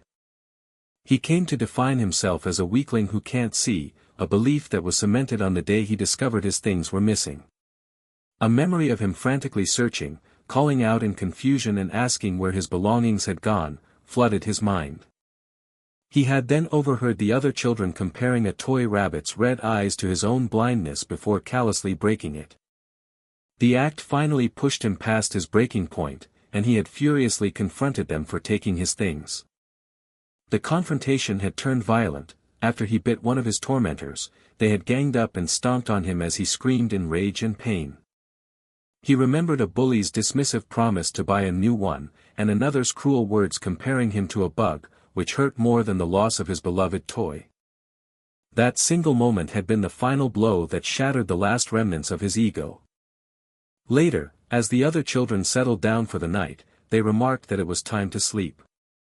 A sudden blackout plunged the room into chaos, and as the others panicked, unable to see, Alipede had a stunning realization: they were now experiencing his world. For the first time, they were just like him.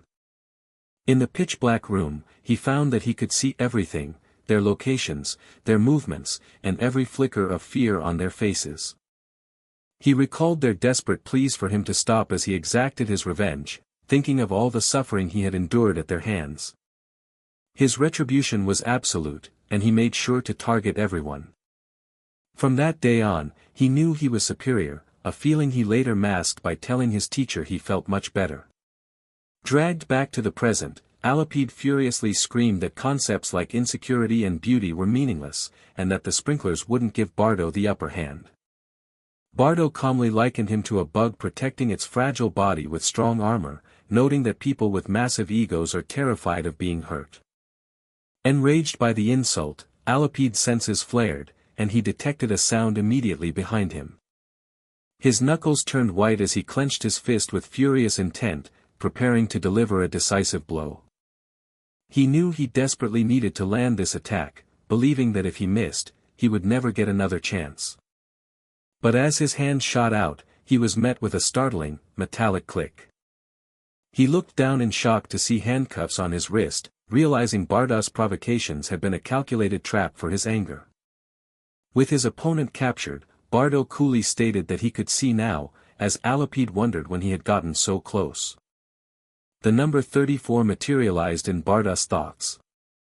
He calmly identified this as the total number of vital points on the human body that could result in death. With his target immobilized, Bardo advised him to prepare himself, expressing a cold curiosity about how much pain he could endure. A brutal strike landed with a deafening crack. Bardo recalled the fact that there were 34 lethal points on the human body. He challenged his captive to be prepared, expressing a cold curiosity about the limits of his endurance. The first attack was a technique he called electric light. He mentally noted that among the vital areas, the liver was exceptionally vulnerable, causing pain so intense it made breathing difficult. Bardo silently wondered if his opponent possessed the will to withstand such an assault. His focus then shifted to the next vulnerable point, the throat. He ran through a mental list of other targets, including the Adam's apple, the chest, the area under the eyes, and the nasal bridge. He conceded that Alipede's spirit was remarkably strong. However, Bardo was confident that even the strongest spirit would eventually shatter, a notion Alipede mentally scoffed at. Alipede retorted in his mind that it was Bardo, not him, who was destined to be broken. He then mocked his captor's foolishness, pointing out a glaring oversight in his plan. He furiously declared that if Bardo truly wanted to restrain him, he should have bound his legs as well. Bardo was stunned, realizing with a jolt of alarm that Alipede's power had grown significantly stronger than before. Alipede taunted him, asking if regret was setting in and warning that this was only the beginning. A fist radiating immense force slammed into its target. Bardo corrected his earlier assumption: Alipede hadn't endured the pain through mental fortitude alone. He was truly a formidable foe. Bardo watched in disbelief as his opponent, who had clearly just passed out, rose to his feet as if completely unharmed. Alipede analyzed the situation, acknowledging that using handcuffs in the dark was a decent idea but ultimately insufficient. He explained that for such a strategy to work, Bardo would have needed to restrain him completely to prevent any escape. He sarcastically called it a shame, then posed a new problem: the active sprinklers meant Bardo couldn't see either. Alipede reasoned that with the water still running, other frequencies would interfere with Bardow's sound reflection system. With that, he proposed they change the battlefield. He decided they would move to a location free from the interference of the sprinkler system. In the new location, Bardo calmly checked on his opponent's condition. He observed how bright it was in the hallway before declaring it was time to bring their fight to an end. Alipede's eyes widened in shock at his opponent's proximity. He mentally acknowledged Bardow's impressive ability to judge situations, recognizing he was at a distance too close to dodge an attack. Bardo told him not to be so surprised, suggesting he was operating under a grave misunderstanding. He explained that while Alipede was weakened without darkness, his own capabilities remained unchanged by the presence of light. For him, light and dark were one and the same. He then turned the accusation around, stating it was Alipede who was always the same. Bardo coolly pointed out that Alipede was still unable to see him. This blindness, he continued, meant there was no way for his opponent to block or dodge his incoming attacks. He thought to himself that there would be no lucky escapes this time, as Alipede could no longer create his own light. His opponent had completely lost his bearings. As a disorienting whoosh filled the air, Alipede realized with dread that the sensation in his limbs had not yet returned. Bardo then posed a cryptic question, asking if he had indeed placed a handcuff on him. Alipede dismissed the question as a joke, insisting he had already broken the cuffs, but Bardo calmly stated this was a handcuff he could never escape. The perplexing statement gave Alipede pause as he tried to understand what his opponent meant. Suddenly, his senses picked up a faint smell he had been too focused on the fight to notice earlier. A horrifying realization dawned on him: Bardo had used a handcuff coated with a luminous material from the very beginning. He finally understood that being lured to the brightly lit entrance hall was a deliberate part of the strategy, meant to charge the glowing substance. Alipede was left reeling, questioning how anyone could possess such foresight. The sheer vision behind the plan was almost unbelievable. He finally broke his silence, demanding to know when Bardo had started preparing for this moment. Bardo admitted he had anticipated that regular light would be ineffective, remembering a prior discussion with someone named Jaiwan about needing a special tool. He concluded that a weapon of that caliber was necessary to counter Alipede's powerful echolocation abilities. Bardo then confessed his initial error, admitting he shouldn't have engaged in a straightforward fight from the start. Alipede's mind raced, wondering what other weapons his opponent had prepared. He could only stare at the man before him, finding him to be completely and utterly unpredictable. In a shocking move, Bardo then ignited the fuse of a flare, holding it aloft himself. He mockingly asked his opponent how it felt. He then questioned if Alipede could see better now that he had personally dispelled the darkness. Alipede watched in renewed shock as Bardo drew two knives, now prepared to fight with both hands. A tense silence hung in the air for a brief moment. Then, Bardo made a proposal: they would now fight on what he called fair terms. A close-up highlighted the cold, determined glint in the dark-haired man's red eyes. Bardo stated that if they were to lose under these conditions, neither of them would have any excuses left. Alipede's thoughts drifted to a boy named Peter. He mused that Bardo continued to be an interesting opponent, right up until the very end. Under the intense crimson light of the flare, the two warriors exchanged a flurry of powerful blows. Even with the light, Alipede found himself at a complete loss. His opponent was standing directly in front of him, yet moved with such blinding speed that he was impossible to track. He realized with growing frustration that he couldn't perceive his enemy's movements at all. In the blur of motion, one man managed to block a devastating punch from his adversary. The clash escalated as Bardo pressed his attack with bladed knuckles. A grunt of pain and surprise escaped Alipede's lips as he was struck. His eyes darted down, noticing his opponent had shifted his grip on the karambit to prepare for a top-down attack. Despite anticipating the move, Alipede cried out as another blow landed. Bardo's movements were simply too fast for him to react in time. A wave of indignation washed over Alipede. This was unacceptable. He found the entire flow of the battle to be completely intolerable. Moreover, the words of a man named Raphael now echoed in his mind, feeling equally insulting. He recalled a conversation where Raphael had boasted that even Peter could never beat him if he used a knife, deriding Peter for rarely using weapons. The memory continued, with someone else questioning Peter's methods, only for the other to find it amusing. The remembered conversation had ended with a rumor: Peter avoided weapons because it would make defeating his opponents far too easy. Snapping back to the present, Alipede roared in defiance, refusing to accept this display of power. A brilliant blast of red energy erupted between the two fighters, forcing them apart.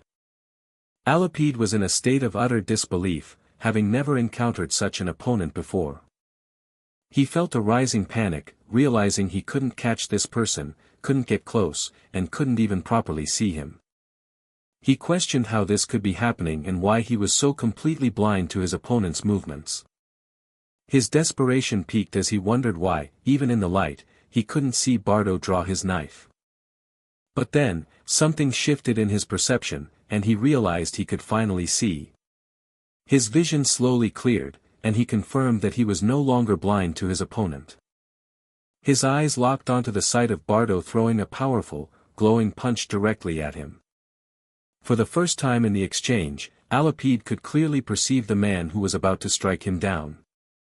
Alipede's mind reeled. It made no sense that he, a man who could never be caught, was in this position.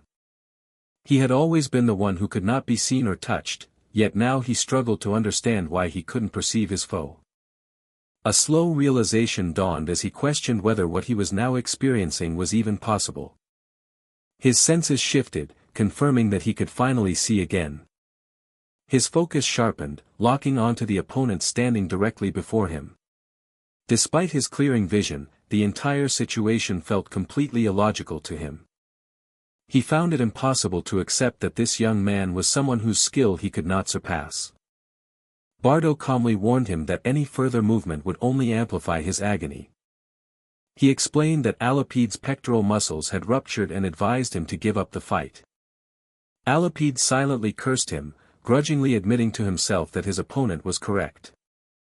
He knew the last attack had rendered his left arm useless, but another fact was far more difficult to process. It was his opponent's mastery of knife fighting, a skill Alipede himself had spent years perfecting. He couldn't fathom how someone who was barely an adult had already achieved complete mastery of the karambit. Bardo offered to extinguish the lights once more, declaring he was about to unleash his full power and that Alipede couldn't possibly block both his hands. He mockingly pointed out the futility of defending with only a single functioning arm. Alipede defiantly challenged this assessment of his disabled arm and lunged forward. In a desperate gambit, he seized Bardo's arm, declaring that now his opponent was also limited to one. He vehemently denied that Bardo was his superior, vowing to hold on until the bitter end. The declaration was met with a brutal punch that crashed into Alipede's jaw. Bardo coldly questioned his opponent's vow to never let go. He began a clinical lecture on the masseter muscle, explaining its function in providing biting power. With the point made, he asked if Alipede now understood the consequence of that blow. Bardo concluded his lesson by stating there were limits to what Alipede's pride in his weapon could achieve. Defeated, Alipede asked for his opponent's name, Kim Songu, promising to remember it forever. Elsewhere, a security team felt a sudden change in the environment, wondering if something had happened. One of them realized with a jolt that the emergency flare had been extinguished. The abrupt plunge into darkness left them disoriented and unable to see. A commanding voice suddenly pierced the darkness, ordering everyone not to move. An officer announced they had located the suspect and ordered the capture of the escaping white-haired man, noting So had anticipated their infiltration. Another officer marveled at Su's impressive abilities while giving orders to chase the terrorist and split up. They faced a difficult choice, knowing they couldn't risk civilian lives but would lose their target, Johann, if they hesitated. Frustration mounted as their target seemingly vanished into thin air. Orders were shouted to secure all exits of the Deha group's lobby, certain that he couldn't have escaped. A woman rushed towards the officers, frantically asking if Alapide had been caught and what had happened to Kim Songgu.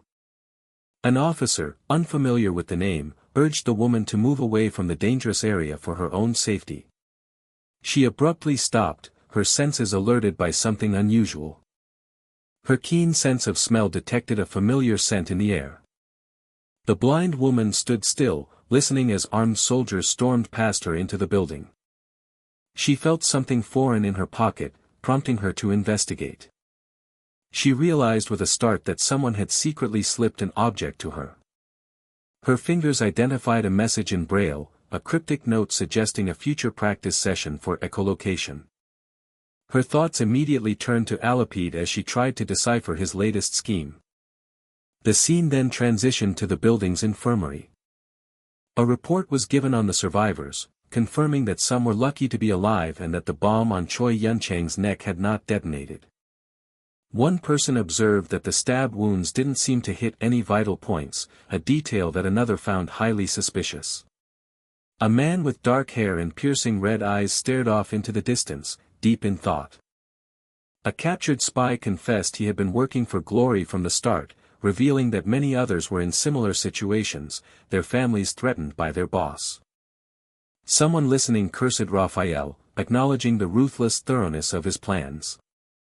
A junior officer approached his superior, admitting his profound confusion over the recent events. He questioned why Alapide had been allowed to escape, likening it to Pietro intentionally losing a fish he already had on the hook. The senior cryptically replied that Alapide would prove useful to them in the future, a statement that only confused his subordinate more. He was simply advised to wait patiently, as understanding would come with time. In a lavish room, a powerfully built man balanced precariously on one hand atop a wine bottle. He casually asked Johann if he had successfully eliminated Choi Eun-chang, anticipating the next day's sensational headlines. Johann flatly stated that Choi Eun-chang was not dead, leading the man to immediately assume Pietro was involved. Johann cut him off, clarifying that Pietro had not been there. The other man, Thaddeus, began to taunt Johann in a mocking, sing-song tone. He called Johann a loser for failing against someone other than Pietro, earning him a death threat in return. Thaddeus waved it off as a joke, his official codename and specialty displayed for a moment. He then astutely observed that Johann's intense reaction was quite revealing. Johann issued a final warning, threatening to perforate his face with 72 holes if the mockery continued. Thaddeus playfully retorted by counting the 7 holes he already possessed. He mused on how fascinating the situation was, pitting the world's greatest assassin, Alapide, against the world's best martial artist, before quickly apologizing and asking Johann for their next move. Thaddeus pointedly remarked that Johann's perfect success rate was now officially broken. He continued to prod, expressing fascination with Johann's incredible senses and calling his blindness a terrible shame. The suggestion that he would be even better without his blindness finally pushed Johann over the edge. Johann ordered Thaddeus to unwind his arms, but Thaddeus cheerfully refused. He claimed that if he did as requested, his brother Johann would surely die. An attack flew, which Thaddeus narrowly dodged, exclaiming that he was the one who nearly died. Johann lunged again, determined to make his threat a reality this time. A brilliant flash of purple energy followed Thaddeus' downward strike as he skillfully dodged Johann's counterkick. The scene settled on the red-haired Johann, crouched low on the rain-slicked ground. A figure in a dark hoodie mirrored him, lunging forward in an aggressive fighting stance.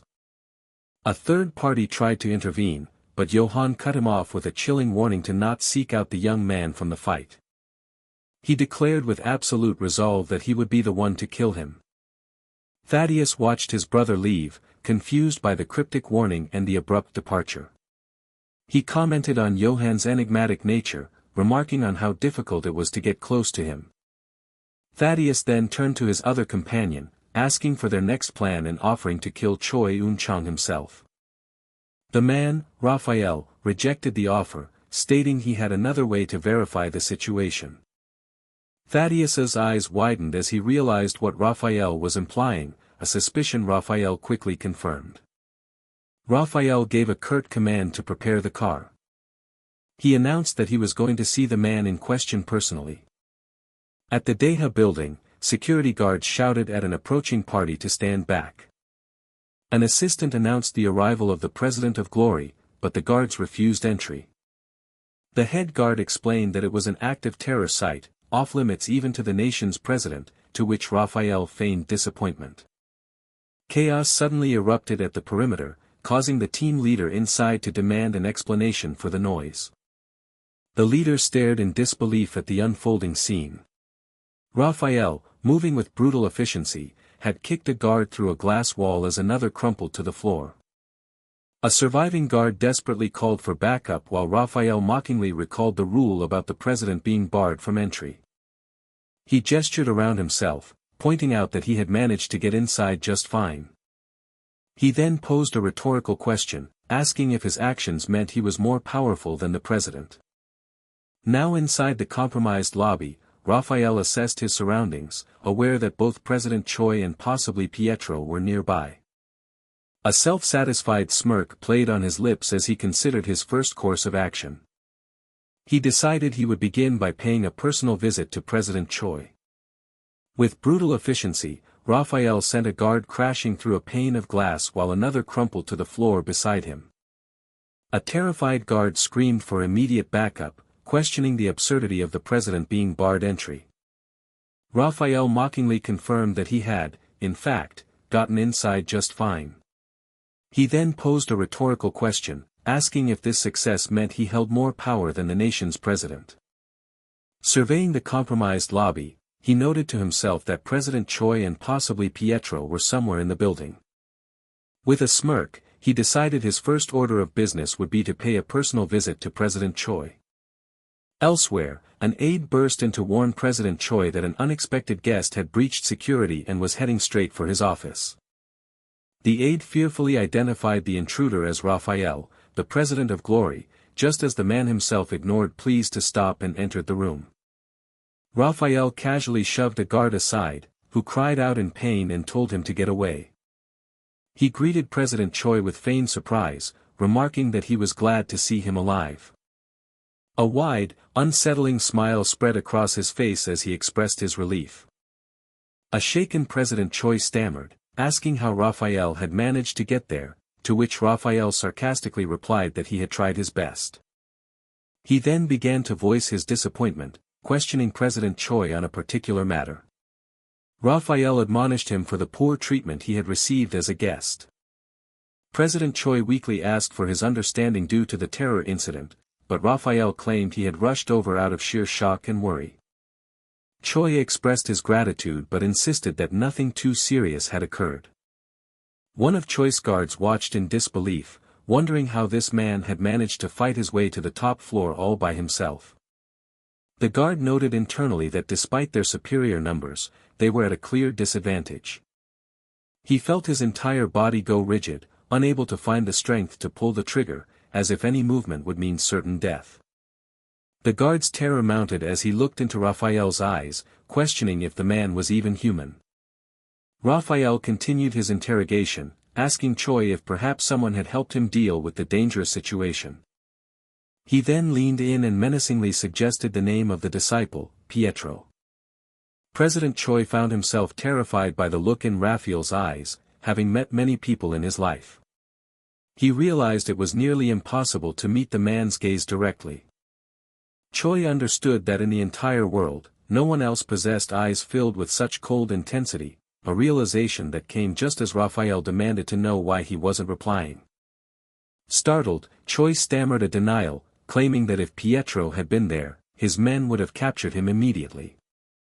Raphael cheerfully agreed, stating he knew President Choi would never secretly communicate with the likes of Pietro. Changing the subject abruptly, he pointed out that the president's necktie was tied quite loosely. He ominously warned that if Choi continued to be so careless, he would have trouble looking after his own neck, regardless of his status as the leader of Deha.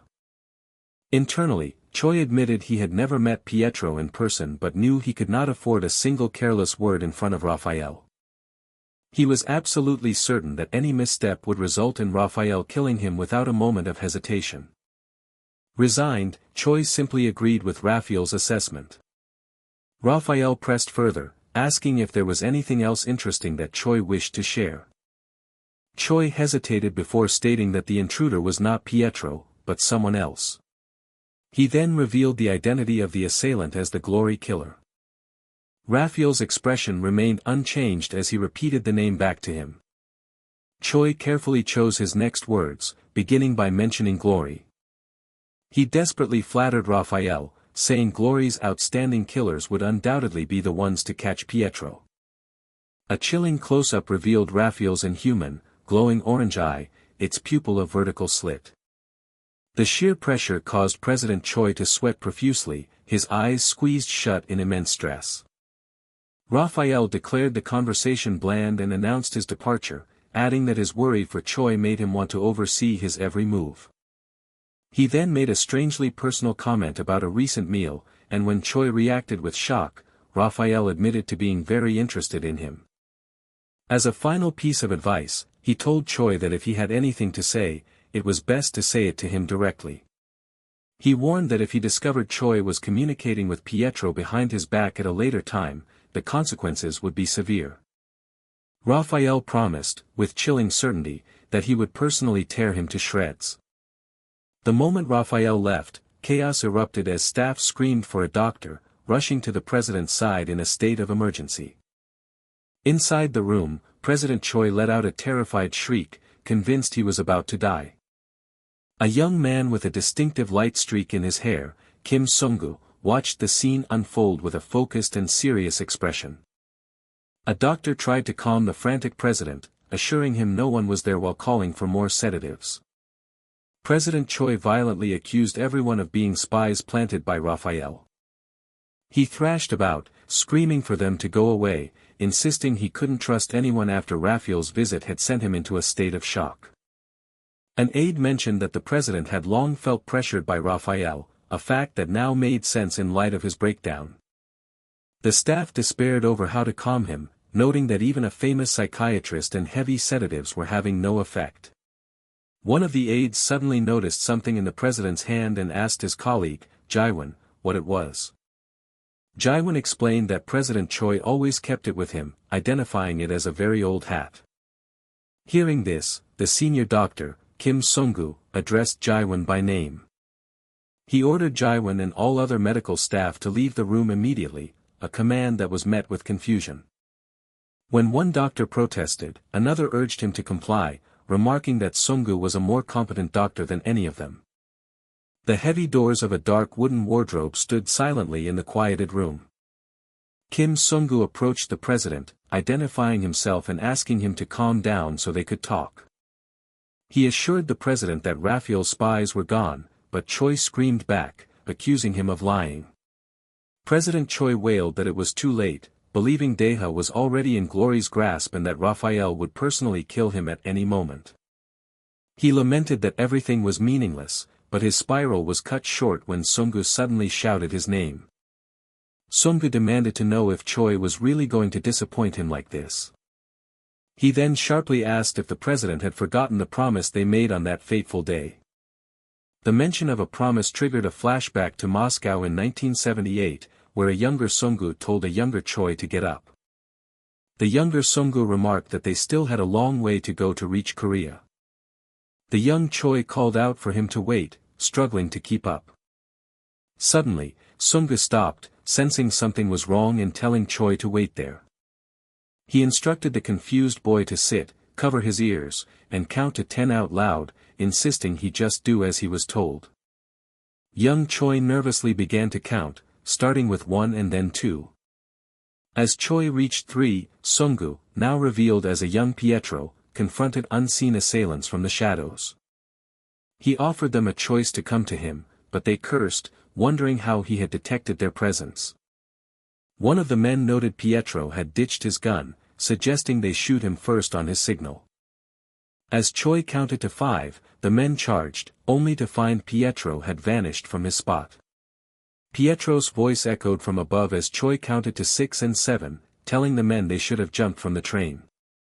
Pietro swiftly dispatched his attackers just as Choi reached the number 8. The fight now over, Pietro called out to Choi Eun-chang. He gently chided the boy for stopping his count and told him to get ready for what was next. With a sudden leap from the moving train, Pietro pulled Choi with him, causing the boy to scream that he hadn't been warned. Later, Pietro explained to a frightened Choi that he would face many trials and dangerous situations like the one they just experienced. When Choi pleaded for him to stay, Pietro solemnly informed him that they would never see each other again. Choi looked down, dejected, lamenting that he could never get close to anyone. But then, Pietro handed him his hat, telling him to think of it as him and to make a promise. He made Choi promise that if they ever met again, he would not become someone who would bring him embarrassment. The young Choi eagerly agreed, vowing to grow up strong so he could proudly meet him again one day. Back in the present, Sungu asked what had happened to that boy who promised he would grow up strong. He urged the president to get up, reminding him of all the people who looked up to him and were waiting for his leadership. Choi, with dawning realization, admitted that he had doubted his own suspicions for so long. Yet, from the very first time they met, he kept seeing traces of Pietro in Kim Sungu. He confessed that he had never once forgotten him after that day in Moscow. Overcome with emotion, President Choi finally acknowledged him, saying how much he had truly wanted to see Pietro again. Pietro smiled warmly, thanking Choi Eun-chang for growing up well. A short while later, the door to the president's room opened, revealing the brightly lit corridor outside. A fully composed President Choi emerged and apologized to his concerned staff. He calmly admitted that he seemed to have caused them all a great deal of worry, and they rushed to him, asking if he was all right. When an aide asked Sungu what he did, he humbly replied that he did nothing, stating that President Choi had always been a strong person. Later, a colleague playfully complained to Sungu about only receiving a simple thank you after all his hard work, but Sungu just asked what more he wanted. The colleague insisted he wasn't crazy about money and was offended by the implication. Sungu then mentioned that the president had said thank you, presenting his friend with a letter of gratitude. Inside the envelope, however, was a black card, which Sungu casually told his ecstatic friend to use, prompting a loud cheer of thanks. When asked where he was going, Sungu replied that he was returning to the house he had forgotten about. Sungu was immediately swarmed by his D-rank colleagues upon his return. They peppered him with questions about his absence, jokingly asking if he'd been with a VIP to get his new black card. A female colleague named Lee Yuna urgently tried to get their attention, exclaiming that they were in big trouble. She finally managed to spit out the terrible news: Glory was planning to fire the D-rank killers. One of the men scoffed at her, pointing out that with her low rank, she was obviously going to be cut. Yuna angrily retorted that they were getting cut too, calling them idiots for not realizing the gravity of the situation. She explained that an official letter confirmed a mandatory test for all 336 D-rank killers, and anyone not in the top 100 would be fired. The group panicked at the impossible odds, but then noticed that Sungu, the lowest ranked among them, was completely calm. Sungu coolly informed them that he already knew about the test and had found a way for them all to survive. When they eagerly asked what it was, he told them their solution had just arrived. An imposing and unfamiliar man entered their quarters, shocking everyone as they wondered how he got in. A menacing voice asked if they were the ones he was looking for. The stranger looked down on them with contempt, referring to them as the D-rank children and leaving the group utterly bewildered. Sungu revealed he had found their path to survival, gesturing toward the imposing figure who had just arrived. The other D-rank killers were thrown into confusion and fear, wondering about the identity of the newcomer as Yuna warned them to avoid his gaze. The stranger's voice boomed through the room, confirming that they were indeed the group he had been seeking. He looked down on them with utter contempt, referring to them as the D-class children and leaving them to anxiously ponder their fate. One of the men suddenly recognized the stranger as the powerful bear man from the ship, questioning how he could possibly be here. They all acknowledged his formidable strength, which made his appearance in their dilapidated quarters all the more puzzling. The man, G1, stormed toward Sungu, aggressively demanding to know why he had dared to return after running away, calling him a bastard and questioning if this was his home. Sunggu calmly requested that Ji-won step outside for a moment, adding a quiet remark that his former adversary was lucky. Ji-won furiously insisted he had not fled out of fear, but had intentionally left so that Sunggu could live. Once they were alone, Ji-won's aggressive posture softened as he seriously asked Sunggu for the real reason he had come to this place. He admitted that Sunggu was the first person he had encountered since the Apostle Glory with comparable strength and demanded to know his true identity. Sunggu posed a simple question, asking if Ji-won would be able to believe the truth if he told it. Ji-won declared that after everything that had happened, there was nothing he couldn't believe, stating he would even accept it if Sunggu claimed to be the legendary Peter. With a quiet confirmation, Sunggu affirmed that he was, in fact, Peter, which caused Ji-won's confident demeanor to shatter. Ji-won immediately protested, arguing that it was impossible since Peter was famously an old man, prompting Sunggu to gently remind him of his promise to believe. Insisting that this situation was different, Ji-won struggled to articulate why, as Sunggu calmly questioned his logic. Ji-won paused his argument, a flicker of doubt causing him to reconsider everything. He began to connect Sunggu's extraordinary and unprecedented abilities to the legendary tales of Peter. Ultimately, he decided that the man's true identity as Peter was not the most pressing matter at hand. Ji-won then revealed that he had just returned from a confrontation with the formidable Raphael. He confessed that he was currently too weak to win against his foes, as he had never been properly trained, but he was certain of one undeniable fact. Recognizing Sunggu's overwhelming power, Ji-won made a direct and earnest request for Sunggu to train him and make him stronger. Sunggu delivered a curt and immediate refusal. Dropping to his knees, Ji-won bowed his head and pleaded for Sunggu to accept his desperate request. He revealed that his powerful desire for vengeance for someone named Yuka was his driving motivation. Referring to Sunggu as his master, he begged to be molded into a stronger person. Sunggu expressed discomfort at being called master and told him to rise, but Ji-won remained steadfast, vowing not to stand until his plea was accepted. Relenting, Sunggu stated that it was his principle to never let his disciples kneel before him.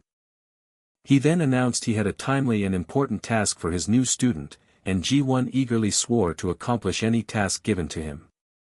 Sunggu then revealed the nature of this important assignment. His task was to train the lowly D-class killers, whose pathetic ranks of 333, 334, and 335 were displayed for all to see. The D-rankers were shocked, questioning why they would be trained when their ranks far outside the top 100 seemed to destine them for immediate elimination. Yuna boldly confronted Ji-won, demanding to know his rank within Glory and trying to rally her terrified colleagues, who could only whisper for her to stop.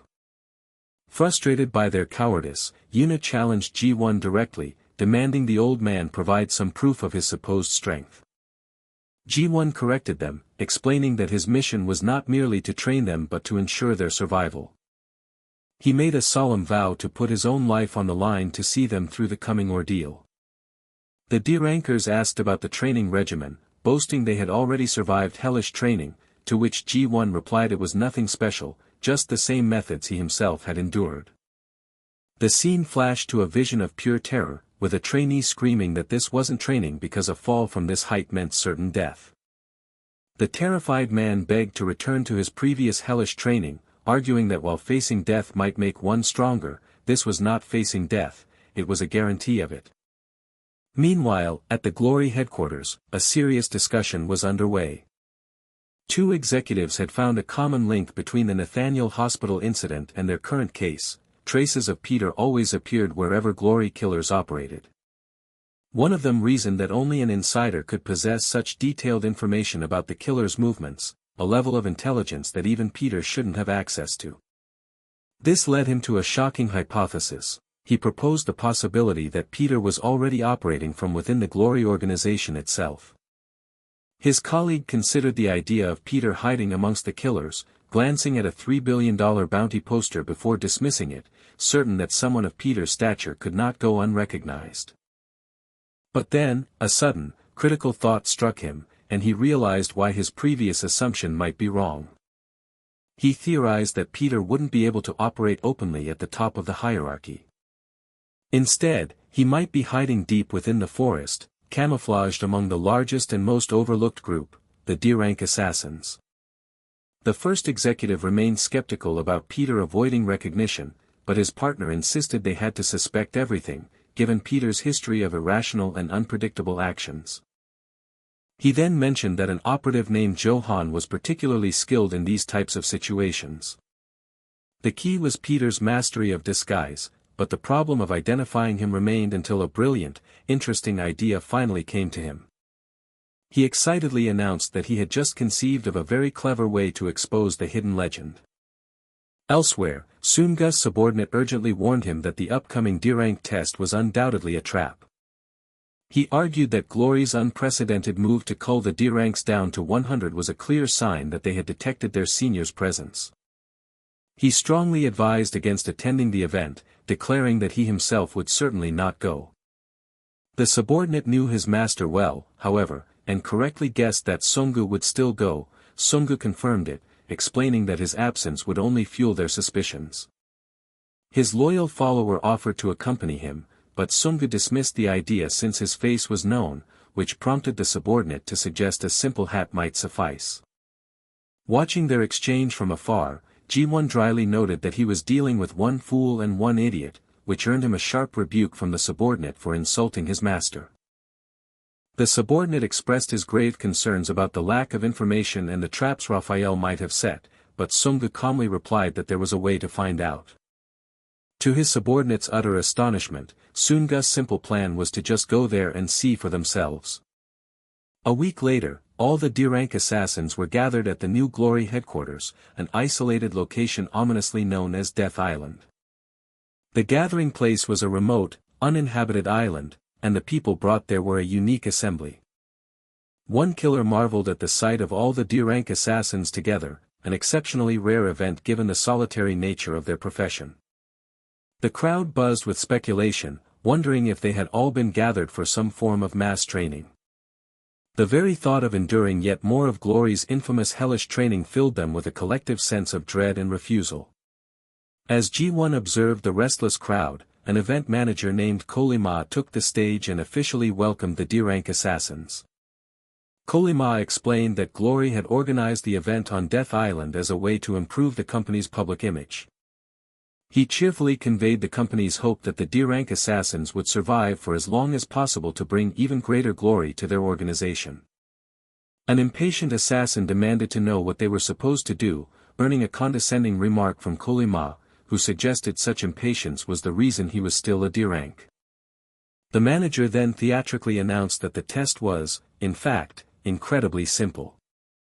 He laid out the primary objective: they were given 48 hours, and their only task within that time was to survive. A wave of laughter and relief spread through the assassins, who felt the test sounded far too easy, almost like a vacation. Kolima quickly shattered their illusions, warning them that they were gravely mistaken if they thought this was going to be a game. He then revealed the true nature of the test. From that moment forward, they were to engage in a free-for-all battle against one another. In any fight, the victor would claim the loser's official certificate as proof of their triumph. He explained that rankings would be determined by the number of certificates collected, with the top 100 passing, and all methods of acquisition, whether fighting, hiding, or stealing, were completely fair game.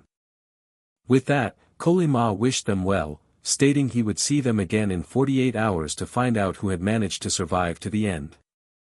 The assassins were instructed to turn in all of their personal belongings, as the test would commence in just 30 minutes.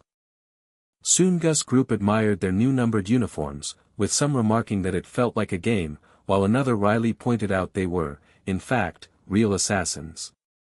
Sungu observed that Glory's preparations were thorough, but he recognized that this meticulousness had introduced a very serious problem for his team.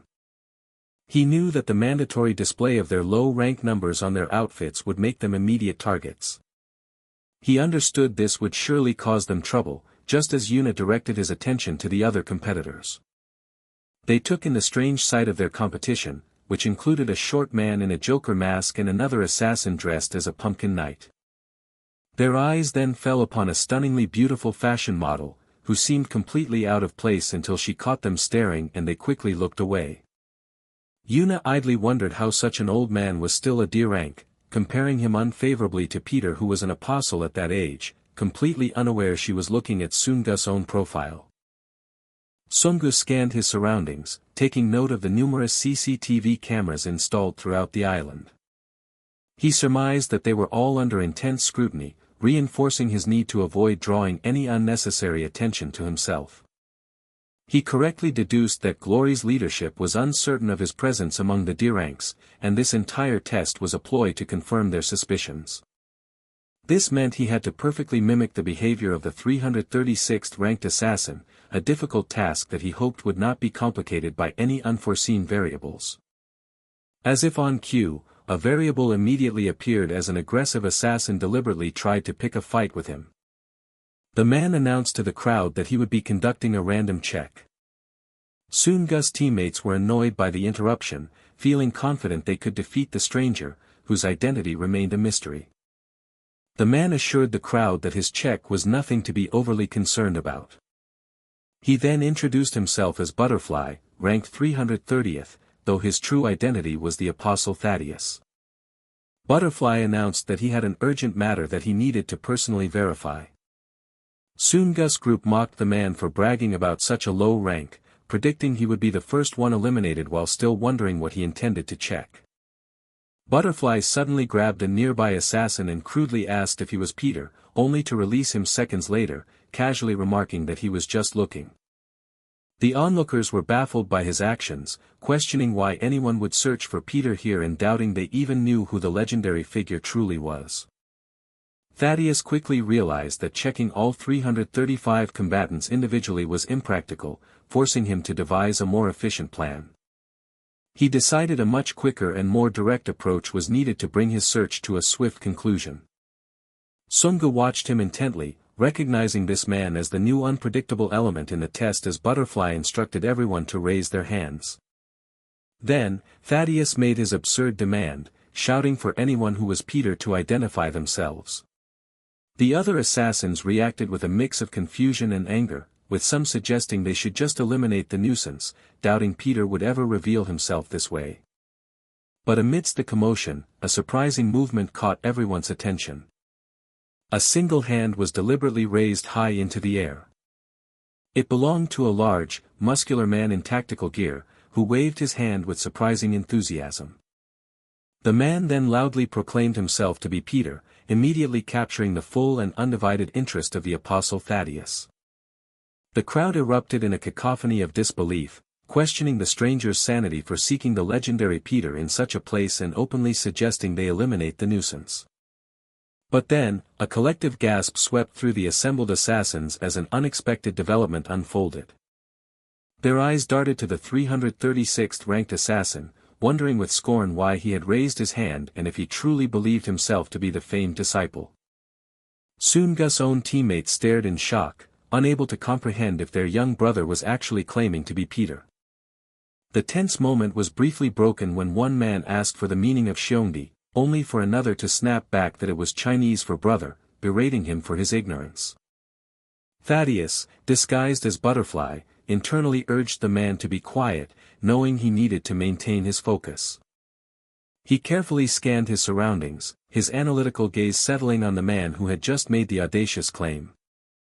Murmurs continued to spread, with one assassin pointing out that Peter was known to be an old man, which made the claim impossible and reignited speculation about the disciple's true whereabouts. A cynical voice in the crowd remarked that even if Peter was present, such a crude search would only make him hide more effectively. He mockingly encouraged the stranger to continue his pointless endeavor, admitting that his brother was, at the very least, quite interesting. In a flash of movement, two figures blurred together as a fierce exchange of blows commenced. The stranger, Butterfly, declared that things were about to get exciting, though his flashy attack was met with derision from onlookers who felt anyone could perform such a basic move. However, they were mistaken, as the kick was far more complex than it appeared to the untrained eye.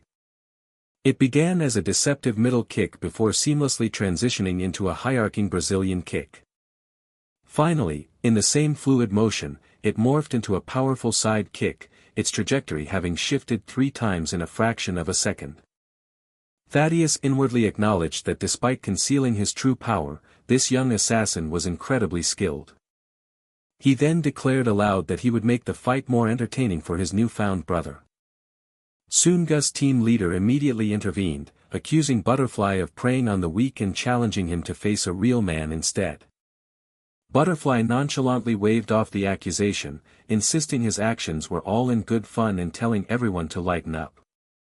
He complimented Soongus' youthful appearance before bidding a casual farewell to the 336th ranked brother. The team leader turned to Sungu, asking if the kick had frightened him and telling him to shake it off. He confidently promised to protect Sungu, dismissively stating that people who peppered their speech with English were always weak fighters and urging him not to be scared. Thaddeus, however, knew the truth. The young man wasn't scared in the slightest. He had seen it clearly. As the kick's trajectory changed 3 times, the man's eyes had perfectly tracked every single movement, proving he had seen through the entire complex attack. What he had witnessed was not fear, but profound confidence, a trait that was highly unusual for a mere D-rank. The encounter left Thaddeus deeply suspicious, realizing this strange assassin would make the test far more interesting.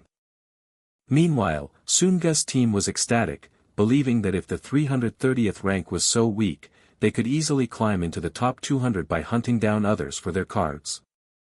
One member soberly interrupted their celebration, reminding them to consider how dangerous their situation truly was.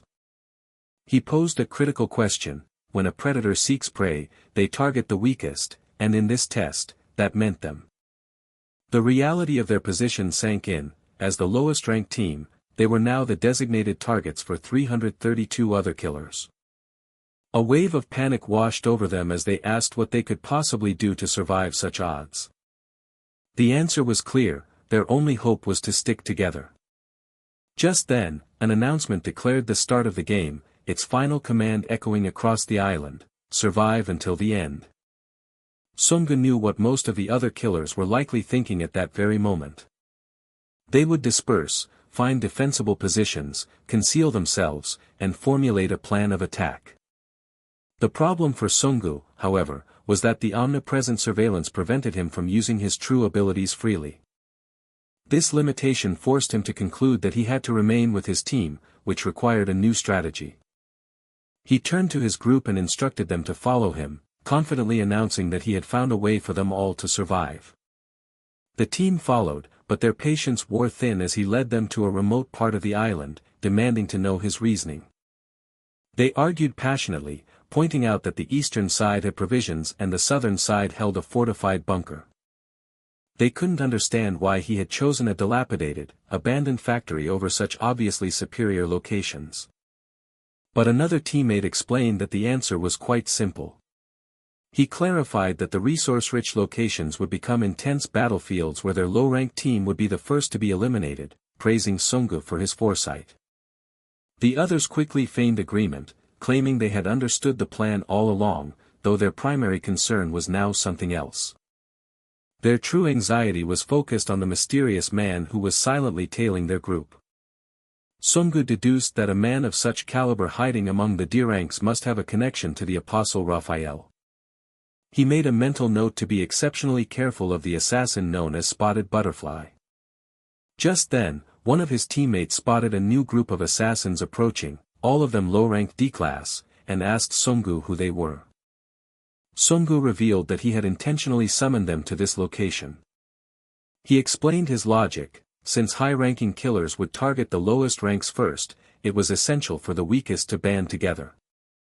The group reacted with surprise as he proposed that they should all team up. He laid out the plan for a temporary truce, uniting the low-rankers to fight as one while everyone else battled for themselves. The team leader acknowledged the brilliance of the decision but knew that survival ultimately required stealing IDs. This left him deeply curious about the true depths of Soongus' long-term strategy. Sungu then detailed the next step of his plan to get them all into the top 100. He explained that while their alliance remained hidden, the other killers would be engaged in brutal, exhausting fights. He reasoned that no matter how strong a high-ranking assassin was, they couldn't possibly fight 10 fresh opponents at once after being worn down by battle.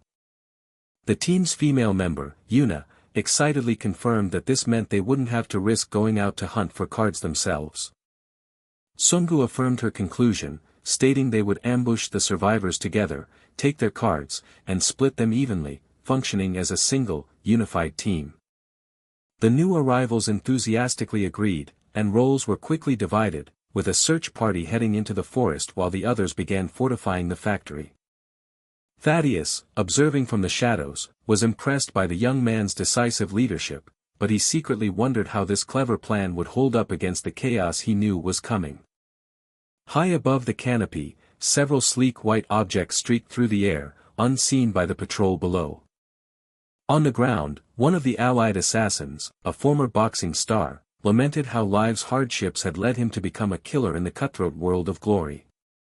He despaired over the sheer number of monsters in the organization, doubting he could even maintain his D-rank status. His companion offered words of encouragement, but the former boxer found it grimly amusing to receive a pep talk from the 336th ranked assassin. Sungu, keeping his distance, noted the lack of any obvious threats and hoped the team back at the factory was holding up well. At the hideout, a man pounded on the door, desperately begging for someone to let him in and announcing that he was the 317th rank. The interior of the factory was cast in shadows, with stark beams of light cutting through cracks in the walls, creating a tense atmosphere. The group inside was thrown into chaos upon learning a B-rank killer was outside, a shocking and unprecedented event for a D-rank test.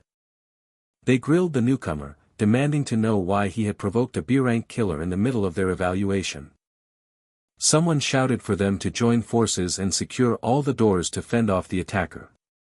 But a cold voice cut through the panic, declaring that it was already far too late for such precautions. A shadowy figure emerged, remarking on the thrill of teamwork before revealing its most exciting aspect.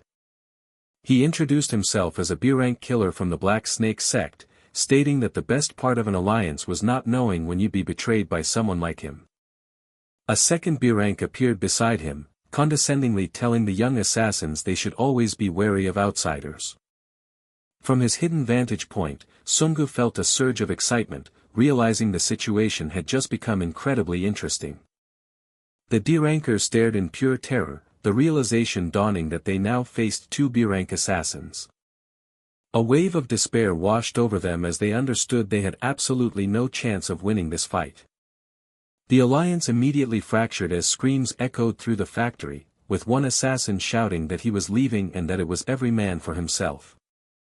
One of Sungu's teammates nervously suggested they run away too, but Sungu calmly recognized that the chaos he anticipated was finally beginning. A D-ranker desperately tried to reason with the intruders, claiming that killing was forbidden during the test. But the B-ranker just laughed, coldly informing him that no such rule existed on the island before demanding they surrender their IDs and prepare to die.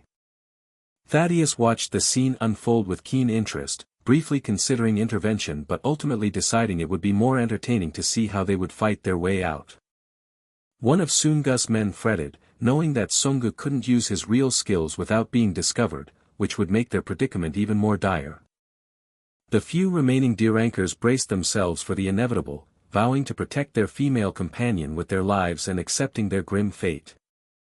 They each found a moment of resolve, preparing to go down fighting in a desperate struggle for survival. The B-ranker coolly counted his potential prizes, noting there were 5 ID cards available for the taking. He gave them a final, chilling choice: either hand over the cards willingly, or he would be forced to take them.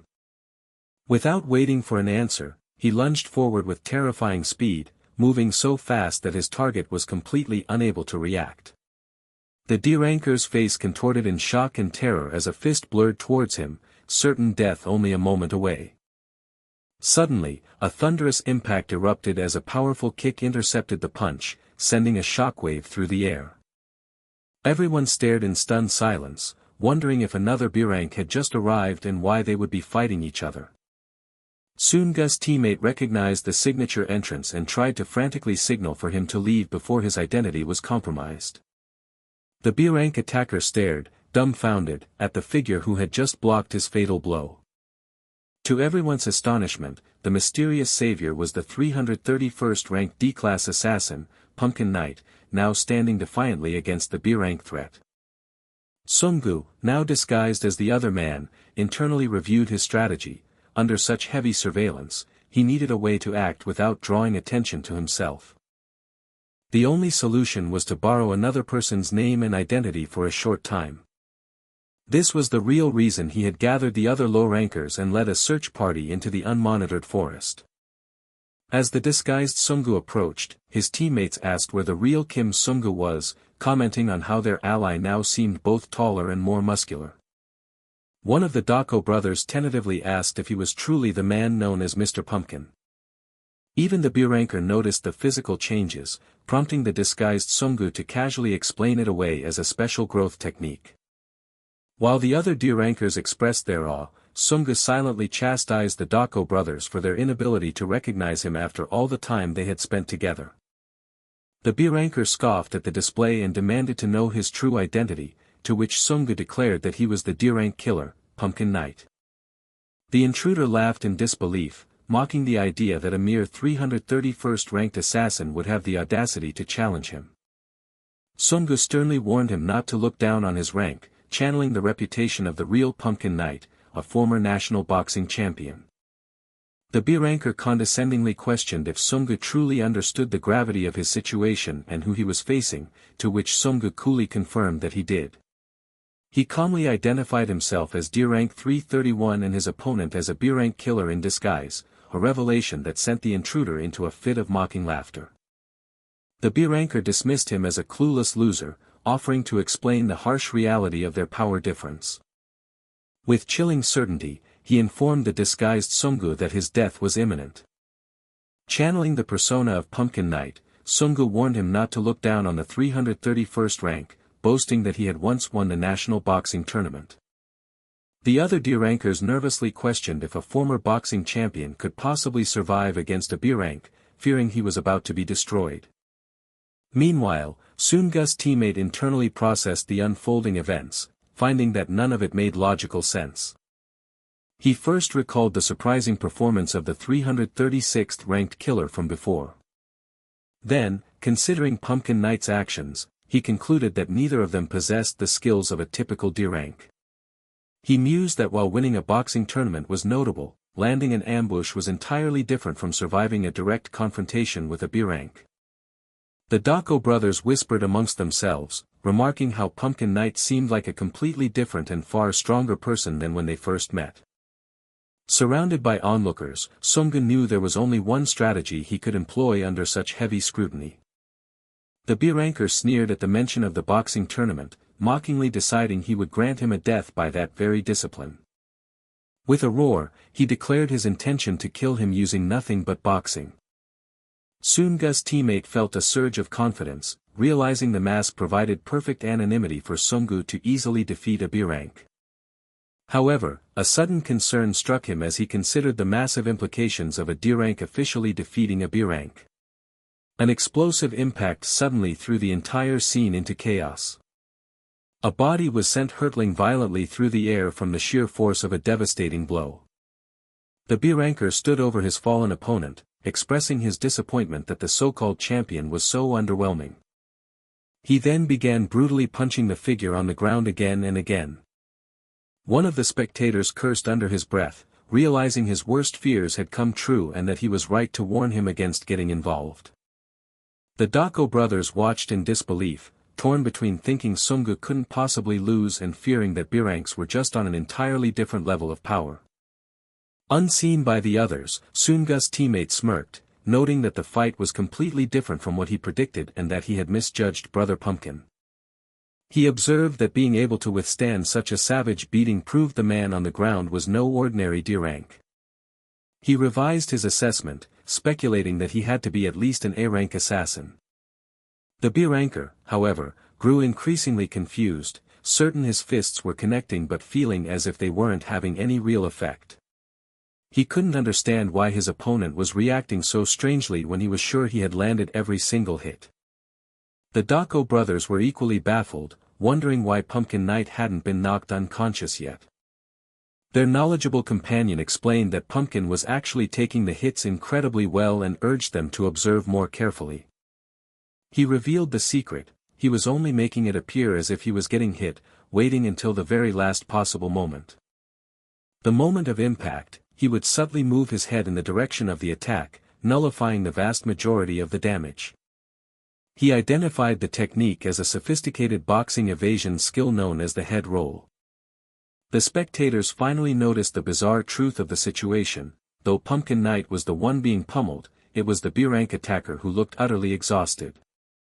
The B-ranker furiously dismissed the possibility, shouting that his opponent was just getting lucky.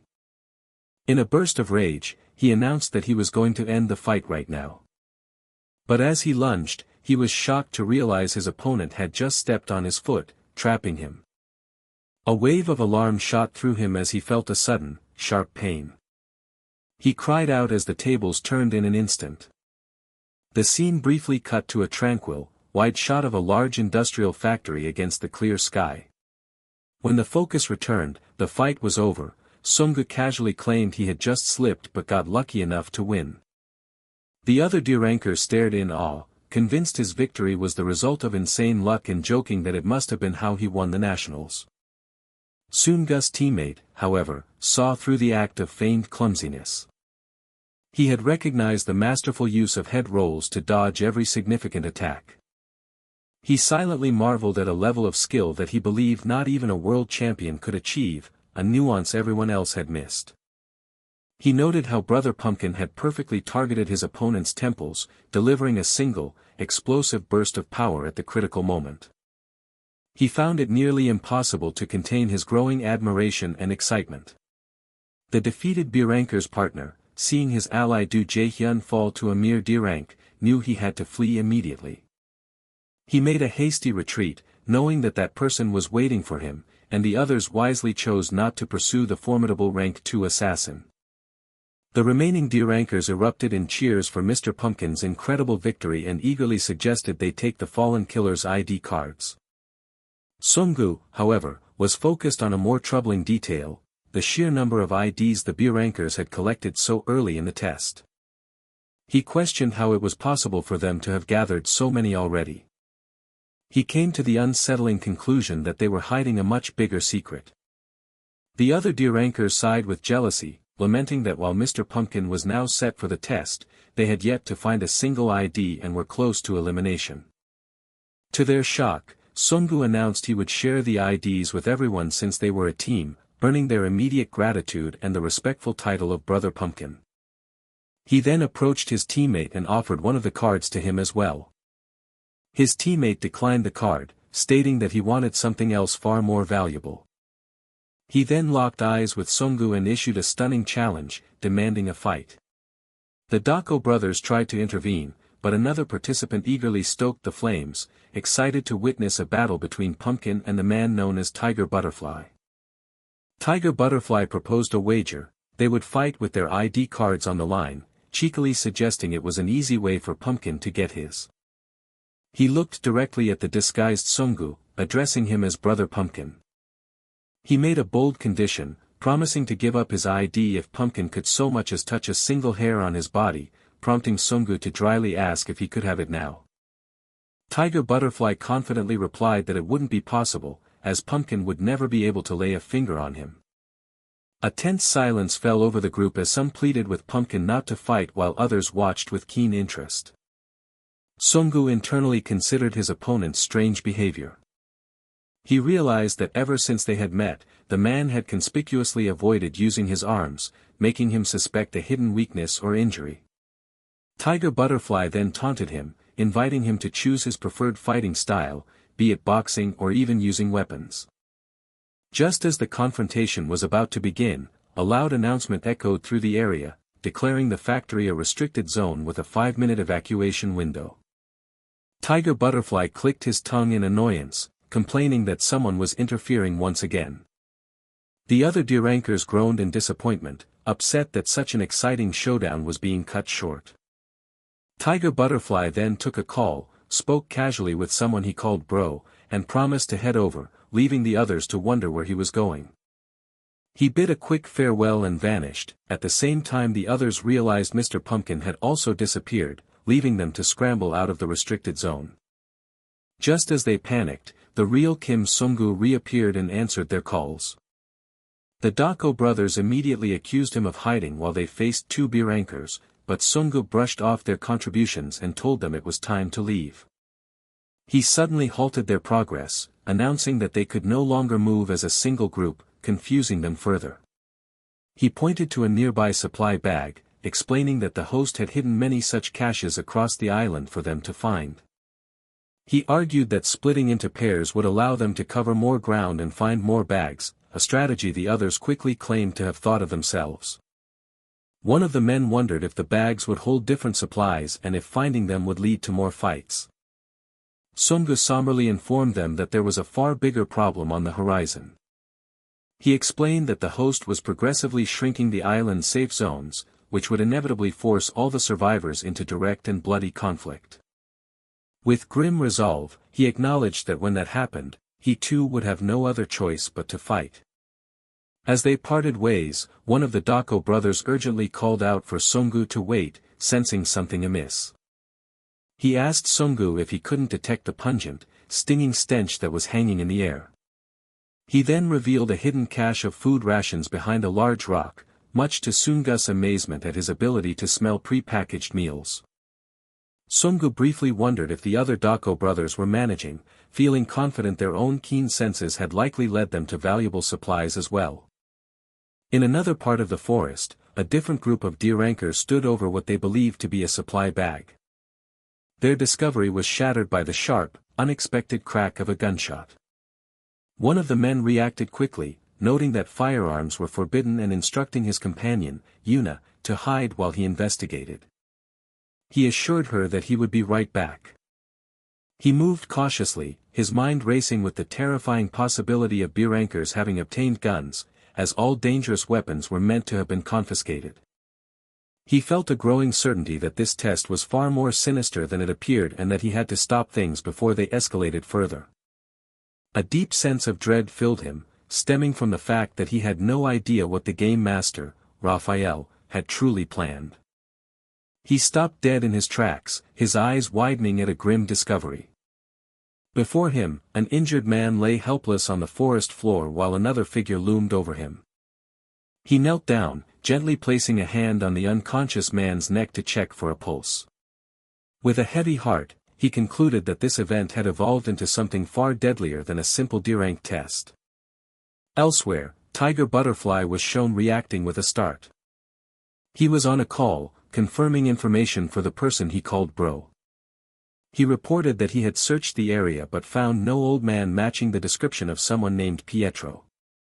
He did mention, however, that he had encountered two very interesting individuals.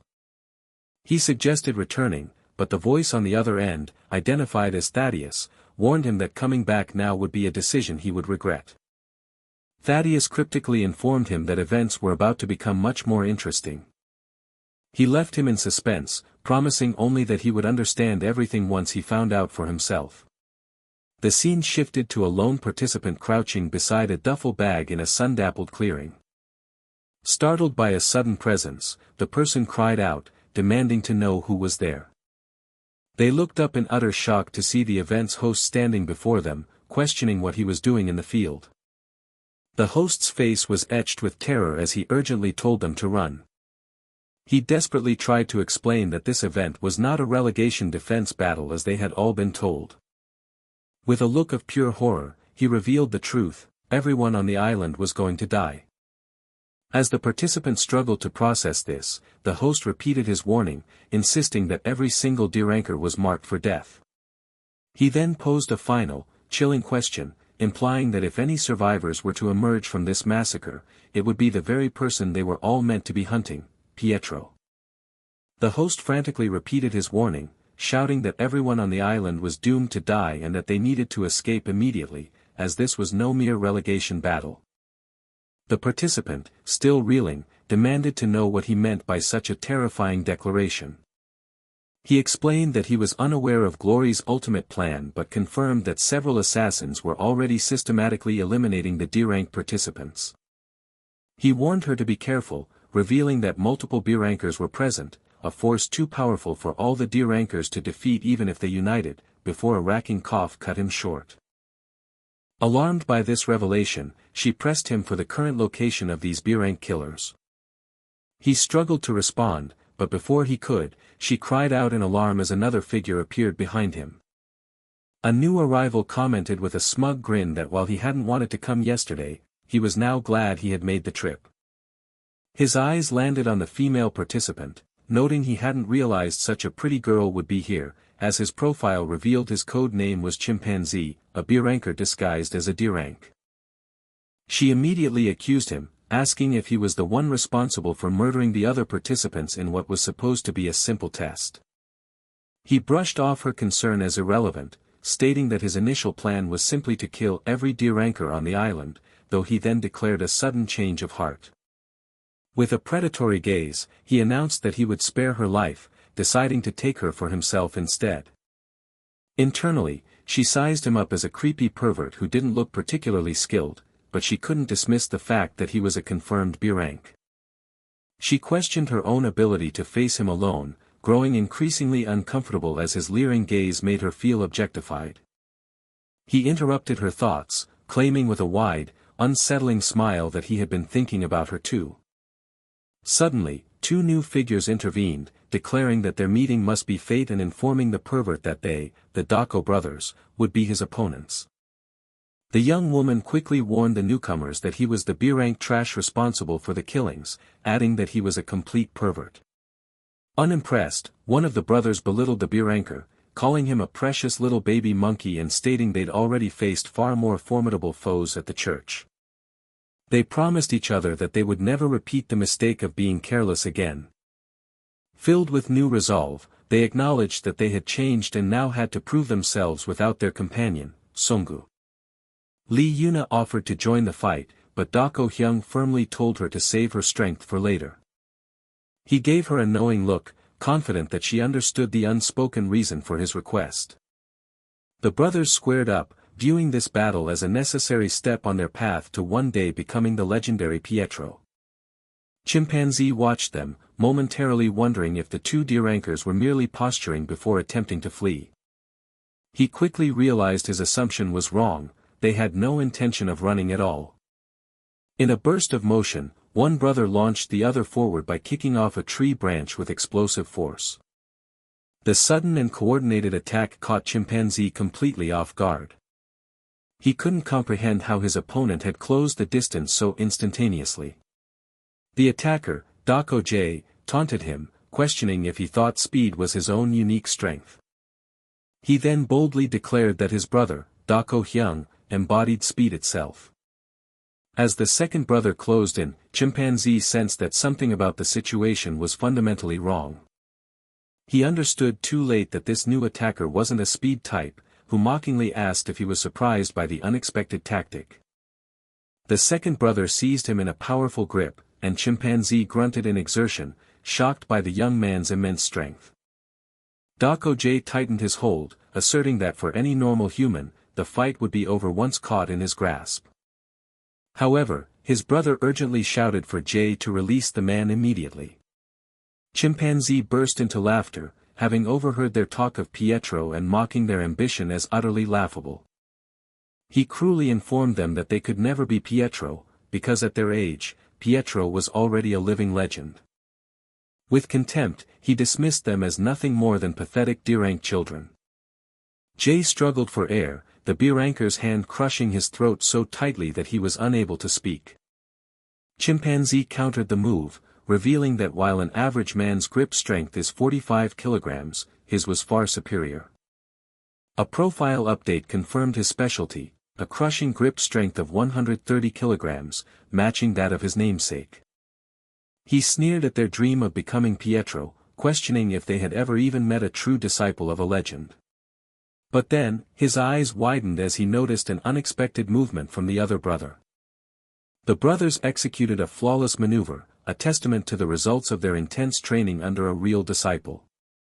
They seamlessly transitioned into a flying armbar, a move so perfectly synchronized it seemed telepathic, as they admonished him for looking down on another person's dream. With unwavering conviction, they shouted their shared goal to the heavens: they would become Pietro, no matter what anyone said. Caught in their joint lock, Chimpanzee grunted out a question, demanding to know the reason behind their intense obsession with becoming Pietro. Their answer was simple and absolute: it was their inescapable fate. A flashback transported the scene to an orphanage 11 years prior, a place where a different kind of hierarchy existed. Other orphans whispered about the two new arrivals, noting they didn't even have names and wondering what to call them. In the cruel way of children, their identity was stripped away, and they simply became known as those guys. Locked in a dark room, the younger brother tearfully asked the older why they were the only ones being punished. He argued that the other boys had started the fight, recalling how much better things were when the late Father Gabriel had been there. The younger one clung to the hope that their mother would one day come for them, but his brother bluntly told him she would not. He reasoned that a mother who would abandon her children without even giving them names had no intention of ever returning. With a heavy heart, he concluded that no one would ever come looking for two nameless boys like them. In that moment of absolute despair, just as their last sliver of hope vanished, a book fell from a shelf and hit one of them on the head. Crying out in pain, he picked up the old, worn book that had struck him, his curiosity piqued. He opened it to a diary entry, where the author wrote about also being nameless after everyone who knew his name had died in a war. The author, known only by the insulting nickname Lone Wolf, embraced the moniker and vowed to show everyone just how great he could become. A later entry spoke of finally receiving a name, one he cherished so much he would repeat it to himself in private, filled with determination. The entry concluded with a vow to never be unworthy of the name Pietro, leading the boys to the stunning realization that they held the personal diary of the legend himself. Inspired by Pietro's story, the younger brother suggested they choose their own names, thinking the nickname Lone Wolf was cool. And so, they sealed their bond as brothers, with the elder becoming Dako Hyung and the younger Dako Jae.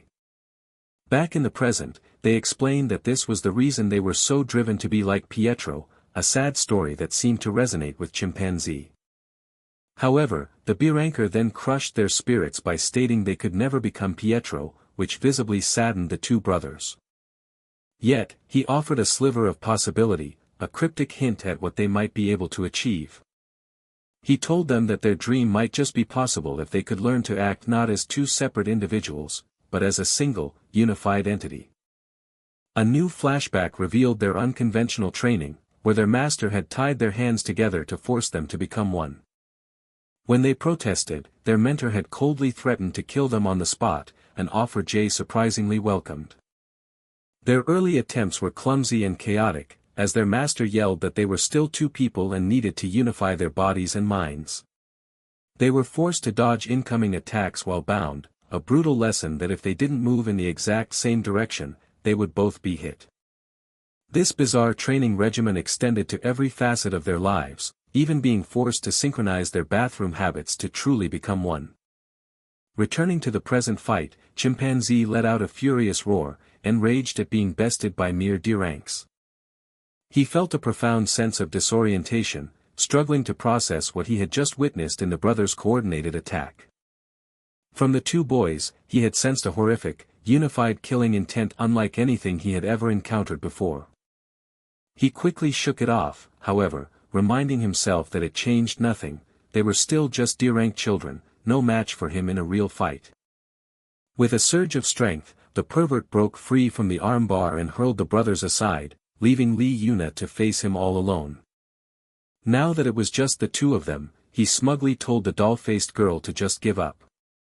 As he advanced on the seemingly powerless girl, he was suddenly struck by an unseen force from his right. He was utterly baffled as to how she had managed to hit him from such a distance, especially when he could see no weapons nearby.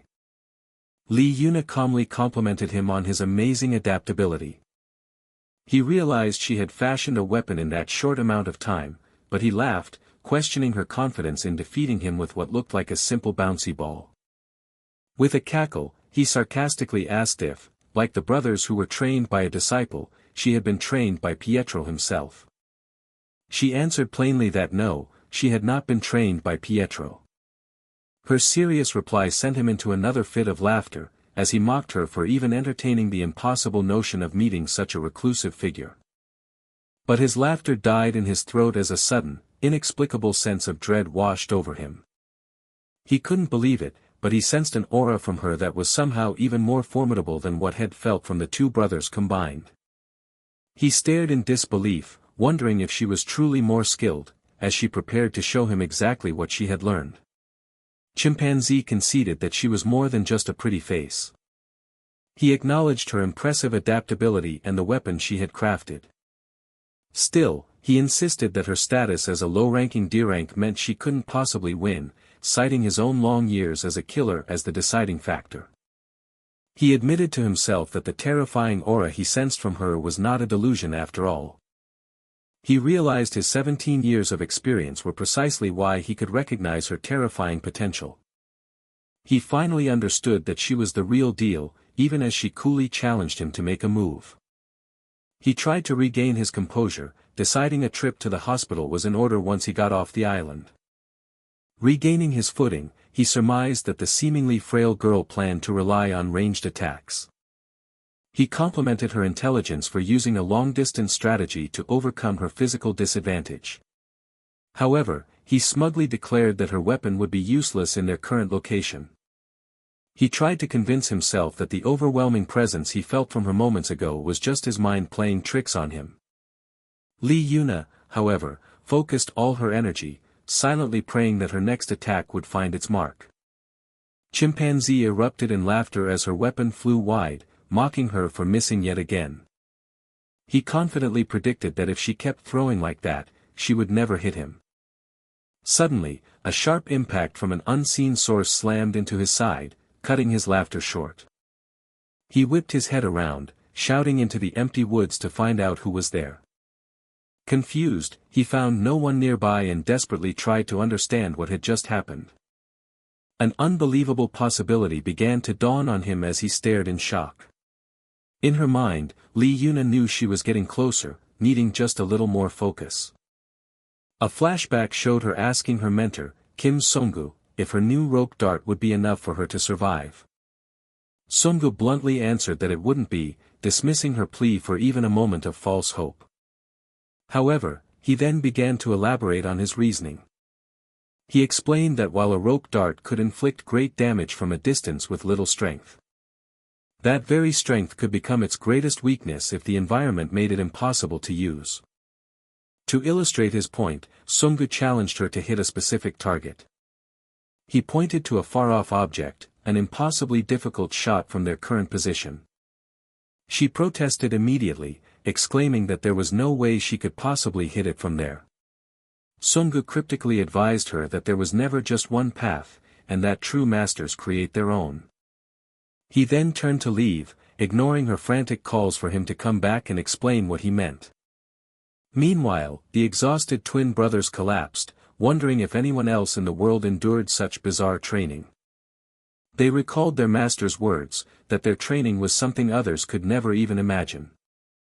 They lamented their forced synchronization, which now even extended to their sleep schedules, and complained about their smell. One of them wondered where Li Yuna had gone, sarcastically guessing she was having sweet dreams while they suffered through their 3-hour sleep window. They decided sleeping was the smartest option, bickering over which number to count down from. One brother mused that she was likely dreaming, but not in the way they imagined. He believed she was dreaming about the person she was striving to become. The scene cut to Yuna's intense training, her crystal pendulum smashing through a bullet-marked wall. She practiced tirelessly, swinging the improvised weapon in wide, circular motions. Its glowing arc carved a path through the clutter of a messy storage room again and again. She grumbled in frustration about the numerous obstacles, but then steeled her resolve, telling herself she still had enough energy to try again. She threw the weapon relentlessly, getting agonizingly close each time but never giving up. After what felt like thousands of throws, she paused, questioning how she was supposed to hit the target with so many things in the way.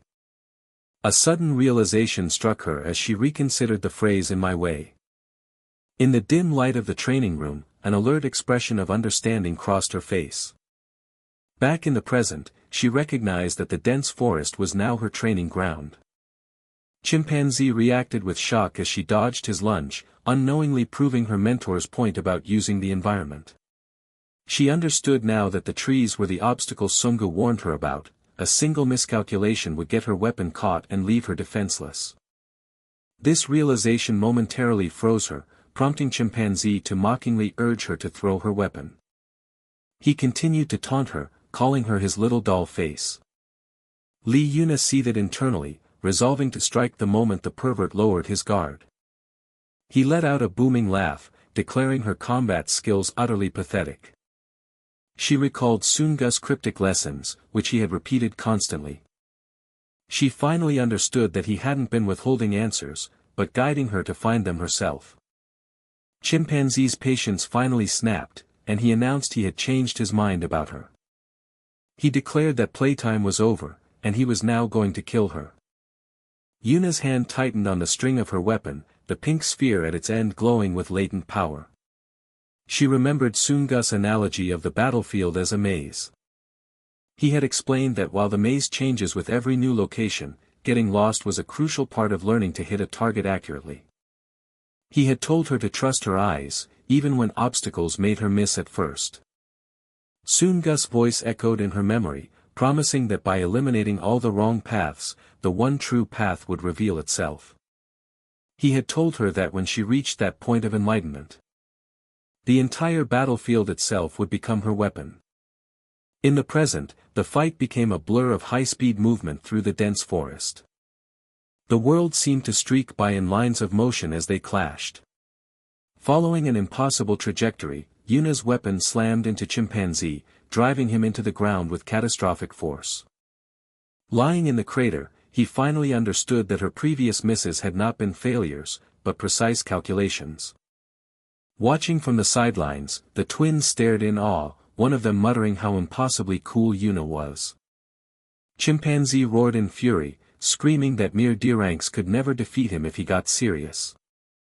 His defiant shout was cut short by another scream of pure agony. He thrashed violently in the brothers' grip, promising to kill them the moment he broke free. The twins strained with all their might, one crying out and asking how much longer they could hold him. His brother yelled for Li Yuna to launch her final attack now. As her next attack flew past, Chimpanzee cackled, declaring her previous successful hit was nothing more than a fluke. He vowed to finish the brothers and then deal with her, prompting Yuna to calmly ask if he was so sure she had missed. Her boots landed with force, sending shards of crystallized energy flying from the ground. Chimpanzee stared in utter disbelief, unable to comprehend the attack she had just set in motion. She began to explain a principle of physics to her doomed opponent. As she leaped high into the air, gathering a vortex of energy around her. She finished her lesson, stating that an attack accelerated from above could strike with the force of a car. With the fight finally over, one of the brothers cautiously wondered if Chimpanzee was merely unconscious. The other celebrated excitedly, asking if their victory over a B-ranker meant they would be promoted, before questioning if a 3-on-1 fight counted. His more practical brother shot the idea down, reminding him their priority was to find Sungu. A cold voice suddenly interjected, telling them that there was no need for that. A new figure emerged, introducing himself as Shiwei Zhou of the Black Snake sect, and informed them they were all about to die. The brothers recognized him as the B-ranker from the factory, feeling an aura of dread from him that was even stronger than Chimpanzee's. One tried to rally their courage, insisting that they could win if they just worked together as they had before. The newcomer calmly stated that they were mistaken and he had no intention of fighting them. A glint of metal appeared in his hand as he raised a pistol. He simply intended to shoot them, boasting that he could hit any target he wanted before promising their brains were next. The twins panicked, shouting that using a gun was cheating and desperately looking to each other for a plan. Realizing he was the source of the earlier gunshots, they felt a wave of despair, facing an opponent they couldn't possibly fight. Suddenly, the B-ranker paused, sensing the arrival of another person. The brothers' faces lit up with hope as they cried out Soon-Gus's name. Their relief quickly turned to confusion as they saw who had actually appeared. A cheerful stranger with a flamboyant outfit waved at them. He introduced himself as a D-rank named Spotted Butterfly. He said he was drawn by the gunshots and nonchalantly thanked the B-ranker for saving him the trouble of tracking him down. When the gunman scoffed at his bravado, Spotted Butterfly challenged him to a test of speed, his gun against his reflexes. One of the brothers whispered that this new arrival was surprisingly smart, perplexing his twin. He explained the close-quarters tactic of seizing a firearm and using the opponent's momentum to dodge the shot. The gunman acknowledged the tactic's validity and mused aloud on how he could make the situation more entertaining. In a shocking move, he grabbed Spotted Butterfly, put him in a headlock, and pressed the barrel of his own gun to his captive's temple, asking if this was more fun. With a crazed grin, he invited his opponent to shoot, pointing out that from this position, dodging was impossible. Spotted Butterfly calmly asked if the gunman truly thought he had the advantage just because he was close to the weapon. Unfazed, Shiwei Zhou wondered aloud how he could make the deadly situation even more entertaining for himself. In a sudden, maniacal twist, he jammed the pistol's barrel into Spotted Butterfly's mouth, asking with a crazed grin if this was more fun. He then challenged his captive to try and dodge now, daring him to go ahead and shoot. The silent forest clearing bore witness to the terrifying standoff as the others watched in frozen horror. The brothers exchanged panicked glances, certain that Mr. Butterfly had given up completely since there was no way to dodge a bullet from that position. Sungu agreed with their assessment, knowing a physical dodge was impossible, and he keenly observed, wondering what the man's real strategy could be. The gunman hesitated, a flicker of doubt crossing his mind, though he knew he could end it, a split-second vision of his own demise stayed his hand. Spotted Butterfly goaded him to hurry up and shoot, his tone implying a chilling certainty that pulling the trigger would seal the gunman's own fate. He openly mocked the B-ranker's trembling hand, questioning if he was scared to shoot and warning him to make up his mind. With unnerving confidence, he issued a final ultimatum, stating that if the gunman didn't shoot, he would be the one to die. The gunman desperately tried to regain control, telling himself that he held all the power and this was nothing more than an elaborate bluff. One of the brothers shouted in frustrated disbelief, unable to comprehend how anyone could possibly win against a gun. In a flash of motion too quick to see, Spotted Butterfly moved, and a sickening crack was followed by the gunman's agonized scream as his arm was broken. The B-ranker stared at his mangled limb in utter shock, demanding to know what his opponent had just done. The onlookers were equally stunned, whispering among themselves as they tried to process the impossible speed they had just witnessed. Spotted Butterfly casually chided him for making such a big fuss over one broken arm, cheerfully reminding him that his left arm was still perfectly fine. Panicked and enraged, the gunman fired, but the bullet tore through the air, narrowly missing its target and embedding itself in a tree. He emptied the clip wildly, screaming his credentials as a first-class marksman for the infamous Black Snake sect. The brothers recognized his shooting skill but noted that at such a close range, it was almost impossible to miss, yet he did. The gunman's frantic expression suddenly froze, replaced by one of pure, unadulterated shock. With a patronizing tone, Spotted Butterfly pointed out what a shame it was that a supposed marksman had managed to miss 26 times in a row. The defeated gunman demanded to know his adversary's true identity, refusing to believe he was just a D-rank. Spotted Butterfly smiled, replying that the answer to his question was actually quite simple. He began to explain the technicals, noting that firing a pistol one-handed reduces accuracy by over 50%, and when facing an opponent like him, that accuracy rate plummeted to an absolute zero. The gunman could only stare in stunned silence, the reality of his situation finally dawning on him. One of the brothers squinted, unable to follow the motion but certain he had seen a single, powerful kick. His twin corrected him, realizing with horror that their eyes had deceived them, he had been struck dozens of times in that single instant. A pained groan escaped the gunman's lips as the cumulative force of the invisible blows finally registered. Spotted Butterfly laughed, taunting the collapsing beer anchor by jokingly suggesting he should have drunk more milk. The brothers drew a chilling comparison between this man's power and Soongus, now completely certain he was no mere Derank. As Shi Wei Zhou lay on the forest floor, a deep and terrifying memory began to claw its way to the surface of his mind. He finally recognized the man before him. The appearance had changed, but he could never forget that aura of absolute terror. He weakly questioned why this legendary figure was here, recalling a time when the entire continent lived in fear of him. The name, a title synonymous with dread, finally escaped his lips, the god of Kowloon. His memory transported him back to the infamous Kowloon Hell. This was a place of pure anarchy, a lawless abyss where no one, not even a king, who went in ever came out alive.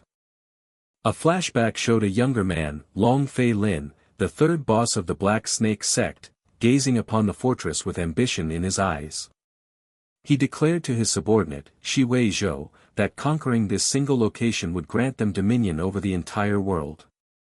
With a triumphant roar, he ordered his men to charge into Kowloon Hell and slaughter every last person inside.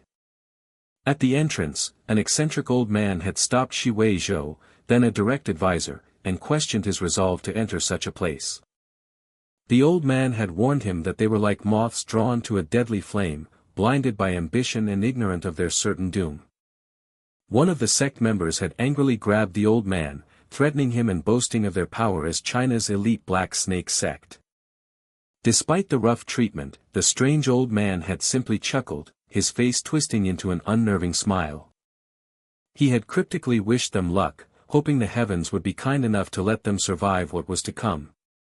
In the present, Shi Wei Zhou recalled the man's scarred face and realized with regret that he should have recognized him as a survivor and fled on the spot. Back in the memory, the sect's boss scoffed as they entered the fortress, wondering if all the rumors were just a joke.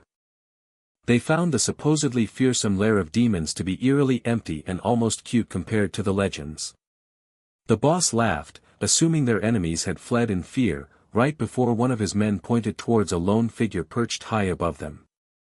A man looked down on the invaders, disdainfully comparing them to slugs and offering them a single, final warning. He made it clear that he would not be repeating himself. He declared that the moment they touched even a speck of dust in his domain, every single one of them would die. Shi Wei Zhou had recognized him instantly as the god of Kowloon, shocked that he would face their heavily armed forces without a weapon. The boss had merely sneered, quipping that his own gun didn't give out second warnings either. He then called out to Shi Wei Zhou, confirming his subordinate was ready for the command. With no hesitation, the third boss gave the simple, brutal order to shoot. In perfect unison, the legion of armed men unleashed a storm of bullets upwards, creating a massive explosion at their target's location. After the initial volley, the boss commanded them to stop. He ordered them to save their ammunition, confidently asserting the god of Kowloon was dead and sending a man to confirm the kill. A soldier obediently acknowledged the command and moved forward into the smoke. Suddenly, a muffled cry from within the dust cloud sent a ripple of confusion through the ranks. Panic erupted as more screams echoed out, and it became clear they were being attacked by an unseen enemy. The soldiers shouted desperately for their comrades to retreat from the smoke. The enraged boss screamed into the cloud, daring the coward to show himself so he could be turned into a beehive. As the smoke began to clear, a terrifying silhouette emerged from the chaos. The surviving men stared in disbelief at the legendary god of Kowloon, standing completely unscathed. The sheer impossibility of the situation shattered their morale, it simply didn't make any sense. Their entire force of fully armed, elite troops had been systematically dismantled by one man who appeared to be unarmed. It was then that Shi Wei Zhou had a terrifying epiphany: the man was not unarmed. His entire body was the weapon. The sheer terror of that memory caused the present-day Shi Wei Zhou to let out a choked cry. In the flashback, he had groveled for his life, and the god of Kowloon had spared him with one condition: he was to be a messenger. The message was a brutal decree for the world: anyone who dared set foot in Kowloon Hell would be thrown out with their limbs torn off. A younger Shui Zhou had then scrambled to his fallen boss, desperately trying to get him to wake up so they could escape. But as he tried to lift the body, a horrifying sensation made him scream in pure terror. He knew with absolute certainty that his opponent had not used any weapons, attacking only with his bare hands. Despite this, the man he held in his arms, the third boss of the Black Snake sect, felt as if he had no bones left in his body.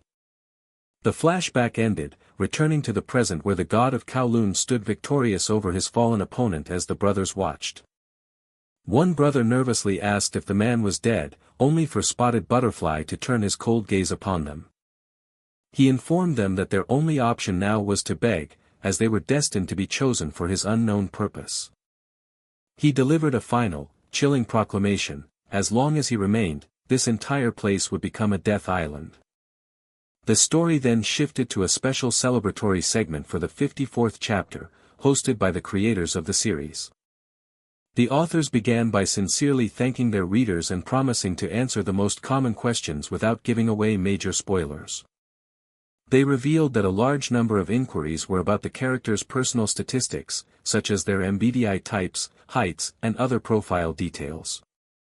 The first character profile presented was for the protagonist, Kim Sunggu, also known as Pietro, detailing his D-rank status, age, and surprising love for singing contests. Next was the profile for old Pietro, the 68-year-old bookstore owner, who was revealed to be an ISTJ and a terminally ill cancer patient. The special segment continued with profiles for Honor's best hacker, On Jaiwan, and the prodigious 11-year-old codenamed Alexander. Lee Yuna's character sheet was displayed, highlighting her D-rank status, her past as a national rhythmic gymnast, and her immense appetite. The profiles for the identical twin brothers, Dako Hyung and Dako Jae, showed that they shared the INFJ personality type and a deep devotion to Pietro. The recap then covered the details of former Simon, the swirling sword saint who hoped to write a book, and Octopus, a tactical genius. Viewers learned about Park Sang-soo, a gambler addicted to dopamine, and Nathaniel, a being who grew stronger after injecting a special drug. The profiles of Simon, now known as Yuka, and her loyal protector Keijio were shown, revealing her dream of becoming a perfumer. The details of the fourth disciple, Johan, were shared, noting his possessive nature and his single-minded goal to kill someone named Kim Young-gu. The audience was shown the profile for Thaddeus, the god of Kowloon, whose details were mostly unknown, alongside Raphael, the sociopathic president of the Glory Club. A quick-fire round displayed the names and titles of several other Glory Club disciples, including the extremely violent James the Great and the marksman Matthew. The list concluded by revealing the terrifying titles of Matthias, the human nuclear bomb, and Philip of the Special Operations Command. The creators then addressed fan questions about media adaptations, expressing their own strong desire to produce books, merchandise, or even an anime. They revealed that the series was born from a long-standing wish between the writer and artist to collaborate on a story centered around a killer. The audience was treated to a look at the initial concept designs for Pietro, which were more boyish before evolving into the final version. The creators shared their personal favorite characters, including the Dako brothers and Pietro, before moving on to answer more specific fan questions. They clarified that Miss Yi Jin had only been captured, not killed, and that Yuka and Keijio were immune to their own hallucinogens thanks to an antidote made with Keijio's blood.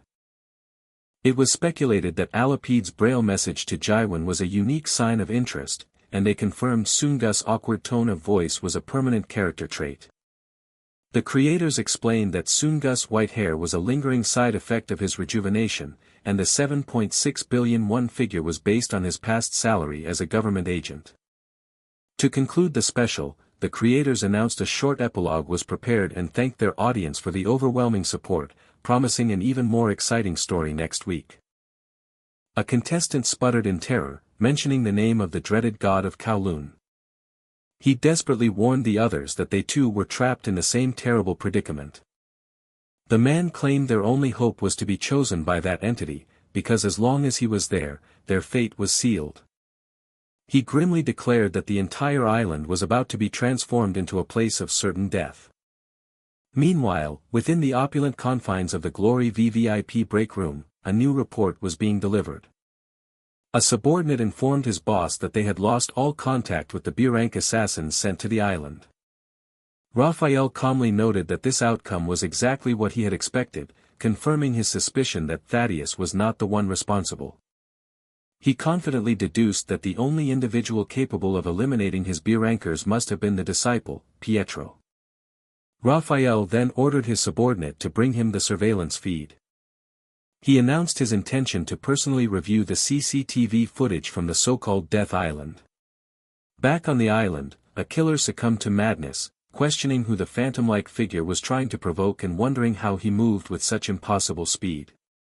His companion yelled at him, demanding to know why he was senselessly destroying a large tree instead of just explaining what he saw. The tormented man finally whispered a name, revealing that someone called Mikhail had arrived, leaving the other killer to wonder about this mysterious person. An old story was recalled, telling of a riot in a brutal South American prison that had resulted in the deaths of numerous guards. Not long after the incident, the KNPSOU had arrived to find every single rioting prisoner dead. Amid the carnage, only one prison guard remained, a man codenamed Mikhail, who had joined the prison staff for a very specific, chilling reason. His profile revealed that he had become a guard for the sole purpose of committing lawful murder. A nearby killer realized with dawning horror that this made Mikhail a true murderer, a stark contrast to the killers who had operated under Father Gabriel's honor. Accepting that escape was impossible, another killer stepped forward with grim determination. The man, who called himself Joker, declared that he would demonstrate the forgotten glory of the honor organization. One of Mikhail's companions reacted with shock, questioning how Joker had managed to retain a knife when all weapons had supposedly been confiscated. Joker mentally celebrated his opponent's ignorance of the loot crates, confident that his weapon gave him a decisive advantage over an unarmed B-ranker. He proudly proclaimed his lifelong mastery of blades before launching a knife-throwing attack. Joker taunted his foe, sneering that even a B-ranker couldn't dodge his ranged attacks forever. He challenged Mikhail to see just how long he could keep up his evasive maneuvers. Suddenly, Joker stared down in utter disbelief at the collection of knives now embedded in his own torso. He stammered in his final moments, unable to comprehend how the very weapons he had thrown had turned against him. As he bled out, he weakly asked how it was possible without a weapon, prompting Mikhail to ask if he was truly curious about the method. Mikhail mockingly stated that everyone possesses weapons, a cryptic remark that only deepened the dying man's confusion. He then revealed his improvised weapon, a sharpened human bone he had extracted from his previous victim, shocking Joker with his depravity. Joker's last conscious thought was of Mikhail's horrifyingly overwhelming strength, a level he could never hope to reach. Mikhail casually dismissed the man's struggles as cute, then mused aloud about crafting another weapon from the fresh corpse. He then noticed another person hiding nearby, expressing delight that more weapon materials were willingly presenting themselves. Cackling maniacally, he called out to the hidden D-ranker, urging him to come out and provide some entertainment. In the distance, the hidden D-ranker was being brutally beaten. Unaware, Sunggu cheerfully greeted his companions, asking why they all looked so grim on such a beautiful day. He playfully asked the Dako brothers if they had seen a ghost, causing them both to jump and nervously deny it. Sunggu continued to tease them, asking if his presence made them uncomfortable or if they needed to use the bathroom, which they fervently denied. Internally, the twins acknowledged that their terrified reactions were genuine, as they had just witnessed something truly ghost-like. They replayed the moment in their minds, a mysterious figure killing a gun-wielding B-ranker with a kick so fast their eyes couldn't follow it. The brothers mentally catalogued the most powerful individuals they had ever met. That short list consisted only of Nathaniel and Sunggu himself. They concluded that this new man possessed a skill level on par with those two formidable fighters. Sunggu, oblivious to their inner turmoil, casually asked if anyone had seen Brother Pumpkin. Just then, Yuna let out a gasp as her eyes fell upon a shocking discovery. She had found the body of a fainted contestant, wondering what sort of chaotic event had transpired. Her eyes widened in recognition of the fallen man's face. Yuna was stunned to see that it was the number 1 ranked participant, questioning how he could have been taken down. She quickly reasoned that since all the high-ranking members were B rankers, only one person on their team could be responsible for such a feat. Her thoughts immediately turned to Songu, and she was gripped with fear over what Mr. Butterfly would do if he found out. The potential consequences of such a discovery filled her with an overwhelming sense of dread. She resolved that Songu could not be allowed near the scene and that she had to stop him. As Songu approached, Yuna began shouting his name, hysterically insisting that he wasn't responsible for what happened. She screamed at him to run away, warning him that he couldn't be seen in this area. Songu was completely baffled by her frantic outburst until his own eyes fell upon a startling sight. The group rushed to Sunga's side, shaking him and asking if he was alright, believing he too had been attacked. Yuna was horrified, thinking that their enemy was so powerful that even Songu had been defeated. The Dako brothers whispered their own theory, concluding that Mr. Pumpkin must have killed the ranker and then fled the scene. One of the twins proudly claimed his prediction was correct, asserting that Pumpkin had used his powerful boxing to destroy the man's head. Songu bluntly told the idiotic duo to stop their speculation, ordering them to get ready to leave the disgusting island. Yuna silently doubted their theory, recalling that the brother Pumpkin she knew was a boxer, but not one strong enough to bash in a human skull. Just then, a man in a butterfly mask interrupted, politely asking for a moment of their time. He instructed the group to observe 4 distinct traces left at the scene of the fight. He pointed out the disturbed leaves, the victim's broken ankle, a footprint high on a tree, and the caved-in skull. The group admitted they had no idea what he was talking about, prompting an apology when he called them clueless.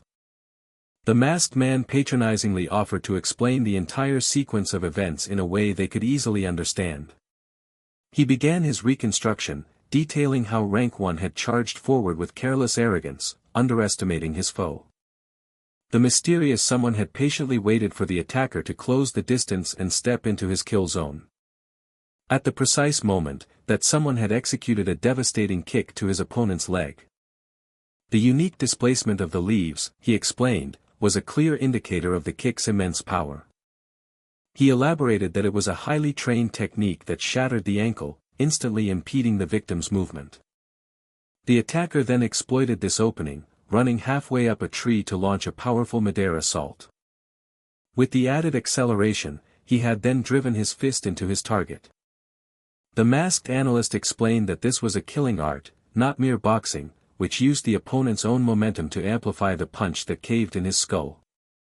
He concluded with certainty that the killer was not Brother Pumpkin, but an entirely different person. His gaze then settled on the man in the pumpkin mask, as if he had more to say. He directly addressed Brother 336, asking if there was something he wished to tell them.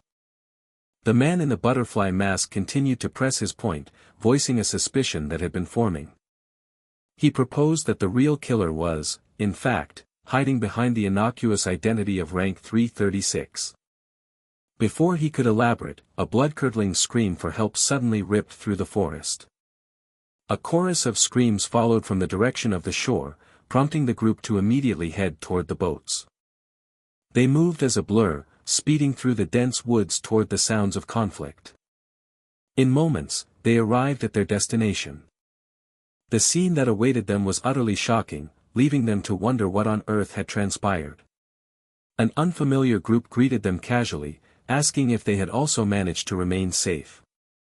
Yuna instantly identified them as Raphael's subordinates, who were clearly disguised as simple D-rankers. She quickly assessed their confident posture and estimated their numbers at about 20, all of them likely B-rankers. Yuna turned to Songu, urgently telling him that this route was blocked and that they had to run. When she looked again, however, she found that Songu had vanished without a trace. The Dako brothers desperately tried to negotiate, pleading with the assassins to talk things out. The leader of the B-rankers calmly replied that there were no hard feelings, as they were simply fulfilling a commission. He then revealed the grim nature of their mission, to kill every last D-ranker on the island. Panic set in as Yuna processed their intent to commit mass murder, her mind frantically wondering where Sunggu had gone. A voice suddenly cut through the tension, calmly stating that he, too, had no hard feelings. Everyone turned to see that Mr. Pumpkin had reappeared to face the assassins. Sunggu knew that confronting them as Pumpkin was the only way to fight 20 B-rankers without immediately alerting Raphael to his true identity. He internally wrestled with his options, realizing that a victory as Pumpkin would still inevitably draw Raphael's unwanted scrutiny. One of the B-rankers sneered, mockingly asking if this was the lucky contestant who had managed to defeat a single B-rank. Another added that even a true A-ranker would stand no chance against 20 of them. Soon Gus' mind raced as he desperately searched for a strategy to win without revealing his true capabilities.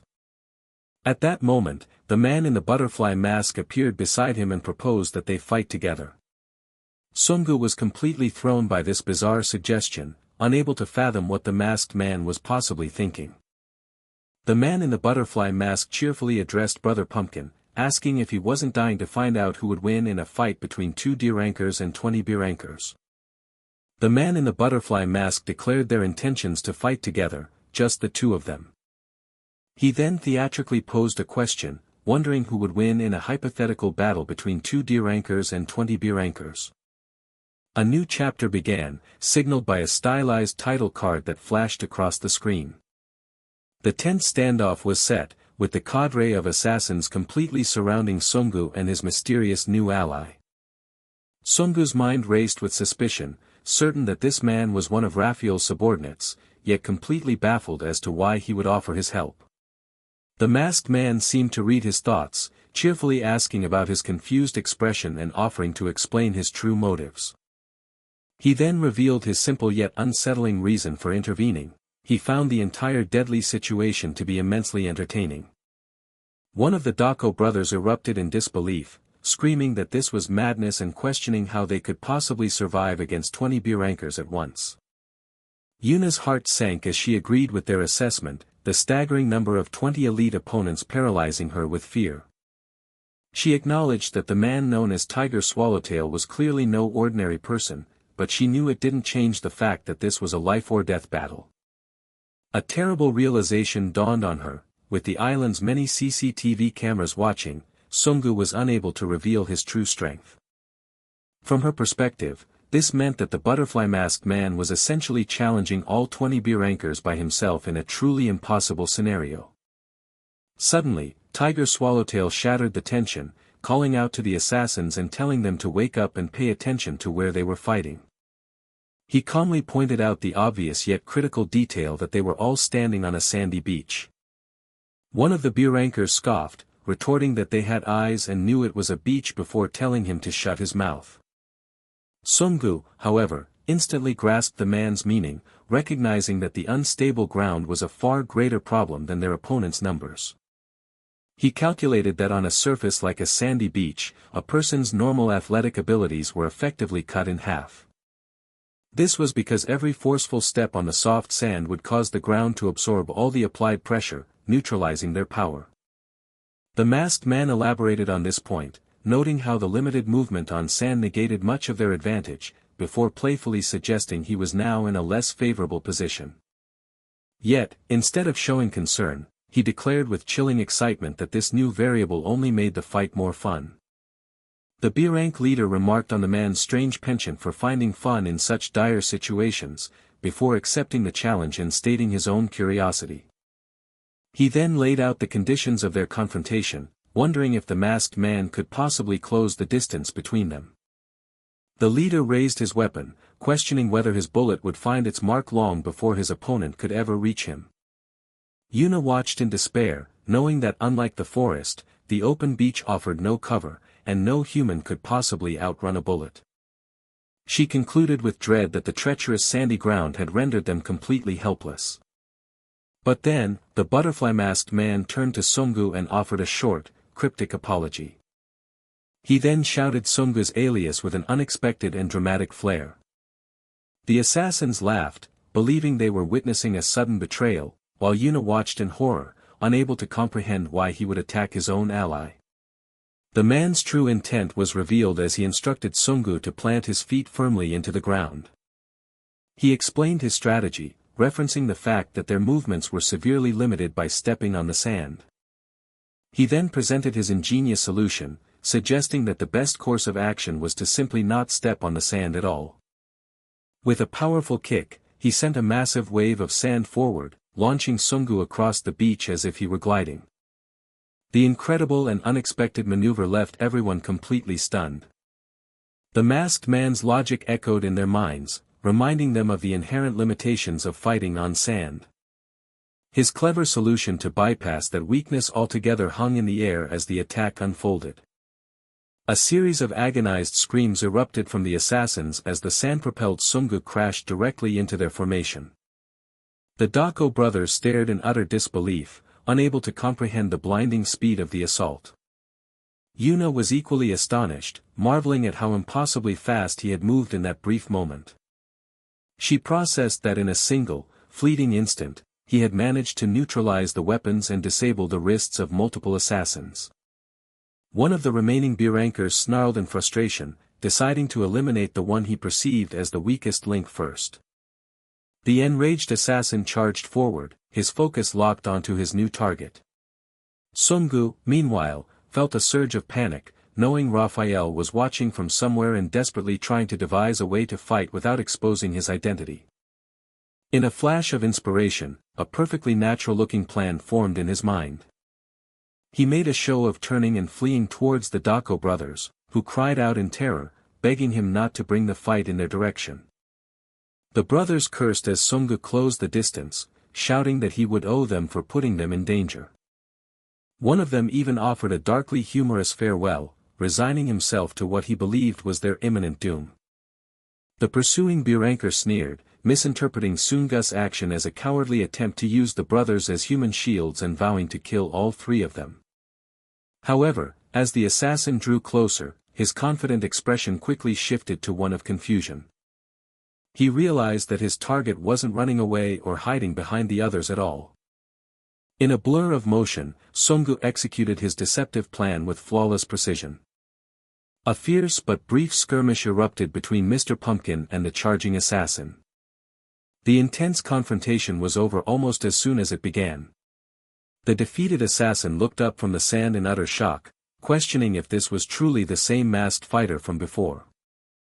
The Dako brothers were dumbfounded that a Biranker had been defeated so easily, with one of them awkwardly suggesting their presence on the front line had been a key factor. Yuna, however, understood the true brilliance of his maneuver. He had intentionally lured the assassin into a CCTV blind spot to make it seem like the other Birankers had secured the victory. From a distance, the man in the butterfly mask observed the outcome, his earlier suspicions about Mr. Pumpkin being all but confirmed.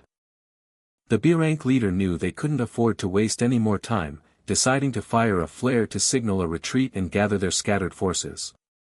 A brilliant red light shot into the sky, serving as a beacon for the other teams on the island. Elsewhere, in a dark control room, a subordinate urgently reported to his boss that an individual named Yudas had single-handedly taken out all the Birank killers they had sent. The panicked underling then asked if they should alert the other apostles to this development and inquired if anyone else was with Yudas. Another subordinate clarified that one Biranker had been defeated by a different person, likely due to the sandy terrain, and that the Dirankers were now attempting to escape, leading him to question Apostle Yudas' allegiance. The chilling possibility that one of their own was betraying them filled the room with tension. Their leader, Raphael, calmly considered the notion of betrayal, dismissing it as impossible for his most trusted agent. He stated with absolute certainty that Yudas, the legendary god of the 9 dragons who ruled the entire continent, would never turn against him. The scene shifted to reveal Raphael standing before a figure bound in a straitjacket and suspended from the ceiling. He spoke directly to the captive, reinforcing his unshakable belief that this person would never betray him. With a cold finality, he resolved to simply continue watching how events on the island would unfold. Back on the beach, more Dirankers arrived, drawn by the flare, all of them confused and shaken by the island's chaotic and dangerous inhabitants. The Dako brothers took charge, loudly announcing that the test was over and that everyone needed to evacuate the island immediately.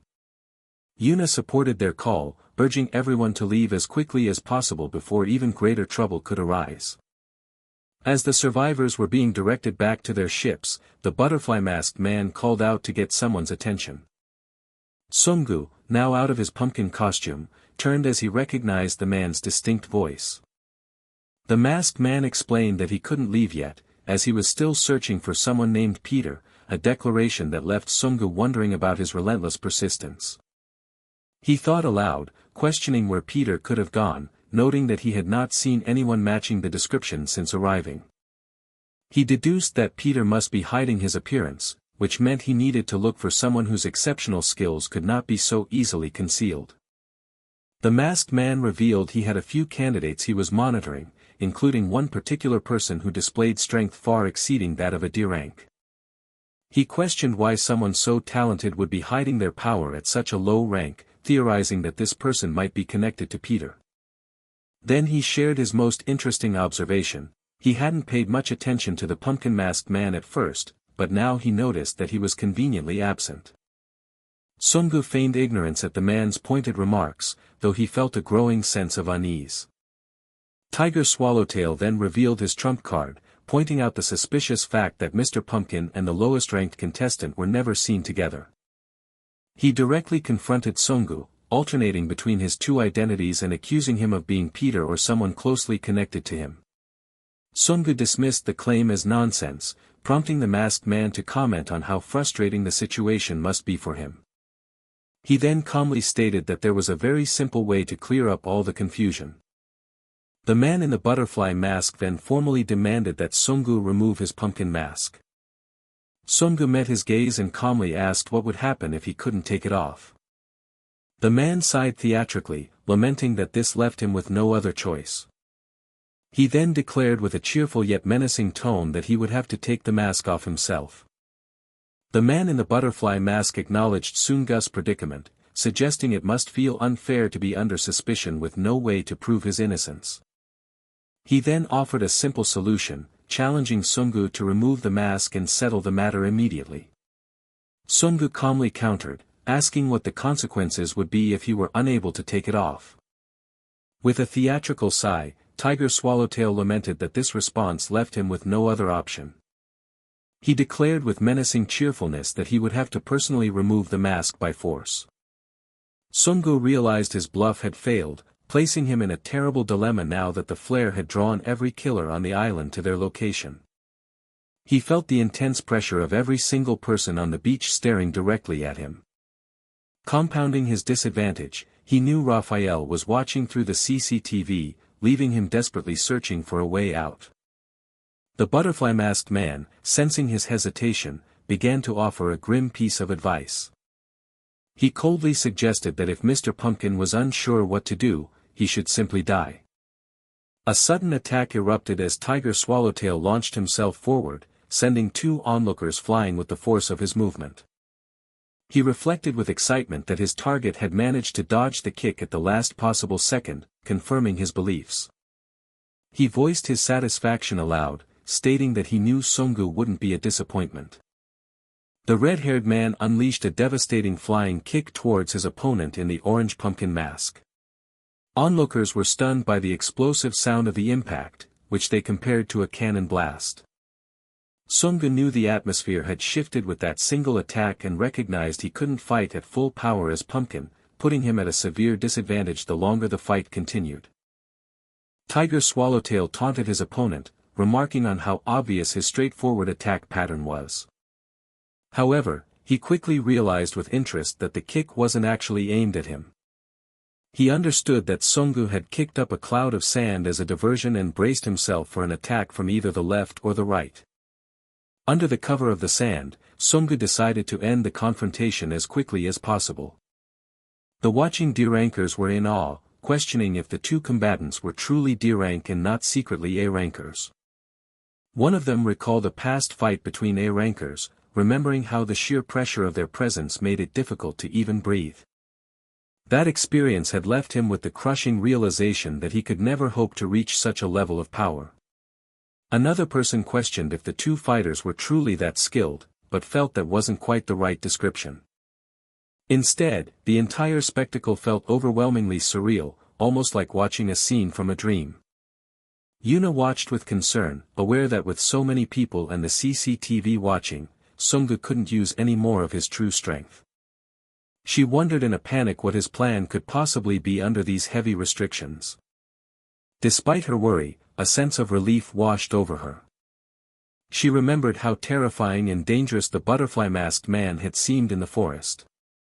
But now, she felt a surge of confidence, believing that Sunggu was undoubtedly stronger. Tiger Swallowtail watched in amazement as Mr. Pumpkin seemingly copied his own skill. He then realized Sunggu had instantly adapted the move, kicking in the opposite direction to create a far more advanced technique. A shockwave of dust and sand erupted from the point of impact, obscuring the fighters. As the dust settled, the crowd was left speechless, trying to comprehend that the Pumpkin Knight had seemingly won against Butterfly. Tiger Swallowtail got to his feet, expressing how the surprises never stopped and complimenting Brother Pumpkin on his incredible strength. He admitted how much fun the fight was and how rare it was to find a strong opponent, wondering if they had met before. Yet, his suspicion grew as he noted that his opponent was still not using his true power, and he questioned why. He warned Sunggu that he would lose at this rate and told him to stop holding back and get lost. He then specifically demanded that Sunggu reveal his true skill. Sunggu agreed that it was rude to hold back against such a powerful opponent and decided to finally acquiesce. A pair of sleek, blue-lensed glasses fell from Tiger Swallowtail's face, clattering onto the sand. Sunggu was taken aback, realizing he had never seen these kinds of movements before. His mind raced as he tried to process the unprecedented style of his opponent. The man, now identified as Thaddeus, warned Sunggu that begging for mercy would be useless. He coolly stated that this escalation was exactly what his opponent had wanted. Elsewhere, Raphael watched the monitor with a grim smile, gesturing for his subordinate to look. He gloated that he had been right all along, pointing out the deer anchor who was clearly not a deer anchor. He declared with absolute certainty that he would have that mask taken off and reveal the truth to the entire world. His subordinate grew worried, asking if Thaddeus would be in danger if the opponent was truly Pietro. He suggested sending in reinforcements, but Raphael calmly changed the subject, asking if he was a fan of track and field. The subordinate confirmed he liked sprints, and Raphael posed a hypothetical question. He asked what it meant if an athlete started running 0.1 seconds after the starting gun, dismissing the idea that it was simply great reflexes. He explained that it was a skill of prediction, not reaction, as they moved before truly hearing the gun. He elaborated that a human's reaction speed is theoretically incapable of being faster than 0.1 seconds, which had a terrifying implication. This meant that the source of Thaddeus' incredible strength was something else entirely. He concluded that Thaddeus' power was simply not human. Back on the beach, Sunggu braced himself, knowing he had to be cautious until he understood the secret behind his opponent's arms. Thaddeus offered a brief, insincere apology for what he was about to do. He then stated that his opponent, Brother Pumpkin, needed to die. Sunggu was shocked by his opponent's blinding speed, which was on a completely different level than before, but felt he could still manage it with a counterattack. Thaddeus moved with impossible quickness, knowing no one could keep up with his reaction speed. His reaction speed was, in fact, effectively zero. This meant the time it took for his brain to process visual information and command his muscles to move was non-existent. Sunggu was bewildered, as he was struck by a second attack the very instant he perceived the first one. Thaddeus taunted him to get a grip, declaring that they were just getting started. He revealed his identity as Thaddeus, the god of Kowloon, a being whose physical strength transcended that of mankind. He warned Brother Pumpkin to tense up, boasting that it would take more than a year to stop all 888 of his skills. He prepared to unleash the Kowloon technique, a move said to be impossible to either defend against or dodge. Thaddeus unleashed his ultimate attack, the 100 instant blows. The beach exploded with a barrage of relentless, lightning-fast strikes. Yuna cried out Sungus' name in terror as she watched the onslaught. Another onlooker stammered in disbelief, fearing that Mr. Pumpkin had been killed by the ferocious attack. Thaddeus observed that his target's body was still intact, realizing with annoyance that he had endured the attack and was still hiding his true power. Sungu found himself unable to move, recognizing that his opponent was far stronger than had anticipated and that fighting as Pumpkin was no longer possible. However, he knew he couldn't reveal his true identity to Raphael in this situation and desperately wondered what to do. Thaddeus advanced on the fallen Sungu, cheerfully announcing it was time to take off the mask. Sungu's mind raced in panic, searching for any way to stop the inevitable and escape the terrible situation. Suddenly, Yuna stepped forward, pleading for them to talk things out and insisting that Mr. Pumpkin had his reasons for secrecy. She was resolved to protect him, knowing that if she didn't intervene, Sungus' identity would be exposed. Thaddeus found this interruption to be a pickle, and politely warned her to move aside. He threatened that if she didn't comply, he would have no choice but to retaliate and could kill her on the spot. Yuna stood her ground, declaring she didn't care about the threat and would not stop him. She countered that if he continued, then she too would have no choice but to retaliate. Thaddeus simply addressed her as a brave sister and told her he would see her later. In an instant, his hand flashed out towards her. Yuna suddenly found herself completely unable to move, paralyzed on the spot. With her neutralized, Thaddeus smugly asked if anyone else was going to get in his way. Raphael watched the monitor with manic glee, believing he had finally caught Pietro and screaming for Thaddeus to take the mask off now. He reveled in his victory, certain that without disciples to help him, even Pietro couldn't defeat him now that he had the world in his hands. He shouted at the screen, commanding Thaddeus to remove the mask. He triumphantly demanded that the disciple Pietro finally reveal himself. But as the mask came off, the reveal was met with shocked cries of disbelief. The face underneath was not Pietro's, but that of the contestant known as Kagyo. Kagyo himself looked utterly confused, asking how someone he called Brother Simon was there. Thaddeus stared in complete shock, questioning why Kagyo was under the mask when it should have been Pietro, unable to understand what was happening. In Raphael's command center, a panicked subordinate burst in with urgent news, struggling to speak. He finally managed to report that the real Pietro had successfully infiltrated their headquarters, Glory. In a flashback, Kagyo passionately argued with his teacher, warning that his presence on the island was too dangerous and would lead to Pietro's identity being exposed. He insisted that if another disciple was present, his master would have no choice but to reveal himself, and so he begged to be allowed to follow him.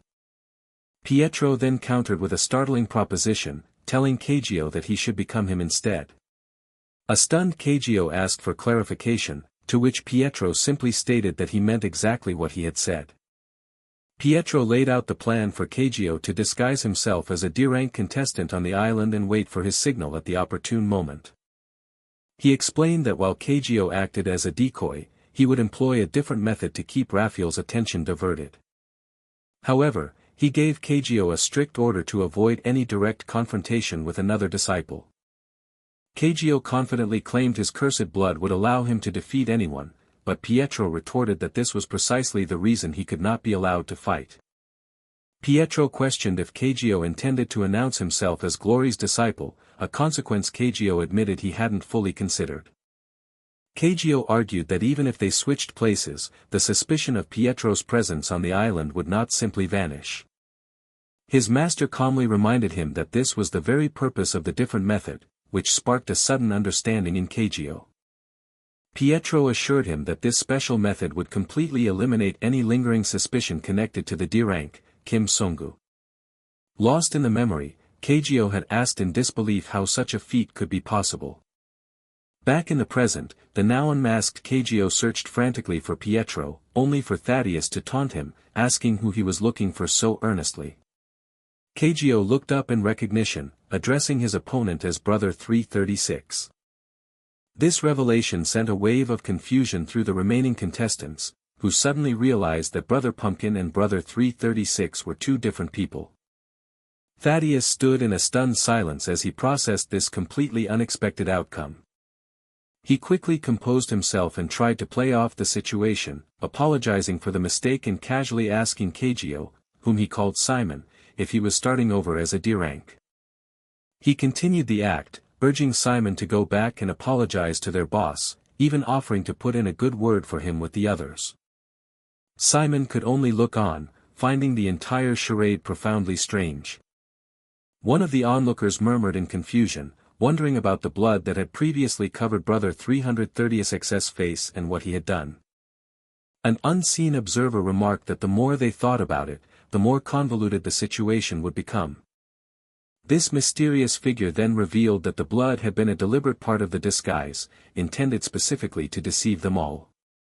Kagyo desperately called out for Simon to wait, asking where he was going and if he was upset about being attacked earlier. The other contestants watched the bizarre interaction unfold, questioning if Teacher Bear and Butterfly were actually friends and if the whole test had been some elaborate prank. Sungu rushed to his friends to see if they were all right, only to be berated for his poor sense of direction as they planned their escape from the horrible island. With the central mystery unraveled, the test on Dead Island was officially declared over. The public explanation was that the D-rank test had been cancelled due to ambushes from outsiders, and the surviving contestants were permitted to leave the island safely. Elsewhere, Sungu woke with a jolt, disoriented and wondering just how long he had been unconscious. His eyes widened in shock at the sight of a massive pile of cards, a clear sign that he had passed the test. Pietro reflected on his victory, having repaid a debt and, for the time being, cleared his alter ego of suspicion within glory, privately mocking Raphael's failure. Having successfully outmaneuvered his enemy, Pietro declared that it was now his turn to go on the offensive. In Raphael's command center, a subordinate burst through the door, breathlessly reporting that Pietro had just launched an attack on Glory itself. Raphael dismissed the news as impossible, ordering his man to double-check the intel, certain that Pietro would have to be insane to attack their headquarters directly. The subordinate fearfully insisted the report was real, clarifying that Pietro had appeared at Glory's international branch located in Kowloon Hell. Raphael's confident demeanor shattered in an instant, his eyes widening in pure shock. He demanded his subordinate repeat the location, unable to believe his ears, and the man shakily confirmed it was Kowloon Hell, pointing toward a monitor. The screen displayed a scene of utter chaos, filled with the blood-curdling screams of those caught in the attack. Glory's enforcers swarmed the area, shouting that they had Pietro cornered in a dead-end alley from which he could not escape. One of the men taunted the supposedly trapped old man, offering to spare his life if he surrendered peacefully. But Pietro calmly turned the tables, asking them why they believed he would have entered a dead-end alley by mistake. A wave of dawning horror washed over the men as they realized the horrifying truth: he had intentionally led them into a trap. He continued his explanation, stating that he had done it for a specific reason. He revealed his true motive was to gather them all in one place, just as he leaped down upon them from above. A lone voice cried out for the others to wait. The men looked up in confusion, only to realize that their target was no longer there. In the next moment, Pietro moved through their ranks like a phantom, his blade flashing as he cut down one attacker after another. Under the intense crimson light of the alley, his aged face was a grim mask of pure, unyielding fury. A frantic report came through the comms, stating that both the Shadowman pursuers and their assassin backup had been defeated, and Pietro was single-handedly destroying Kowloon Hell. Raphael stared at the screen in disbelief, muttering that it couldn't possibly be happening in Kowloon Hell. His denial turned to rage as he screamed, refusing to accept that Pietro had attacked that specific, critical location.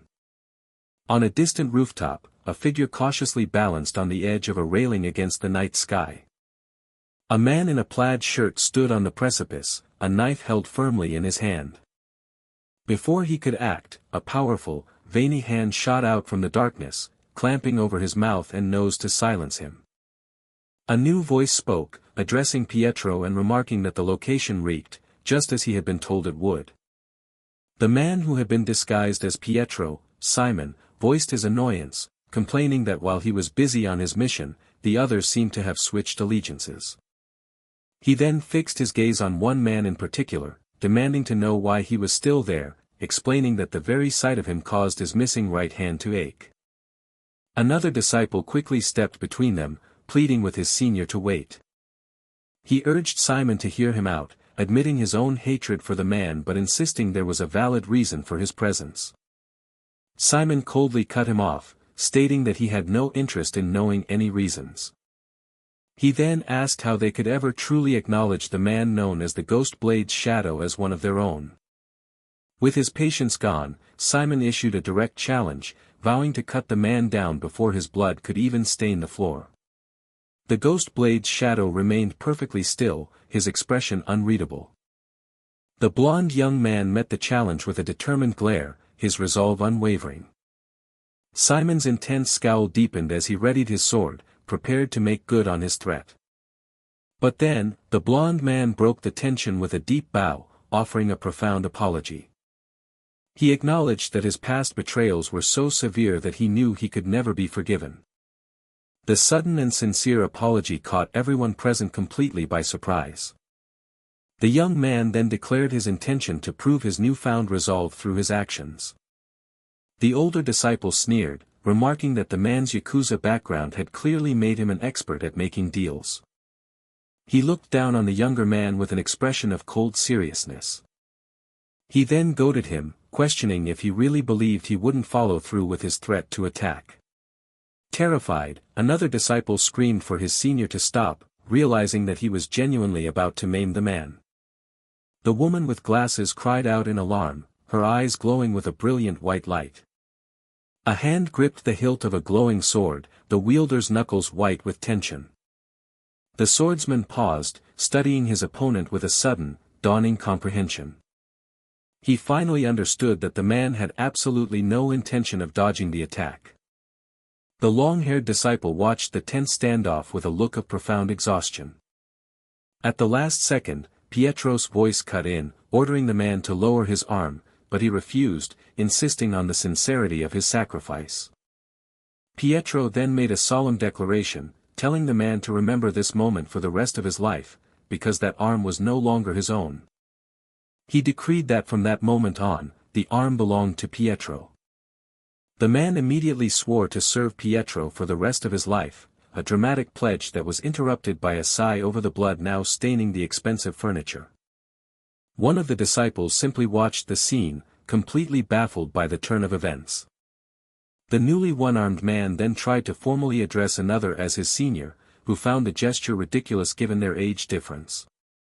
The two then began to joke around, with one scratching the other's back, much to the exasperation of their companion.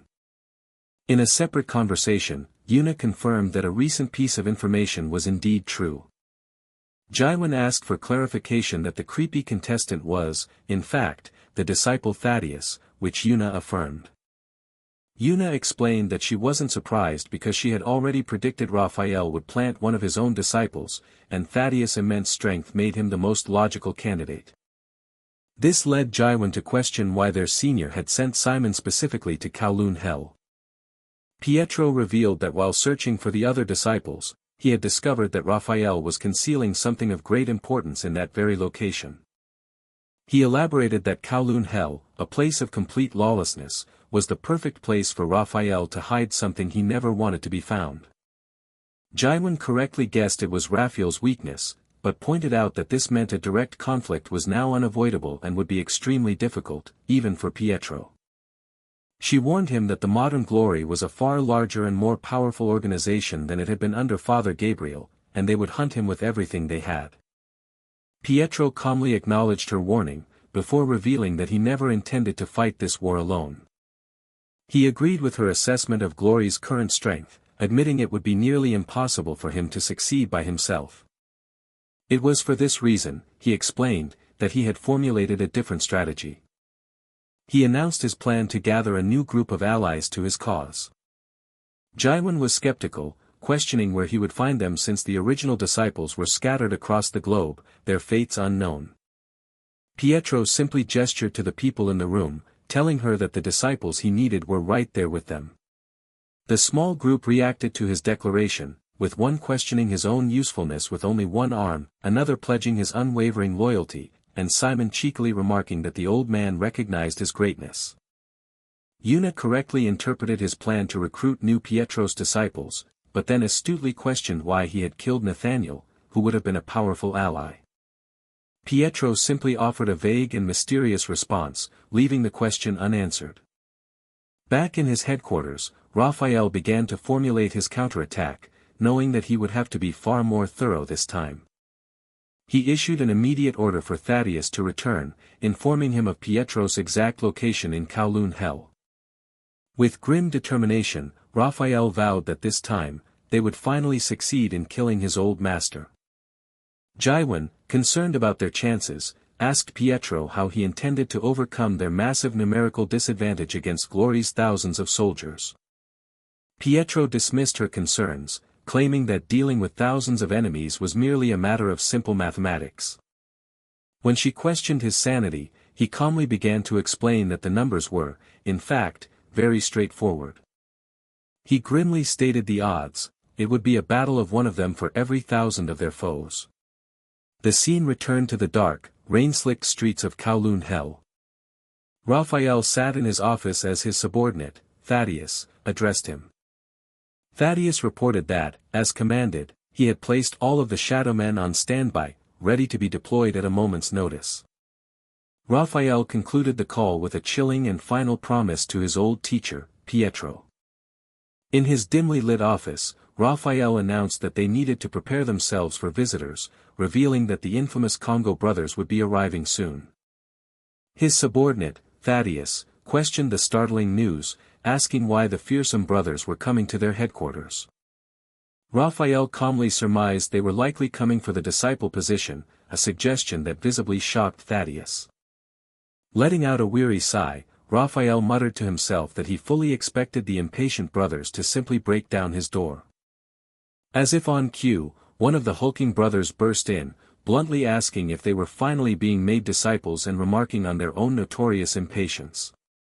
Raphael confirmed their wish but attached a deadly condition: they would only become disciples if they delivered him Pietro's head. The two brothers stared back with a silent, intense understanding of the task before them.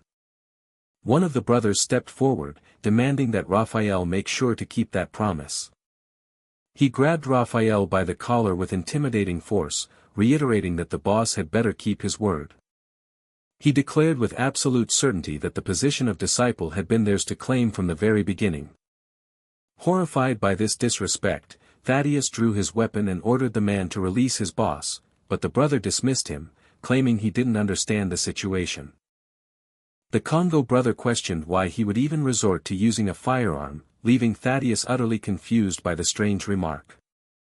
He then explained that the mere fact Thaddeus was holding such a weapon in their presence was undeniable proof that his perceived strength was nothing but a lie.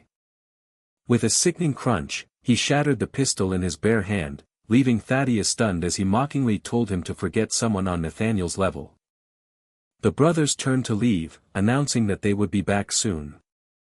They finished their ominous departure with a chilling promise to return bearing Pietro's severed head. Miles away, Yuna silently pleaded for Pietro to turn back, warning him that unimaginable things would happen should he step into Kowloon Hell. She wondered aloud if Raphael was hiding something there, which might explain the intense security, and recalled an old story he used to tell. Jaiwan prompted her, asking what kind of story it was. Yuna recounted how Raphael had once boasted that his most crucial scheme for world domination was located right inside Kowloon Hell. She explained that if this mysterious plan were to fail, it would inflict a devastating blow to Raphael's ambitions. Jaiwan then turned his gaze to Pietro, asking if he was aware of this grand scheme. Ignoring the question, Pietro made a call, instructing an ally to join Simon, who he said should already be at their destination. The ally on the other end confirmed the order but offered a word of caution, stating that something unexpected might happen over there. He warned Pietro not to stand out as an outsider, which Pietro dismissed, claiming that blending in was second nature to him. The ally then expressed doubt about whether the other one possessed the same subtlety but trailed off without clarifying his meaning. Meanwhile, Jaiwan stared in disbelief at his companion, calling him a lunatic for his choice of attire. He sarcastically asked Simon if he was trying to announce to the world that he was a foreigner, but Simon cheekily insisted everyone thought he was a native, prompting Jaiwan to order him to stay away. Simon's demeanor then shifted, as he gravely informed his brother that the situation inside Kowloon Hell was not looking good. He elaborated that after his last infiltration, security had been drastically strengthened. He recalled feeling a heightened sense of vigilance against outsiders while searching for their lost comrades, which made him realize the location's true importance. Following Pietro's instructions, he had appeared as Pietro, an act that instantly sent the place into a frenzy, confirming his suspicion that they were guarding something vital. He concluded his report with a grim warning about the most important element of their defense, the Shadow Men. Jaiwan recognized the name, asking if Simon was referring to the continent's dreaded envoys. Simon confirmed they were the ones, stressing that they were on a different level than any foe they had faced before and that they were Glory's most elite killers. Furthermore, he revealed that their leaders, Miss Shaku and Noreen Congo, were former nominees for the disciple position, making them exceptionally troublesome opponents. Jaiwan processed the dire information, understanding that these new enemies were both uniquely skilled and incredibly annoying. Without a moment's hesitation, Pietro announced it was time to leave, prompting a baffled Simon to remind him that getting inside was impossible. Simon pointed out that the Shadow Men all knew each other's faces, making disguises useless, but Pietro simply asked who had said anything about a disguise. Pietro declared their audacious plan: they would waltz right through the front gate in style, a statement that left Simon utterly speechless. The scene then shifted to the imposing, heavily guarded entrance of Kowloon Hell. Standing before the fortress, Simon dryly asked if this was what his brother had meant by a head-on fight. Inside the walls, a lookout bellowed that someone was attempting a direct assault. A subordinate calmly approached his boss, informing him that it appeared they had a guest. The one-armed man, addressed as Disciple Simone, declared that if a fight was what they wanted, he would gladly put his remaining arm on the line. Just as he began to power up his swirling sword technique, the surrounding gang members suddenly erupted in cheers, joyfully welcoming their boss' younger brother. This sudden and bizarre turn of events left Jaiwan and his companion completely flabbergasted. Pietro walked past them with an air of nonchalance, telling Simon that getting inside was never going to be a problem for him. A flamboyant man rushed forward to greet Pietro enthusiastically as Brother Songu, to which Pietro gave a simple, stoic affirmation. The man playfully chided Pietro for his awkwardness, urging him to relax and just be himself. After Pietro loosened up slightly, the man praised his improved demeanor and excitedly offered to give him a grand tour of the bustling area. The nearby gangsters whispered amongst themselves, baffled as to who this newcomer was and why their boss was treating him with such high regard, dismissing him as a pretty-faced gigolo who had never seen a real fight. They reasoned that his D-rank status made sense and predicted he would soon be put in his place by the Congo brothers. They continued to speculate how he had managed to gain entry, noting that their boss hadn't taken on a personal student in years.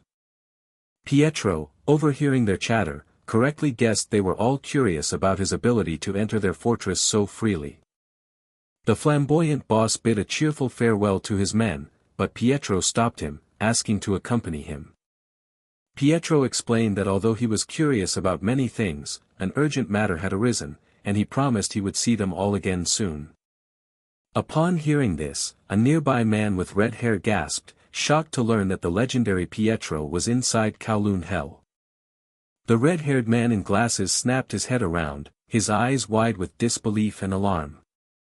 Simon observed the man's intense reaction and quickly deduced that he, having left in such a hurry, must have a strong connection to Kowloon Hell. Realizing he couldn't let this potential source of information escape, Simon racked his brain for a way to stop him. He suddenly called out to the man, using his codename, Tiger Butterfly. Adopting his guise as Kim Songu, Simon expressed his profound admiration for the man's martial arts, lamenting his own perceived lack of skill. He then boldly asked Brother 336 if he would be willing to teach him. With a dramatic bow, Simon formally requested to be taken on as his student. Jaiwan watched the scene unfold with disdain, privately labeling Simon an opportunist while reaffirming his own unwavering loyalty to his true master, Teacher Bear. The man, amused by the proposition, noted that while he didn't normally take students, he found the situation entertaining enough to propose a challenge. He declared that he would accept Simon as his student, but only if he could manage to touch even a single strand of his hair. He formally issued the challenge, which Simon accepted with quiet confidence. Jaiwan watched with bated breath, knowing that his companion was risking his life with this reckless gamble. In a blur of motion, Simon appeared directly behind the startled martial artist.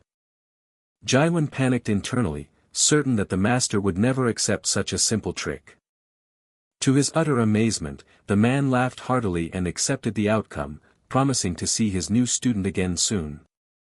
Later, Sungu and Pietro stood upon the cracked, reddish soil of Kowloon Hell's interior.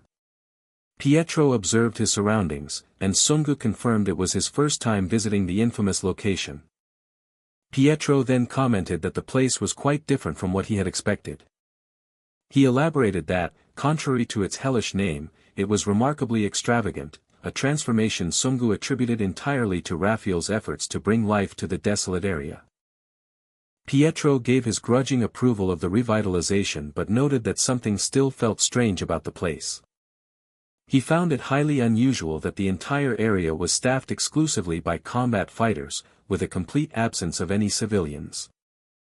Sungu leaned in close, a playful glint in his eye, as he prepared to address Pietro's observation. With a cheerful grin, he simply declared that the reason for this was a secret. He then abruptly changed the subject, turning his full attention back to Brother Sungu. Sungu asked if he knew of the disciple named Pietro, and the real Pietro confirmed that he was aware of him. He went on to describe this disciple as an incredible figure whose mere existence could send a massive organization like Glory into chaos. Sungu then made a point to clarify that he held no personal ill feelings toward this legendary man. He confessed, however, that he had a desperate need to find Pietro. He concluded his statement with the chilling admission that he needed to find him so that he could kill him. Sungu then issued a friendly warning, revealing that the infamous Pietro was hiding somewhere within Kowloon Hell and that his new brother should stick close to him. He confidently promised Brother Sungu that he would protect him from any danger. Unseen by the pair, two of the shadow men gossiped in a nearby alley. One questioned the wisdom of ignoring the established ranking system, predicting that the new arrival would inevitably be crushed by the Congo brothers. The other guard pondered who would win in a hypothetical battle between a disciple and the brothers, recalling an old rumor he once heard.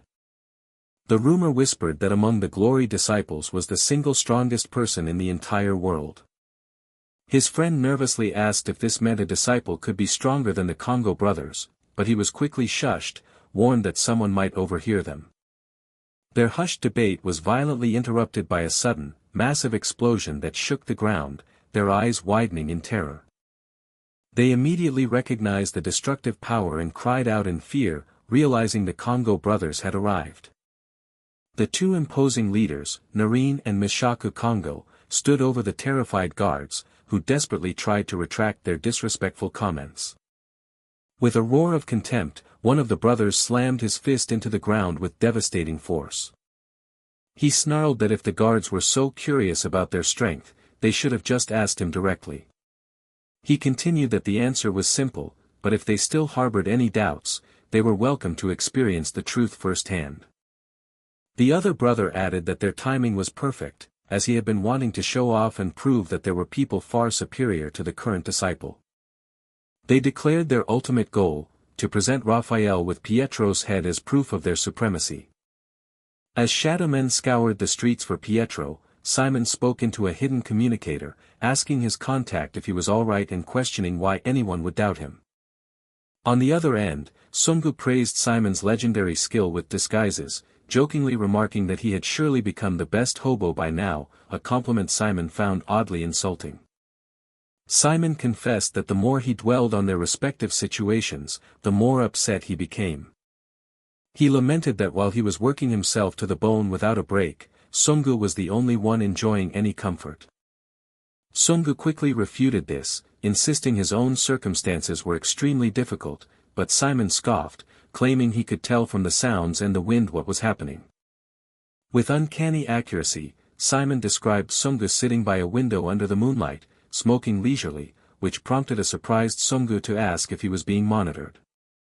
Simon continued to complain, contrasting his own fight against mice for food with Sungu's immediate promotion to VIP status, though Sungu argued that a comfortable environment didn't equate to personal ease. Sungu explained that to uncover Raphael's hidden weakness, he had to become one of the heads, allowing him to operate freely inside, unlike Simon who had to remain constantly on guard. When Simon pointed out the advantage of having dozens of shadow men at his disposal, Sungu firmly disagreed, mentioning a significant problem with his position.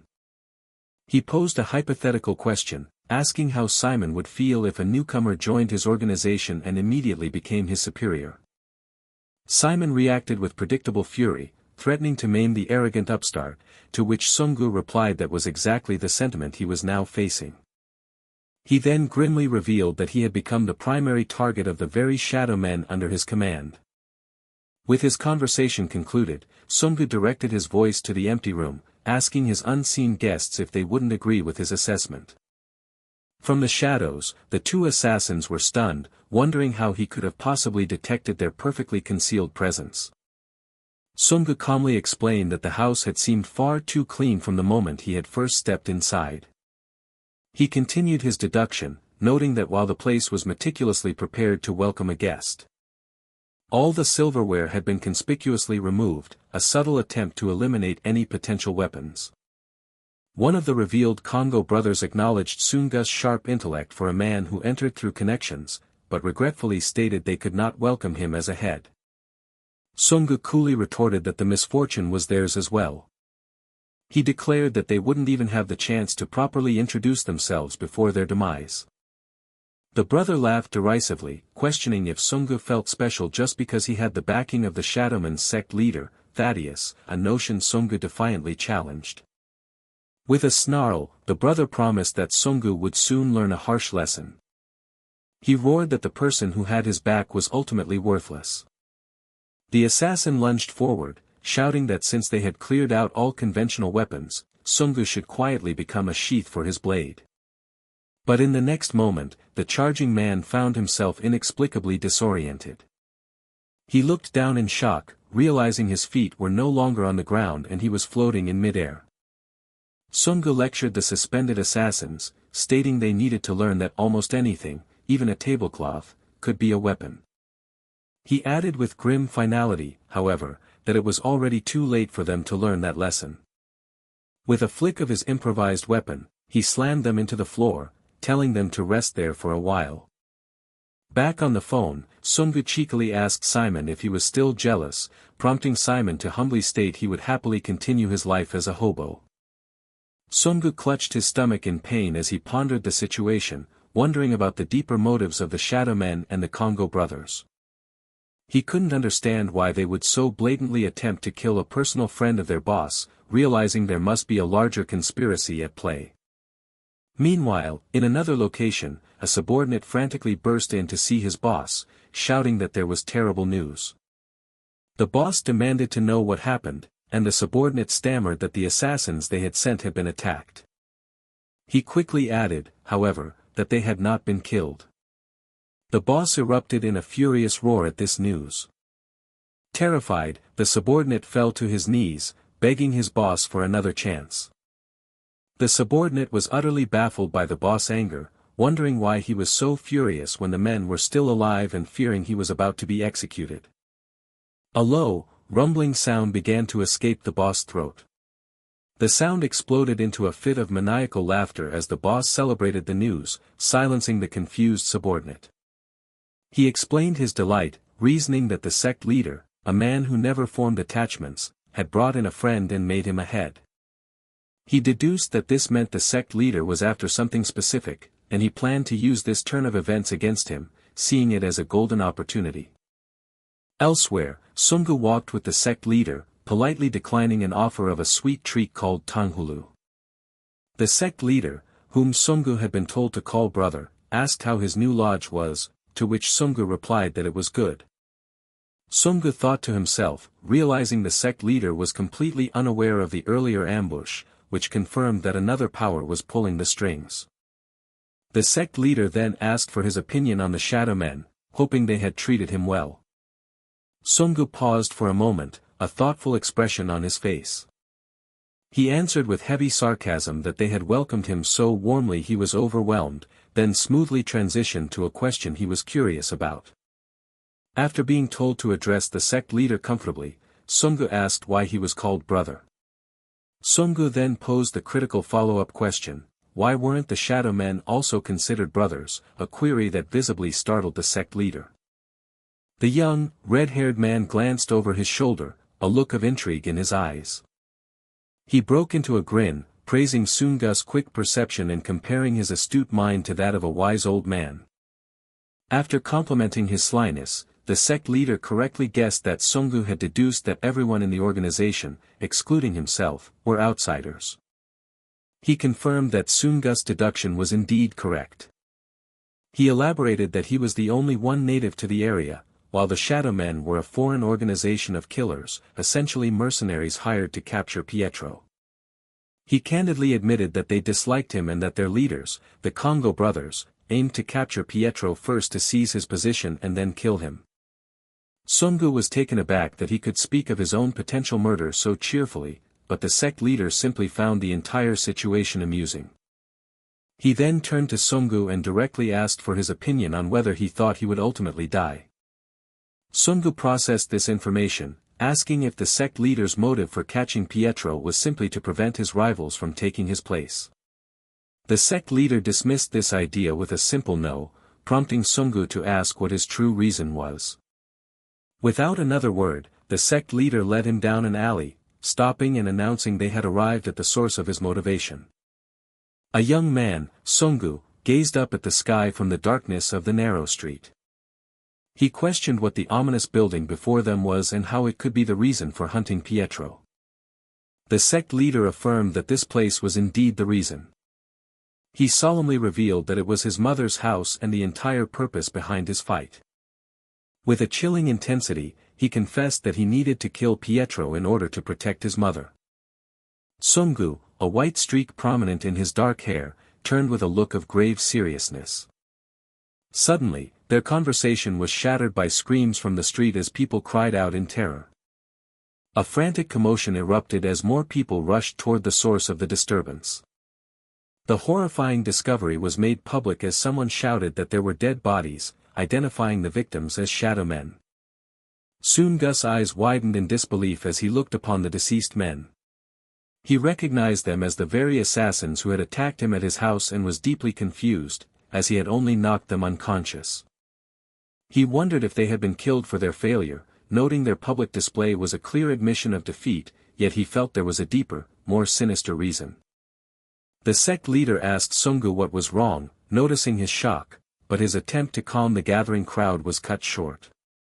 A clear voice rang out through the chaos, announcing the welcome arrival of the Congo brothers. One of the imposing brothers addressed Sungu directly, stating he had heard of an unfortunate incident that occurred the previous night involving two shadow men. He continued his account, explaining that these two men had gone to greet the new head. The Congo brother then looked at Sungu, demanding to know if his version of events was correct, to which Sungu quietly agreed. The brother then laid out the damning fact that after this meeting, their bodies had now been discovered, and he asked Sungu to confirm this as well. Sungu carefully admitted that while it was true their bodies were found after meeting him, it did not mean he was connected to their deaths.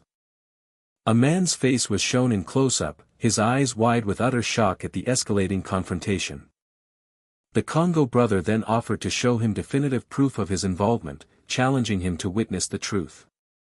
Sungu's expression tensed as he braced himself for the reveal. The brother commanded him to see the evidence with his own two eyes.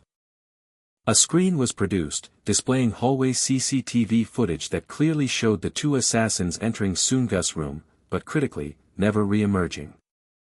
With the evidence presented, the brother smugly asked head Kim Sungu if he had anything left to say in his defense. Sungu's mind raced as he understood their plan to frame him for murder, but he sensed that this was only one part of a much larger scheme.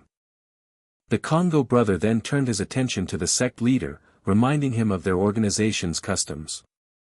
He specifically brought up their ironclad rules for what happens when their members kill each other without just cause. The sect leader's face grew dark as he confirmed that he was well aware of the protocol. He grimly stated the punishment: immediate execution.